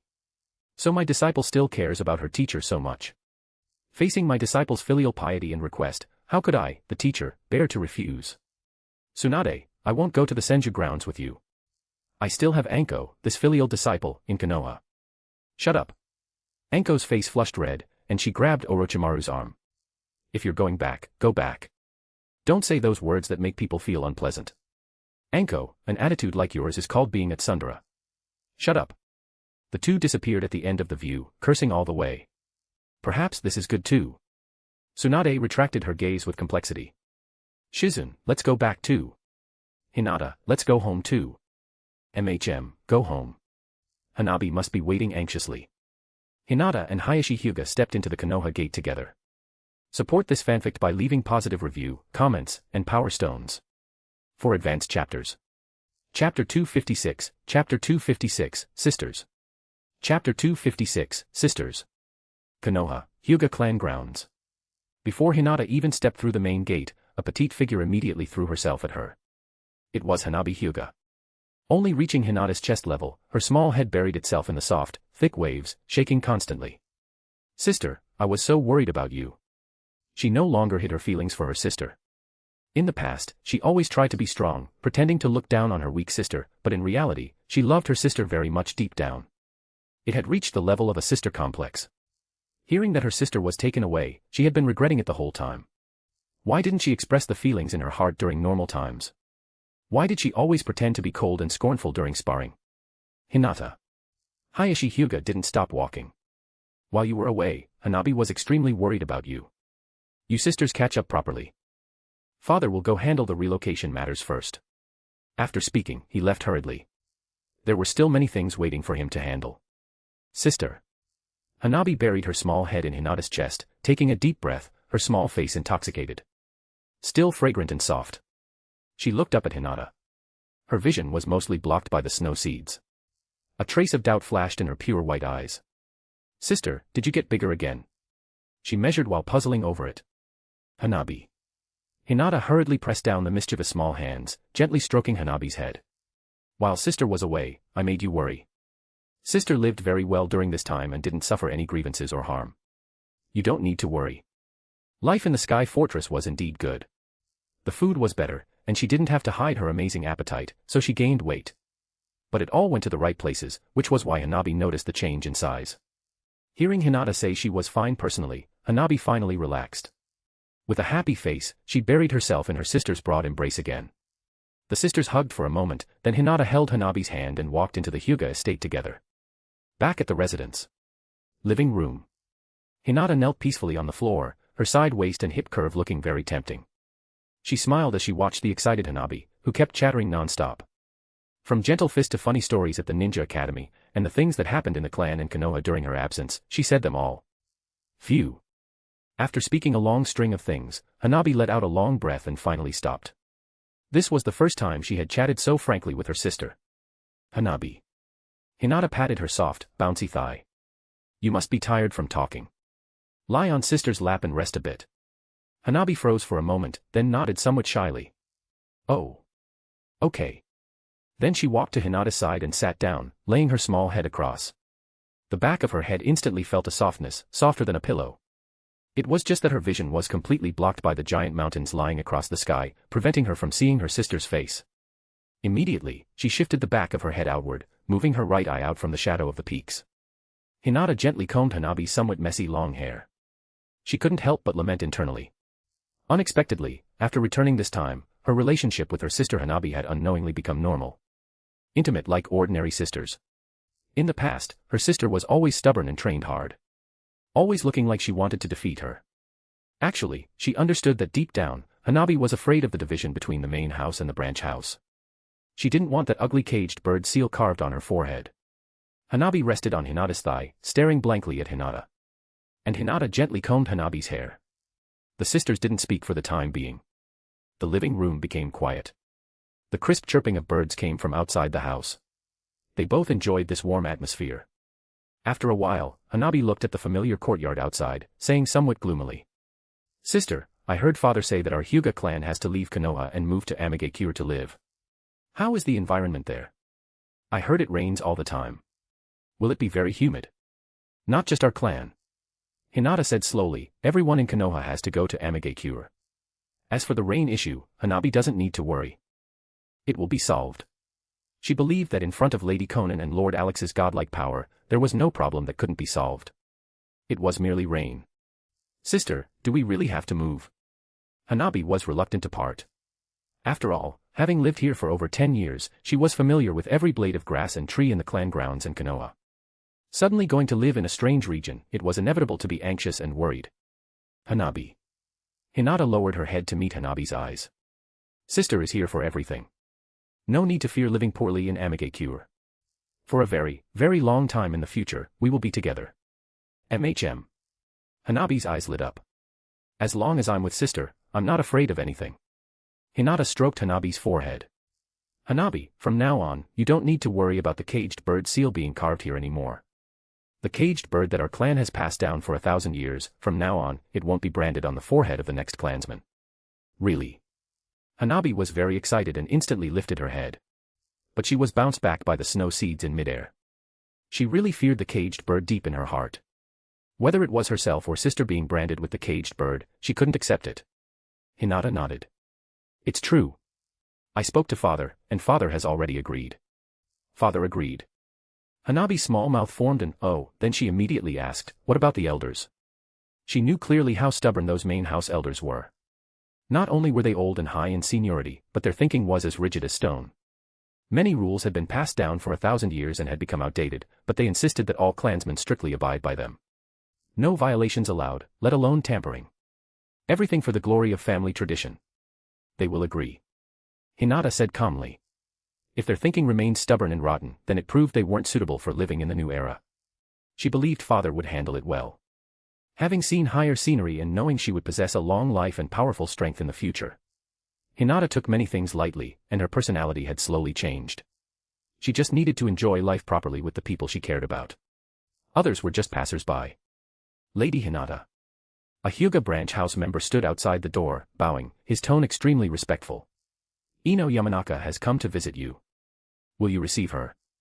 Support this fanfic by leaving positive review, comments, and power stones. For advanced chapters. Chapter 257, Chapter 257, Gifts and Death. Chapter 257, Gifts and Death. Ino was here. Hinata looked at the clock on the side.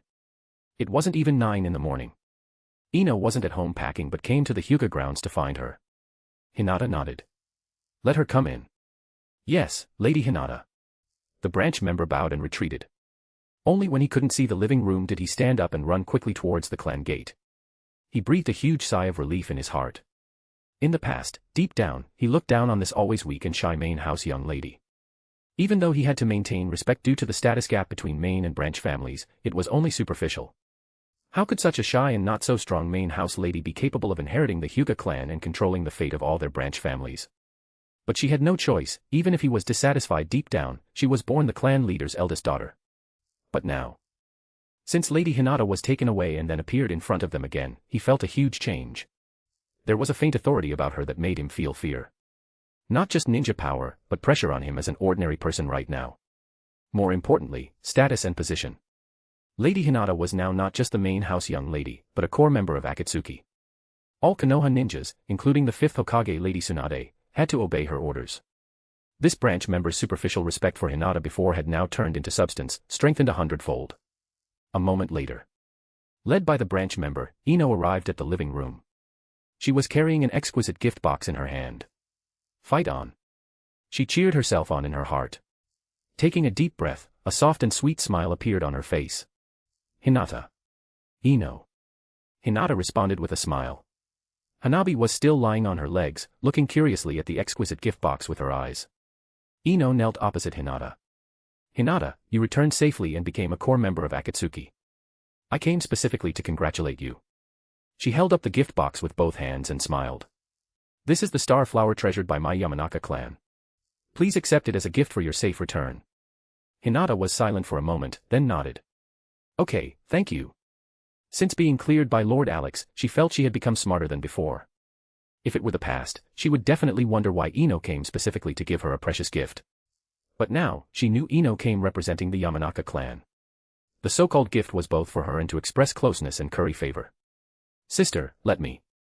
Hanabi abruptly climbed up, grinning as she took the gift box from Ino's hands. Ino. Hinata said calmly, living in Amigakure, as long as you don't cause trouble and don't disobey Lady Konan and Lord Alex's orders, there won't be life-threatening danger. It's just changing a place to live, you don't need to be too worried. Ino looked at Hinata, feeling somewhat hesitant inside. Perhaps it was truly as Hinata said, as long as they lived peacefully, safety wasn't an issue. But after personal safety, they had to consider livelihood and the clan's survival. Would Amigekure still allow them to live together as a clan? Would they be broken up, or even forcibly have the ninja clan dissolved? As the daughter of the Yamanaka clan leader, Ino had been influenced by what she saw and heard since childhood. She knew very clearly what Konoha thought of their ninja clans. If they became strong, they would face oppression from the Hokage and the village higher-ups. If they were too strong and at odds with the top, they might be the next Uchiha, facing annihilation. Her father once told her. The Yamanaka clan, although belonging to the so-called Hokage faction for a long time, was also walking on thin ice. The clan's development had to no limits, they couldn't let the Hokage harbor suspicion and dislike towards the clan. Hinata. Ino hesitated, finally asking the question she cared about most. Lady Konan, and that Lord Alex, how do they view ninja clans? Going to live in Amigekure, will ninja clans like ours be forced to disband? No. Hinata smiled knowingly. You saw Lady Konan's power last night. In front of that power which is no different from a god, nothing can cause trouble for Lady Konan. She looked at Ino. So, ninja clans can continue to exist in Amigekure. No matter what stage the ninja clan develops to, neither Lady Konan nor Lord Alex will be fearful. But if they swell to the point of forgetting who they are, then whether to destroy them or not is just a thought between the two of them. Hinata didn't say this sentence out loud. This was the confidence and conviction brought by absolute power. Why did the Hokage suppress the ninja clans in the village? In the final analysis, wasn't it because their own power wasn't strong enough, worrying that their status and power would be threatened? This point didn't exist at all with Konan and Alex. After chatting for a while, Ino bid farewell to Hinata and walked out of the Hyuga estate. She looked back at many companions who, like her, were carrying gifts to visit Hinata. Shikamaru, Choji, Tenten, and so on.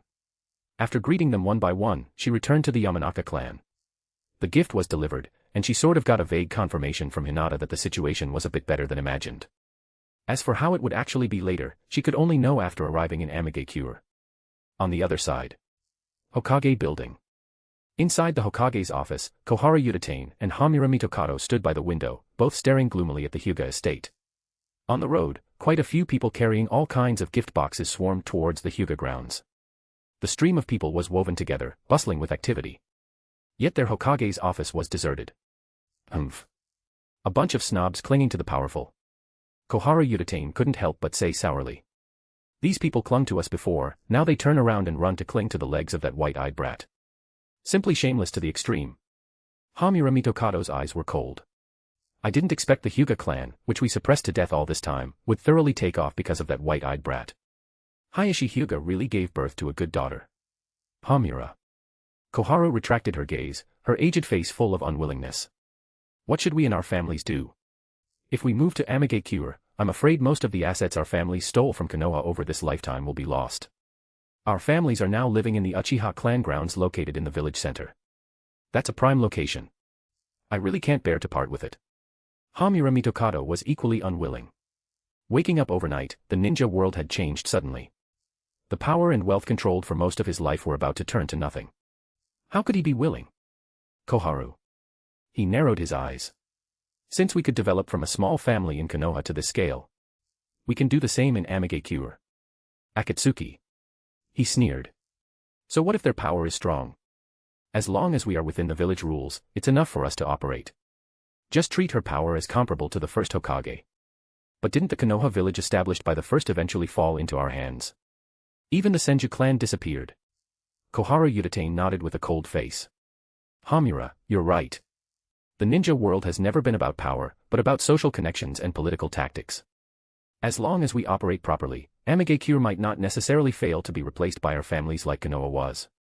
The two hadn't experienced last night's battle, they heard about it from the returning ninjas. Their guess of Konan's strength was merely using Hashirama Senju as a comparison. They had seen the battle between Hashirama Senju and Madara Uchiha when they were young. But without seeing Konan's strength with their own eyes, it was hard to imagine what level power surpassing Hashirama Senju actually was. Taking for granted that as long as they repeated their operations from Konoha in Amigekure, they could successfully usurp Amigekure. Unfortunately, they didn't have time to do it. Unknowingly, the two who were chatting and planning collapsed on the ground at the same time. Their faces still retained the vicious expressions from just now, not even realizing their own deaths. Bang. Hayashi Hyuga pushed the door open and walked in. Without even looking at the two lying on the ground, he said coldly. Drag these two old dogs out and burn them. Yes. Support this fanfic by leaving positive review, comments, and power stones. For advanced chapters. Chapter 258, Chapter 258, Mei Terumi's Ambition. Chapter 258, Mei Terumi's Ambition. Mist Village, Mizukage Building.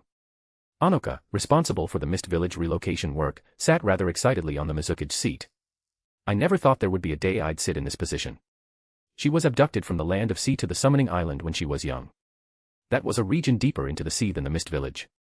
Since childhood, she had heard about the Mist Village adjacent to the land of sea from the surrounding research ninjas. In their mouths, the land of water and the Mist Village were extremely powerful forces, not to be provoked. Anoka once extravagantly hoped that ninjas from the Mist Village would come to the Summoning Island to save her. But unexpectedly, fate played tricks on people. In the end, it was Lady Konan who took her away and gave her power and status superior to others, allowing her to now sit boldly on the Mizukage throne that only generations of Mizukage could sit on. Knock knock knock. A knock sounded. Anoka straightened her body, her expression returning to serious. Enter. With a creak, the door was pushed open. A mature woman with a voluptuous figure walked in. Red-brown crossed long curly hair, emerald-green eyes. A blue tube top dress that was quite tight perfectly accentuated her beautiful figure. The deep valley in front of her was enough to attract anyone's eyeballs. Even Anoka, also a woman, couldn't help but subconsciously place her gaze into that abyss. She compared secretly. This fifth Mizukage's chest was indeed broader, 2 sizes bigger than hers. Perhaps she could compare with Samui. I really don't know how they grow. All the nutrition flowed there, yet how is their brain still so smart? Mei Terumi noticed Anoka's gaze and secretly straightened up, walking to the desk. Lady Anoka, I have already arranged things according to your instructions. All Mist villagers are cooperating very well and are packing. It is estimated to be completed around evening. Her expression was normal. Even though she was very unwilling for the Mist village to perish deep down, under helplessness, she could only obey and cooperate. At least ensure the villagers' safety and normal life in the future. This was her final duty as the Mizukage, and she must complete it. For this, she was willing to pay everything. Even if it meant bowing down. Mei Terumi thought very clearly. The Akatsuki leader possessed such godlike power, they couldn't possibly have any chance to resist. They could only submit. When she joined hands with the other 4 Kage to fight Madara Uchiha. Witnessing Madara Uchiha's superconventional combat power, she secretly thought it was bad, the 5 Kage might not be Madara Uchiha's opponents. Thoughts of retreat inevitably rose in her heart, but the other Kage still fought tenaciously, so she gritted her teeth and persisted. If Madara Uchiha was already like that, then the Akatsuki leader, who was unknown times more powerful than Madara Uchiha, their strength was so powerful that it made it hard for people to raise the courage to resist again. They could only obediently submit. MHM. Anoka tried hard to put on a serious expression and said seriously, very good, you've done well. If you are this capable in Amigakure in the future, I will recommend you to Lady Konan and Lord Alex. This 5th Mizukage was indeed a talent. With Mei Terumi's help and cooperation, she could push forward the Mist Village relocation work so quickly and worry-free. Recommend. Mei Terumi's emerald fox eyes instantly lit up. If she could grasp a little power in Amigakure, she could better look after the villagers who moved there. The corners of her hot red lips curled up, smiling charmingly. Then I thank Lady Anoka in advance. Even if this young girl, suspected to be of the Uzumaki clan, was just a tender little lass. But as a core member of Akatsuki, the 2 Akatsuki leaders standing behind her forced Mei to take her seriously. Moreover, her current body had no chakra or power at all. This girl could easily crush her. Mei Terumi's unique charming voice and expression made even Anoka unable to stay calm. Her heart suddenly accelerated, as if seduced and teased by the other party. She evaluated secretly. This Mei Terumi really is a tempting vixen. Mature Mei Terumi easily saw through Anoka's expression. Immediately stepping forward, placing both hands on the desk, she leaned over and said, Lady Anoka, could you tell me in detail about that Lord Alex who looks very similar to Lady Konan? She only knew that he was likely one of the Akatsuki leaders. Relationship with White Tiger was very close. And he also had a very unusual relationship with several other core members like Anoka. To put it bluntly, they were likely that Akatsuki leader's harem. Mei Terumi had always talked about getting married before, wanting to find a good man who liked each other and was loyal.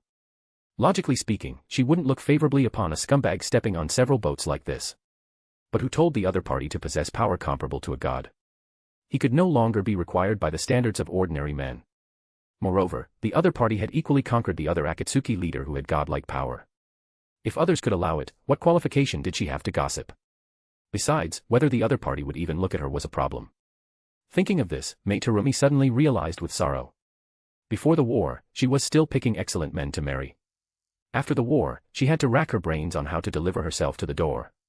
Then thinking again, the other party's strength was invincible, he was the ruler of the entire ninja world, and he was so handsome. And herself right now. Just an ordinary woman, without power or status, equivalent to a prisoner. Comparing like this, it was actually her climbing up the social ladder. Anoka didn't know what Mei Terumi was thinking. Her eyes stared straight ahead, long attracted by the snow seeds exposed by Mei Terumi leaning over. Sure enough, she can compare with Samui. She looked away, picked up the teacup, drank water tactically, thought for a moment, and said, "Lord Alex. I can't tell you any intelligence right now. Not right now, which means later I can." Mei Terumi rejoiced in her heart. Thinking it over, she probed, "Lady Anoka, do you think I have a chance to serve by Lord Alex's side? Is it possible for Lord Alex to accept me?" Although she considered her figure and appearance not bad, she didn't know that Lord Alex at all. She was willing to deliver herself, but whether the other party was willing to accept, she really had no confidence at all. Sir. Serve. Cough cough. Anoka was instantly shocked by Mei Terumi's bold words, choking on a mouthful of water.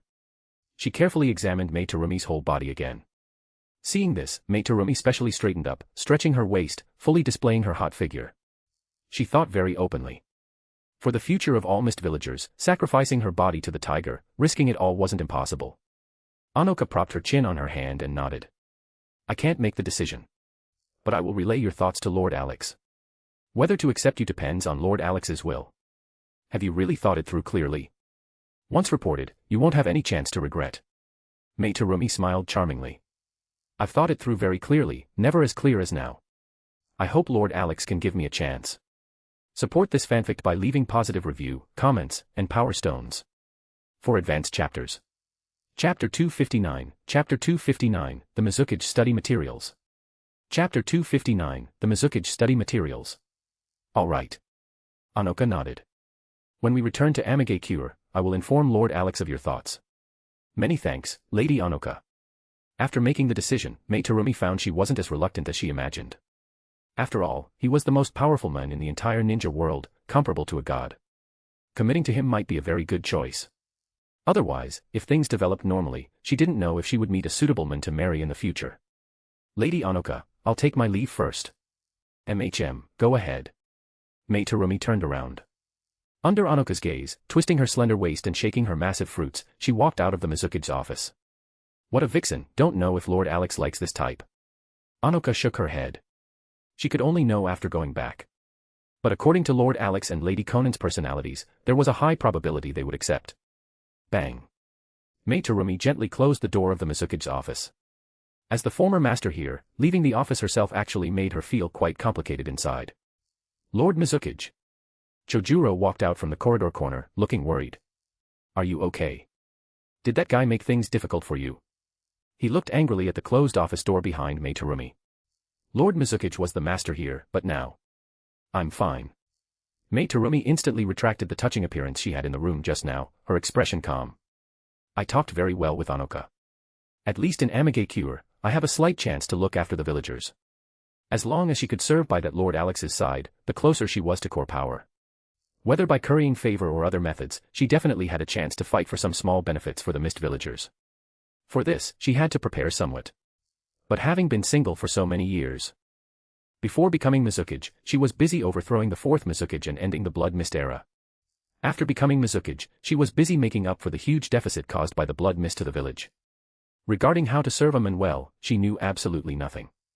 Only if she made that lord happy would she have a slight chance to make small wishes and requests. Mei Terumi looked out the window. It was almost noon. The relocation time was evening.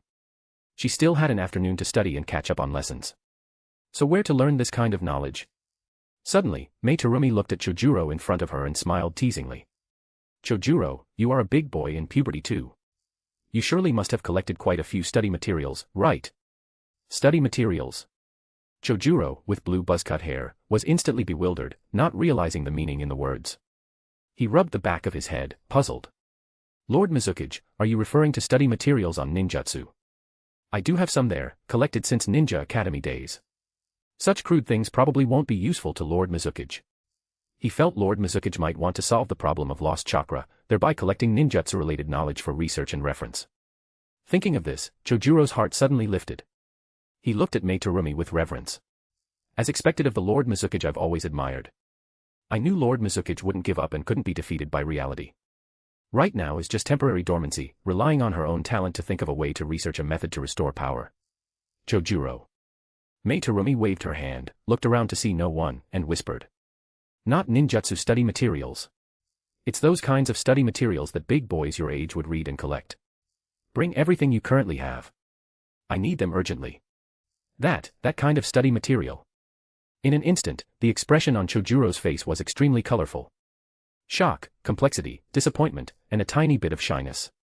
With Lord Mizukage speaking to this extent, he naturally understood what Lord Mizukage was asking him for. It's actually adult books. Of course he had them, and he had collected premium ones too. But that's not right. You are the Mizukage. How could the Mizukage ask me for adult books? Shouldn't you be thinking about how to regain power, defeat the strong enemy, and restore the Mist Village? Why would it be like this? This is absolutely not the Lord Mizukage I know. Chojuro's worldview was almost shattered by this request from Mei Terumi. If not for the fact that they were all ordinary people right now and couldn't use transformation jutsu, he would really think the Mizukage standing in front of him was someone transformed. He was stunned for a long time. Amidst Mei Terumi's urging, he quickly returned home and brought over all his precious collections. Then, with a mood and expression he didn't even know himself, he handed them to Mei Terumi. Lord Mizukage, this is what I've treasured over these years. It's all here. MHM. Mei Terumi hurriedly took them. Before even opening them to look, she was shocked by the explosive pictures on the covers. Forcing herself to calm her mind, she put away the books and gave a dry cough to hide her embarrassment. Al. All right, Chojuro, go get busy. There are still many things regarding the Mist Village overall relocation. You don't need to follow me. Okay.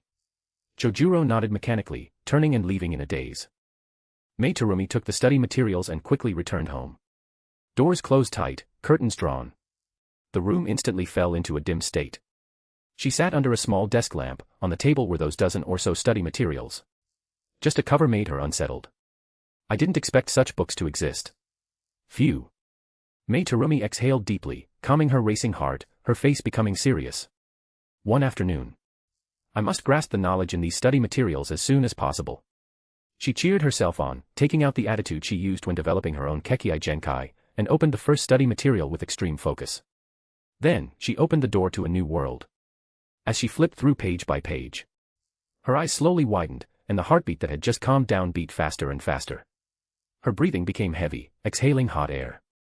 Her body sitting on the chair twisted uneasily. It can actually be done like this. Studying that part is also okay. Heavens, in the study materials, doing it this way, won't they suffocate? Mei Terumi watched until her face was red and ears hot, her long legs twisted into a braid. Hungrily absorbing knowledge from the study materials, quickly enriching her reserves. The door to the new world, once opened, could never be closed again. Support this fanfic by leaving positive review, comments, and power stones. For advanced chapters. Chapter 260, Practical Exercises. Chapter 260, Practical Exercises. After a long while, Mei Terumi tremblingly closed the last study material. Her face was flushed, breathing out hot air. These dozen or so study materials had greatly broadened her horizons, even shocking her worldview. The knowledge above was simply too advanced, too incredible. Just recalling it slightly would make her heart race wildly and her body go soft. Phew. Mei Terumi let out a long breath, slowly calming down. The long legs tightly clamped together under the table finally separated.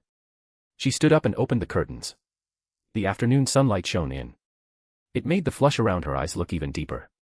She touched her red lips with 2 fingers. Theoretical knowledge is sufficient. Next, I have to practice practically. Mei Terumi learned from the study materials that serving well wasn't that simple. One needed to master proficient techniques. She glanced at the time. Not yet 3 o'clock. There was still time to practice a bit. Mei Terumi walked into the kitchen, looking around. But she didn't usually cook herself. Aside from brand new and used kitchenware, there were no ingredients in the kitchen at all. There was no possibility of finding the thing she wanted to practice with. Let's go to the store and look. Mei Terumi tidied up her somewhat wrinkled blue tube top dress and arrived at the large store in the village center.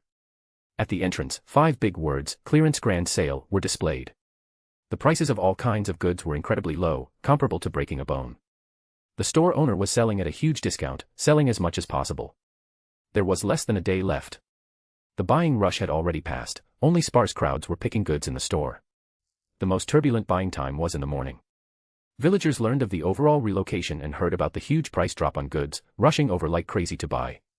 Fortunately, with Anoka's puppets and the original Mist Village ninjas controlling the order, no looting incidents occurred. Mei Terumi walked into the store with a complicated mood. Lord Mizukage. Lord Mizukage, you came too. Lord Mizukage, what do you want? I bought a lot, just take it directly from me. No need, I'll just look around casually. Mei Terumi greeted the enthusiastic villagers one by one. Compared to the ninjas who originally possessed certain status and power in the village, although the ordinary villagers were fearful and surprised by the abrupt relocation. They accepted reality very quickly, much faster than the original upper class. After all, they were just ordinary villagers living at the bottom. Life was life no matter where. Since the higher-ups made the decision and issued the notice, they just had to cooperate. Anyway, they couldn't resist. In this ninja world, they had long been accustomed to the class gap brought by status and power. Obeying orders was the only way to ensure their own safety. Sigh, it's me, this Mizukage, who is useless. Mei Terumi sighed in her heart, then immediately cheered up. The villagers didn't blame her, nor did they ridicule her, they still respected her as before. She must protect such villagers well. She must ensure that they could live stably in Amigakure in the future. For this, she was willing to give everything, do anything. Haven't I already made up my mind? Mei Terumi reaffirmed her conviction and walked towards the vegetable and fruit section. Only a few vegetables and fruits were left on the shelves, scattered sparsely. She picked up a black eggplant, squeezed it with her hand, then put it down. It was a bit soft, and parts were rotten, it couldn't be used as an ingredient. Then she picked up a carrot, scrutinized it for a moment, and shook her head to put it down. Too small and short, appearance not good, and she didn't like eating carrots. Mei Terumi picked up root vegetables from the shelf one by one, feeling dissatisfied with all of them. She was somewhat distressed. Why can't I find a suitable one? Lord Mizukage. A villager auntie walked over, with a look of ambiguity on her face, teasing. It seems Lord Mizukage has a boyfriend, and the boyfriend has some requirements. Are you looking for a tool to practice? Although a question, the tone was very certain. At her age, she had been through it all. Mei Terumi's heart jumped, endless shyness rising within. Such a thing was actually exposed to my face. But fortunately, as the Mizukage, having experienced all kinds of scenes before, her expression control passed the test. Smiling, she nodded calmly without speaking. The auntie looked left and right, no one around. She smiled even more ambiguously. I have some here. She took out 2 cucumbers from her vegetable basket. Lord Mizukage, I used this to practice before. The effect is not bad. Even if you aren't skilled at first, just treat it as eating a cucumber. No waste. The auntie began to whisper her experience and techniques. Mei Terumi nodded occasionally, face calm, not speaking. She looked very calm, but the 10 toes in her ninja shoes were already hooked tight. Embarrassed enough to dig out a 3-bedroom apartment on the ground. She never expected that one day she would be taught this kind of knowledge so blatantly. Shameful, too shameful. Lord Mizukage, that's about it. I believe that as your boyfriend, he will definitely be very happy and love you to death. The auntie turned around, looking back with meaningful encouragement. Lord Mizukage, do your best. Only by grasping a man's weakness will he be unable to leave you. With Lord Mizukage's natural talent, you can definitely learn quickly and use it with perfection. And Lord Mizukage, your mouth is the hottest, you must utilize its advantage well. Mei Terumi continued to smile, watching the auntie leave. The moment she disappeared from view, she could no longer hold up her calm expression. 2 red clouds rose on her face. Her breathing became heavy. Phew. She took a deep breath, slowly calming down. Looking down at the cucumber stuffed into her hand by the auntie, her eyes flickered uncertainly. Immediately she shook her head and left the store. Since I have the items, let's take advantage of this last bit of time to practice. At least I can't be unfamiliar. Support this fanfic by leaving positive review, comments, and power stones. For advanced chapters. Chapter 261, Chapter 261, Samui and Mabui. Chapter 261, Samui and Mabui. Kumogakure, the Raikage's office. Clad in a black robe adorned with red clouds, Samui sat unceremoniously in the seat that once belonged to the Raikage.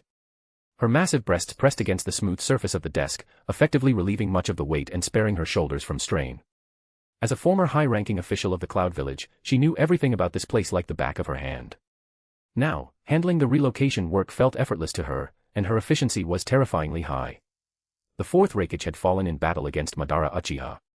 Killer Bee had died when his tailed beast was extracted. The two core pillars of the village were gone. The remaining Cloud Ninja, having witnessed the godlike power displayed by Lady Konan the previous night, were broken. No matter how unwilling they were, no matter how much they loved their village, the brutal reality had crushed their spirits. To make matters worse, the one sent to take over the Cloud Village was none other than their own Samui. Even this elite jonin, once known for her unwavering loyalty, had betrayed the village to join the Akatsuki. This betrayal struck harder than the bitterness of their defeat in the Fourth Great Ninja War. The successive blows disheartened even the most united and loyal Cloud Ninja. Under Samui's pragmatic persuasion, laying out the facts and reasoning, most of the Cloud Ninja had accepted the cruel reality. They began packing their belongings, preparing to migrate to the village hidden in the rain that evening. Samui set down the last classified document in her hand. She stretched lazily, her back straightening, causing her curves to defy the laws of physics and protrude even more prominently. It's already afternoon. She exhaled softly and leaned back against the chair. Her cool gaze shifted to her brother, who was currently facing the wall on the opposite side of the room. Turn around. Her voice was chilly and commanding. It was the natural suppression of an older sister over a younger brother. Since childhood, Atsui had lived in fear of her. Hearing that authoritative voice, his body trembled visibly. He turned around reflexively, not daring to delay for a single second. His face was bruised purple and blue, swollen in patches. Although he was terrified of his sister, he still peered stubbornly through the narrow slits of his eyes, swollen to the size of light bulbs, at the figure sitting in the Reikage chair. He was scared, but he was not convinced. Atsui, Samui said expressionlessly. Have you thought it through yet? Since returning to the village, her brother had been the one resisting the most, making the biggest scene. Since reasoning didn't work, she had to show him the terror of a big sister. She had used her fists to beat him into a pig-headed silence. But judging by his stubborn expression, he still wanted to resist. I don't understand. Atsui cried out, his voice thick with tears. Sister, since I was little, you taught me to love the village and be loyal to Lord Reikage. I always looked up to you as my role model. I know you love the village more than anyone, that you wouldn't hesitate to die for it. But, he shouted, why? Why have you become like this, sister? You betrayed the village. You betrayed Lord Reikage. Why? I don't understand. I really don't understand. He truly could not comprehend how his sister, who had always been so proud and put the village first, could join the Akatsuki. Facing the demise of Kimogakure, she was not only indifferent but had actively volunteered to take over the village, accelerating its destruction. Samui remained expressionless. However, the look she gave her brother grew increasingly oppressive. The death of the fourth Reikage, the demise of Kimogakure. Aside from a slightly complex feeling, she felt no other emotion. Certainly not hatred or unwillingness. Perhaps the initial conditioning had merely forced her body to yield. But after gaining her freedom and living on the Sky Fortress, she had genuinely come to love that life. Finally, upon learning the true goal of Lord Konan and Lord Alex, to unify the ninja world and create a world of true peace, her body and soul had completely submitted. Times change. The ninja sect of a millennium ago vanished. Why shouldn't the village system, which had only lasted 60 years, also perish? This backward system had led to 4 great ninja wars that engulfed the entire world, causing unimaginable grief and slaughter for the Cloud Village and everyone else. For the sake of a better future, the old systems, and the people clinging to them, should be swept into the dustbin of history. Judging from her experiences, Samui was certain her choice was correct. She was even grateful that the initial conditioning had given her the chance to change her perspective. Stop shaking. Stand still. Samui frowned and shouted coldly. Atsui immediately froze, standing as still as a frightened quail, not daring to move a muscle. He was horrified. His sister seemed to have become even scarier. The pressure radiating from her felt like a mountain pressing on his heart. Her strength didn't feel like that of an elite jonin anymore, but rather Kage level. Humph. Samui scoffed and stopped paying attention to him. She didn't want to waste her breath persuading this worrisome brother. If he didn't cooperate or tried anything, he would simply face her iron fist again. She believed a few more beatings would eventually help him realize his mistakes and correct his ways. Samui turned her gaze to the other person in the office. Mabui, sitting on the sofa. Her silver-gray hair draped over her shoulders, and her tight-fitting pencil skirt accentuated her figure perfectly.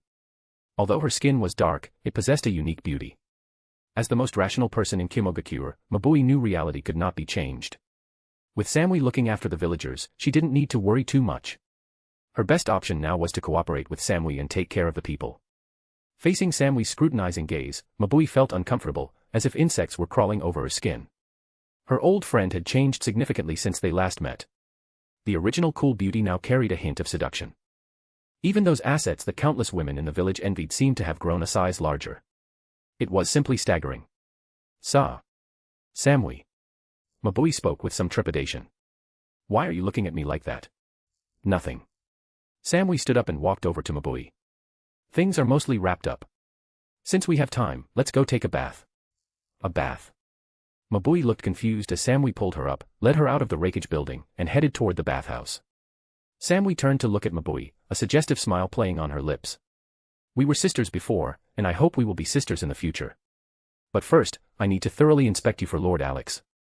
One fair-skinned, one dark-skinned, two beauties of completely different styles walking down the street made for a beautiful scene. Support this fanfic by leaving positive review, comments, and power stones. For advanced chapters. Chapter 262, Chapter 262, The Bathhouse. Chapter 262, The Bathhouse. Inside the bathhouse, white steam swirled in the air. In the large bath, only Samui and Mabui were present. With the migration of the Cloud Village underway, everyone else was busy packing. No one had the leisure to soak in the village bathhouse. In the empty room, the sound of splashing water was constant. Hot water poured in from one end, flowed through the pool, and exited the other, maintaining the most comfortable temperature for the human body. Samui leaned against the smooth river stone wall, her elbows resting on the edge. Her chest was proudly exposed, her posture completely uninhibited. Phew. She exhaled softly, her blue eyes gazing absently at the ceiling. The familiar ceiling, the familiar bathhouse, and the familiar friend beside her, everything seemed no different from before. But the world had changed. She was no longer the elite jonin who viewed the village as her life, but Samui of the Akatsuki. Now relaxed, thinking back on the past, she couldn't help but feel a twinge of emotion. But it was just that, emotion. There was no regret. Her current state proved her choice was right. Under the warm incandescent lights, Samui's skin glowed white. Her medium-length blonde hair was wet, plastered to her skin. Droplets of water fell from her forehead, sliding down her smooth cheeks, past her pointed chin, gliding over her swan-like neck, and pooling in her collarbone. The pool soon overflowed, and the droplets continued their descent, plunging into the deep abyss below. Mabui leaned quietly beside her. Her silver-gray hair was let down, draped wetly over her shoulders. She hugged her upper body, her mood complicated. Samui had betrayed the village and the rakeage. And she, who always prided herself on rationality, had been persuaded to do the same. Sigh. Mabui sighed internally. This was the reality, she had to choose this path to have a chance to protect the villagers. Splash. The water rippled, and Samui's massive breasts bobbed gently with the waves. Mabui looked sideways, her eyes widening. Samui, if you get any bigger, your upper body might actually float. They were already huge before, the pride of the entire Cloud Village. Every time they bathed together, Mabui saw them floating on the surface. She hadn't expected them to go up a cup size since they last met. Samui smiled confidently, picking up a towel to wipe the water from her face. She suddenly straightened her back, giving Mabui a clearer view.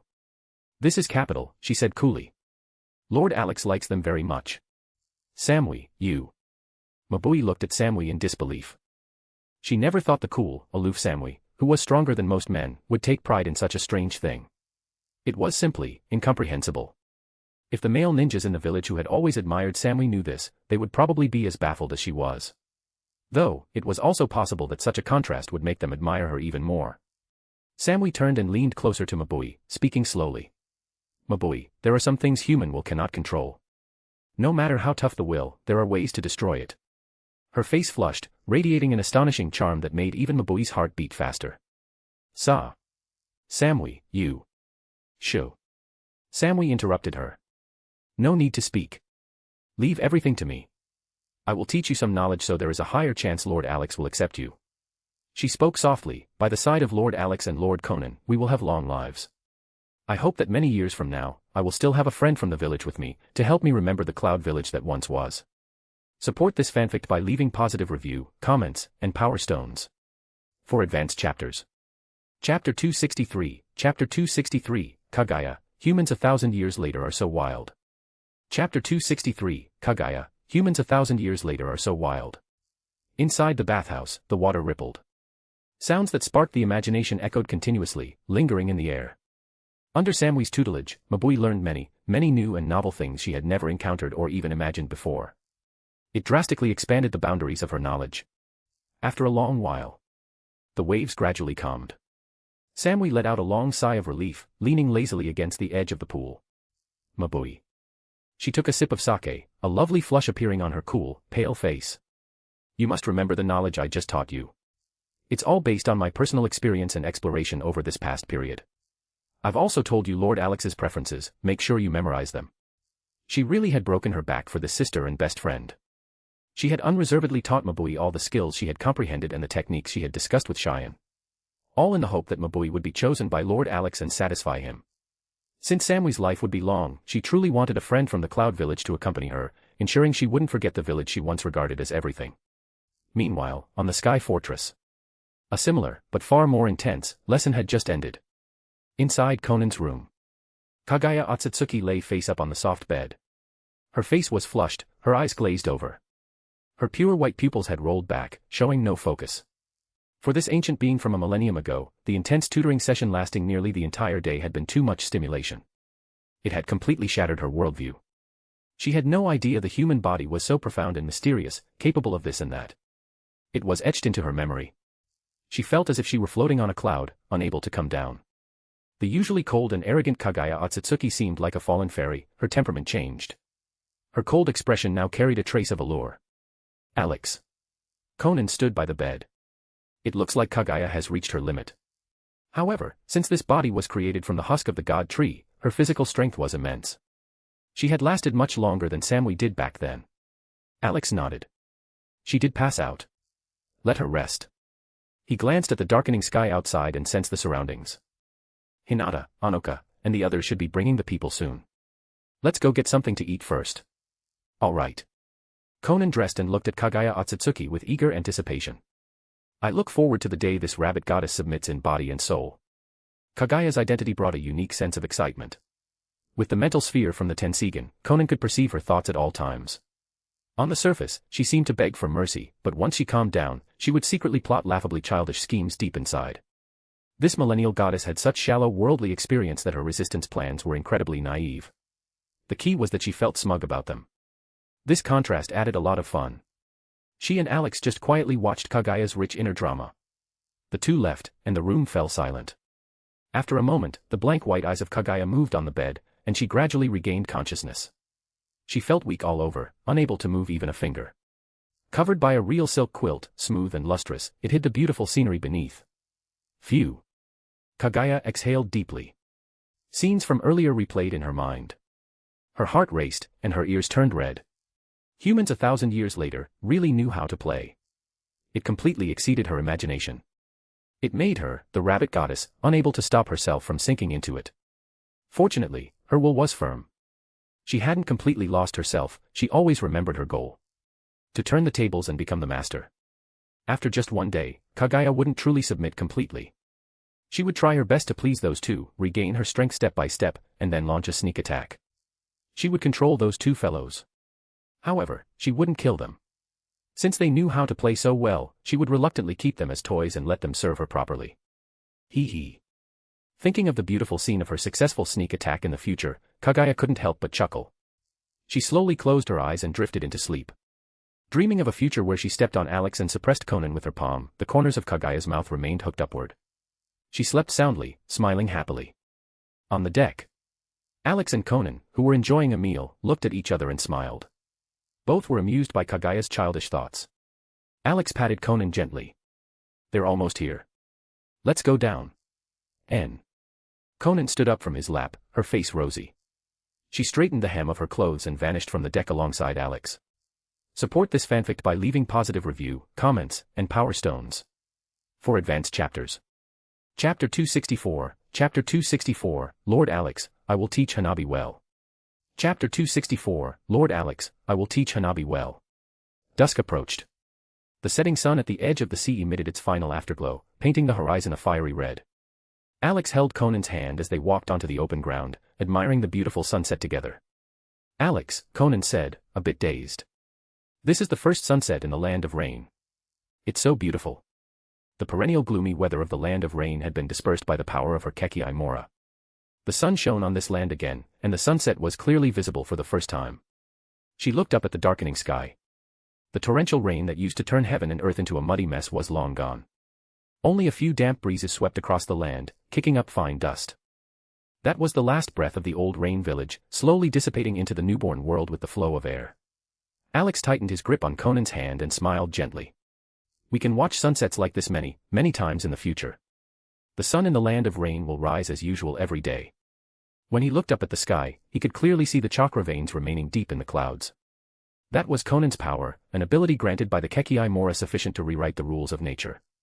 The rain that once drenched the village day and night had been driven to the land of wind, bringing abundant water to that arid nation, fundamentally altering its climate. Alex withdrew his gaze and looked at the ground. The soil, once soaked soft by rain, had become firm. Only occasionally could one see a few remaining puddles reflecting the scattering clouds overhead. He could sense the changes deep in the soil. The fissures eroded by years of rain were being quietly repaired by the energy of Konan's Keki Imora. Next, Alex said with anticipation, what will grow here is not mud, but paved streets, what will rise are not broken shacks, but modern skyscrapers. He raised his hand, his palm glowing with pale blue chakra, and pressed it lightly against the ground. A fine web of light spread out from him like an invisible blueprint, outlining crisscrossing lines on the earth. Those were the veins of the future holy city, broad main roads, rows of buildings, landscaped gardens, and the angel shrine in the center. As for his own imperial palace, he thought about it and decided to place it in the sky. Continuing to modify the sky fortress or creating a capital in the sky would work. Konan watched the light patterns on the ground. A paper flower from her fingertips landed gently on a node of the light, instantly transforming into a small paper signpost standing firmly in the soil. When I was little, I always hoped the rain would stop for just one day, she whispered, a trace of distant memory in her eyes. Yahiko said that when the rain stopped, we would build the rain village into a place where everyone could live in peace. Back then, I thought it was just an unreachable dream. The wind blew again, this time carrying a hint of warmth. Alex withdrew his hand. The light patterns faded into the ground, leaving only the paper signpost swaying gently in the wind. Now, the dream is coming true, he said, looking at Konan. When the holy city is built, that will be the day Yahiko and Nagato are resurrected. They will live the beautiful life they pursued all their lives in this peaceful new world. Konan nodded and whispered, N. They will definitely love this world. No fighting, no killing, no schemes. Everyone living happy and fulfilling lives. Just then, a spatial fluctuation came from the open ground ahead. It's the teleportation paper, Alex said, his gaze landing forward. Hinata is here. As soon as he spoke, the empty ground was suddenly filled with dense crowds of people. Hinata had led all the villagers of Konoha to the rain village. The villagers had obviously been warned and instructed, they all stood obediently in place. No noise, no clamor, waiting for the next arrangements in anxiety and tension. Hinata stood at the very front of the group. Her light blue figure was particularly eye-catching, clearly carefully dressed. She wore a simple white kimono with a light blue haori over it. Her long hair was tied behind her head with a plain ribbon. A small girl was clinging tightly to her arm. It was her sister, Hanabi Hyuga. Hinata's eyes quickly locked onto Alex and Konan in the center of the clearing. When she saw those cool yet calm eyes, her heartbeat accelerated slightly, but she quickly steadied her mind. She walked straight to Alex, curtsied slightly, and performed a standard etiquette greeting. Lord Alex, Lady Konan. Her voice was gentle but clear, with just the right amount of respect. All villagers of Konoha have arrived safely in the rain village as per your orders. Alex looked at her and smiled. You've worked hard, Hinata. A simple sentence filled Hinata with joy. She quickly pointed to Hanabi beside her. This is my sister, Hanabi Hyuga. She yearns for the Akatsuki organization very much. I will conduct targeted training for her, hoping that one day, she can join the Akatsuki and follow Lord Alex. As she said the last sentence, she glanced at Alex rather shyly. The implication was self-evident. Konan glanced at Hanabi standing beside Hinata, then hooked the corner of her mouth, looking at Alex with a smile. She didn't say a word. Ahem. Alex coughed dryly to mask the awkwardness. He rubbed his nose and sized up Hanabi. She did look very much like Hinata, a beauty in the making. And, sisters. Alex immediately stopped his train of thought and nodded. Yes, I see Hanabi's aptitude is good. In time, under your guidance, she will indeed be qualified to join the Akatsuki. Teach her well and help her grow. Hinata was delighted. Yes, Lord Alex. We sisters will never disappoint you. Support this fanfic by leaving positive review, comments, and power stones. for advanced chapters. Chapter 265, Chapter 265, Acquiring a Maid. Chapter 265, Acquiring a Maid. Hanabi Hyuga hugged Hinata's arm tightly, observing the men in front of her with a mix of nervousness and curiosity. He looked so much like the woman with light blue-purple hair standing next to him, almost as if carved from the same mold. If her sister hadn't warned her, she would have thought they were twins. Though, looking closely, he was indeed more masculine. Hanabi glanced at Hinata out of the corner of her eye. Holding her sister, she could clearly feel that Hinata's heart began to race the moment she came before this man. Her skin even heated up, and her body softened. Unless it was an illusion, she faintly saw hearts dancing deep in her sister's eyes. Does sister like this man? But Hanabi looked back at the Konoha crowd. What about Naruto Uzumaki? She knew very well that her sister used to pay special attention to that blonde boy, holding special feelings for him. But since returning to Konoha, her sister had changed a lot. Both her strength and temperament had improved significantly. And she no longer paid attention to that blonde brat. Hanabi had even specifically reminded her, only to receive a faint reply, "Oh. Naruto Uzumaki, he died resisting. No need to pay attention to him." It was said so casually, as if talking about a stranger. Hanabi didn't know why her sister had changed like this, but as Hinata said, there was no need to care about people who didn't matter. As long as she could be with her sister, nothing else mattered. Hinata had no idea her little sister was thinking so much at that moment. She turned sideways and pointed to the person following behind her. "Lord Alex, this is Ino Yamanaka of the Yamanaka clan. She is my close friend in Konoha, and she told me she wishes to follow Lord Alex in the future." Ino was wearing a purple dress, her hands folded in front of her. She tried hard to maintain her composure, but her fingertips secretly gripped the hem of her clothes. When her gaze landed on Alex, her heart skipped a beat. The devastating battle from the previous night was still vivid in her mind. This was the existence who had completely annihilated Hashirama Senju and Madara Uchiha with a single strike. Those three towering giants, just recalling the terrifying aura made it hard for her to breathe. However, even the so-called god of shinobi, Hashirama Senju, and the ghost of the Uchiha, Madara Uchiha, were vulnerable before him. The battle looked intense, but from start to finish, this man had maintained a calm demeanor, like a cat playing with a mouse. Finally, seemingly bored, he wiped them out with a single crushing move. Now close up, while Ino's heart trembled, the fangirl nature deep in her heart seemed to sprout again. This cool, handsome guy really hit her excitement points. Even though she came with the purpose of continuing her family line, on second thought, this choice didn't seem bad at all. This supreme powerhouse wasn't a disgusting, greasy man, on the contrary, he was exactly her type. Sunlight fell through the gaps in the clouds, plating the tips of his hair with pale gold. Although standing on empty ground, he looked like a deity in the clouds, someone people dared not approach easily, yet couldn't help but want to look at a few more times. So handsome. Ino rejoiced secretly, her voice brisk yet respectful. "Greetings, Lord Alex, Lady Konan. I am Ino Yamanaka. I can do anything. Whatever orders the two lords have, you can command me at will."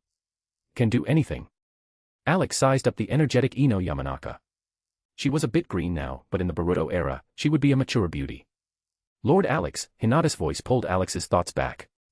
She turned to Alex and vouched for her. Ino Yamanaka is now the head of the Yamanaka clan. She helped a lot with the Konoha migration, from villager registration to various arrangements. Ino's abilities in coordination and communication have always been excellent. Alex nodded slightly, looking at Ino calmly. His gaze was light, without scrutiny or judgment, yet it made Ino's cheeks quietly flush. She quickly lowered her head, a trace of imperceptible nervousness in her voice. "Lord Alex, Lady Konan, I hope you can give me a chance to pledge my loyalty and follow you." "Lord Alex," Hinata continued, "the Yamanaka clan specializes in the mind-body switch technique, which can be useful in intelligence gathering and multi-party communication. And, this is also the wish of the entire Yamanaka clan, to contribute to this new land."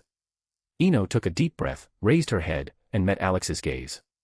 The nervousness in her eyes was gone, replaced by the determination of a clan leader. "Lord Alex, I know that in the past, Akatsuki and Konoha had different stances, but now is a new beginning. I want to personally participate in the construction of the holy city, and I want to follow you to learn how to build a home without barriers." She spoke honestly, suppressing the thought in her heart that, even if it's for the family, being with such a person isn't bad. At this moment, she wanted Alex to see her determination, not just a girl's crush. Alex looked at the firmness in her eyes, then at the smiling Hinata beside her, and said gently, "All right, I agree." However, before Ino could rejoice, her heart jumped to her throat. "You have to start as a maid. After all, fairness required first come, first served." As Alex's words fell, it was as if some invisible restraint had been lifted. Ino's eyes lit up instantly. The blush on her cheeks became more obvious, but she tried to maintain her composure. Thank you, Lord Alex. I definitely won't let you down. Made work. She could absolutely do it well. Whether it was daily chores or that, she had confidence. Support this fanfic by leaving positive review, comments, and power stones. For advanced chapters. Chapter 266, Chapter 266, Why is the Mizukage so red? Chapter 266, Why is the Mizukage so red? Near dusk. The hidden mist village was always wrapped in a layer of faint water vapor, even the sound of the wind brushing past the eaves carried a dampness. Anoka walked quickly along the stone path toward Mei Terumi's residence, clutching a teleportation paper in her hand. The villagers at the clearing were almost all gathered, only the former fifth Mizukage was missing.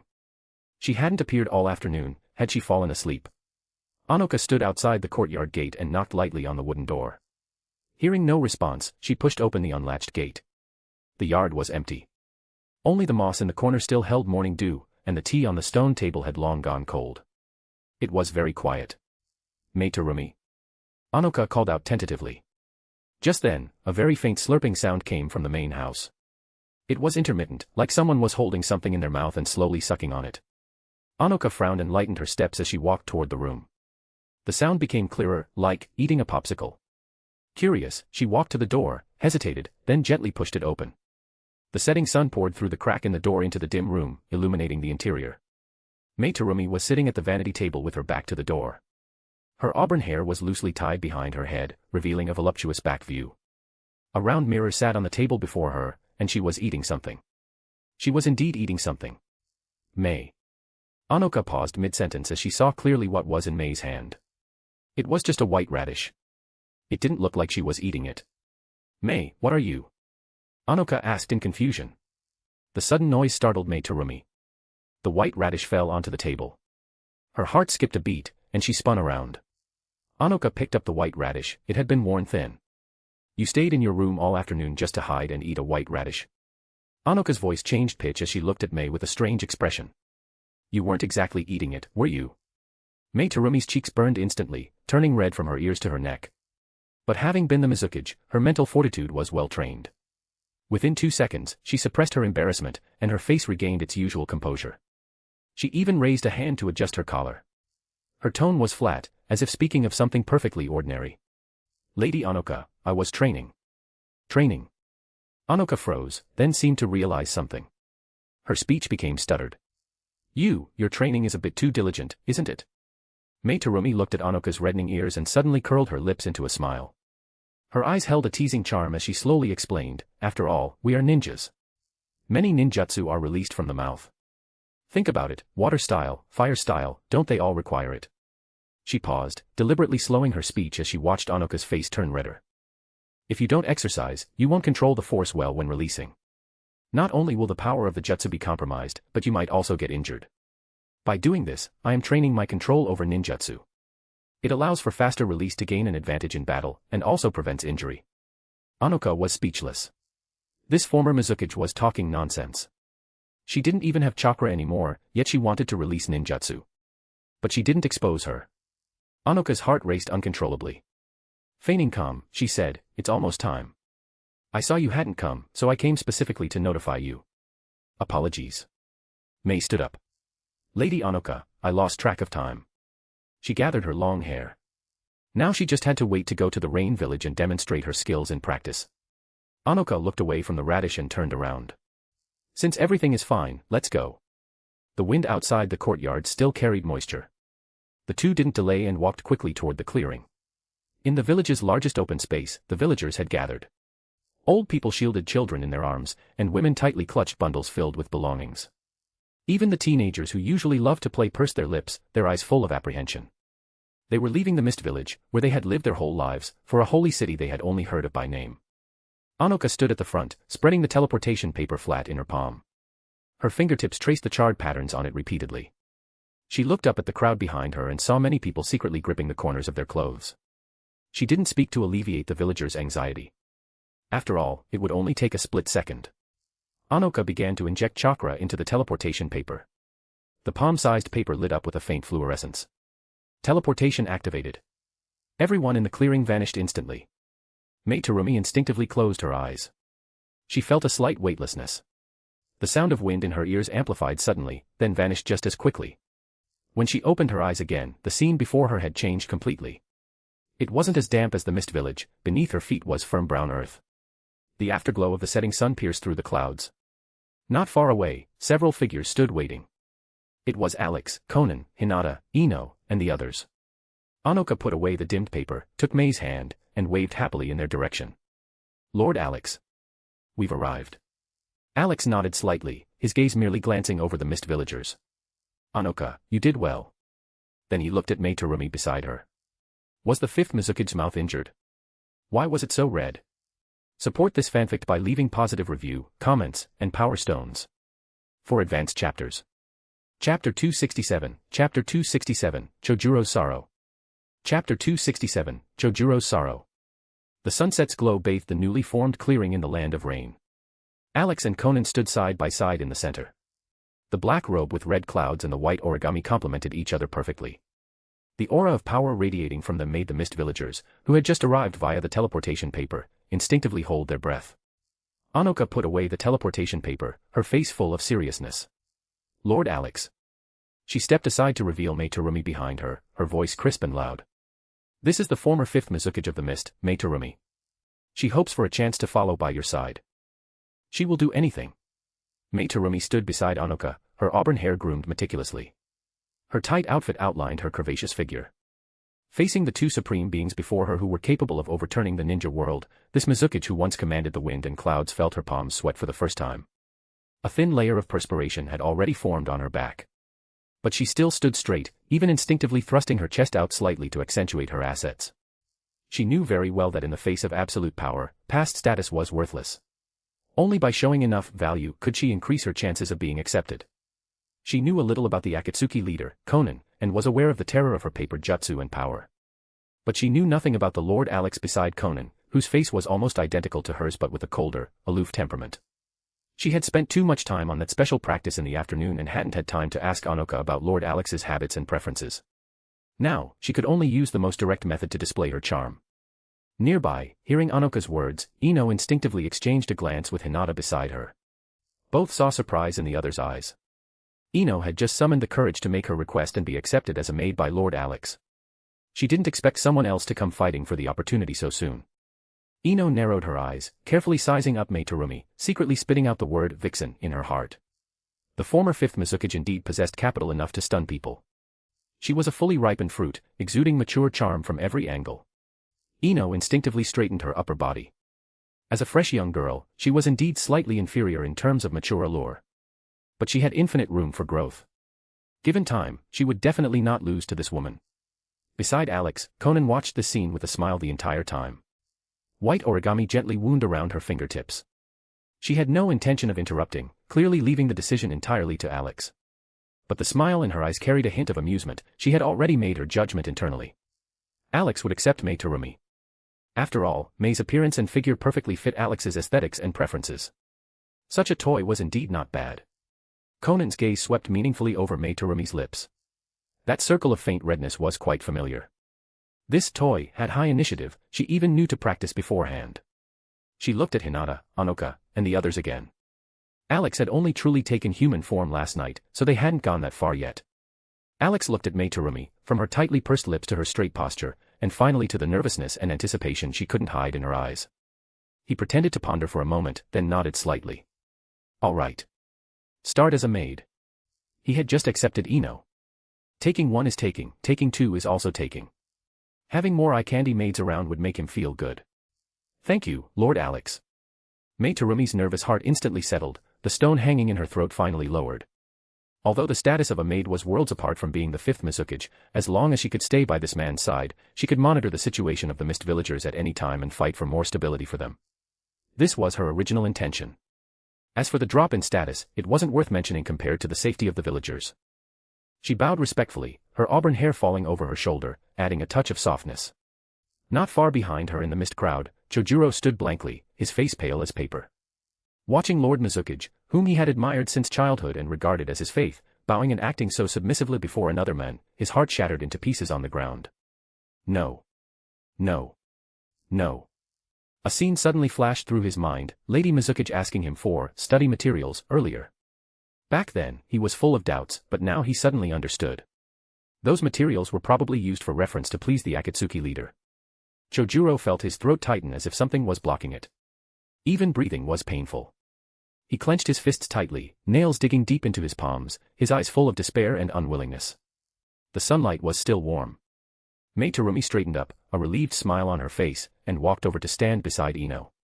From this moment on, she was also one of the maids by Lord Alex's side. Watching his respectable Mizuki humble herself like this, Chojuro's mind uncontrollably conjured up heartbreaking scenes. No. My Lady Mizuki, how could you go to such lengths to please someone else? Chojuro's sorrowful wail was destined to echo only within his own heart. Support this fanfic by leaving positive review, comments, and power stones. For advanced chapters. Chapter 268, Kamita returns. Chapter 268, Kamita returns. Whoosh. A sharp sound broke the noise of the clearing. On the other side of the open ground, a large group of people appeared out of thin air. As the dust settled, the sound of suppressed sobbing could be heard. Kamita stood at the forefront of the crowd, his Akatsuki uniform stained with a bit of dust. His sleeves were rolled up, revealing solid forearms. He tilted his head slightly, his gaze sweeping over the terrified crowd behind him.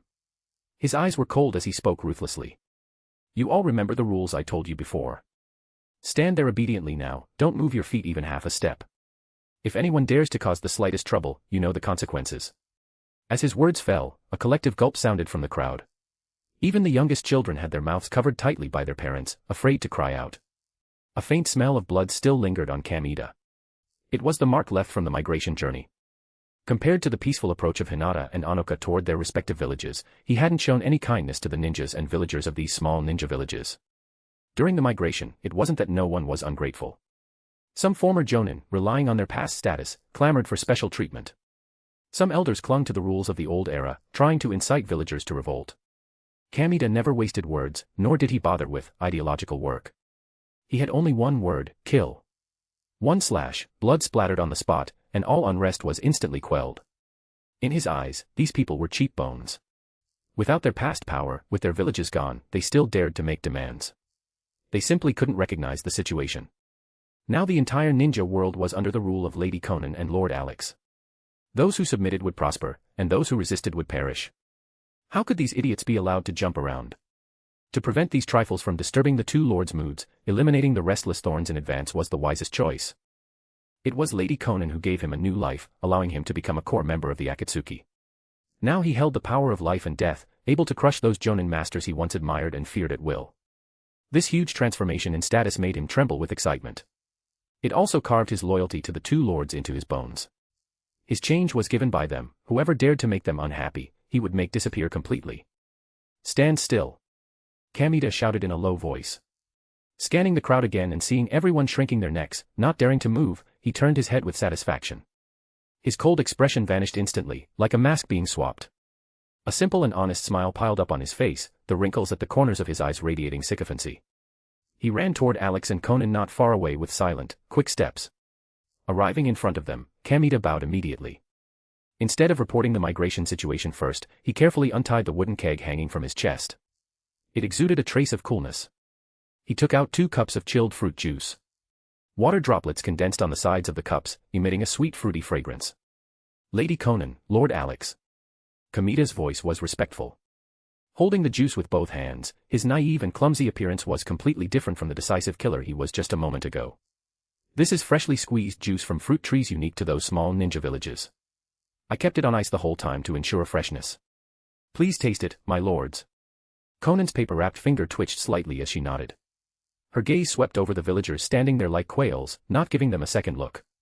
She took a cup of juice and handed the other to Alex beside her before taking a sip. The sweet and sour juice slid down her throat, carrying a unique fruity fragrance, dispelling some of the heat. Konan's orange eyes brightened slightly, a trace of satisfaction in them. The taste was indeed good. Every time she returned to the ground from the Sky Fortress, Kamita would always prepare chilled juice in advance. Over time, she had gotten somewhat used to it. Alex took the cup and drank it in one go. After regaining a physical body, he could finally taste food. This unique juice was indeed refreshing. Alex put down the cup and gave a faint compliment. Kamita, you're not bad. For simple words made Kamita shake all over, ecstasy surging in his heart instantly. He looked up sharply, the honest smile on his face deepening, his voice filled with uncontrollable excitement. This is all what your subordinate should do. It is my honor to share the burden for the two lords. Alex didn't say anything more, nor did he care about the faint smell of blood on Kamita. Anyway, the dead were just idiots who couldn't read the room, he didn't even bother to remember their names. In the distant crowd, watching Kamita bowing and scraping before the two lords, and remembering the blood on the road, people couldn't help but shudder and bury their heads lower. Amidst the noise of the clearing, several silent gazes fell quietly on Kamita, carrying complex and indescribable emotions. Tsunade, Orochimaru, Shikaka Nara, and Inoichi Yamanaka stood in the crowd, unable to hide the gloom in their eyes. They had lost all power and become prisoners at the mercy of others. But their eyesight was still sharp. This guy was wearing Akatsuki attire, obviously a core member. But his strength was a bit lackluster, only at the Chunin level. In the past, such a Chunin would have been respectful upon seeing any of them. In his terror, he wouldn't even have the qualification to look up and meet their eyes. Tsunade was the fifth Hokage, Orochimaru was one of the legendary Sannin. Shikaka Nara and Inoichi Yamanaka were high-ranking officials of Konoha. But times had changed. Now they had lost their power and status, reduced to prisoners. And this ordinary Chunin had ridden the coattails of the Akatsuki to reach the sky in a single step, holding the power of life and death. They stood silently in place. Watching that short, stout man, who a second ago was fierce and bloody toward the villagers, suddenly heap a simple smile toward Alex and Konan. Watching him humbly offering chilled juice, that fawning appearance made them feel scorn. It was simply too disgraceful. Thinking that they would be commanded by such a character in the future, their hearts were filled with mixed feelings. Humiliation, unwillingness, powerlessness, all mixed together. Support this fanfic by leaving positive review, comments, and power stones. For advanced chapters. Chapter 269, Chapter 269, will join Ino once she's established. Chapter 269, will join Ino once she's established. Among the crowd from Konoha. Sakura watched with a complicated gaze as Ino stood obediently behind Alex. Back in Konoha, before coming here, Ino had told her about this decision. Whether for the family or for herself, she chose to let Hinata put in a good word for her to follow the Akatsuki leader. Sakura didn't know what kind of mindset or emotions her best friend held when making this decision.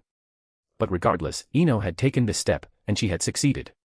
She was accepted by the Akatsuki leader. Now, like stars surrounding the moon, she stood in the center of the crowd with the Akatsuki members. Meanwhile, passers-by like Sakura could only watch them with complex, timid eyes. Hinata. Ino. Sakura's pink hair fluttered in the wind. Her heart felt heavy, unable to articulate her current feelings. Worry, fear, or envy, she couldn't say clearly. But in any case, judging by Ino's current smile, she wasn't that unwilling. That purple-blue dress, coupled with her obviously applied makeup, revealed Ino's figure and youthful beauty. Like a delicate flower, she bloomed fully in front of the Akatsuki leader. And Hinata. Sakura looked at Hinata standing by Alex's side. Since being taken by the Akatsuki and returning, Hinata had changed so much that things were unrecognizable. The shy, weak Hinata who always liked Naruto was gone. Replaced by a powerful, confident Lady Hinata who possessed an inexplicable nobility, causing many in the village to curry favor with her. She didn't know what Hinata had experienced in the hands of the Akatsuki to undergo such a huge transformation. But for Hinata herself, this change was likely good. It was much better than how she used to stand in the corner watching Naruto. Naruto. Sasuke. Sakura couldn't help clenching her fists. The green rhombus mark on her forehead representing the strength of 100 seal had long vanished as her chakra was stripped away. She thought that by mastering Lady Tsunade's monstrous strength and the seal, she had finally caught up with Naruto and Sasuke. That she could reform Team 7 and fight alongside them. But who could have guessed it would end like this? Before she could even fight side by side with her two teammates or show them the results of her training. Sasuke and Naruto had died miserably, one after another. Their deaths were sudden and swift.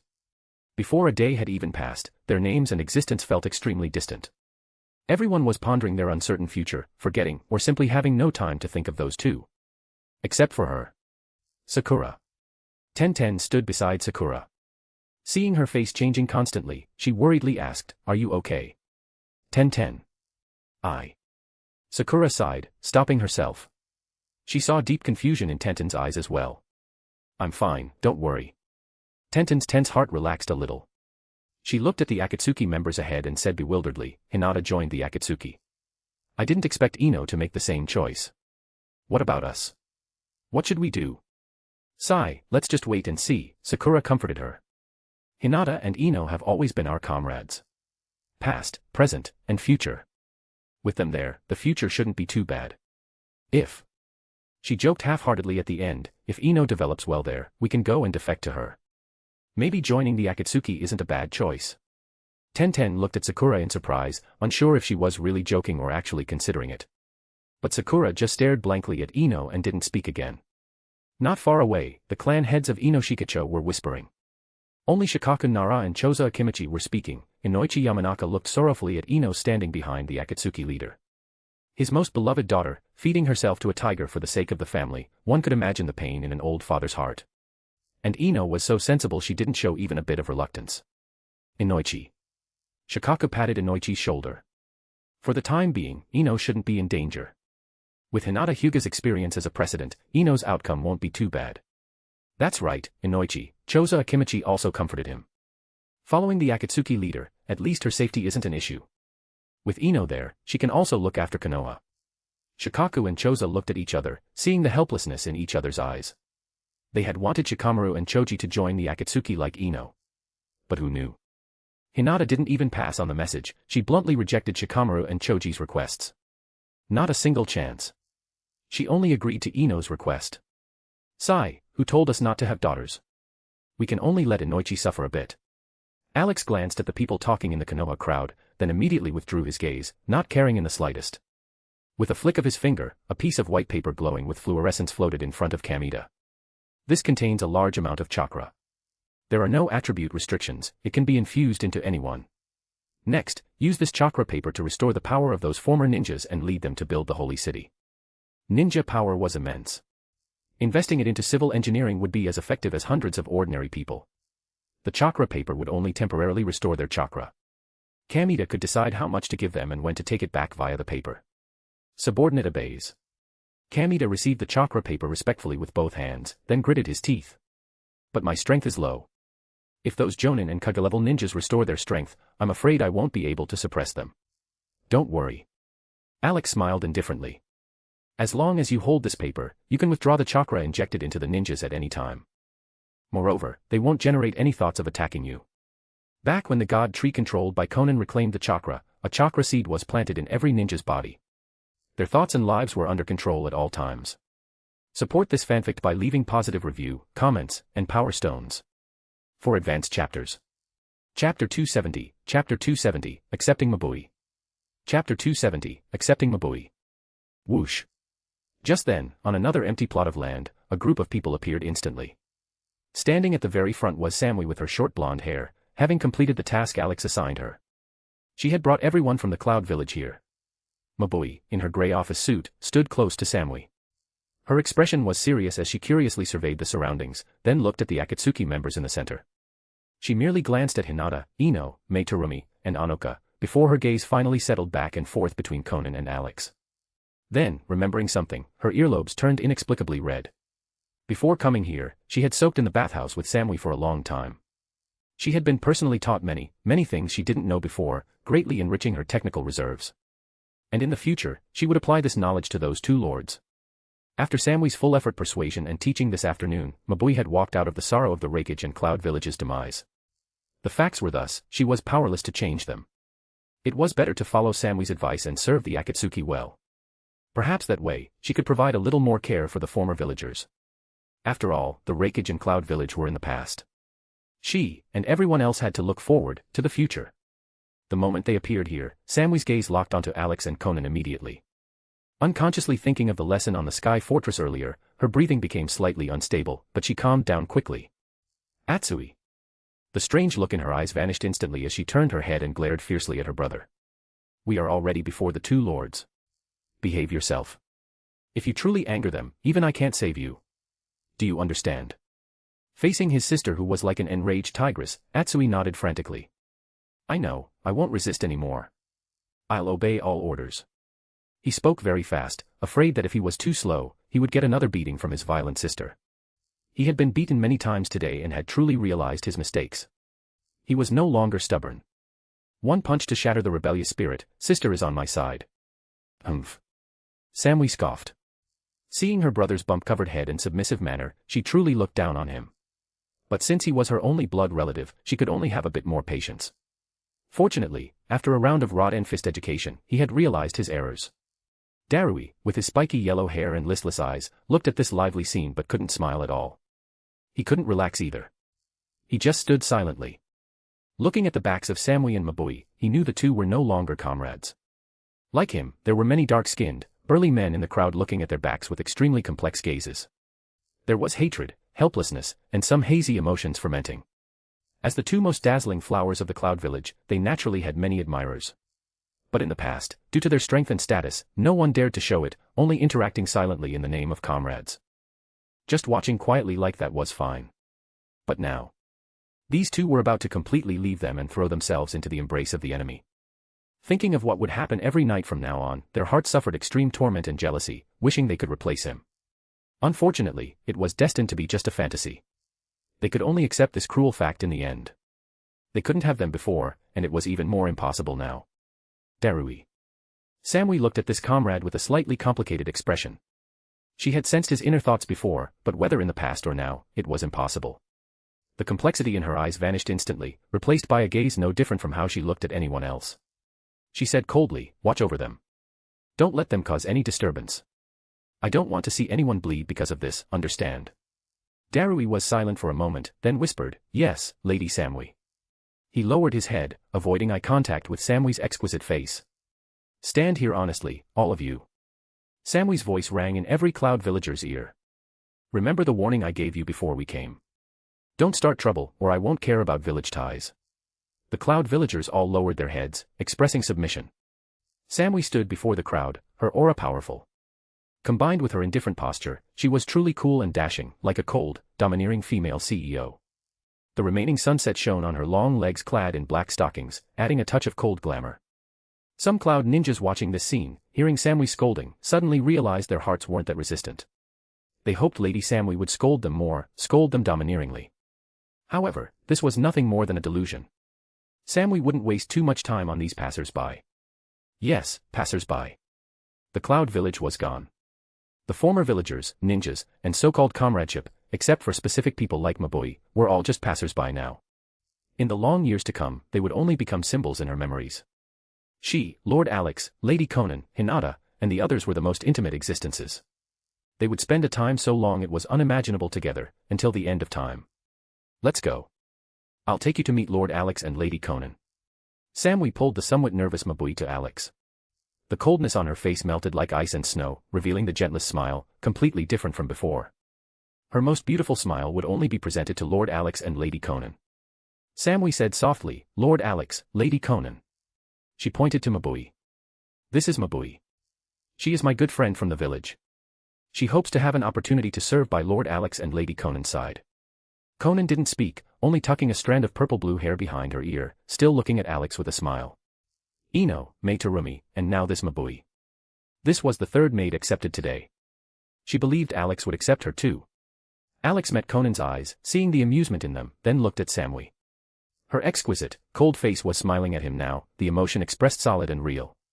Alex nodded. "All right. Like Ino and Mei Terumi, start as a maid." "Thank you, Lord Alex." Samui wasn't surprised at all, she knew Lord Alex would accept. She immediately took a step forward and threw herself into Alex's arms very boldly, looking at Hinata and Anoka with a triumphant expression. The seductive look on her face made Hinata and Anoka blush. Crack, crack, crack. Seeing this scene, in the Cloud crowd, unknown numbers of foolish, big burly men ground their back molars to dust, their hearts shattering like falling glass. Support this fanfic by leaving positive review, comments, and power stones. For advanced chapters. Chapter 271, Empowering Kamita. Chapter 271, Empowering Kamita. Now that he had a physical body, this was his first time having such intimate contact with the other girls, aside from Konan. Samui pulled him into a tight embrace. Her snow seeds were so thick that he couldn't even feel her heartbeat. This girl feels like she's gone up a size again. He instinctively glanced toward Konan's chest. However, Konan immediately caught his gaze. She smiled sweetly and asked, "Alex, are you thinking about something inappropriate?" Even though her tone was gentle and her face was full of smiles, he felt an inexplicable wave of pressure radiating from her. Haha, Alex laughed awkwardly, gently pushing Samui away and rubbing his nose. "No, not at all. Big or small, they're all absolutely wonderful. In truth, Konan's figure was exceptional in its own right, but Samui was simply too gifted, boasting at least 2 sizes larger.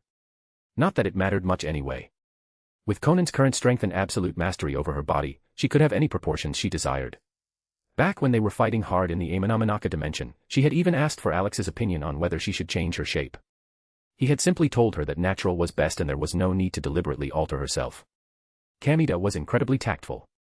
As soon as Samui had thrown herself at Alex, he had immediately retreated 10 meters away. He lowered his head and covered his ears, putting on a perfect display of being blind and deaf to the situation. He knew exactly where the boundaries were, which was exactly why the butler had been so heavily trusted. Alex looked at Kamida. His stout, short stature and silly round face gave him a rather comical appearance. However, his strength as a mere chunin was undeniably lackluster. Kamida. Lord Alex, your subordinate is here. Kamida rushed over and stood before Alex, bowing respectfully. Please give your orders. Alex didn't say a word. He simply raised his right hand and tossed out a dense cluster of chakra, directly injecting it into Kamida's body. In a fraction of a second, the butler's aura and power began to skyrocket. Chunin, special Jonin, his power surged relentlessly until it finally stopped at the absolute peak of Kage level. The scene left Tsunade, Shikaku, Inoichi, and all the other ninjas from the former great villages staring in absolute disbelief. They all knew that the 2 leaders of Akatsuki possessed transcendent strength rivaling the gods. But that was in terms of combat power and sheer destructive capability. They never imagined their powers extended to something this miraculously absurd. In just a few short seconds, a perfectly ordinary ninja with Chunin-level strength had been forcibly elevated to the peak of Kage level. He leaped into the realm of Kage-level powerhouses in a single bound. And looking at the casual flick of Alex's wrist, it seemed so effortlessly simple, as if he had done nothing more strenuous than flipping a light switch. Yet, that simple action had directly manufactured a Kage-level powerhouse. If this were the old era, a warrior of this caliber would instantly stand on the same level as the 5 Kage, perched at the absolute peak of the shinobi world's pyramid. Such power, such methods. Orochimaru murmured, his eyes filled with more burning fanaticism than shock. He trembled with excitement. This is a god. This is the absolute truth. In his eyes, the current Konan and Alex were 2 living gods walking the ninja world. Immortality and invincible power were synonymous with them. This was the very culmination of everything he had pursued his entire life. Even though someone else had achieved it, at this moment, he felt the immense relief and sheer thrill of seeing fellow seekers who had reached the end of the path. His philosophy and his ultimate goals hadn't been wrong. He had simply lacked the proper methods and opportunities. Beside him, Tsunade's emotions were far more conflicted. A bitter smile crept onto her face. I already knew their power vastly surpassed my grandfather's. But the gap is clearly far, far wider than I ever could have imagined. Lady Tsunade. Shizune supported the weakened Tsunade, her eyes brimming with worry. The past is the past. It's time to let it go. We just need to focus on living our lives properly from now on and stop dwelling on these frustrating things. Her voice was low and defeated. In the face of 2 living gods, there was absolutely nothing they could do except accept their arrangements and face reality. Surviving, just continuing to live was enough. Thinking too much about anything else would only bring unnecessary misery. Unlike the shock and despair gripping the majority of the crowd, the faces of Hinata, Anoka, and Samui, who stood close behind Alex, were alight with pride and honor. This only further proved that their choice to follow him had been absolutely right. They basked in the envious and awestruck gazes of everyone from the ninja world. If they hadn't joined Akatsuki back then, they would probably be just another face in this crowd right now, reduced to mere background characters. Once the empowerment was complete, Kamida opened his eyes, feeling the vast, boundless chakra and power surging through his body. Despite his best efforts to suppress his grin, his fat cheeks still quivered uncontrollably under the sheer weight of his intense excitement and euphoria. To jump from an ordinary Chunin to a Kage-level powerhouse in the blink of an eye, this leap was far too intoxicating. Only a ninja, especially an ordinary ninja without any innate talent, could truly understand the preciousness and insurmountable difficulty of acquiring true power. When he was young, he had worked tirelessly and fought hard, but he could never break past the Chunin barrier. He couldn't shatter the absolute shackles of his lack of talent. That despair, that lingering envy and deep unwillingness he felt every time he looked at ninjas with superior strength and talent, it had deeply tormented him in the darkest corners of his heart. Under the crushing weight of that frustration, he had slowly grown numb, slowly accepted reality, and slowly learned to accept his own mediocrity. Because there was no other choice. But then, everything changed. From the very first moment he met Lady Konan at the Sky Fortress, his miserable fate had been completely rewritten. Not only was his life far better than before, no longer forced to hide in damp, underground gutters, but he had also joined Akatsuki as a core member, wielding more authority than anyone else outside of the core Akatsuki group. The former 5 Kage, the elite Jonin, everyone had to obediently follow his orders. And now, Lord Alex had personally bestowed power upon him. He was a Kage-level powerhouse. What kind of cosmic luck did I, Kamita, stumble into in my past life to receive such an opportunity and blessing? Kamita trembled all over, his face flushed red with emotion. He bowed deeply toward Konan and Alex, his voice trembling with absolute sincerity. Kamita, thanks both of you for your cultivation and care. Whether in the past, the present, or the future, I will always be your most loyal subordinate. Even if they ordered him to die right this second, he wouldn't hesitate for a single moment. Alex smiled. You've done a great job recently. Keep up the good work. I'll leave things here to you. With that, he firmly grasped Konan's hand and, taking Hinata and the rest of his entourage with him, vanished instantly, returning to the Sky Fortress. He trusted Kamita to handle the on-site arrangements and construction. In fact, he was certain Kamita would do a better job than he could have ever imagined. Support this fanfic by leaving positive review, comments, and power stones. For advanced chapters. Chapter 272, Kaguya, Am I Truly Lonely? Chapter 272, Kaguya, Am I Truly Lonely? In the center of the clearing, Kamita remained deeply bowed, maintaining his respectful posture. He didn't slowly straighten his back until a full minute had passed since Alex's departure. His round, chubby face was still flushed with a feverish, excited red. Ha ha ha. Unable to suppress it any longer, he threw his head back and burst into boisterous laughter. He laughed wildly, freely, his entire body shaking with the force of it. Power, he could feel an endless reservoir of power coursing through his veins. Lord Alex's blessing had instantly elevated him to Kage level, a realm of strength he wouldn't have even dared to dream of before. Kamita's chakra flared around him as he fully unleashed the oppressive aura of a Kage. Feeling this immensely crushing pressure, the civilians from the various hidden villages standing in the clearing had no choice but to lower their heads, standing anxiously in place. They shivered in fear. Even the former Genin, Chunin, and elite Jonin felt a profound sense of unease. Only the former Kage-level shinobi managed to barely maintain their composure under the aura, though their expressions were exceedingly grim. Tsunade pushed Shizen's supporting hands away and straightened her back, locking her gaze firmly onto Kamita. It was one thing to submit to the godlike leaders of Akatsuki. But her pride and dignity absolutely refused to let her bow to a sycophant who had only been forcefully elevated to this level. This was perhaps Tsunade's final, stubborn stand. As for Orochimaru standing nearby, his thoughts weren't nearly as complicated. His snake-like pupils widened, and his tongue repeatedly darted out to lick his lips. He stared intently at Kamita, looking at him as though he were examining a priceless work of art. Marvelous. Orochimaru spread his arms, visibly shaking with excitement. This method of elevating strength was infinitely superior to the curse marks he used to inflict on his experimental subjects. There were no side effects, and the power could be wielded as naturally as if the user had trained for it themselves. It was simply flawless. Perhaps only those who wielded the power of gods, like the Akatsuki leaders, could bestow strength so effortlessly. In the face of such absolute power, true immortality was undoubtedly already within their grasp. Standing behind Orochimaru, Shikaku Nara, Chozo Akimichi, Inoichi Yamanaka, and the other former high-ranking ninja from the various villages felt their hearts grow even heavier. If a pettyman like Kamita could be casually granted Kage-level power by the Akatsuki leader, then the dream of rebuilding their villages was completely dead. They wouldn't even be a match for this lackey, let alone the gods above him. After taking a moment to thoroughly enjoy the sensation of his new strength, Kamita reeled in his aura and smoothed out his expression. Since Lord Alex had granted him such a profound blessing, he couldn't afford to disappoint him. He needed to work even harder to fulfill the tasks assigned to him. The holy city had to be constructed as quickly as possible, and to the absolute highest standards. His gaze swept over the crowd. Right now, all of you have only one mission, building the holy city. He held up the white chakra paper containing a massive reserve of energy. You all heard it earlier. This contains the chakra Lord Alex bestowed upon us. Suddenly, his tone shifted, and a strange smile crept onto his face. Losing your chakra and becoming ordinary mortals, it doesn't feel very good, does it? Unable to walk on water, unable to leap into the trees, unable to release dazzling ninjutsu. Completely stripped of power. A taste like that. Kamita clicked his tongue. TSK, tisk. He described the feeling vividly, putting on an exaggerated look of distress. In the crowd, the former shinobi, including Tsunade and Orochimaru, couldn't help but clench their fists.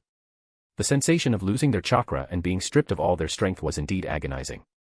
The physical weakness, the internal panic, the uncertainty of the future, the sheer plummet in their social standing, only regaining their chakra and power could bring them even the slightest sliver of security. Unbearable.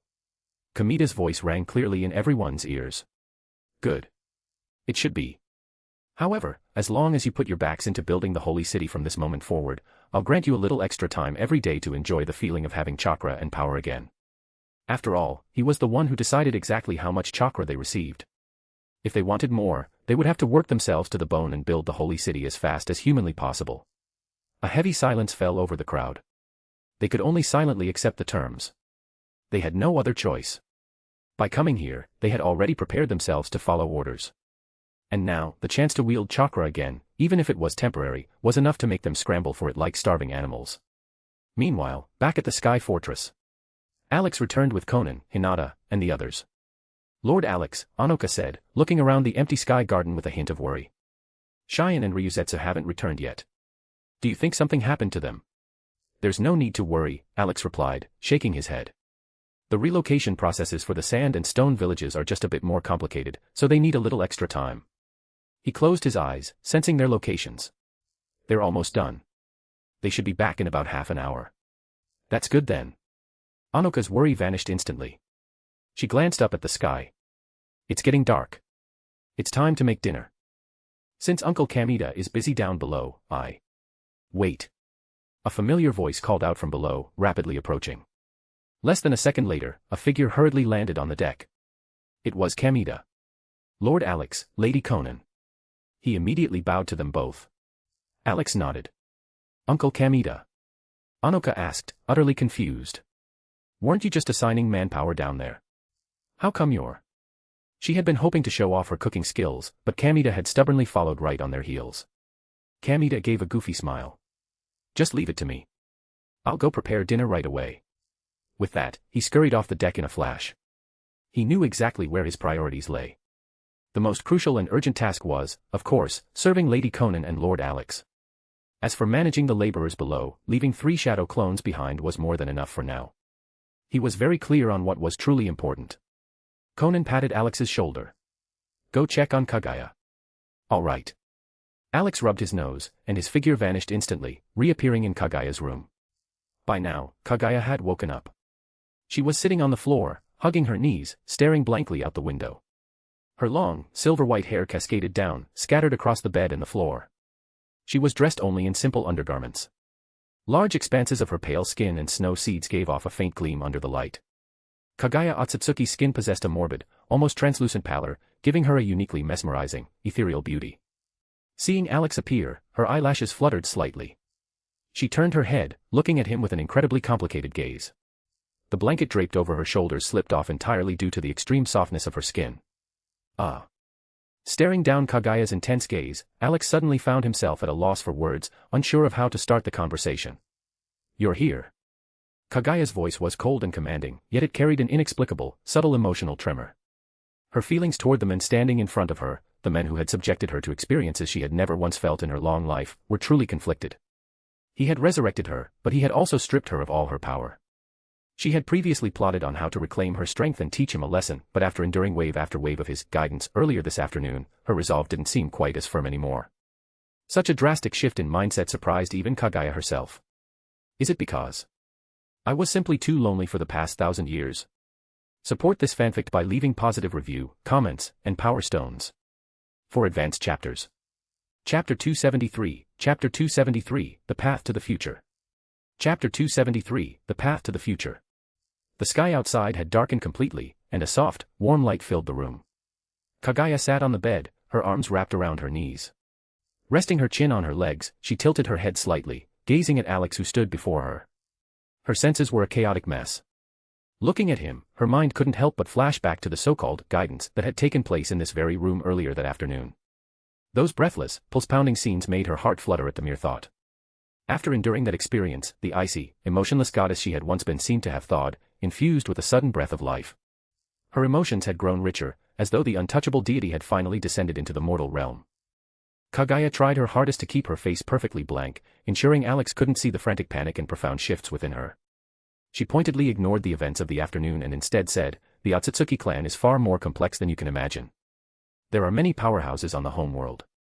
Their level of existence can no longer be simply described as Kekai Mora. Their strength is genuinely terrifying. As a cosmic race that traversed the universe, planting divine trees and harvesting life, their power and foundational strength were beyond measure. Kaguya certainly didn't believe that eating a single, complete chakra fruit was enough to make her a match for the main family's elders on the homeworld. Although the fruit born from a life-bearing planet of the ninja world's caliber was of exceptional quality, she didn't doubt for a second that the elders, who had lived for an untold number of millennia, had consumed fruits of equal, if not greater, quality. The sheer volume of energy accumulated within their bodies and the absolute depth of their strength were simply incomprehensible. Alex pulled up a chair and sat opposite Kaguya, his expression growing serious. There might be terrifyingly powerful ancient monsters on the Otsutsuki homeworld, but they won't be coming to the ninja world anytime soon. Ishiki Otsutsuki was dead. The Six Paths brothers were dead. The next wave of Otsutsuki, Momoshiki and his group, wouldn't descend upon the ninja world for at least another 15 to 20 years. At this current stage, Alex and Konan might not be entirely confident in defeating the elders of the Otsutsuki homeworld. But as long as they continued to grow and develop, they would eventually be able to crush them effortlessly. Ever since transforming his paper body into flesh, Alex's comprehension of the spatial secret technique and mental secret technique recorded on the black fragment had deepened profoundly. This was especially true for the mental techniques. Thanks to his golden finger replication ability, the mental techniques had practically become an ingrained instinct within this body. They operated and cultivated themselves passively, every single second of the day. Alex's mental power and soul strength were expanding with every passing moment. He didn't know if there was a ceiling to this growth, but at this rate, he would eventually be able to use his sheer mental power to physically alter reality. He could turn nothingness into existence, illusions into reality, and become a true, omnipotent god. To ensure his physical body could withstand his ever-growing mental power, Alex was using the spatial laws he had comprehended from the black fragment to slowly temper and strengthen his flesh. He wasn't entirely sure if this method of cultivation was the right path. However, the traditional ninja cultivation system, from extracting chakra, progressing through genin, chunin, and jonin, all the way to Kekai Mora, had already reached its absolute pinnacle.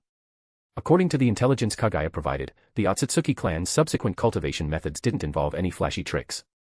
They simply continued to devour chakra fruits, hoarding energy until quantitative changes forced a qualitative evolution, pushing them into higher realms of power.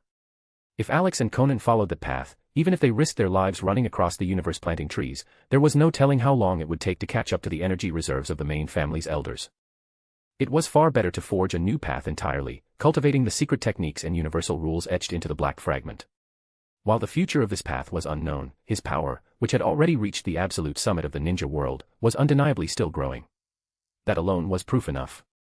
Moreover, Alex had a lingering premonition that this rule-based cultivation method was the truest and most correct path. You don't need to worry about the future. Like I said before, as long as I'm here, you have nothing to fear from any Otsutsuki that come knocking. Alex suddenly pressed two fingers against the center of Kaguya's forehead. Instantly, a warm, soothing surge of power flowed through her entire body. It felt like she was submerged in a perfectly heated hot spring, with countless soft little hands gently massaging away her tension. The lingering soreness from earlier vanished in an instant, leaving her body and mind profoundly relaxed. This power. Kaguya furrowed her elegant brow, sensing it carefully. She hesitated. It feels a bit like chakra, but fundamentally different. She didn't quite know how to describe it. Alex smiled but didn't answer. This energy was the result of his recent experiments. Having reached his current level of power, standard chakra was gradually failing to meet the requirements for his future advancement. He needed a higher form of energy, something closer to the universe's fundamental rules than isolated forces like chakra, natural energy, spatial power, or mental strength. However, he still needed to continuously experiment and grope his way forward before he could fully convert the boundless oceans of chakra within him into this superior energy. Feeling better? Alex withdrew his fingers, looking at Kaguya with a warm smile. Kaguya replied softly, her clear white eyes reflecting Alex's figure. Then, feeling an unexpected pang of guilt, she averted her gaze, entirely unable to maintain eye contact with the men before her. Let's go. Alex stood up, his smile widening. Put some clothes on and come have dinner with everyone. Get to know them, familiarize yourself. We have a very, very long future ahead of us, and we'll be spending it together. Support this fanfic by leaving positive review, comments, and power stones. For advanced chapters. Chapter 274, Chapter 274, I look forward to working with you. Chapter 274, I look forward to working with you. Sky Fortress, main deck. The sky had gone completely dark. Brilliant stars dotted the night canopy, twinkling softly in the vast expanse. Konan sat in the pavilion, her gaze fixed on the night sky, slightly lost in thought. This was the very first time she had ever seen such a breathtaking starry sky from within the village hidden in the rain. In the past, the entire land of rain was shrouded in perpetual downpours, day and night, year after year. The thick, oppressive clouds blocked out everything. Let alone stars, they couldn't even see the sun. Witnessing the night sky from her homeland for the very first time naturally stirred complicated, unfamiliar feelings within her. Her heart rippled with emotion. "Lady Konan," Anoka said, sitting beside her and looking up at the sky with curiosity. "Is there something special about those stars? You've been staring at them so intently. This is the first time the starry sky has ever descended upon the land of rain." Konan smiled softly. "Tonight, countless people across the entire land of rain will be staring blankly up at this sky, seeing it for the very first time." The vast majority of civilians living in the land of rain had never once left their country's borders in their entire lives. Today, Konan had personally cleared away the eternal storm clouds covering the nation. For them, too, this would be their first time laying eyes on such a clear, brilliant night sky. Anoka reached out a hand, as if trying to pluck a star from the heavens, but obviously grasped nothing but air. She gave up, asking, "Lady Konan, how far away are those stars? With your godlike power, could you travel to them?" "They are incredibly far. So far that even a Kage-level powerhouse could run for their entire lifetime and still never reach one. The only way to reach them would be through space-time ninjutsu, but..." Konan paused for a moment. "Alex once told me that the stars we're looking at right now might not even exist anymore. What we're seeing could just be the light they emitted hundreds of millions, or even billions of years ago. The true stars may have already been destroyed, and we are merely looking at the light of their deaths." "The light of their deaths?" Anoka stared in absolute bewilderment, completely lost. She couldn't wrap her head around Konan's words. The stars were clearly hanging right there in the sky, how could they be dead? And dead for millions or billions of years. That scale of time was so absurdly immense it defied imagination. "Big sis, do you know what Lady Konan means?" Hanabi asked, sitting comfortably on Hinata's lap. She looked up innocently at her older sister, pointing at the sky. "Are those stars really dead, and gone?" "Ah." The question completely stumped Hinata. She had only studied at the Ninja Academy for 6 years, and the curriculum was strictly focused on ninja tactics and assassination. She had absolutely no concept of the universe or celestial bodies. She understood every single word Konan said, but strung together, the meaning completely eluded her. Hinata shook her head, resting her pale chin gently on top of Hanabi's head. "We'll find out eventually." Samui and Mabui exchanged glances, both wearing identical expressions of complete mystification. In the corner of the pavilion, Ino nudged Mei Terumi in the ribs with her elbow and whispered, "Lord Mizukage, did you understand any of that?" Mei batted Ino's elbow away in annoyance, keeping her voice low. "I'm not the Mizukage anymore. Don't call me Lord Mizukage." She then shot Ino a sideways glare. "And another thing, you little blonde brat from Konoha, I don't recall us being quite this close." Not close was an understatement. Before the Fourth Shinobi World War, the two of them had never spoken a single word to each other. "Ah, don't be such a stranger," Ino brushed it off without a hint of awkwardness, displaying her natural, carefree optimism. "We're both Lord Alex's maids now. We might even have to serve him together in the future. Since we'll have to bear everything eventually anyway, what's a little nudge between friends?" "You," Mei glared fiercely at Ino, utterly shocked that the girl could say something so scandalous without blinking. "Humph." But after her cold snort, Mei noticed the faint dusting of red on Ino's earlobes. A teasing smile immediately graced her lips. "And here I thought you were so calm and collected. Turns out you get embarrassed saying things like that too. TSK, your ears are completely red." "Whose ears are red?" "Mine aren't." Ino argued defensively. "I'll have you know my knowledge in that department is far richer than yours. I've extensively studied the materials." To prove her point, she proudly puffed out her chest, shooting Mei a triumphant look. Mei chuckled softly and mirrored the action, deliberately showcasing her own assets. From a side profile, her landscape was far more vast and imposing than Ino's. She licked her lips, her smile dripping with mature allure. "You're still too green, little girl. This is what a mature woman looks like." To emphasize her point, she gave a subtle, deliberate bounce. Ino carefully eyed the competition, making a silent comparison. To her great despair, she realized the former Mizukage's chest was indeed incredibly generous, much more generous than her own. "Don't get too cocky," Ino muttered, grinding her teeth. "I'm still young. I have room to grow. You're already fully developed and stuck that way. I'll definitely surpass you in the future." "Oh, I wouldn't be so sure my growth has stopped." Mei smiled, her tone relaxed and naturally charming. Since she had already made her choice, she refused to regret it. Stepping down from her role as the fifth Mizukage to act as an obedient maid for the godlike Alex was simply a change in lifestyle. Compared to her past burdens, it might actually be the right choice. At the very least, she no longer had to exhaust herself worrying about the village, the villagers, looming threats, or endless battles. Looking into the older woman's eyes, Ino saw a reflection of her own resolve. She chuckled warmly. "Mei Terumi, I look forward to working with you from now on." Mei leaned in close to Ino, her warm breath ghosting over the girl's ear as she whispered seductively, "Then I suppose I'll be in your care, Ino." Support this fanfic by leaving positive review, comments, and power stones. For advanced chapters. Chapter 275, Chapter 275, Can we really live for hundreds of millions of years? Chapter 275, Can we really live for hundreds of millions of years? Hanabi sat on Hinata's lap. Her little head rested against her older sister's bulging snow seeds, nuzzling softly against them. It felt as though she were resting against the softest, most comfortable cotton in the world. "Big sis," Hanabi said, tilting her head back to look at Hinata with unbridled admiration. "You mentioned before that we're going to live a very long time now. That we won't die, and we won't age." She pointed up at the starry sky and asked innocently, "Does that mean we can live as long as the stars?" Lady Konan had just said that the stars they were seeing were the light from hundreds of millions, or even billions of years ago. An ordinary person's lifespan was barely 100 years.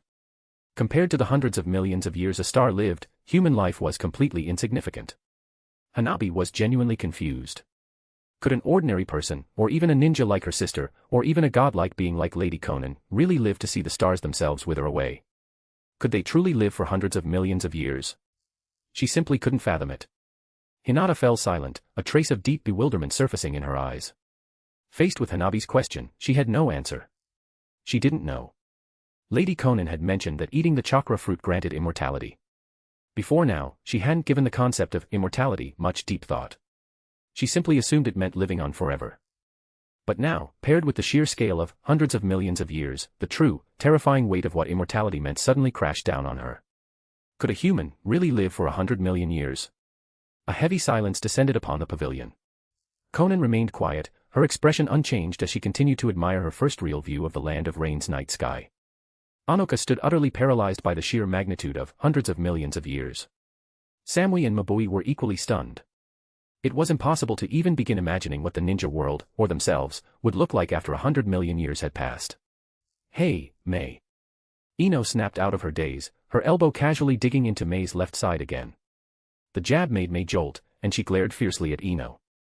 "What do you want now?" 100 million years. 100 million. Ino gestured wildly with her hands. "That's such an insanely long time. How can anyone live that long? If we don't die and don't age, and we stay looking exactly like this forever, what is everything going to look like 100 million years from now? You were the Mizukage, you've seen a lot of the world. Who's the oldest person you've ever met, and how long did they live?" The ancient, wrinkled face of Elder Genji instantly surfaced in Mei's mind. He was the living fossil of the hidden mist, a man who had been around since before the village was even founded. She shook her head, a hint of melancholy in her voice. "The oldest I know of is nearly 80 years old." "Wait, didn't you see the Sage of Six Paths at the center of the battlefield?" Ino asked. "He was a 1,000-year-old monster. Because Mei had been struck down by Madara Uchiha early on, she never made it to the center of the battlefield and was subsequently caught in the Divine Tree's vines. She had never actually seen the Sage of Six Paths. It was only after reviewing the final battle that she had been shocked to learn the legendary sage had popped up at the climax of the Fourth Great Ninja War. Unfortunately for him, he was instantly obliterated by Lady Konan's thunderous strike of golden light. That old man. Ino scoffed. He was just a soul projection, and he looked incredibly decrepit. He looked like he was barely hanging on. He probably would have naturally faded away in another 1,000 years anyway. She certainly didn't think that old ghost had what it took to live forever, let alone for hundreds of millions of years. "We can." A familiar voice suddenly echoed through the space. Konan pulled her gaze from the night sky and looked toward the center of the pavilion. In the next instant, Alex and the silver-haired Kagaya Otsutsuki materialized out of thin air. "Lord Alex." Anoka stood up, her face lighting up with joy. "Lord Alex. Lord Alex." Samui, Hinata, and the other girls all happily chimed in with their greetings. Ino's expression instantly turned dead serious. She looked at Alex and offered the sweetest, most picture-perfect smile she could muster, embodying the absolute ideal of a dutiful, obedient maid. She had secretly been studying how to act like an endearing maid behind the scenes. Mei and Mabui weren't far behind. Both had been high-ranking leaders in their respective villages, meaning they were highly intelligent women. Once they made a decision, they threw themselves fully into their new roles without hesitation. Alex smiled warmly at Hanabi, then let his gaze sweep over the girls looking at him. To answer Hanabi's question, he paused for a moment before speaking clearly. We can all live forever. 100 million years is nothing. He himself had once wondered if the immortality granted by the chakra fruit was truly eternal. He eventually found the answer by examining Kaguya. He had thoroughly inspected her soul. Even after 1,000 years sealed away, Kaguya's soul hadn't decayed in the slightest. There was a constant, underlying force perpetually sustaining her soul's vitality. It was as if the lifespan of her soul had simply been frozen the exact moment she consumed the fruit. That was the power of the chakra fruit, it granted true immortality to both the flesh and the soul. Alex couldn't yet determine how long the fruit's power could sustain that state, or if it would eventually weaken and run dry. But even if it did, that day was unimaginably far away. Kaguya had mentioned that members of the Otsutsuki clan who consumed complete chakra fruits lived for at least hundreds of thousands of years. Furthermore, having grasped the rules and secret techniques inscribed on the black fragment, Alex could faintly touch and comprehend the fundamental laws of this universe. It seemed there was no such thing as a restrictive, heavenly Tao limiting them here. There was no absolute ceiling on lifespans. Anyone who found the right method could achieve longevity, or even true immortality. In some universes, even beings powerful enough to casually wipe out entire galaxies were bound by heavenly restrictions that capped their lives at a few tens of thousands of years. Compared to those, the Naruto universe was entirely boundless. To Alex, the Naruto universe was clearly a low-level universe with incomplete rules. Living until the end of time itself wouldn't be difficult at all. Support this fanfic by leaving positive review, comments, and power stones. For advanced chapters. Chapter 276, Chapter 276, Cheers. Chapter 276, Cheers. With a beaming smile, Konan pulled Alex over and had him sit right beside her. No matter how long we live, we will always be together, she declared softly. She didn't have a very clear concept of what a future lifespan of that magnitude meant. Hundreds of millions of years. Eternal life. She didn't care either way. Only when she was with Alex did time hold any real meaning, otherwise, it was all just an empty void. Right in front of everyone gathered in the pavilion, Konan leaned in and gently planted a kiss on Alex's cheek. Seeing this intimate display, Anoka, Samui, and Hinata weren't the least bit surprised. Instead, they felt genuinely happy for them. They had known for a long time just how close the two lords were. Their bond had only grown more inseparable since Lord Alex had taken on a human form. Sitting on Hinata's lap, Hanabi lowered her head shyly, not daring to stare directly at them. Yet, she kept stealing glances out of the corner of her eye in an incredibly adorable manner. Meanwhile, Ino, Mei Terumi, and Mabui, who were currently serving in their roles as maids, showed faint surprise in their eyes. They hadn't expected two beings with power rivaling gods to engage in such a public display of affection. As for Kaguya Otsutsuki, she stood in the center of the pavilion, staring blankly at the couple. She knew their relationship was intimate, and there was nothing wrong with what they were doing. However, after the lesson she had received from Alex that afternoon, this man had carved out a new place in her heart. Watching them now, a strange and somewhat absurd emotion welled up inside her. It was hard to describe, but regardless, it just made her feel distinctly uncomfortable.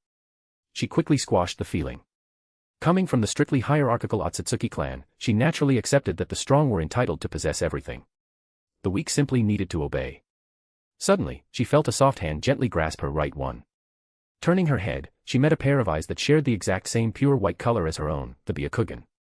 "Come sit here," Hinata said with a warm smile, looking at the woman who could be considered her clan's ancient ancestor. With a gentle tug, she guided Kaguya to sit beside her. "Hinata." Kaguya murmured, but her voice trailed off after saying the girl's name. Alex had introduced everyone present to her earlier. But aside from calling out her name, Kaguya was at a loss for words. After all, she had been sealed within the moon for over a millennium. Reintegrating into the shinobi world and interacting with people 1,000 years removed from her era required a difficult period of adaptation. "I believe you'll grow to love living here very soon," Hinata said. Her voice was soft, sweet, and brimming with kindness, which significantly eased Kaguya's sense of profound bewilderment. Soon, Hinata was chatting quietly with Kaguya, with Hanabi chiming in occasionally, eliciting bursts of melodic laughter from the trio. "Hinata, you've really grown so much," Ino thought, her expression a mix of complexity and sheer envy as she watched her peer. As a childhood friend, Ino had been keeping a close eye on Hinata ever since they arrived here. The changes in the Hyuga heiress were staggering. Faced with Kaguya, a cold, expressionless goddess with an incomprehensible background, Hinata had acted with extraordinary grace and empathy. Recognizing Kagaya's awkward isolation, Hinata had taken the initiative to draw her in and help her adapt to her new life. From the very first time they reunited after Hinata had been taken away, Ino noticed that her friend had completely shed her anxious, stuttering demeanor. When Ino had gone to the Hyuga estate to beg for help, Hinata's Byakugan seemed to have already seen through her request before she even spoke, and she had agreed with a serene smile. Ino had thought she was just acting wiser back then, but now it was clear, Hinata had truly matured on a fundamental level. It was as if she had finally found her own ninja way, experiencing massive growth in both mind and character. Images of Sakura and Tenten flashed through Ino's mind, and a sudden surge of determination filled her heart. While her own growth couldn't compare to Hinata's just yet, she had already taken a crucial step forward compared to the others back in the village. When she eventually saw Sakura and Tenten again, they would probably look at her with the same shock and envy that she was currently feeling toward Hinata. He. Hey, what are you grinning like an idiot for? Mei Terumi asked, elbowing Ino in exasperation as she noticed the girl lost in a euphoric daydream. Control your expressions. You're a maid right now, don't embarrass us in front of the masters. Ah, right, yes. Ino quickly snapped out of it, hastily wiping the silly grin off her face. Swish, swish, spatial fluctuations suddenly rippled through the air. Two figures instantly materialized in the center of the pavilion, Ryuzetsu and Cheyenne. The moment she appeared, Ryuzetsu dropped to one knee, falling back into her old habits from the hidden grass umbu. Lord Alex, Lady Konan. All the villagers of Sunagakure have been safely relocated to the clearing below. Cheyenne, on the other hand, didn't bother with a formal report. She cheerfully patted her chest and proudly announced, Lord Alex, Lady Konan. I brought everyone from Iwagakure too. Didn't miss a single person. The clear moonlight spilled into the pavilion, illuminating Cheyenne's pale golden blonde hair. It contrasted beautifully with the flowing silver-white locks of Ryuzetsu, who had stood up beside her. Ryuzetsu had long abandoned her old habit of keeping her hair wrapped in cloth. Now, with her silky hair draped over her shoulders and her petite stature, she looked exactly like an exquisite porcelain doll. They hadn't really noticed it before, but during their time running errands in the outside world, they realized just how dreadfully boring the other villages were. Nothing outside could spark even a sliver of their interest. Only here in the Sky Fortress, or more accurately, only by Lord Alex and Lady Conan's side, could they feel truly at peace. It was the only place where life felt beautiful. Dinner is served. Kamida's uniquely endearing sing-song voice drifted over from a distance, rapidly drawing closer. Since receiving a boost in power, his serving speed had become faster and incredibly steady. Before his voice even faded, the short, plump man appeared just outside the pavilion. He was balancing a massive round table laden with a dazzling array of delicacies. A mouth-watering aroma immediately wafted through the air. Even Kagaya, who usually remained aloof and indifferent to everything, stopped her conversation with Hinata. She turned her head, her curiosity piqued by the feast. She subconsciously licked her red lips, her expression clearly showing she wanted a taste. Seeing this, Alex let out a hearty laugh.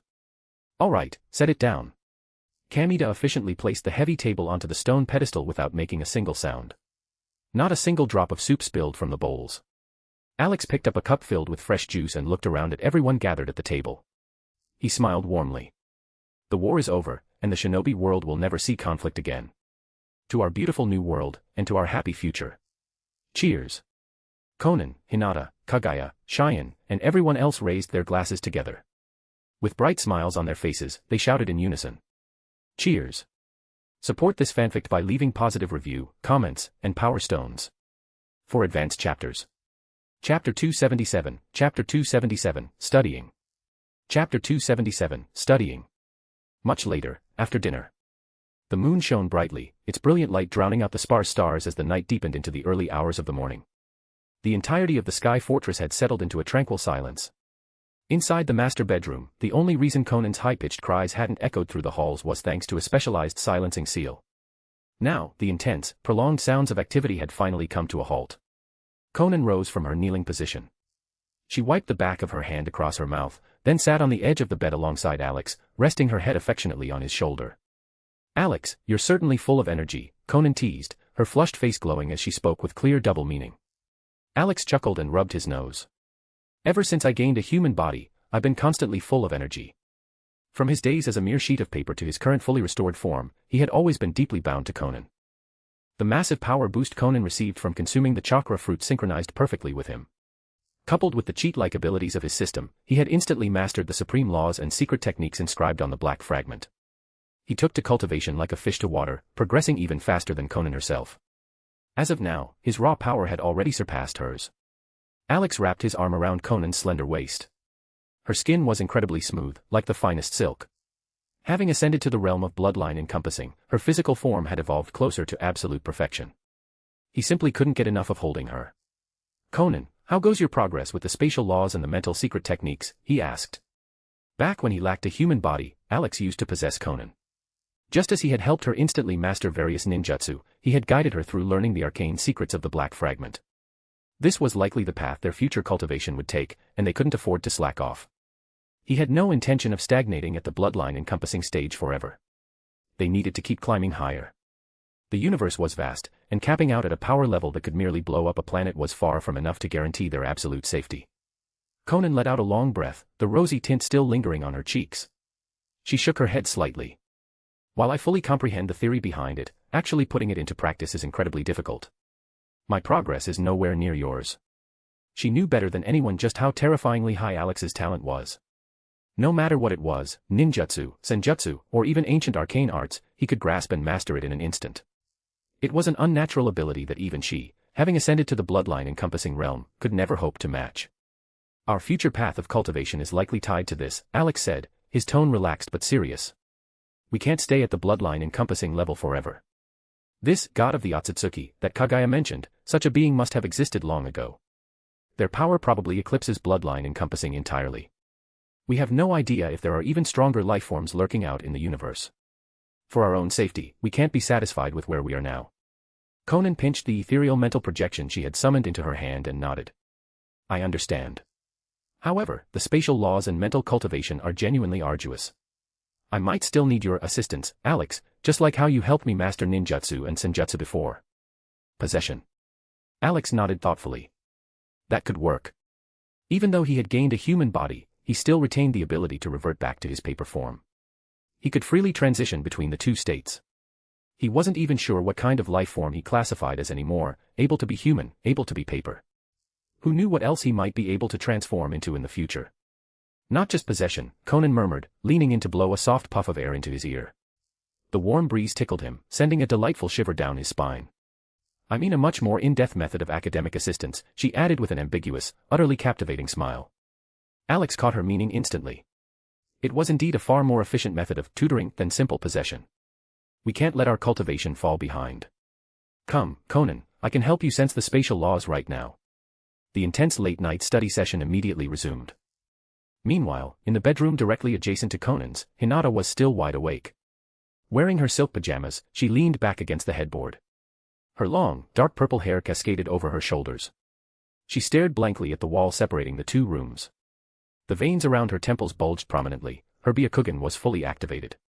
She bit her lower lip, her earlobes burning a bright crimson. "Big sister." Hanabi mumbled sleepily beside her, rubbing her eyes in confusion. "You're still not asleep."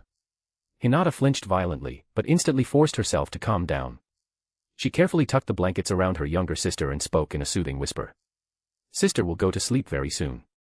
You go back to sleep now, okay?" Under Hinata's gentle, rhythmic patting, Hanabi drifted off into a deep slumber once more. Seeing this, Hinata let out a sigh of relief, though her face remained heavily flushed. She reactivated her Byakugan and resumed glaring intently at the opposite wall, throwing herself back into her own unique study session. Given Lord Alex and Lady Konan's absolute power, they could have easily blocked her Byakugan if they wanted to. But they hadn't. That meant there was definitely some profound deeper meaning to it all. They must have left it unshielded so she could observe and learn from their techniques. She absolutely could not slack off. Support this fanfic by leaving positive review, comments, and power stones. For advanced chapters. Chapter 278, Chapter 278, The Dumbfounded Gold Miner. Chapter 278, The Dumbfounded Gold Miner. The bedroom was perfectly quiet. Hinata leaned against the headboard, her Byakugan fully engaged as she studied with singular, unwavering focus. Amazing. Hinata's cheeks burned with an excited flush as she unconsciously let out a soft gasp. She never imagined one could move with such wild elegance. Using one's own power to jump and ride was certainly vastly superior to taking a horse or using any other mount for transportation. Minutes and seconds ticked by. The room remained completely silent. Hanabi slept peacefully beside her, a small smile curving her lips as if she were having a wonderful dream. Creak, the bedroom door was suddenly pushed open with a soft squeak. But Hinata, completely engrossed in her busy learning, didn't hear a thing. She didn't even notice the figure slipping into the room. It was Cheyenne, the shrine maiden. She had pale blonde hair and wore a light purple nightgown that perfectly accentuated her curves. Her facial features were strikingly similar to Hinata's. If it weren't for the different hair and eye colors, one might easily mistake her for the Hyuga heiress. Cheyenne had been tossing and turning in her own room, unable to sleep. She was used to sleeping in the same bed as Hinata, but since Hanabi had arrived, she had graciously left the room to the two sisters and taken a different one. Yet, after lying awake for half the night, she decided she'd rather just sleep with Hinata anyway. The bed was more than large enough for all three of them. Hugging her pillow, she had snuck into the room. Upon entering and seeing that Hinata was still awake, Cheyenne felt a surge of relief. But then, she noticed something was terribly wrong. Hinata's face was terrifyingly red, and the blanket draped over her lap seemed to be trembling slightly. "Hinata!" Cheyenne called out softly as she approached the bed. The sound snapped Hinata out of her trance. Her gaze finally ripped away from the opposite wall. Then, her head rigidly turned inch by inch, like the stiff gears of a mechanical clock, looking at Cheyenne standing right next to her. Hinata's eyes were completely unfocused. Her face went from flush to an explosive shade of scarlet, practically steaming like a boiling kettle. "Ah!" Hinata let out a sharp, panicked squeak before immediately slapping both hands over her mouth, remembering the sleeping Hanabi. Having absolutely no idea how to face Cheyenne, Hinata shrank down rapidly, sliding entirely under the covers until even her head was completely buried. What the hell was Hinata playing at? Cheyenne's head was filled with question marks as she watched Hinata's bizarre series of actions. What on earth was she doing? Why was she acting so incredibly guilty and embarrassed? Cheyenne frowned, feeling a strange sense of déjà vu. Back when she was the shrine maiden of the land of demons, she had gone to inspect the local mines on a whim. There, she had personally caught a shifty-looking gold miner trying to hide a stolen nugget inside his shoe. She had called him out on the spot, and the miner had frozen, looking exactly as dumbfounded and horrified as Hinata did right now. A desperate gold miner? Cheyenne shook her head, dismissing the absurd thought. There were no mines in the Sky Fortress. What could Hinata possibly be digging for? Hinata. Cheyenne tried to pull back the blanket covering Hinata's head, but the girl was gripping it with an iron fist. It was obvious she had no intention of coming out. What are you doing in the middle of the night? Aren't you afraid of suffocating in there? You saw. Hinata's muffled, weak voice drifted out from under the heavy fabric. Saw what? Cheyenne paused, then huffed in exasperation. I just saw you leaning against the headboard, not sleeping in the middle of the night. Really? Yes, really. Seriously, what are you doing? Oh. Hinata went silent for a moment. Then, she slowly lowered the blanket and casually leaned back against the headboard, trying to look completely unbothered. Her expression smoothed out, and the furious blush rapidly faded from her cheeks, restoring the cool, detached demeanor she had developed over the past few weeks. Cheyenne stared at her, narrowing her eyes. What exactly were you doing just now? A flash of panic crossed the depths of Hinata's eyes, but she quickly hid it from Cheyenne, waving her hand dismissively. It's nothing. My eyes just suddenly felt a bit sensitive, so I needed to cover my head with the blanket to avoid the light. More question marks popped into Cheyenne's head. She stared at Hinata with blatant suspicion.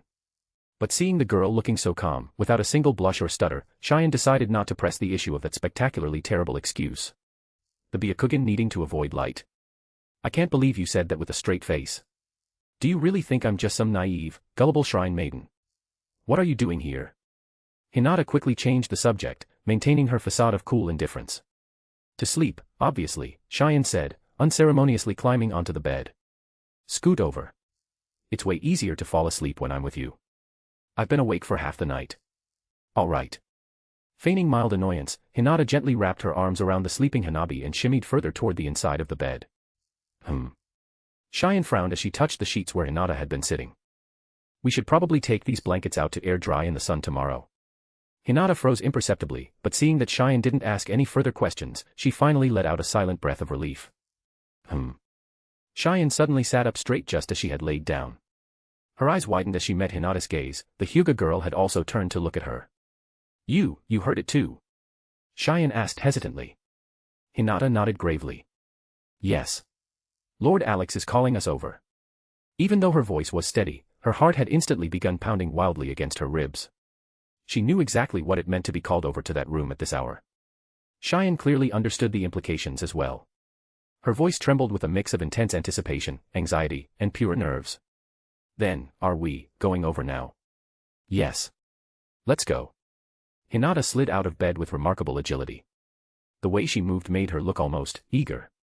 Then help me up. My legs feel like jelly, and I can't stop shaking, Cheyenne whined. Her breathing had grown ragged, and the more she thought about it, the more her entire body trembled. Hinata couldn't help but chuckle. For someone who usually acts like she isn't afraid of anything in the world, you're certainly falling apart at the final hurdle. Shut up. Cheyenne snapped in impotent rage. Supported by Hinata, she shakily left the room, heading toward Lord Alex with a violently pounding heart. Support this fanfic by leaving positive review, comments, and power stones. For advanced chapters. Chapter 279, Chapter 279, Have you never thought about it?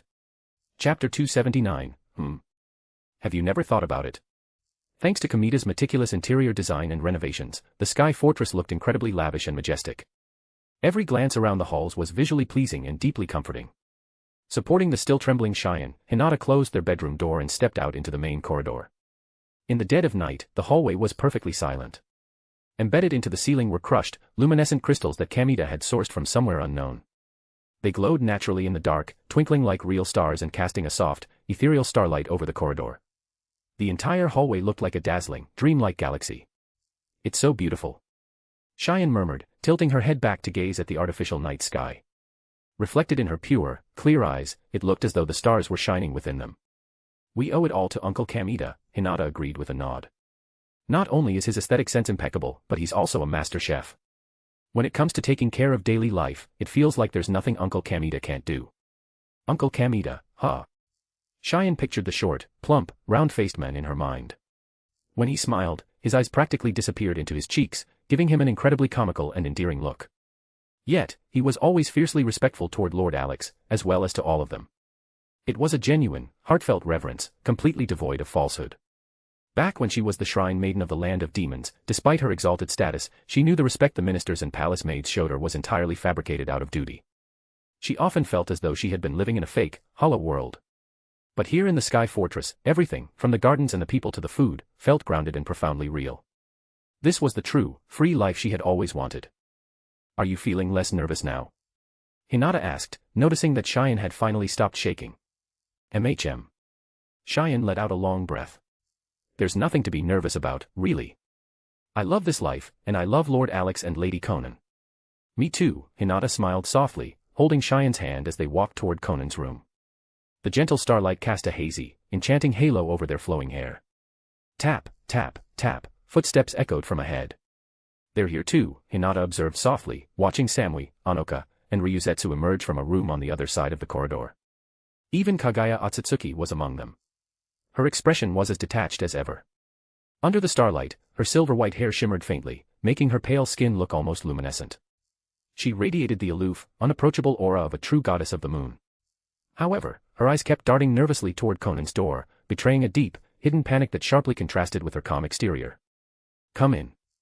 Alex's calm, level voice suddenly rang out through the corridor, speaking directly into each of their ears. Everyone's hearts leaped in their chests.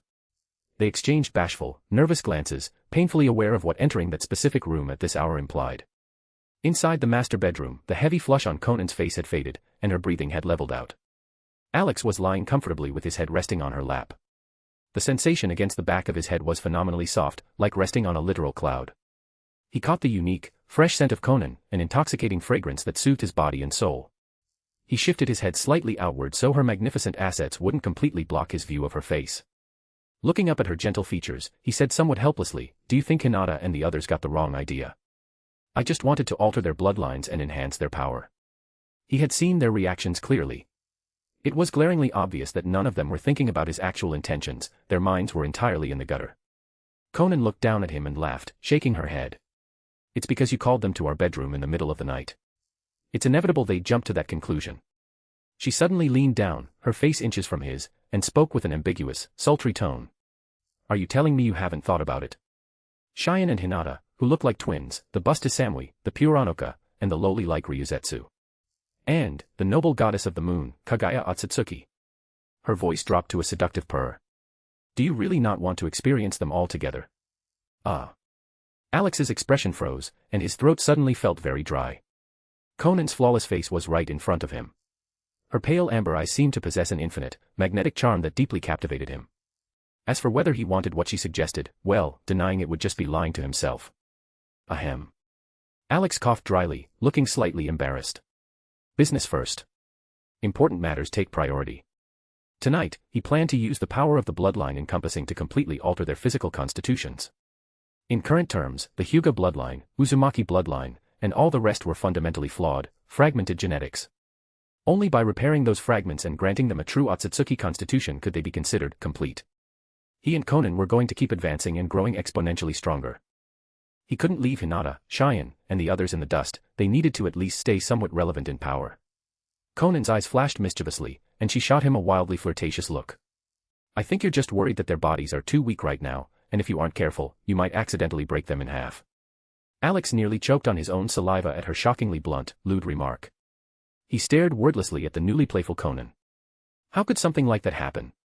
With the banter concluded, Alex glanced toward the door, sat up from her lap, and waved his hand. Support this fanfic by leaving positive review, comments, and power stones. For advanced chapters. Chapter 280, Six Path Seeds. Chapter 280, Six Path Seeds.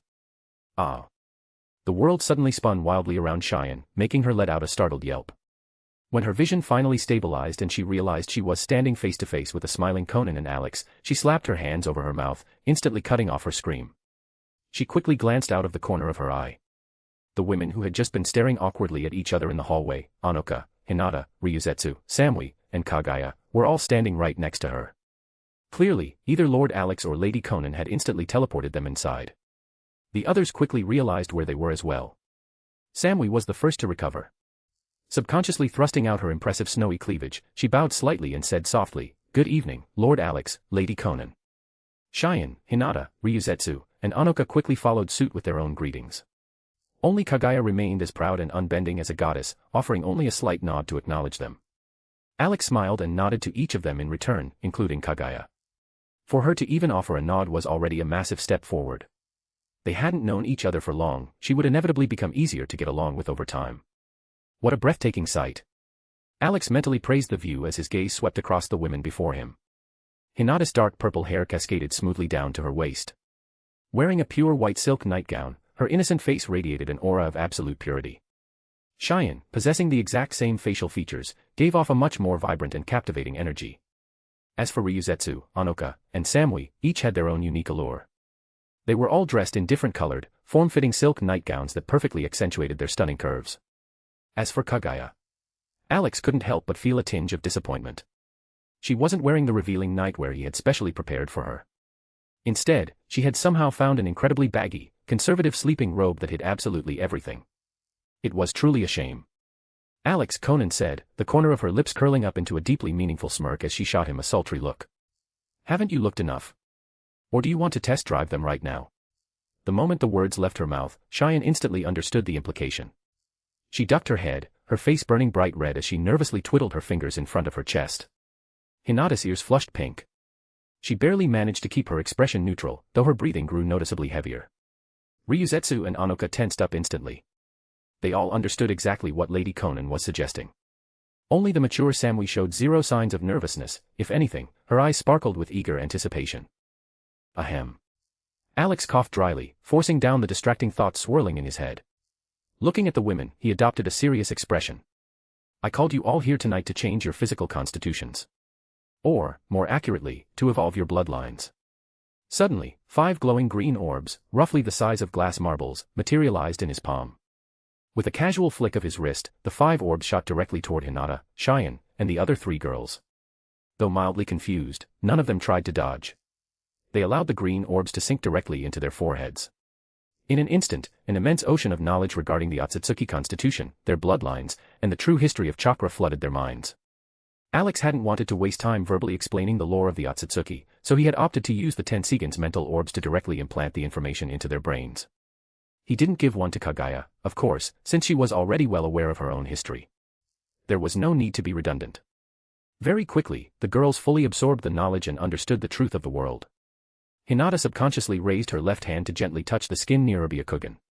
To think that the Hyuga, the Uzumaki, the Uchiha, the Senju, the Hagoromo, and the Kagaya clans, 1,000 years ago, all 6 of these great bloodlines were just one family.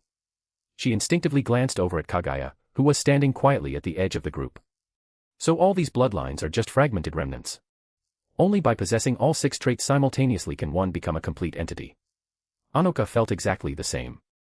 As a possessor of the Uzumaki bloodline, she was stunned to learn she was technically distant relatives with Hinata Hyuga. It was a massive revelation. Ryuzetsu, Cheyenne, and Samui, however, were more deeply shaken by the sheer scale of the information rather than any personal connection. After all, none of them possessed any of the 6 great bloodlines to begin with. Looking at Alex, Samui asked with intense anticipation, "Lord Alex, are you planning to grant us the Otsutsuki bloodline directly?" It was impossible for her heart not to race. As a former elite jonin of the Hidden Cloud, she had trained relentlessly her entire life in pursuit of greater strength. Even though she had cast aside her allegiance to her village, that fundamental thirst for power still burned deep within her. If she could obtain the Otsutsuki bloodline, it meant instantly acquiring a power that encompassed all 6 of the legendary bloodlines that had dominated the ninja world for a millennium. No. It was far greater than just possessing the 6 bloodlines. It was a power that completely eclipsed and suppressed them. Hinata, Ryuzetsu, and Anoka quickly arrived at the exact same conclusion. Even Cheyenne, who usually couldn't care less about combat or training, stared at Alex with shining eyes. After all, this was the power of gods. And an opportunity to obtain it without having to endure decades of brutal, agonizing training. Who wouldn't want that? Exactly, Alex confirmed. His decisive answer sent a thrill of excitement through the girls. Kagaya remained standing off to the side, maintaining her silence as she watched the scene unfold. "Then, what must we do?" Samui asked eagerly. "You don't have to do anything at all," Alex replied, meeting the eyes of Hinata and the others one by one. "Just accept the seeds of power." With that, he brought his hands together in a sharp clap. In the next fraction of a second, an aura so overwhelmingly terrifying that it made the girls' souls tremble erupted from Alex's body, or more accurately, from between his clasped palms.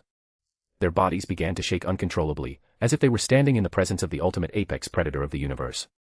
Just before their legs gave out and they collapsed to the floor in pure terror, Konan made her move.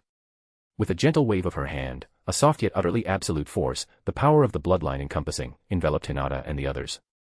Instantly, the soul-crushing pressure was completely blocked out, and the girls' bodies slowly stopped shaking. They exchanged terrified, lingering glances of profound shock. They couldn't fathom how merely the leaked aura of Lord Alex gathering his power could be so catastrophic. He was indistinguishable from a true, omnipotent god. All right. Alex let out a soft breath and slowly opened his hands. Hovering directly above his palms were 5 tiny, pure white specks of light. They were minuscule, barely the size of soybeans, but they were impossibly captivating. Hinata and the others found their gazes magnetically drawn to the lights, unable to look away. An unprecedented, ravenous hunger surged from deep within their bodies. Every single cell, right down to their fundamental genetic structure, was screaming a singular, maddening command, "I want it." It was the primal, biological instinct demanding genetic completion. These, Alex introduced softly, are the 6 path seeds. Once they merge with your bodies, they will help you evolve into true Otsutsuki. Support this fanfic by leaving positive review, comments, and power stones. For advanced chapters. Chapter 281, Chapter 281, Effortlessly Creating 5 6 Paths Level Experts. Chapter 281, Effortlessly Creating 5 6 Paths Level Experts. 5 pure white points of light hovered quietly in Alex's palm. Though no larger than soybeans, they were more dazzling than any star in the night sky. The moment Hinata's gaze touched them, her pupils slightly contracted. Her Byakugan seemed to sense something, activating on its own. It transmitted an instinctual craving originating from her very bloodline. It was a thirst for completeness, a yearning for the source. Cheyenne subconsciously pressed a hand to her chest. As the priestess of the land of demons, she was far more sensitive to spiritual fluctuations than ordinary people. At this moment, she could clearly feel her soul trembling, crying out. It was desperate to merge with those points of light. Ryuzetsu, Anoka, and Samui were likewise unable to tear their eyes away. This was not a desire that logic could restrain. It was the most fundamental, primal genes of their being calling out to their true home. Are these? Samui spoke with difficulty, her tone trembling in a way it never had before. 6 path seeds. Alex nodded. Once we absorb them, will we really become 6 paths level? Anoka asked the greatest question lingering in all their minds. 6 paths level. That was the legendary realm of the Sage of 6 Paths. It was a divine domain capable of creating the moon and pacifying a chaotic world. For them, who had once been nothing more than ordinary ninja, it was a height they never even dared to dream of. Yet, when it was Lord Alex granting this power, it somehow felt entirely natural. Alex smiled, his expression gentle and confident. Of course. Those two simple words carried immense weight. The 6-path seeds will integrate into your bodies. He paused, his gaze sweeping across the 5 girls' faces one by one. And your souls. With that, he gently pushed his hands forward. As if guided by an unseen force, the 5 pure white points of light slowly drifted toward the girls. Hinata held her breath. Cheyenne clenched her fists tightly. Ryuzetsu, Anoka, and Samui simultaneously closed their eyes. Then, the points of light touched their chests and sank within. Silent and traceless. Like moonlight melting into a lake, or morning dew seeping into the earth. There was no pain, no scorching heat. There was absolutely no violent reaction like they had imagined. Instead, an unprecedented, intensely warm sensation spread from their chests to every fiber of their being. Their life origins were awakening. Their fragmented genes were being completed. The next instant. Boom. 5 infinitely majestic torrents of chakra erupted simultaneously from within the 5 girls. This was not the chakra they had previously possessed. It vastly surpassed their former power in both quantity and quality. The surging energy was like 5 dormant volcanoes erupting at once, instantly filling the entire room. The waves of chakra rolled and crashed, layer upon layer, nearly condensing into a tangible force. Fortunately, Konan had set up a Kekai Mora barrier to isolate the area. Otherwise, the leaking aura alone would have likely caused the entire room to collapse. However, this was merely the surface. On a deeper level. Deep within their genes, beyond what the naked eye could see, a far more astonishing and fundamental metamorphosis was taking place. The seed's power acted like a master sculptor's knife, carving and refining their life origins. Their cells trembled, divided, and restructured. Every newborn cell contained vitality far exceeding the past, as if they had directly ascended from ordinary humans to a higher plane of existence. Their genetic chains illuminated. Those ancient codes that had slumbered deep within their bloodlines for thousands of years were being illuminated, awakened, and completed one by one. Within Hinata, the Hyuga bloodline was the first to boil. Her Byakugan grew brighter and brighter, but they were no longer just pure white eyes. A streak of azure brilliance would occasionally flash through them. The embryonic form of the Tensigen was taking shape within. Immediately following that, Uzumaki, Senju, Kagaya, Hagoromo, Uchiha. 6 top-tier Kekai Genkai that had been passed down through the shinobi world for thousands of years manifested from the depths of their genes, like slumbering souls finally roused. They intertwined, merged, and elevated one another. This was no simple addition, nor a crude mixture. It was an exquisitely masterful completion and restructuring originating from the very essence of life. The bloodline genes, fragmented for a millennium, were completely restored in this moment. Guided by the power of the seeds, the 6 bloodlines perfectly fused into one. Ultimately, achieving Otsutsuki. This ultimate bloodline, which stood above all Kekai Genkai in the shinobi world, was born within them. Whoosh! At the exact same moment, the hair of all 5 girls turned a pure, shimmering silver white. It was like cascading moonlight, like a falling galaxy. Much like Kagaya's iconic long hair, it gave off a faint, divine luster. This was the exclusive hair color of the Otsutsuki clan. The external manifestation of life evolving into another dimension. However, unlike Kagaya, their skin did not turn ghostly pale. Instead, it became even more fair and lustrous. This was the perfect balance between an acquired gift and natural fusion. They possessed the essence of the Otsutsuki while retaining their own unique, individual vitality. Power flowed through their bodies.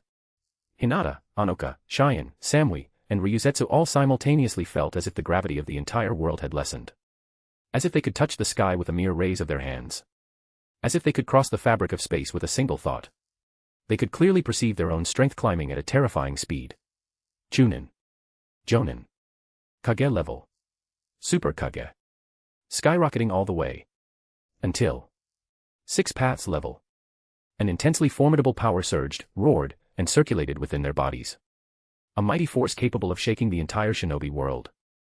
Hinata slowly raised her hand, staring at her palm. The power of the Tensigen was awakening within her. A mighty visual prowess was brewing, fully within her grasp. Cheyenne felt the surging energy within her in sheer disbelief. As the priestess of the land of demons, she had never truly pursued power. But at this moment, with a force capable of upending the world truly belonging to her, she finally understood. So, profound strength itself was a form of unparalleled freedom. Ryuzetsu clenched her fists, feeling the immense power capable of crumbling mountains and splitting stones. Once, she had merely been an ordinary ninja from Takigakure, but now. She smiled. Her smile carried relief, joy, and boundless anticipation for the future. Anoka was equally immersed in shock. The Uzumaki clan's bloodline was once the asset she was most proud of. And now, that bloodline had been completed and elevated, becoming an even greater existence. Even the ever-calm Samui found it hard to maintain her composure. She took a deep breath, then slowly exhaled. From an elite Jonin to the Six Paths level, from a mortal to an existence rivaling the Sage of Six Paths. This wasn't just a step forward, it was an astronomical leap.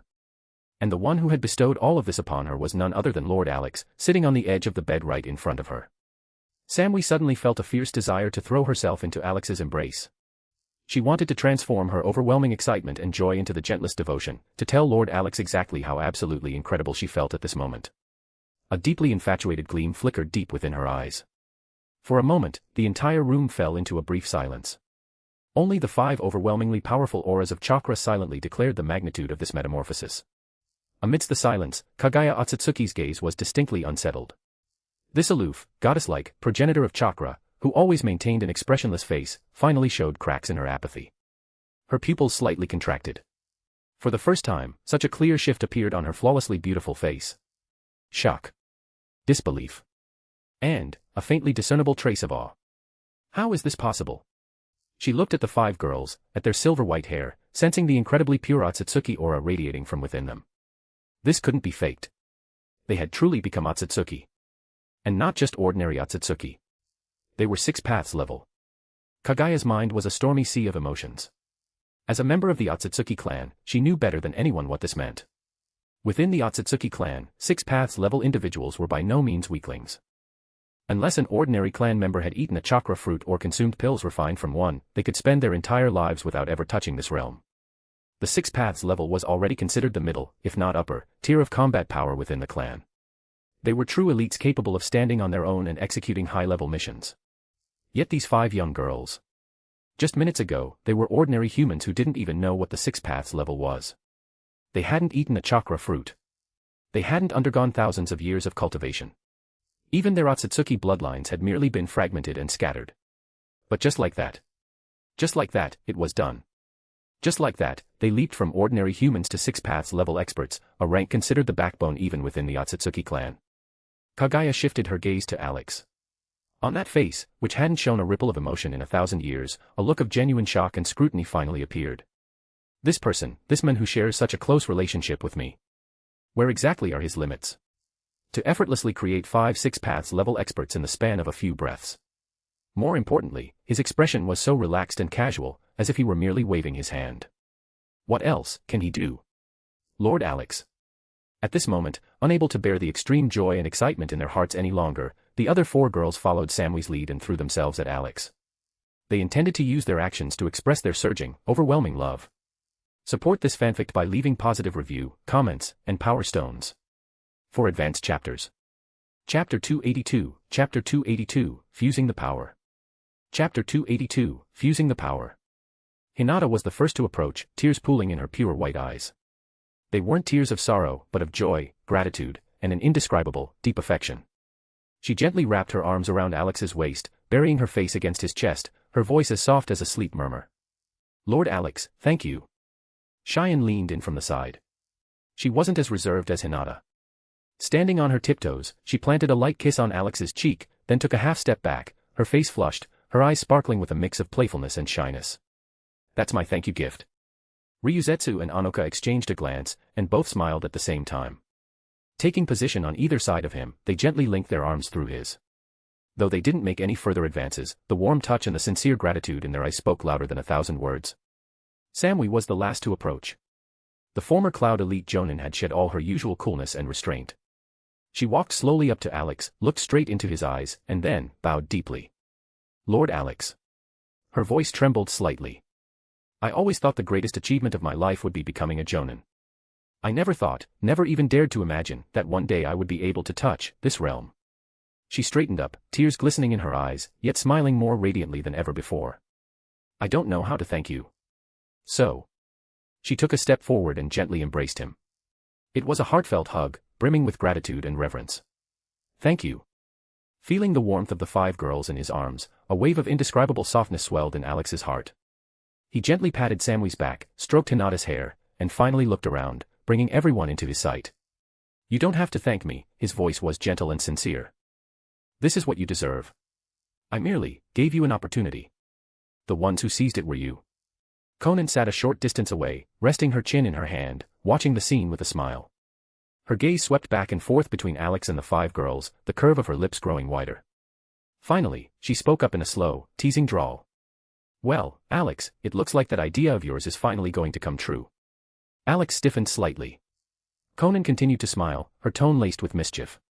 Her words acted like a signal.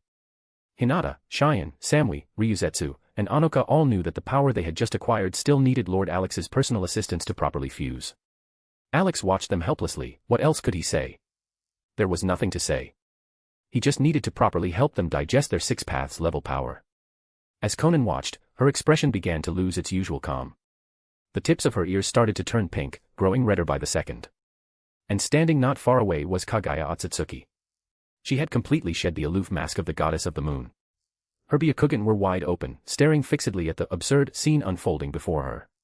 Her flawlessly beautiful face was currently filled with shock, confusion, and a trace of sheer disbelief. This. Her voice trembled slightly, laced with bewilderment. She wanted to close her eyes. She really did. As an existence that had lived for thousands of years, as the princess of the Otsutsuki clan, as the exalted progenitor of chakra, she had never seen anything so. Kaguya struggled to find the words to describe the sight before her. But her gaze was practically nailed to the spot. She couldn't look away. Deep inside, something was stirring restlessly. Her face grew hotter and redder. That expression, paired with her peerless visage, actually made her look somewhat unprecedentedly cute. Konan caught this from the corner of her eye. The corner of her mouth ticked up. In the next second, she waved her hand lightly. Kaguya suddenly felt her body go light. Before she knew it, she was floating off the ground, drifting straight toward Konan. "You." Before she could react, she had already landed in front of Konan. Konan stood up, looking at her with a beaming smile. "What? You were watching so intently." Kaguya's face was now flushed an impossibly deep crimson, but she forced herself to maintain her final shred of dignity. I was merely observing human, behavioral patterns." "Oh." Konan's smile deepened. "And what did you observe?" Kaguya opened her mouth, but no words came out. Konan gently took her hand. The touch made Kaguya tremble slightly. "Why don't you join in?" Konan's voice suddenly became soft and gentle. "We're going to be spending countless lifetimes together. It's better to be honest with each other sooner rather than later." Kaguya froze.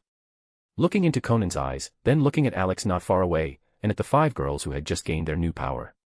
She realized she actually didn't want to refuse. Konan didn't give her any more time to think. With a gentle tug, she led Kaguya toward Alex. "Alex, here we come." Alex looked at Kaguya being pulled over by Konan, raised an eyebrow slightly, and then smiled. "Welcome." Kaguya lowered her head. That face, which hadn't shown a ripple of emotion in a millennium, was now so red it looked ready to bleed.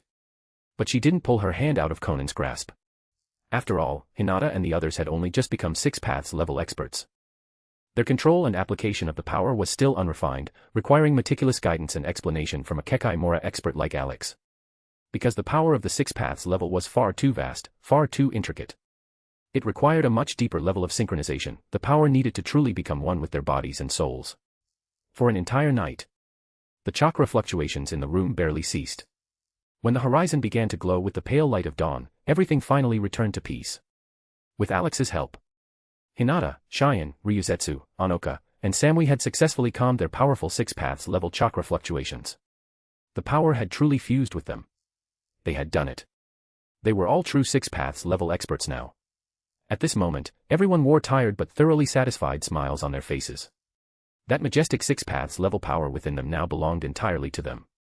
It was truly integrated into their bloodlines and etched into their souls. Konan leaned against the wall, breathing out a soft sigh, a lazy smile playing on her lips.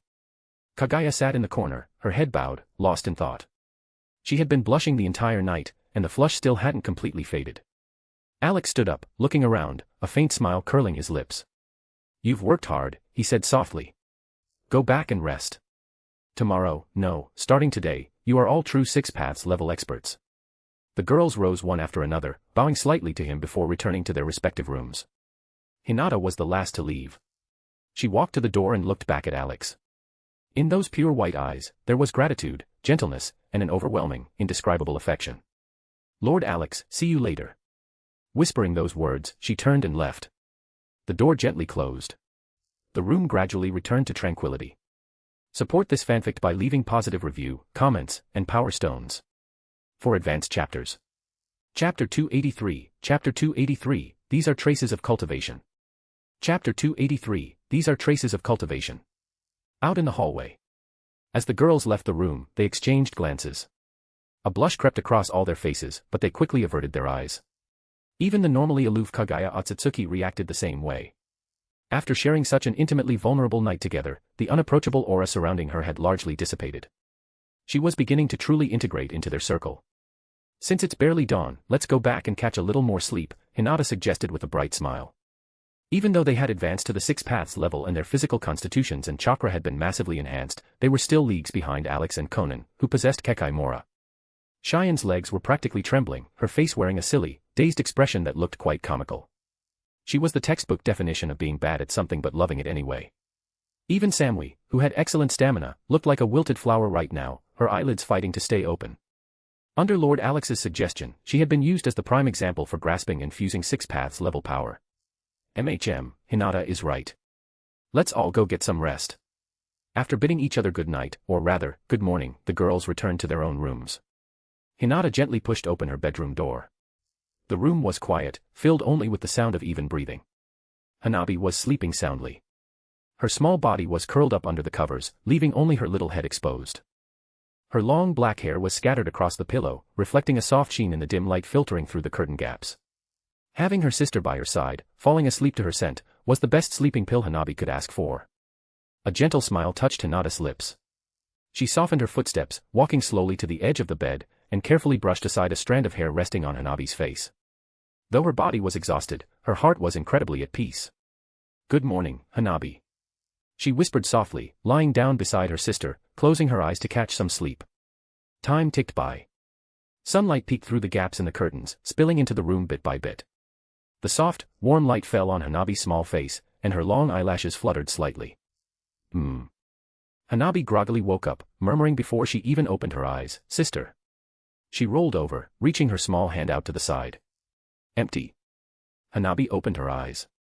A trace of sleep-addled confusion flashed through her pure white pupils.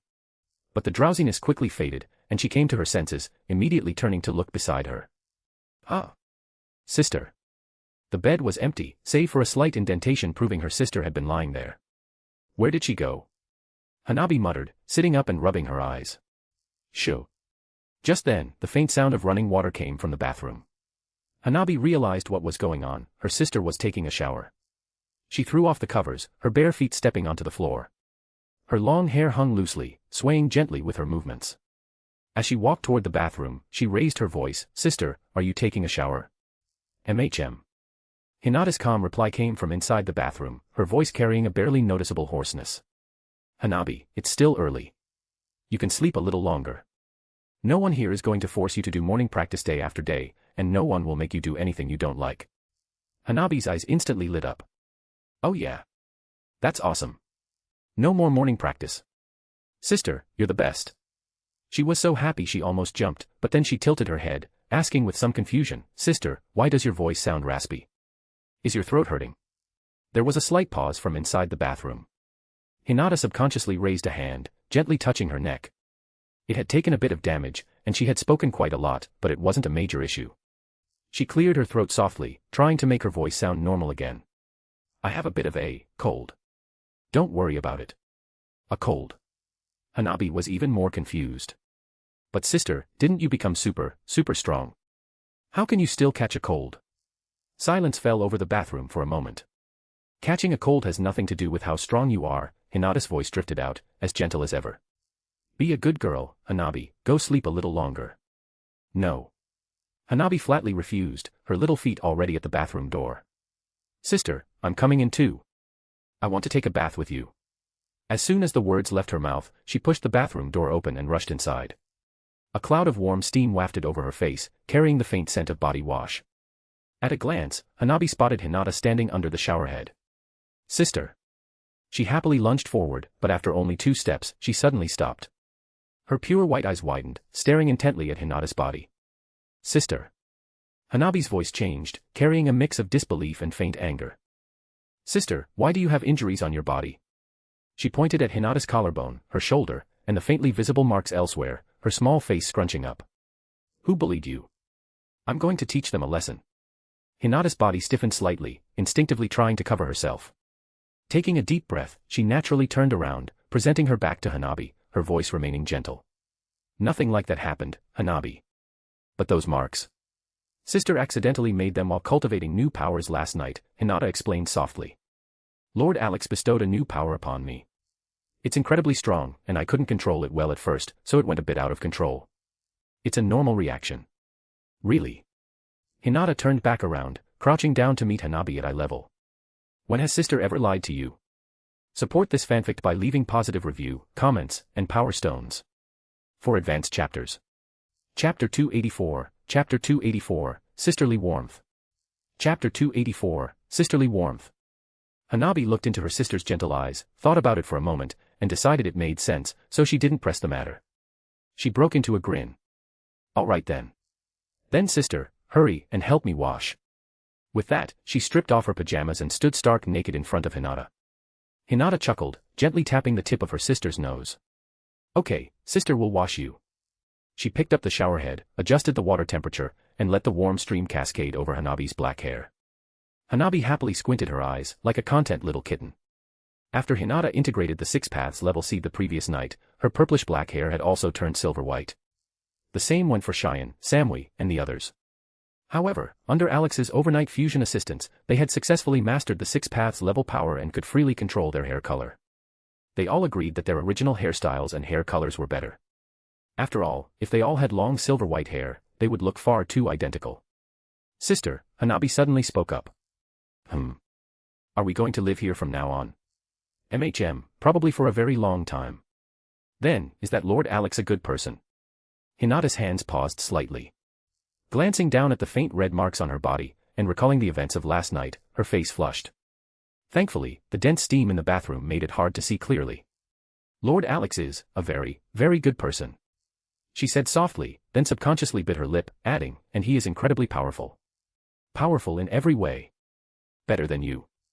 Hinata smiled. A different kind of good. Hanabi nodded as if she half understood, then asked, then how strong is Lord Alex? How strong? Hinata murmured, gently tapping Hanabi's small head. All you need to know is that Lord Alex is no different from a god. She wasn't exaggerating or trying to trick Hanabi with that statement. She was merely stating a fact. As for exactly how strong, even she didn't have an accurate concept. Hinata was at the 6 paths level now, she understood the power and methods of that realm. Yet, she still couldn't fathom Lord Alex's true strength. At first glance, he seemed like an ordinary person with no discernible chakra fluctuations. But catching even a single wisp of his aura felt like staring into an endless abyss. It was a power and dimension entirely beyond her comprehension. Will he teach me skills then? I want to become super strong like you too. Hanabi looked up at Hinata, her face full of expectation. He will. Hinata gently rubbed her hair. But for now, you focus on growing up. I'm not a little kid anymore. Hanabi puffed out her cheeks. Yes, Hanabi is a big girl now, Hinata played along, her movements becoming even gentler. She pumped some shampoo and gently massaged it into Hanabi's hair. The white foam spread, coating the black locks, glistening softly under the warm yellow bathroom light. Hanabi hummed comfortably, then spoke again. Sister, your skin looks even fairer and smoother now. It's so pretty. Hinata gave a soft Reaching the 6 paths level meant an evolution of one's fundamental life essence. The body, soul, and everything else were enhanced. Their aura, skin, and posture had all become more perfect. Sister. Hanabi's voice rang out again. You said I won't have to do morning practice anymore, is that true? And I don't have to learn those complicated gentle fist forms either. Hinata tapped Hanabi's nose with a finger. No, you don't. From now on, you can do whatever you want. If you want to sleep in, sleep in. If you want to play, play. If you want to cultivate, if you still want to cultivate, I will personally teach you. Really? Hanabi's eyes sparkled. You'll personally teach me? Even better than father did. Hinata nodded gently. Even better than father. Besides, Hanabi would eventually fuse with a 6-path seed as well. Whether she cultivated now or not was entirely up to her. Hanabi was so excited she almost jumped up, but Hinata quickly held her down. Don't move, you'll get soap in your eyes. Hanabi obediently sat still, but the excitement on her small face was impossible to hide. Yay. Sister is the best. I knew following you was the right choice. The clan was too scary. Having to wake up early every day, practicing those boring forms every day, I was so sick of it.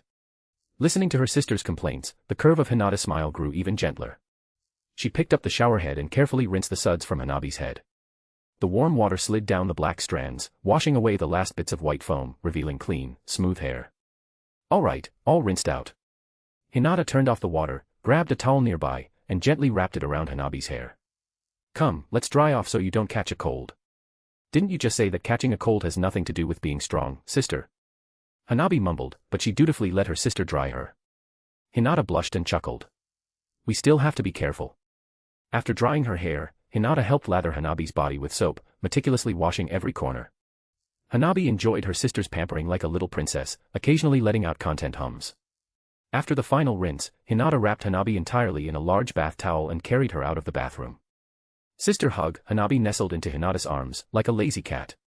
Hinata set her down on the edge of the bed, brought over clean clothes, and helped her dress piece by piece. Looking into her sister's gentle eyes, Hanabi suddenly broke into a wide smile. Sister is the best. Once she was dressed, Hinata carried her over to the vanity, picked up a comb, and meticulously brushed through that long head of hair. Stroke by stroke, her movements were as tender as if she were handling the world's most precious treasure. Looking at her sister through the mirror, Hanabi suddenly asked, Sister, will you stay with me forever? Hinata's hand paused slightly before she resumed combing. I will, her voice was gentle but firm. Sister will always stay with you. No matter what happens, sister is here. We are going to be together for a very, very long time. It would absolutely be an incredibly long, yet incredibly beautiful time. Hanabi smiled, her eyes crinkling into crescents. It's a promise, then. It's a promise. Hinata leaned down and pressed a soft kiss to Hanabi's forehead. Outside the window, the sun was shining brightly. Support this fanfic by leaving positive review, comments, and power stones. For advanced chapters. Chapter 285, Quiet and Beautiful Days. Chapter 285, Quiet and Beautiful Days. Sky Fortress Deck. Sunlight poured down, painting the entire Sky Fortress in a warm, golden hue. On the deck, lush green meadows stretched out. Meticulously pruned flowers of various colors dotted the landscape, swaying gently in the breeze. A crystal-clear water channel cut across the deck, the stream bubbling as it flowed. The bottom was paved with smooth cobblestones, and several koi swam lazily within. The scent of flowers filled the air, and birds chirped melodiously. It was a true hanging garden suspended in the clouds. Holding Hanabi's hand, Hinata walked slowly onto the deck. The fresh air, carrying the faint fragrance of blossoms, was instantly refreshing. The warm sunlight washed over them, driving away the lingering exhaustion of the night before. Wow. Hanabi's eyes widened, her mouth forming a perfect O. Releasing Hinata's hand, she ran to the edge of the water channel, crouching down to watch the colorful koi swimming about. She then looked up at the sea of flowers swaying in the distance, before finally turning back to Hinata. Her small face was filled with awe and delight. Sister. This place is so beautiful. So beautiful. When she arrived yesterday, it was already late. Though she thought it was beautiful then, the darkness and artificial lighting made it hard to see clearly. Now, bathed in bright sunlight with every detail in sharp focus, she finally grasped the absolute beauty of this sky garden. Sister. Hanabi ran back, grabbing Hinata's hand and shaking it. How did they make this? How can there be such a pretty garden so high up in the sky? Where does the water come from? Won't the fish freeze? Is it cold at night? How are the flowers planted here? A barrage of questions shot out of her little mouth like machine gun fire. Hinata couldn't help but laugh, reaching out to gently ruffle Hanabi's hair with extreme tenderness. This is all thanks to Uncle Kamita, she replied softly, smiling. He designed and built it. It really is beautiful, isn't it? Uncle Kamita. Hanabi tilted her head. Is that the short, chubby uncle who always smiles so nicely? That's him. Hanabi blinked and was about to ask another question when she noticed Hinata's gaze slightly shift toward the distance. A second later, a short, chubby figure abruptly appeared right there. It was indeed Kamita. He wore his usual genial expression, his friendly trademark smile plastered across his honest face. After receiving power from Alex, Kamita had leaped from a mere chunin to an expert at the peak of the Kage level. The explosive increase in speed, strength, perception, and reflexes had completely transformed him. But to the current Hinata, a peak Kage level expert was nothing. The instant Kamita appeared, Hinata had already perceived him. His high-speed movement was perfectly clear to her, appearing in slow motion. Lady Hinata. Kamita hurried forward, bowing his head respectfully. However, the moment he raised his head and his eyes met Hinata's, his pupils violently contracted. An indescribable tremor of terror rose from the very depths of his soul. It was an instinctual fear of life, the involuntary trembling of a lower life form facing a transcendent existence. Lady Hinata's aura. Kamita's mind was reeling. He was already at the peak Kage level. At this stage, he was confident enough to face almost any enemy. Yet, standing before Lady Hinata right now, he felt like a completely ordinary person. That wasn't a height any Kage level could reach. That was a god. Kamita instantly understood. It had to be Lord Alex. Only an existence transcending the gods, like Lord Alex, could elevate Lady Hinata to such a realm overnight. A wave of uncontrollable fervor and reverence surged in his heart. Hinata. Just then, a crisp voice rang out. Cheyenne appeared beside Hinata without any warning, simply materialized out of thin air. A cheerful smile adorned her face, showing she was in an excellent mood. Sunlight illuminated her delicate features, her skin incredibly supple and radiating a gorgeous, youthful luster. Immediately following her, Ryuzetsu, Anoka, and Samui also appeared beside Hinata. The way they appeared was exactly the same as Cheyenne. Without any warning whatsoever. Kamita didn't sense any chakra fluctuations either. They just manifested out of thin air, as if they had always been standing there. Kamita realized that the disparity in strength was simply too massive, which was why he couldn't detect a single trace of their arrival. His body began to tremble faintly. The shock in his heart had reached its absolute peak. Lady Cheyenne, Lady Ryuzetsu, Lady Anoka, Lady Samui. The aura radiating from them was exactly the same as Lady Hinata's. It was that same divine pressure that made him tremble, fear, and feel utterly powerless. Kamita completely understood. It wasn't just Lady Hinata. All of them had been bestowed with power last night. They had all become existences rivaling gods. As this realization exploded in his mind, an unprecedented fervor and gratitude erupted from the depths of his heart. How fortunate he was. Long ago, before those two existences transcending gods had truly risen to power, he had already met them. He was fortunate enough to pledge his loyalty back then, fortunate enough to survive until now, and fortunate enough to witness all of this. Even more fortunately, he had gone from a Chunin to a peak Kage level expert. And if he continued to serve loyally with his life, just as he always had. If he could perform even better. Then in the future, might he also gain Lord Alex's favor and be granted power even greater than the Kage level. Once that thought surfaced, it could not be suppressed. Kamita trembled even harder, trembling with excitement, longing, and an inexpressible surge of emotion. Kamita, Hinata's voice softly called out. Kamita snapped his head up, meeting those pure white eyes. In that instant, he saw a brilliant azure light flash within Lady Hinata's pupils. It was the radiance of the Tensigen. Hinata looked at him calmly, the corners of her lips curled up slightly in a gentle smile. Her gaze seemed to pierce straight through his body, seeing straight into his soul, laying bare all of his thoughts. Including the fierce desire and ambition that had sparked just moments ago. Just like before, serve Lord Alex and Lady Konan well. Hinata's voice was soft. You will achieve what your heart desires. Kamita jolted violently. He didn't feel offended in the slightest. Instead, a wave of indescribable gratitude and awe washed over him. Lady Hinata had seen right through him. Yet there was no reprimand, no warning. Only this single, gentle promise. Yes. Kamita bowed deeply, his voice trembling with emotion. I swear absolute loyalty to Lord Alex and Lady Konan. I would never dare harbor any treacherous thoughts. Hinata gave a small nod, withdrawing her gaze. Taking a deep breath, Kamita steadied his racing heart and spoke respectfully, Lady Hinata, breakfast has already been prepared. Would you like me to? Before he could finish, Hinata slightly sensed the surroundings and nodded. Bring it up. Lord Alex and Lady Konan will be here shortly. Understood. I will arrange it immediately. With those words, Kamita's figure instantly vanished. Peace returned to the deck. The sunlight was still warm, the stream still babbled, and the fragrance of flowers still lingered. Cheyenne walked up beside Hinata, stretching luxuriously. Looking like a satisfied kitten, she tilted her head, looked at Hinata, and teased, Hinata, your skin looks milky white and incredibly soft. Seems like you were nourished very well.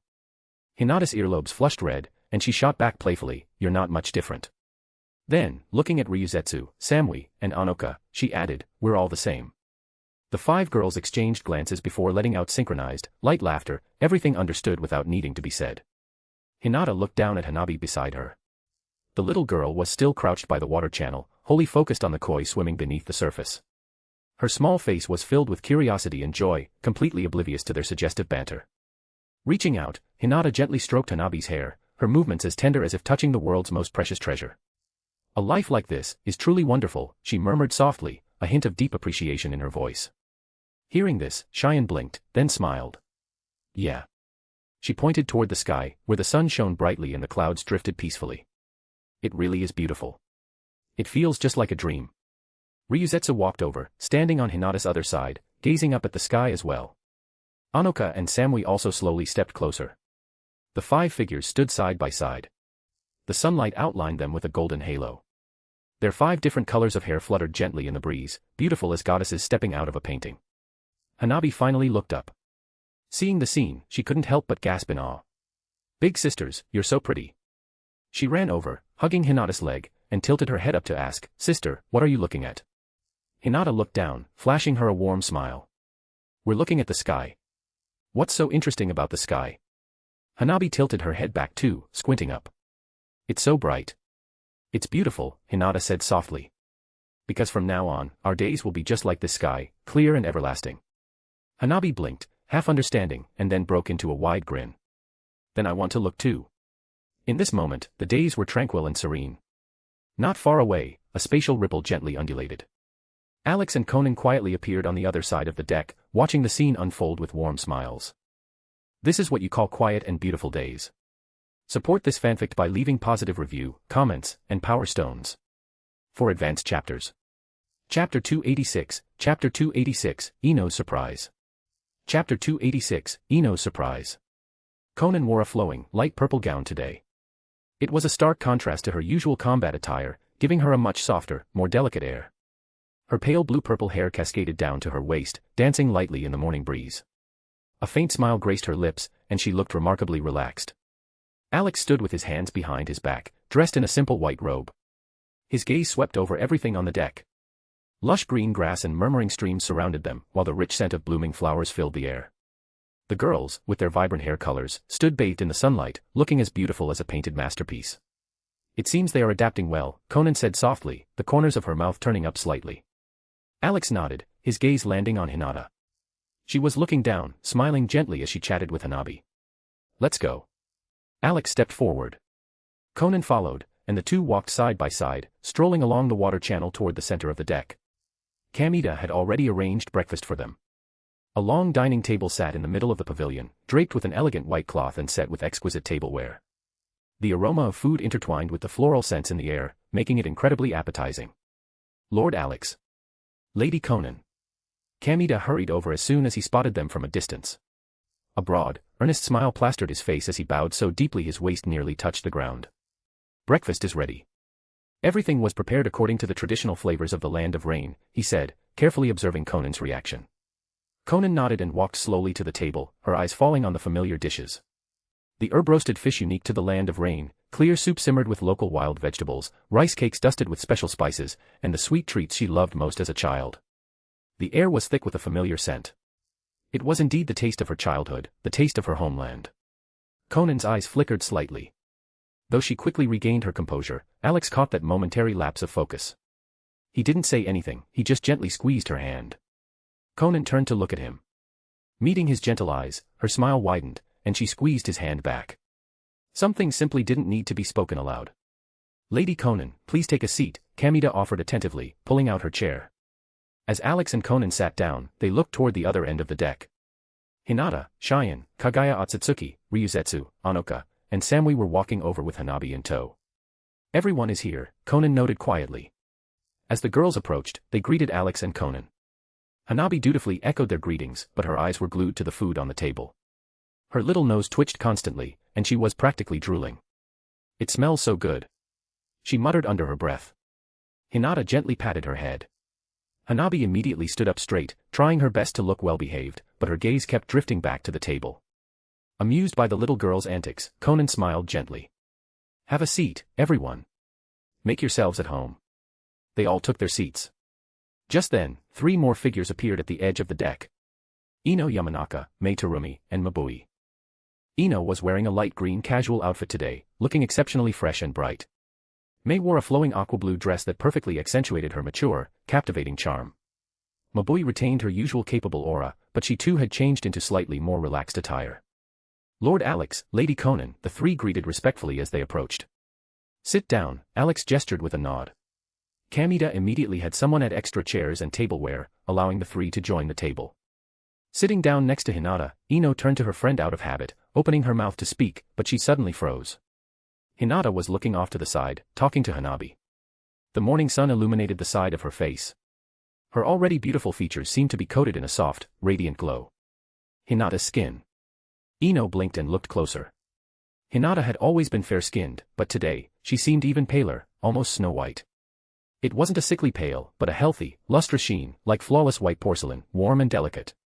Her long hair shimmered slightly in the sunlight, adding an indescribable, ethereal quality to her entire presence. Ino's gaze lingered on Hinata for a long time. She felt like something was entirely different about her. It wasn't a change in her physical appearance, Hinata still had the exact same facial features. But in her every movement, there was an addition of something Ino had never seen in her before. It was a certain allure. Yes, that was it. It wasn't deliberate or artificial, but a natural, mature feminine charm that simply radiated from her. Even the simple act of leaning down to put food on Hanabi's plate carried an indescribable softness and languid grace that made it impossible to look away. Ino's brain couldn't quite process it. Is this still the same Hinata I know? Was this the girl who used to blush just from speaking, who would get nervous just making eye contact with Naruto? The same resilient kunoichi they had reunited with after she was taken by Akatsuki.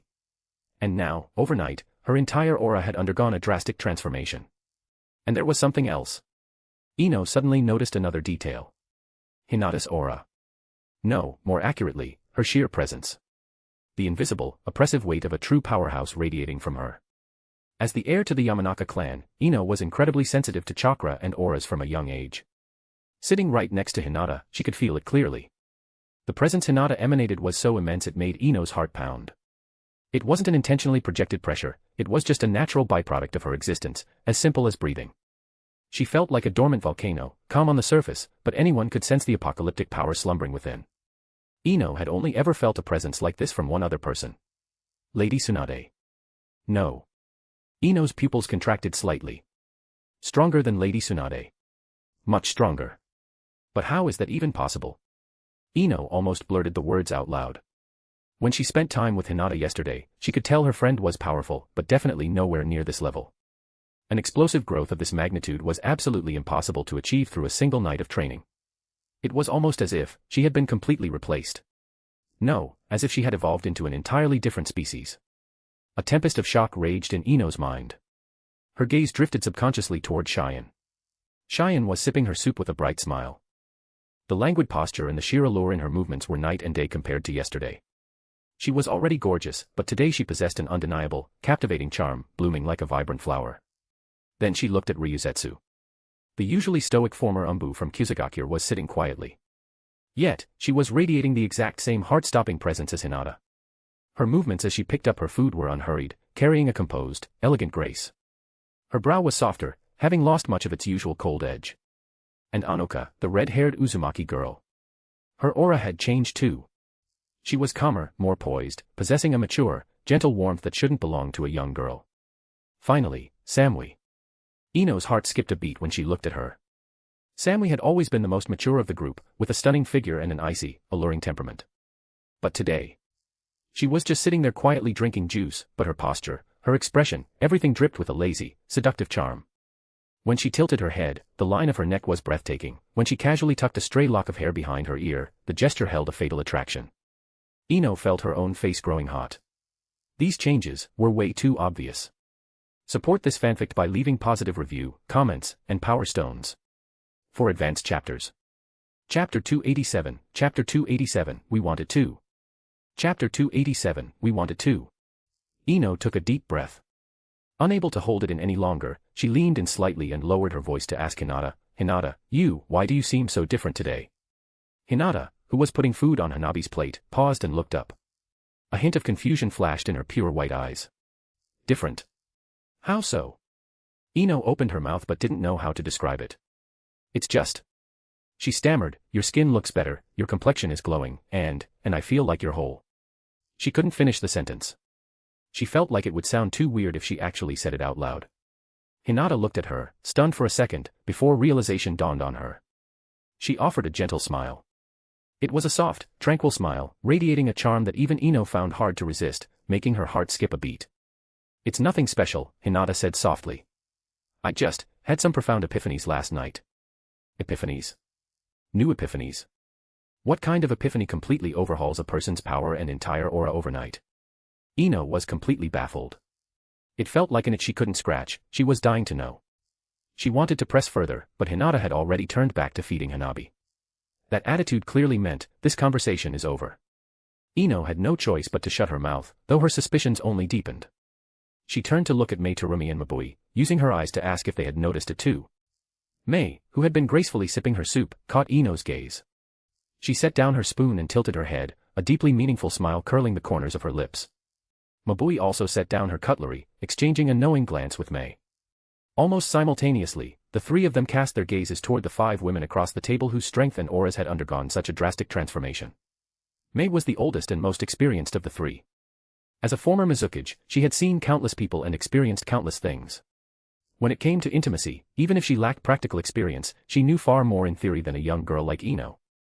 Her gaze swept over Hinata, Cheyenne, Ryuzetsu, Anoka, and Samui one by one. The more she looked, the more certain she became, and the deeper her smile grew. "Ino," Mei called out, keeping her voice incredibly low. Ino immediately leaned closer. Mei picked up her teacup, took a sip, and said leisurely, "Your best friend." She paused, her gaze landing meaningfully on Hinata. "She's grown up. She's blossomed into a real woman." The phrasing was subtle, but the meaning couldn't be clearer. Ino froze. Her mind seemed to short out, going completely blank for a second. And then, she almost screamed. She quickly covered her mouth, but her face instantly flushed a brilliant, boiling red, the heat spreading from her cheeks all the way to the tips of her ears. Eyes wide with utter disbelief, she stared at Mei, then violently snapped her head back to look at Hinata. Hinata was gently wiping Hanabi's mouth, her movements tender and entirely natural. With her heightened senses, she easily overheard Mei's deliberately lowered whisper. Even so, she didn't seem to care. It was the truth, and she had nothing to be ashamed of. She was no longer the timid little girl who blushed at the slightest provocation. She was a 6 Paths level powerhouse, a woman who belonged exclusively to Lord Alex. In Ino's eyes, every single one of Hinata's actions suddenly took on a completely different context. That languid posture, that casually exuded charm, that skin glowing with a radiant luster, and that mature grace in her every gesture, coupled with that terrifying, heart-stopping aura. Everything suddenly made perfect sense. This. Ino stammered, her voice trembling. "Are you saying Hinata and Lord Alex?" She couldn't finish. Her face was as red as a boiled prawn. Even though she had mentally prepared herself before coming here, knowing she would be dedicating everything to Lord Alex, actually hearing it spoken out loud still made her blush furiously. Mei laughed at her reaction. She gently patted the back of Ino's hand, her tone carrying a teasing lilt. "Don't look so shocked. It's not just your best friend. Those other ladies over there." She tilted her chin toward Cheyenne and the rest. "I'm sure it's the same story for them." Ino followed her gaze. Cheyenne was chatting with Ryuzetsu with a bright smile, her eyes brimming with allure. Ryuzetsu, uncharacteristically, wore a faint smile, her cheeks slightly flushed. Anoka ate quietly, but whenever she glanced in Alex's direction, her eyes held a deep, unwavering tenderness. Samui remained icy and aloof, but the slight upward curve of her lips and her pink ears betrayed her true emotions. Ino felt like her brain had run out of processing power. She opened her mouth to speak, but found her throat terribly dry. After stuttering for a long time, she finally squeezed out, "Isn't that a bit sudden?" Mei chuckled softly. She picked up her teacup, took another sip, and said slowly, "Fast. I actually think it's perfectly normal." She looked out into the distance, a trace of almost imperceptible envy flashing in her eyes. That caliber of power. Ascending straight from an ordinary ninja to that realm, literally overnight. She paused, lowering her voice even further. "What do you think the price for that is? Or rather, what do you think the process entails?" Ino froze. She hadn't thought about it from that angle. Mei set down her teacup and turned to Ino, her mature, captivating eyes looking entirely serious. "Your best friend has already moved miles ahead of all of us. Not just in terms of power, but in status." She leaned in, whispering directly into Ino's ear. "So, make sure you stay on her good side. When the opportunity arises, have her put in a good word for us during pillow talk." Her tone turned deeply suggestive. Because, well, we want it too. Support this fanfic by leaving positive review, comments, and power stones. For advanced chapters. Chapter 288, Chapter 288, Alex, walk with me in the land of rain. Chapter 288, Alex, walk with me in the land of rain. Breakfast concluded in a joyful atmosphere. Konan stood up, her gaze resting warmly on Alex. There was a rare softness in her eyes, as if she were recalling some distant memory. Alex, take a walk with me through the land of rain, she said, her voice as light as rain mist settling over a lake. All right. Alex looked up, met her gaze, and nodded. He understood her state of mind. The land of rain was her home. Amigakure, the village below them, had been entirely wiped out by her own hands, buried alongside all her dark, agonizing memories. But her homeland wasn't just the hidden rain village. It was all the places she had wandered. The eave she had huddled under to escape the downpours, the limestone cave she had lived in with Yihiko and Nagato as children, and the frog hut by the lake. They had been too busy lately to dwell on these things. But now, with the shinobi world wiped clean of enemies, and their goals of ascending to Otsutsuki and achieving the bloodline encompassing having been met, they suddenly had free time. The memories sealed deep within her mind naturally surged to the surface. Memories of her childhood. She wanted to go back and see it all again. Just one last look. She wanted to walk through the places of her youth alongside Alex, the most important person to her. All right. Alex stood up. He didn't say anything else, simply taking her hand and giving it a gentle squeeze. Some things didn't need words. Konan smiled, her mood visibly lifting. Alex turned to look at the girls around the table. Hinata, Cheyenne, Ryuzetsu, Anoka, Kagaya, Samui, Mei, Ino, Mabui, and Hanabi, who was currently munching on a piece of fruit. They were all looking at him. You all stay here with Kamita and start building the holy city as soon as possible, Alex said calmly. If you have a preferred architectural style or layout, feel free to design it yourselves. This place is a blank canvas. We can paint it however we wish. Hinata nodded gently, her pure white eyes filled with earnest determination. Rest assured, Lord Alex. We will see the holy city built swiftly. Cheyenne nodded vigorously, chiming in happily. I'm definitely going to design a super pretty building. I will do my best, Ryuzetsu said, brief but resolute. Anoka and Samui also voiced their agreement immediately, both looking highly motivated. In truth, they all really wanted to tag along. To go exploring with Lady Konan and Lord Alex. But they all understood that this was a nostalgic journey exclusive to Lady Konan. Aside from the Lord Alex, whom she was closest to, it wasn't their place to intrude. Come back soon, big sis. Hanabi called out with a mouthful of fruit. Konan glanced at her, her smile deepening. Alex held Konan's hands tightly. Spatial energy coalesced around them, causing the air to distort slightly. In the next instant, the two vanished into thin air like melting ink, leaving only a faint ripple in space that slowly dissipated in the morning breeze. The deck was quiet for a moment. Hinata was the first to pull her gaze away, turning to Kamita. Uncle Kamita, let's begin. Yes, ma'am. Kamita nodded respectfully, his honest face brimming with enthusiasm. He turned and strode toward the edge of the deck. Hinata, Cheyenne, Ryuzetsu, Anoka, Samui, Mei, Ino, and Mabui followed right behind him. Hanabi skipped along as well, holding Hinata's hand. Even the typically aloof Kagaya Otsutsuki paused in thought before following them. After they had shared everything with one another last night, there was no need for her to isolate herself anymore. She wanted to go down to the world below, to see and hear more of it, and maybe build a structure she liked. Having been sealed inside the moon for over a millennium, it was high time she stretched her legs and spent time with her new sisters. Though they were incredibly young, and she was thousands of years older, time had lost its meaning for immortals like them. When you live for tens or hundreds of thousands of years, what did a mere millennium matter? The group stood at the edge of the deck, looking down. Amigakure, once perpetually shrouded in endless rain, was completely gone. In its place was a massive, flat expanse of land. Under the sunlight, you could see it stretch out for miles.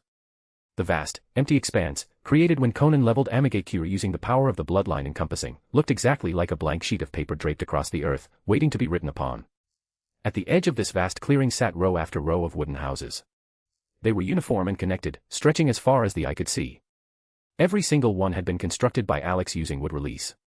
They were sturdy, spacious, and perfectly capable of providing shelter from the elements.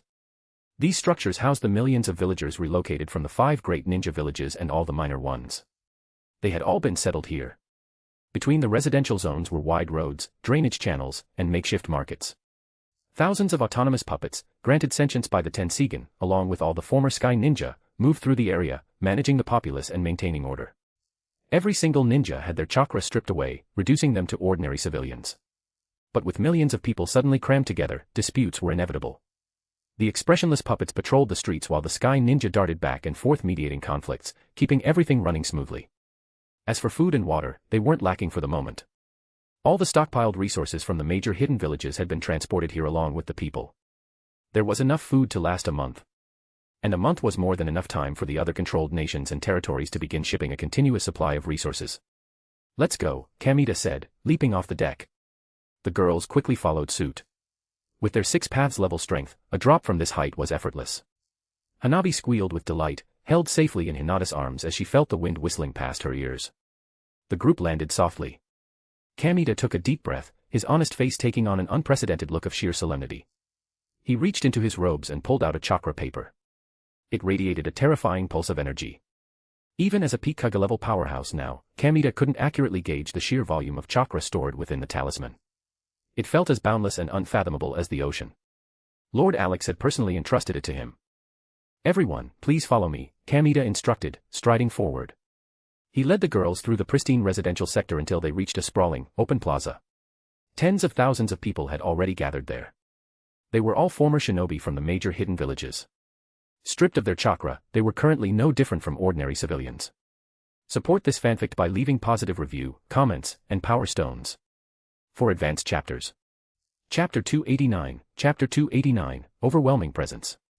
Chapter 289, Overwhelming Presence. Among the crowd were many familiar faces. Tsunade sat on a rock, her arms crossed. Her appearance was shockingly elderly. Without the strength of 100 seal to maintain her youth, her true age had caught up with her in an instant. Her skin was sagging, her face lined with deep wrinkles, the once peerlessly beautiful 5th Hokage now looked like any other elderly civilian woman. Yet, her eyes remained as sharp as ever. Shikaka stood beside her, his expression steady, but a deep-seated anxiety hid within his eyes. As Konoha's top strategist, the feeling of losing his power left him feeling more deeply unsettled than anyone else. That hollow sensation, the inability to mold chakra or use ninjutsu, felt as crippling as losing his own limbs. Inoichi stood silently nearby, his brow furrowed in a tight knot. Chozo wrung his hands together, visibly uncomfortable. Without chakra, he couldn't even use his clan's multi-size technique, he felt completely empty inside. Orochimaru sat in a corner, his hands steepled under his chin. A contemplative light glinted in his golden, snake-like eyes. Unlike the others, he wasn't anxious at all, instead, he observed his surroundings with keen interest. A method capable of simultaneously stripping the chakra from every person on the planet was utterly unheard of. Sakura stood behind Tsunade, casting frequent, worried glances at her master's aged face. She, too, had lost her chakra. That profound sense of powerlessness brought back memories of her childhood, back when she hadn't yet become a ninja. There were many others, Kurenai, Shizun, Tenten, Rock Lee. They had all been summoned here to await their unknown fate. Kamita stepped into the center of the plaza. His gaze swept over the masses. Taking a deep breath, he raised the chakra paper high into the air. "Everyone." His booming voice echoed across the plaza. "Lord Alex has decreed that as of today, the construction of the Holy City officially begins." A murmur rippled through the crowd. To ensure the construction is completed swiftly and perfectly, Lord Alex has granted this chakra paper to temporarily restore your chakra. The moment those words fell, the entire plaza went dead silent for a split second before exploding into an uproar. "What? Restore our chakra? Are you serious?" Cries of shock and disbelief rang out from every direction. Everyone's eyes lit up with desperate hope. The maddening anxiety of losing their power, that hollow, helpless sensation of being gutted from the inside out, was an agonizing, silent torture. Hearing the word restore was like throwing a life preserver to a drowning man. Kamita didn't waste any more breath, he instantly activated the talisman. In a flash, tens of thousands of beams of light erupted from the paper, unerringly striking every single person in the plaza. Tsunade was the first to feel the change. A surge of warm energy rushed into her chest, like spring water flooding a long dry riverbed, instantly coursing through her entire body. It was an indescribable feeling of absolute fullness, every single cell in her body seemed to sing with joy. She instinctively molded her chakra. Strength of 100 seal, release. Her sagging skin began to tighten at a visible rate. Deep wrinkles vanished as if erased, and her dull, graying hair rapidly regained its lustrous blonde sheen. Her elderly features rapidly rewound back to their prime. In the span of a few breaths, the peerlessly beautiful 5th Hokage had returned. Tsunade abruptly stood up, clenching her fists. Feeling the surging torrents of chakra within her, an uncontrollable wave of excitement flashed in her eyes.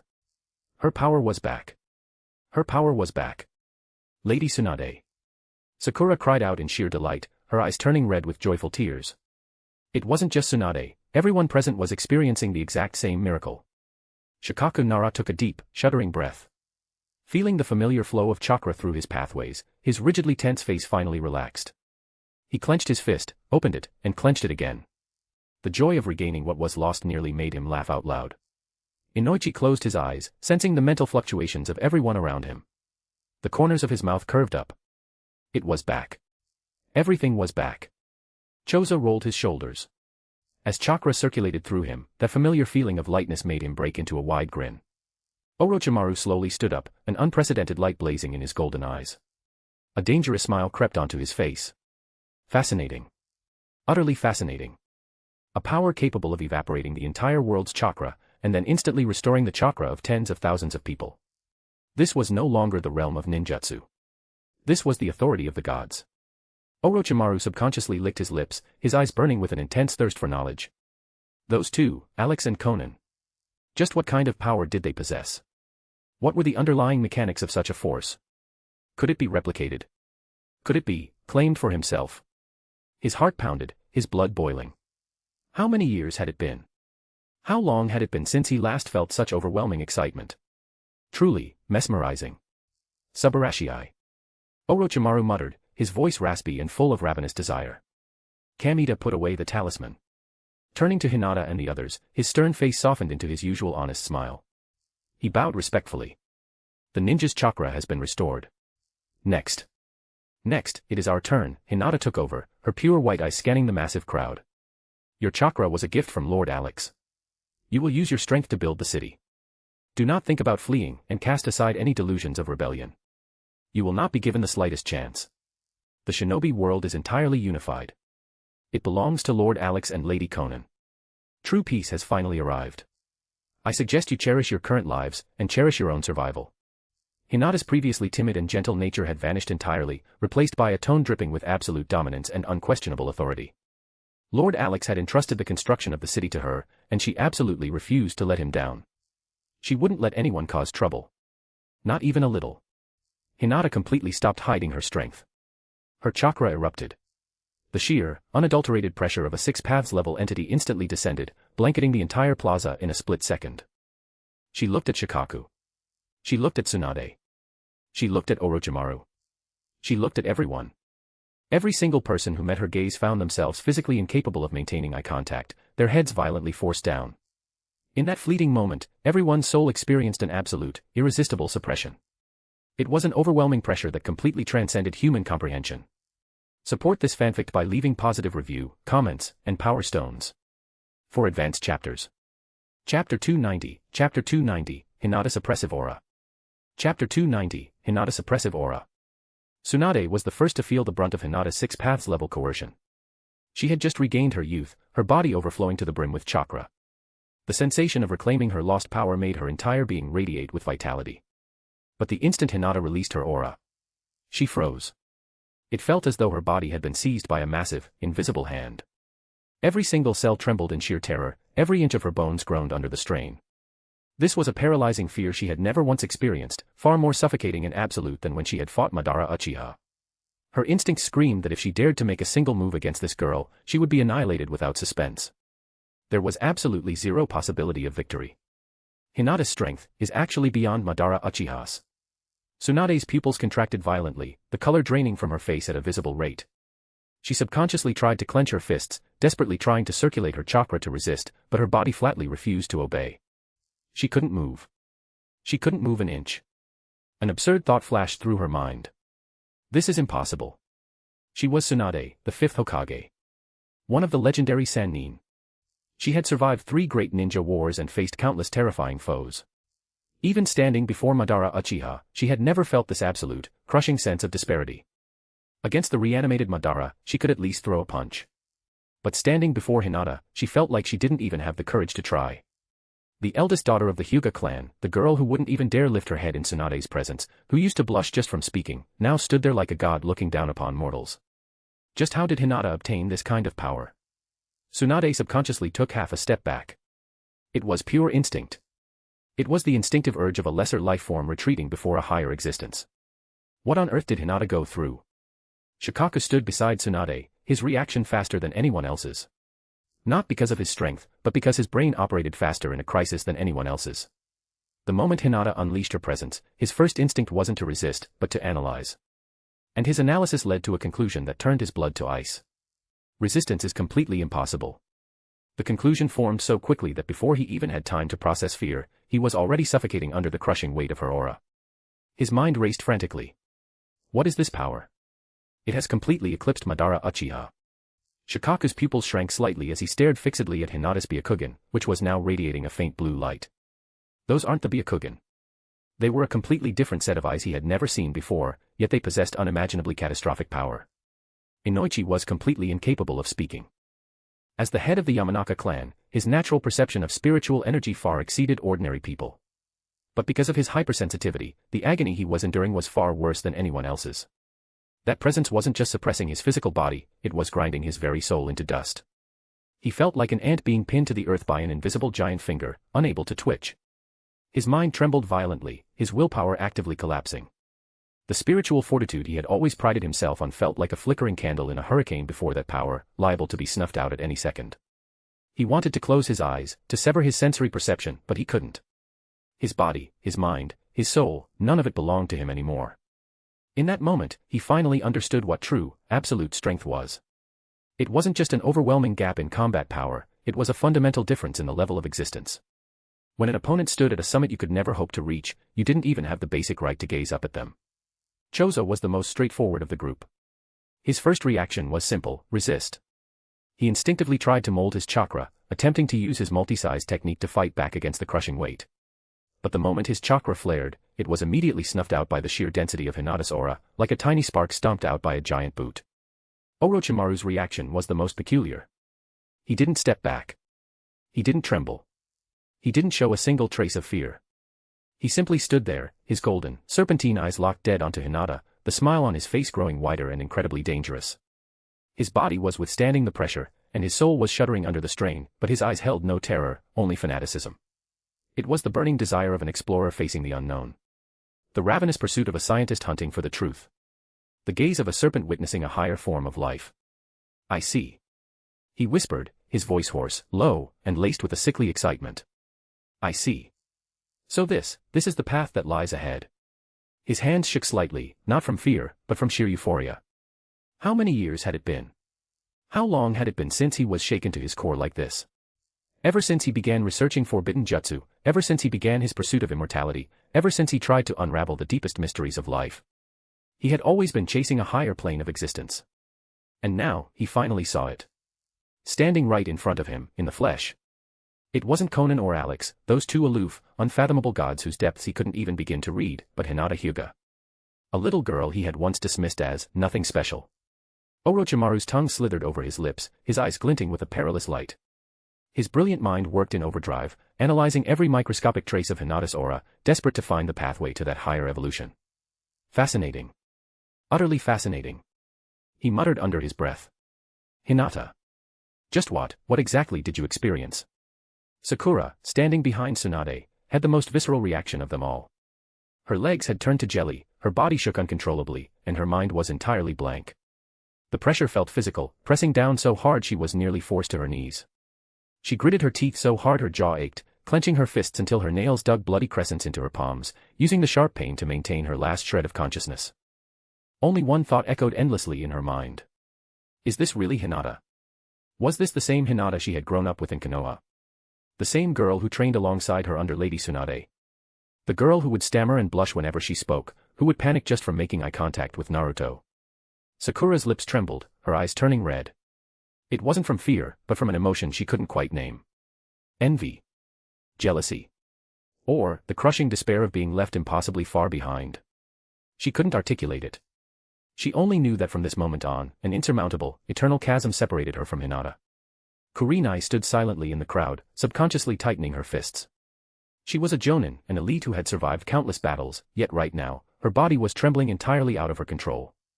She looked at Hinata with a profoundly complicated gaze. She used to be Hinata's Jonin sensei.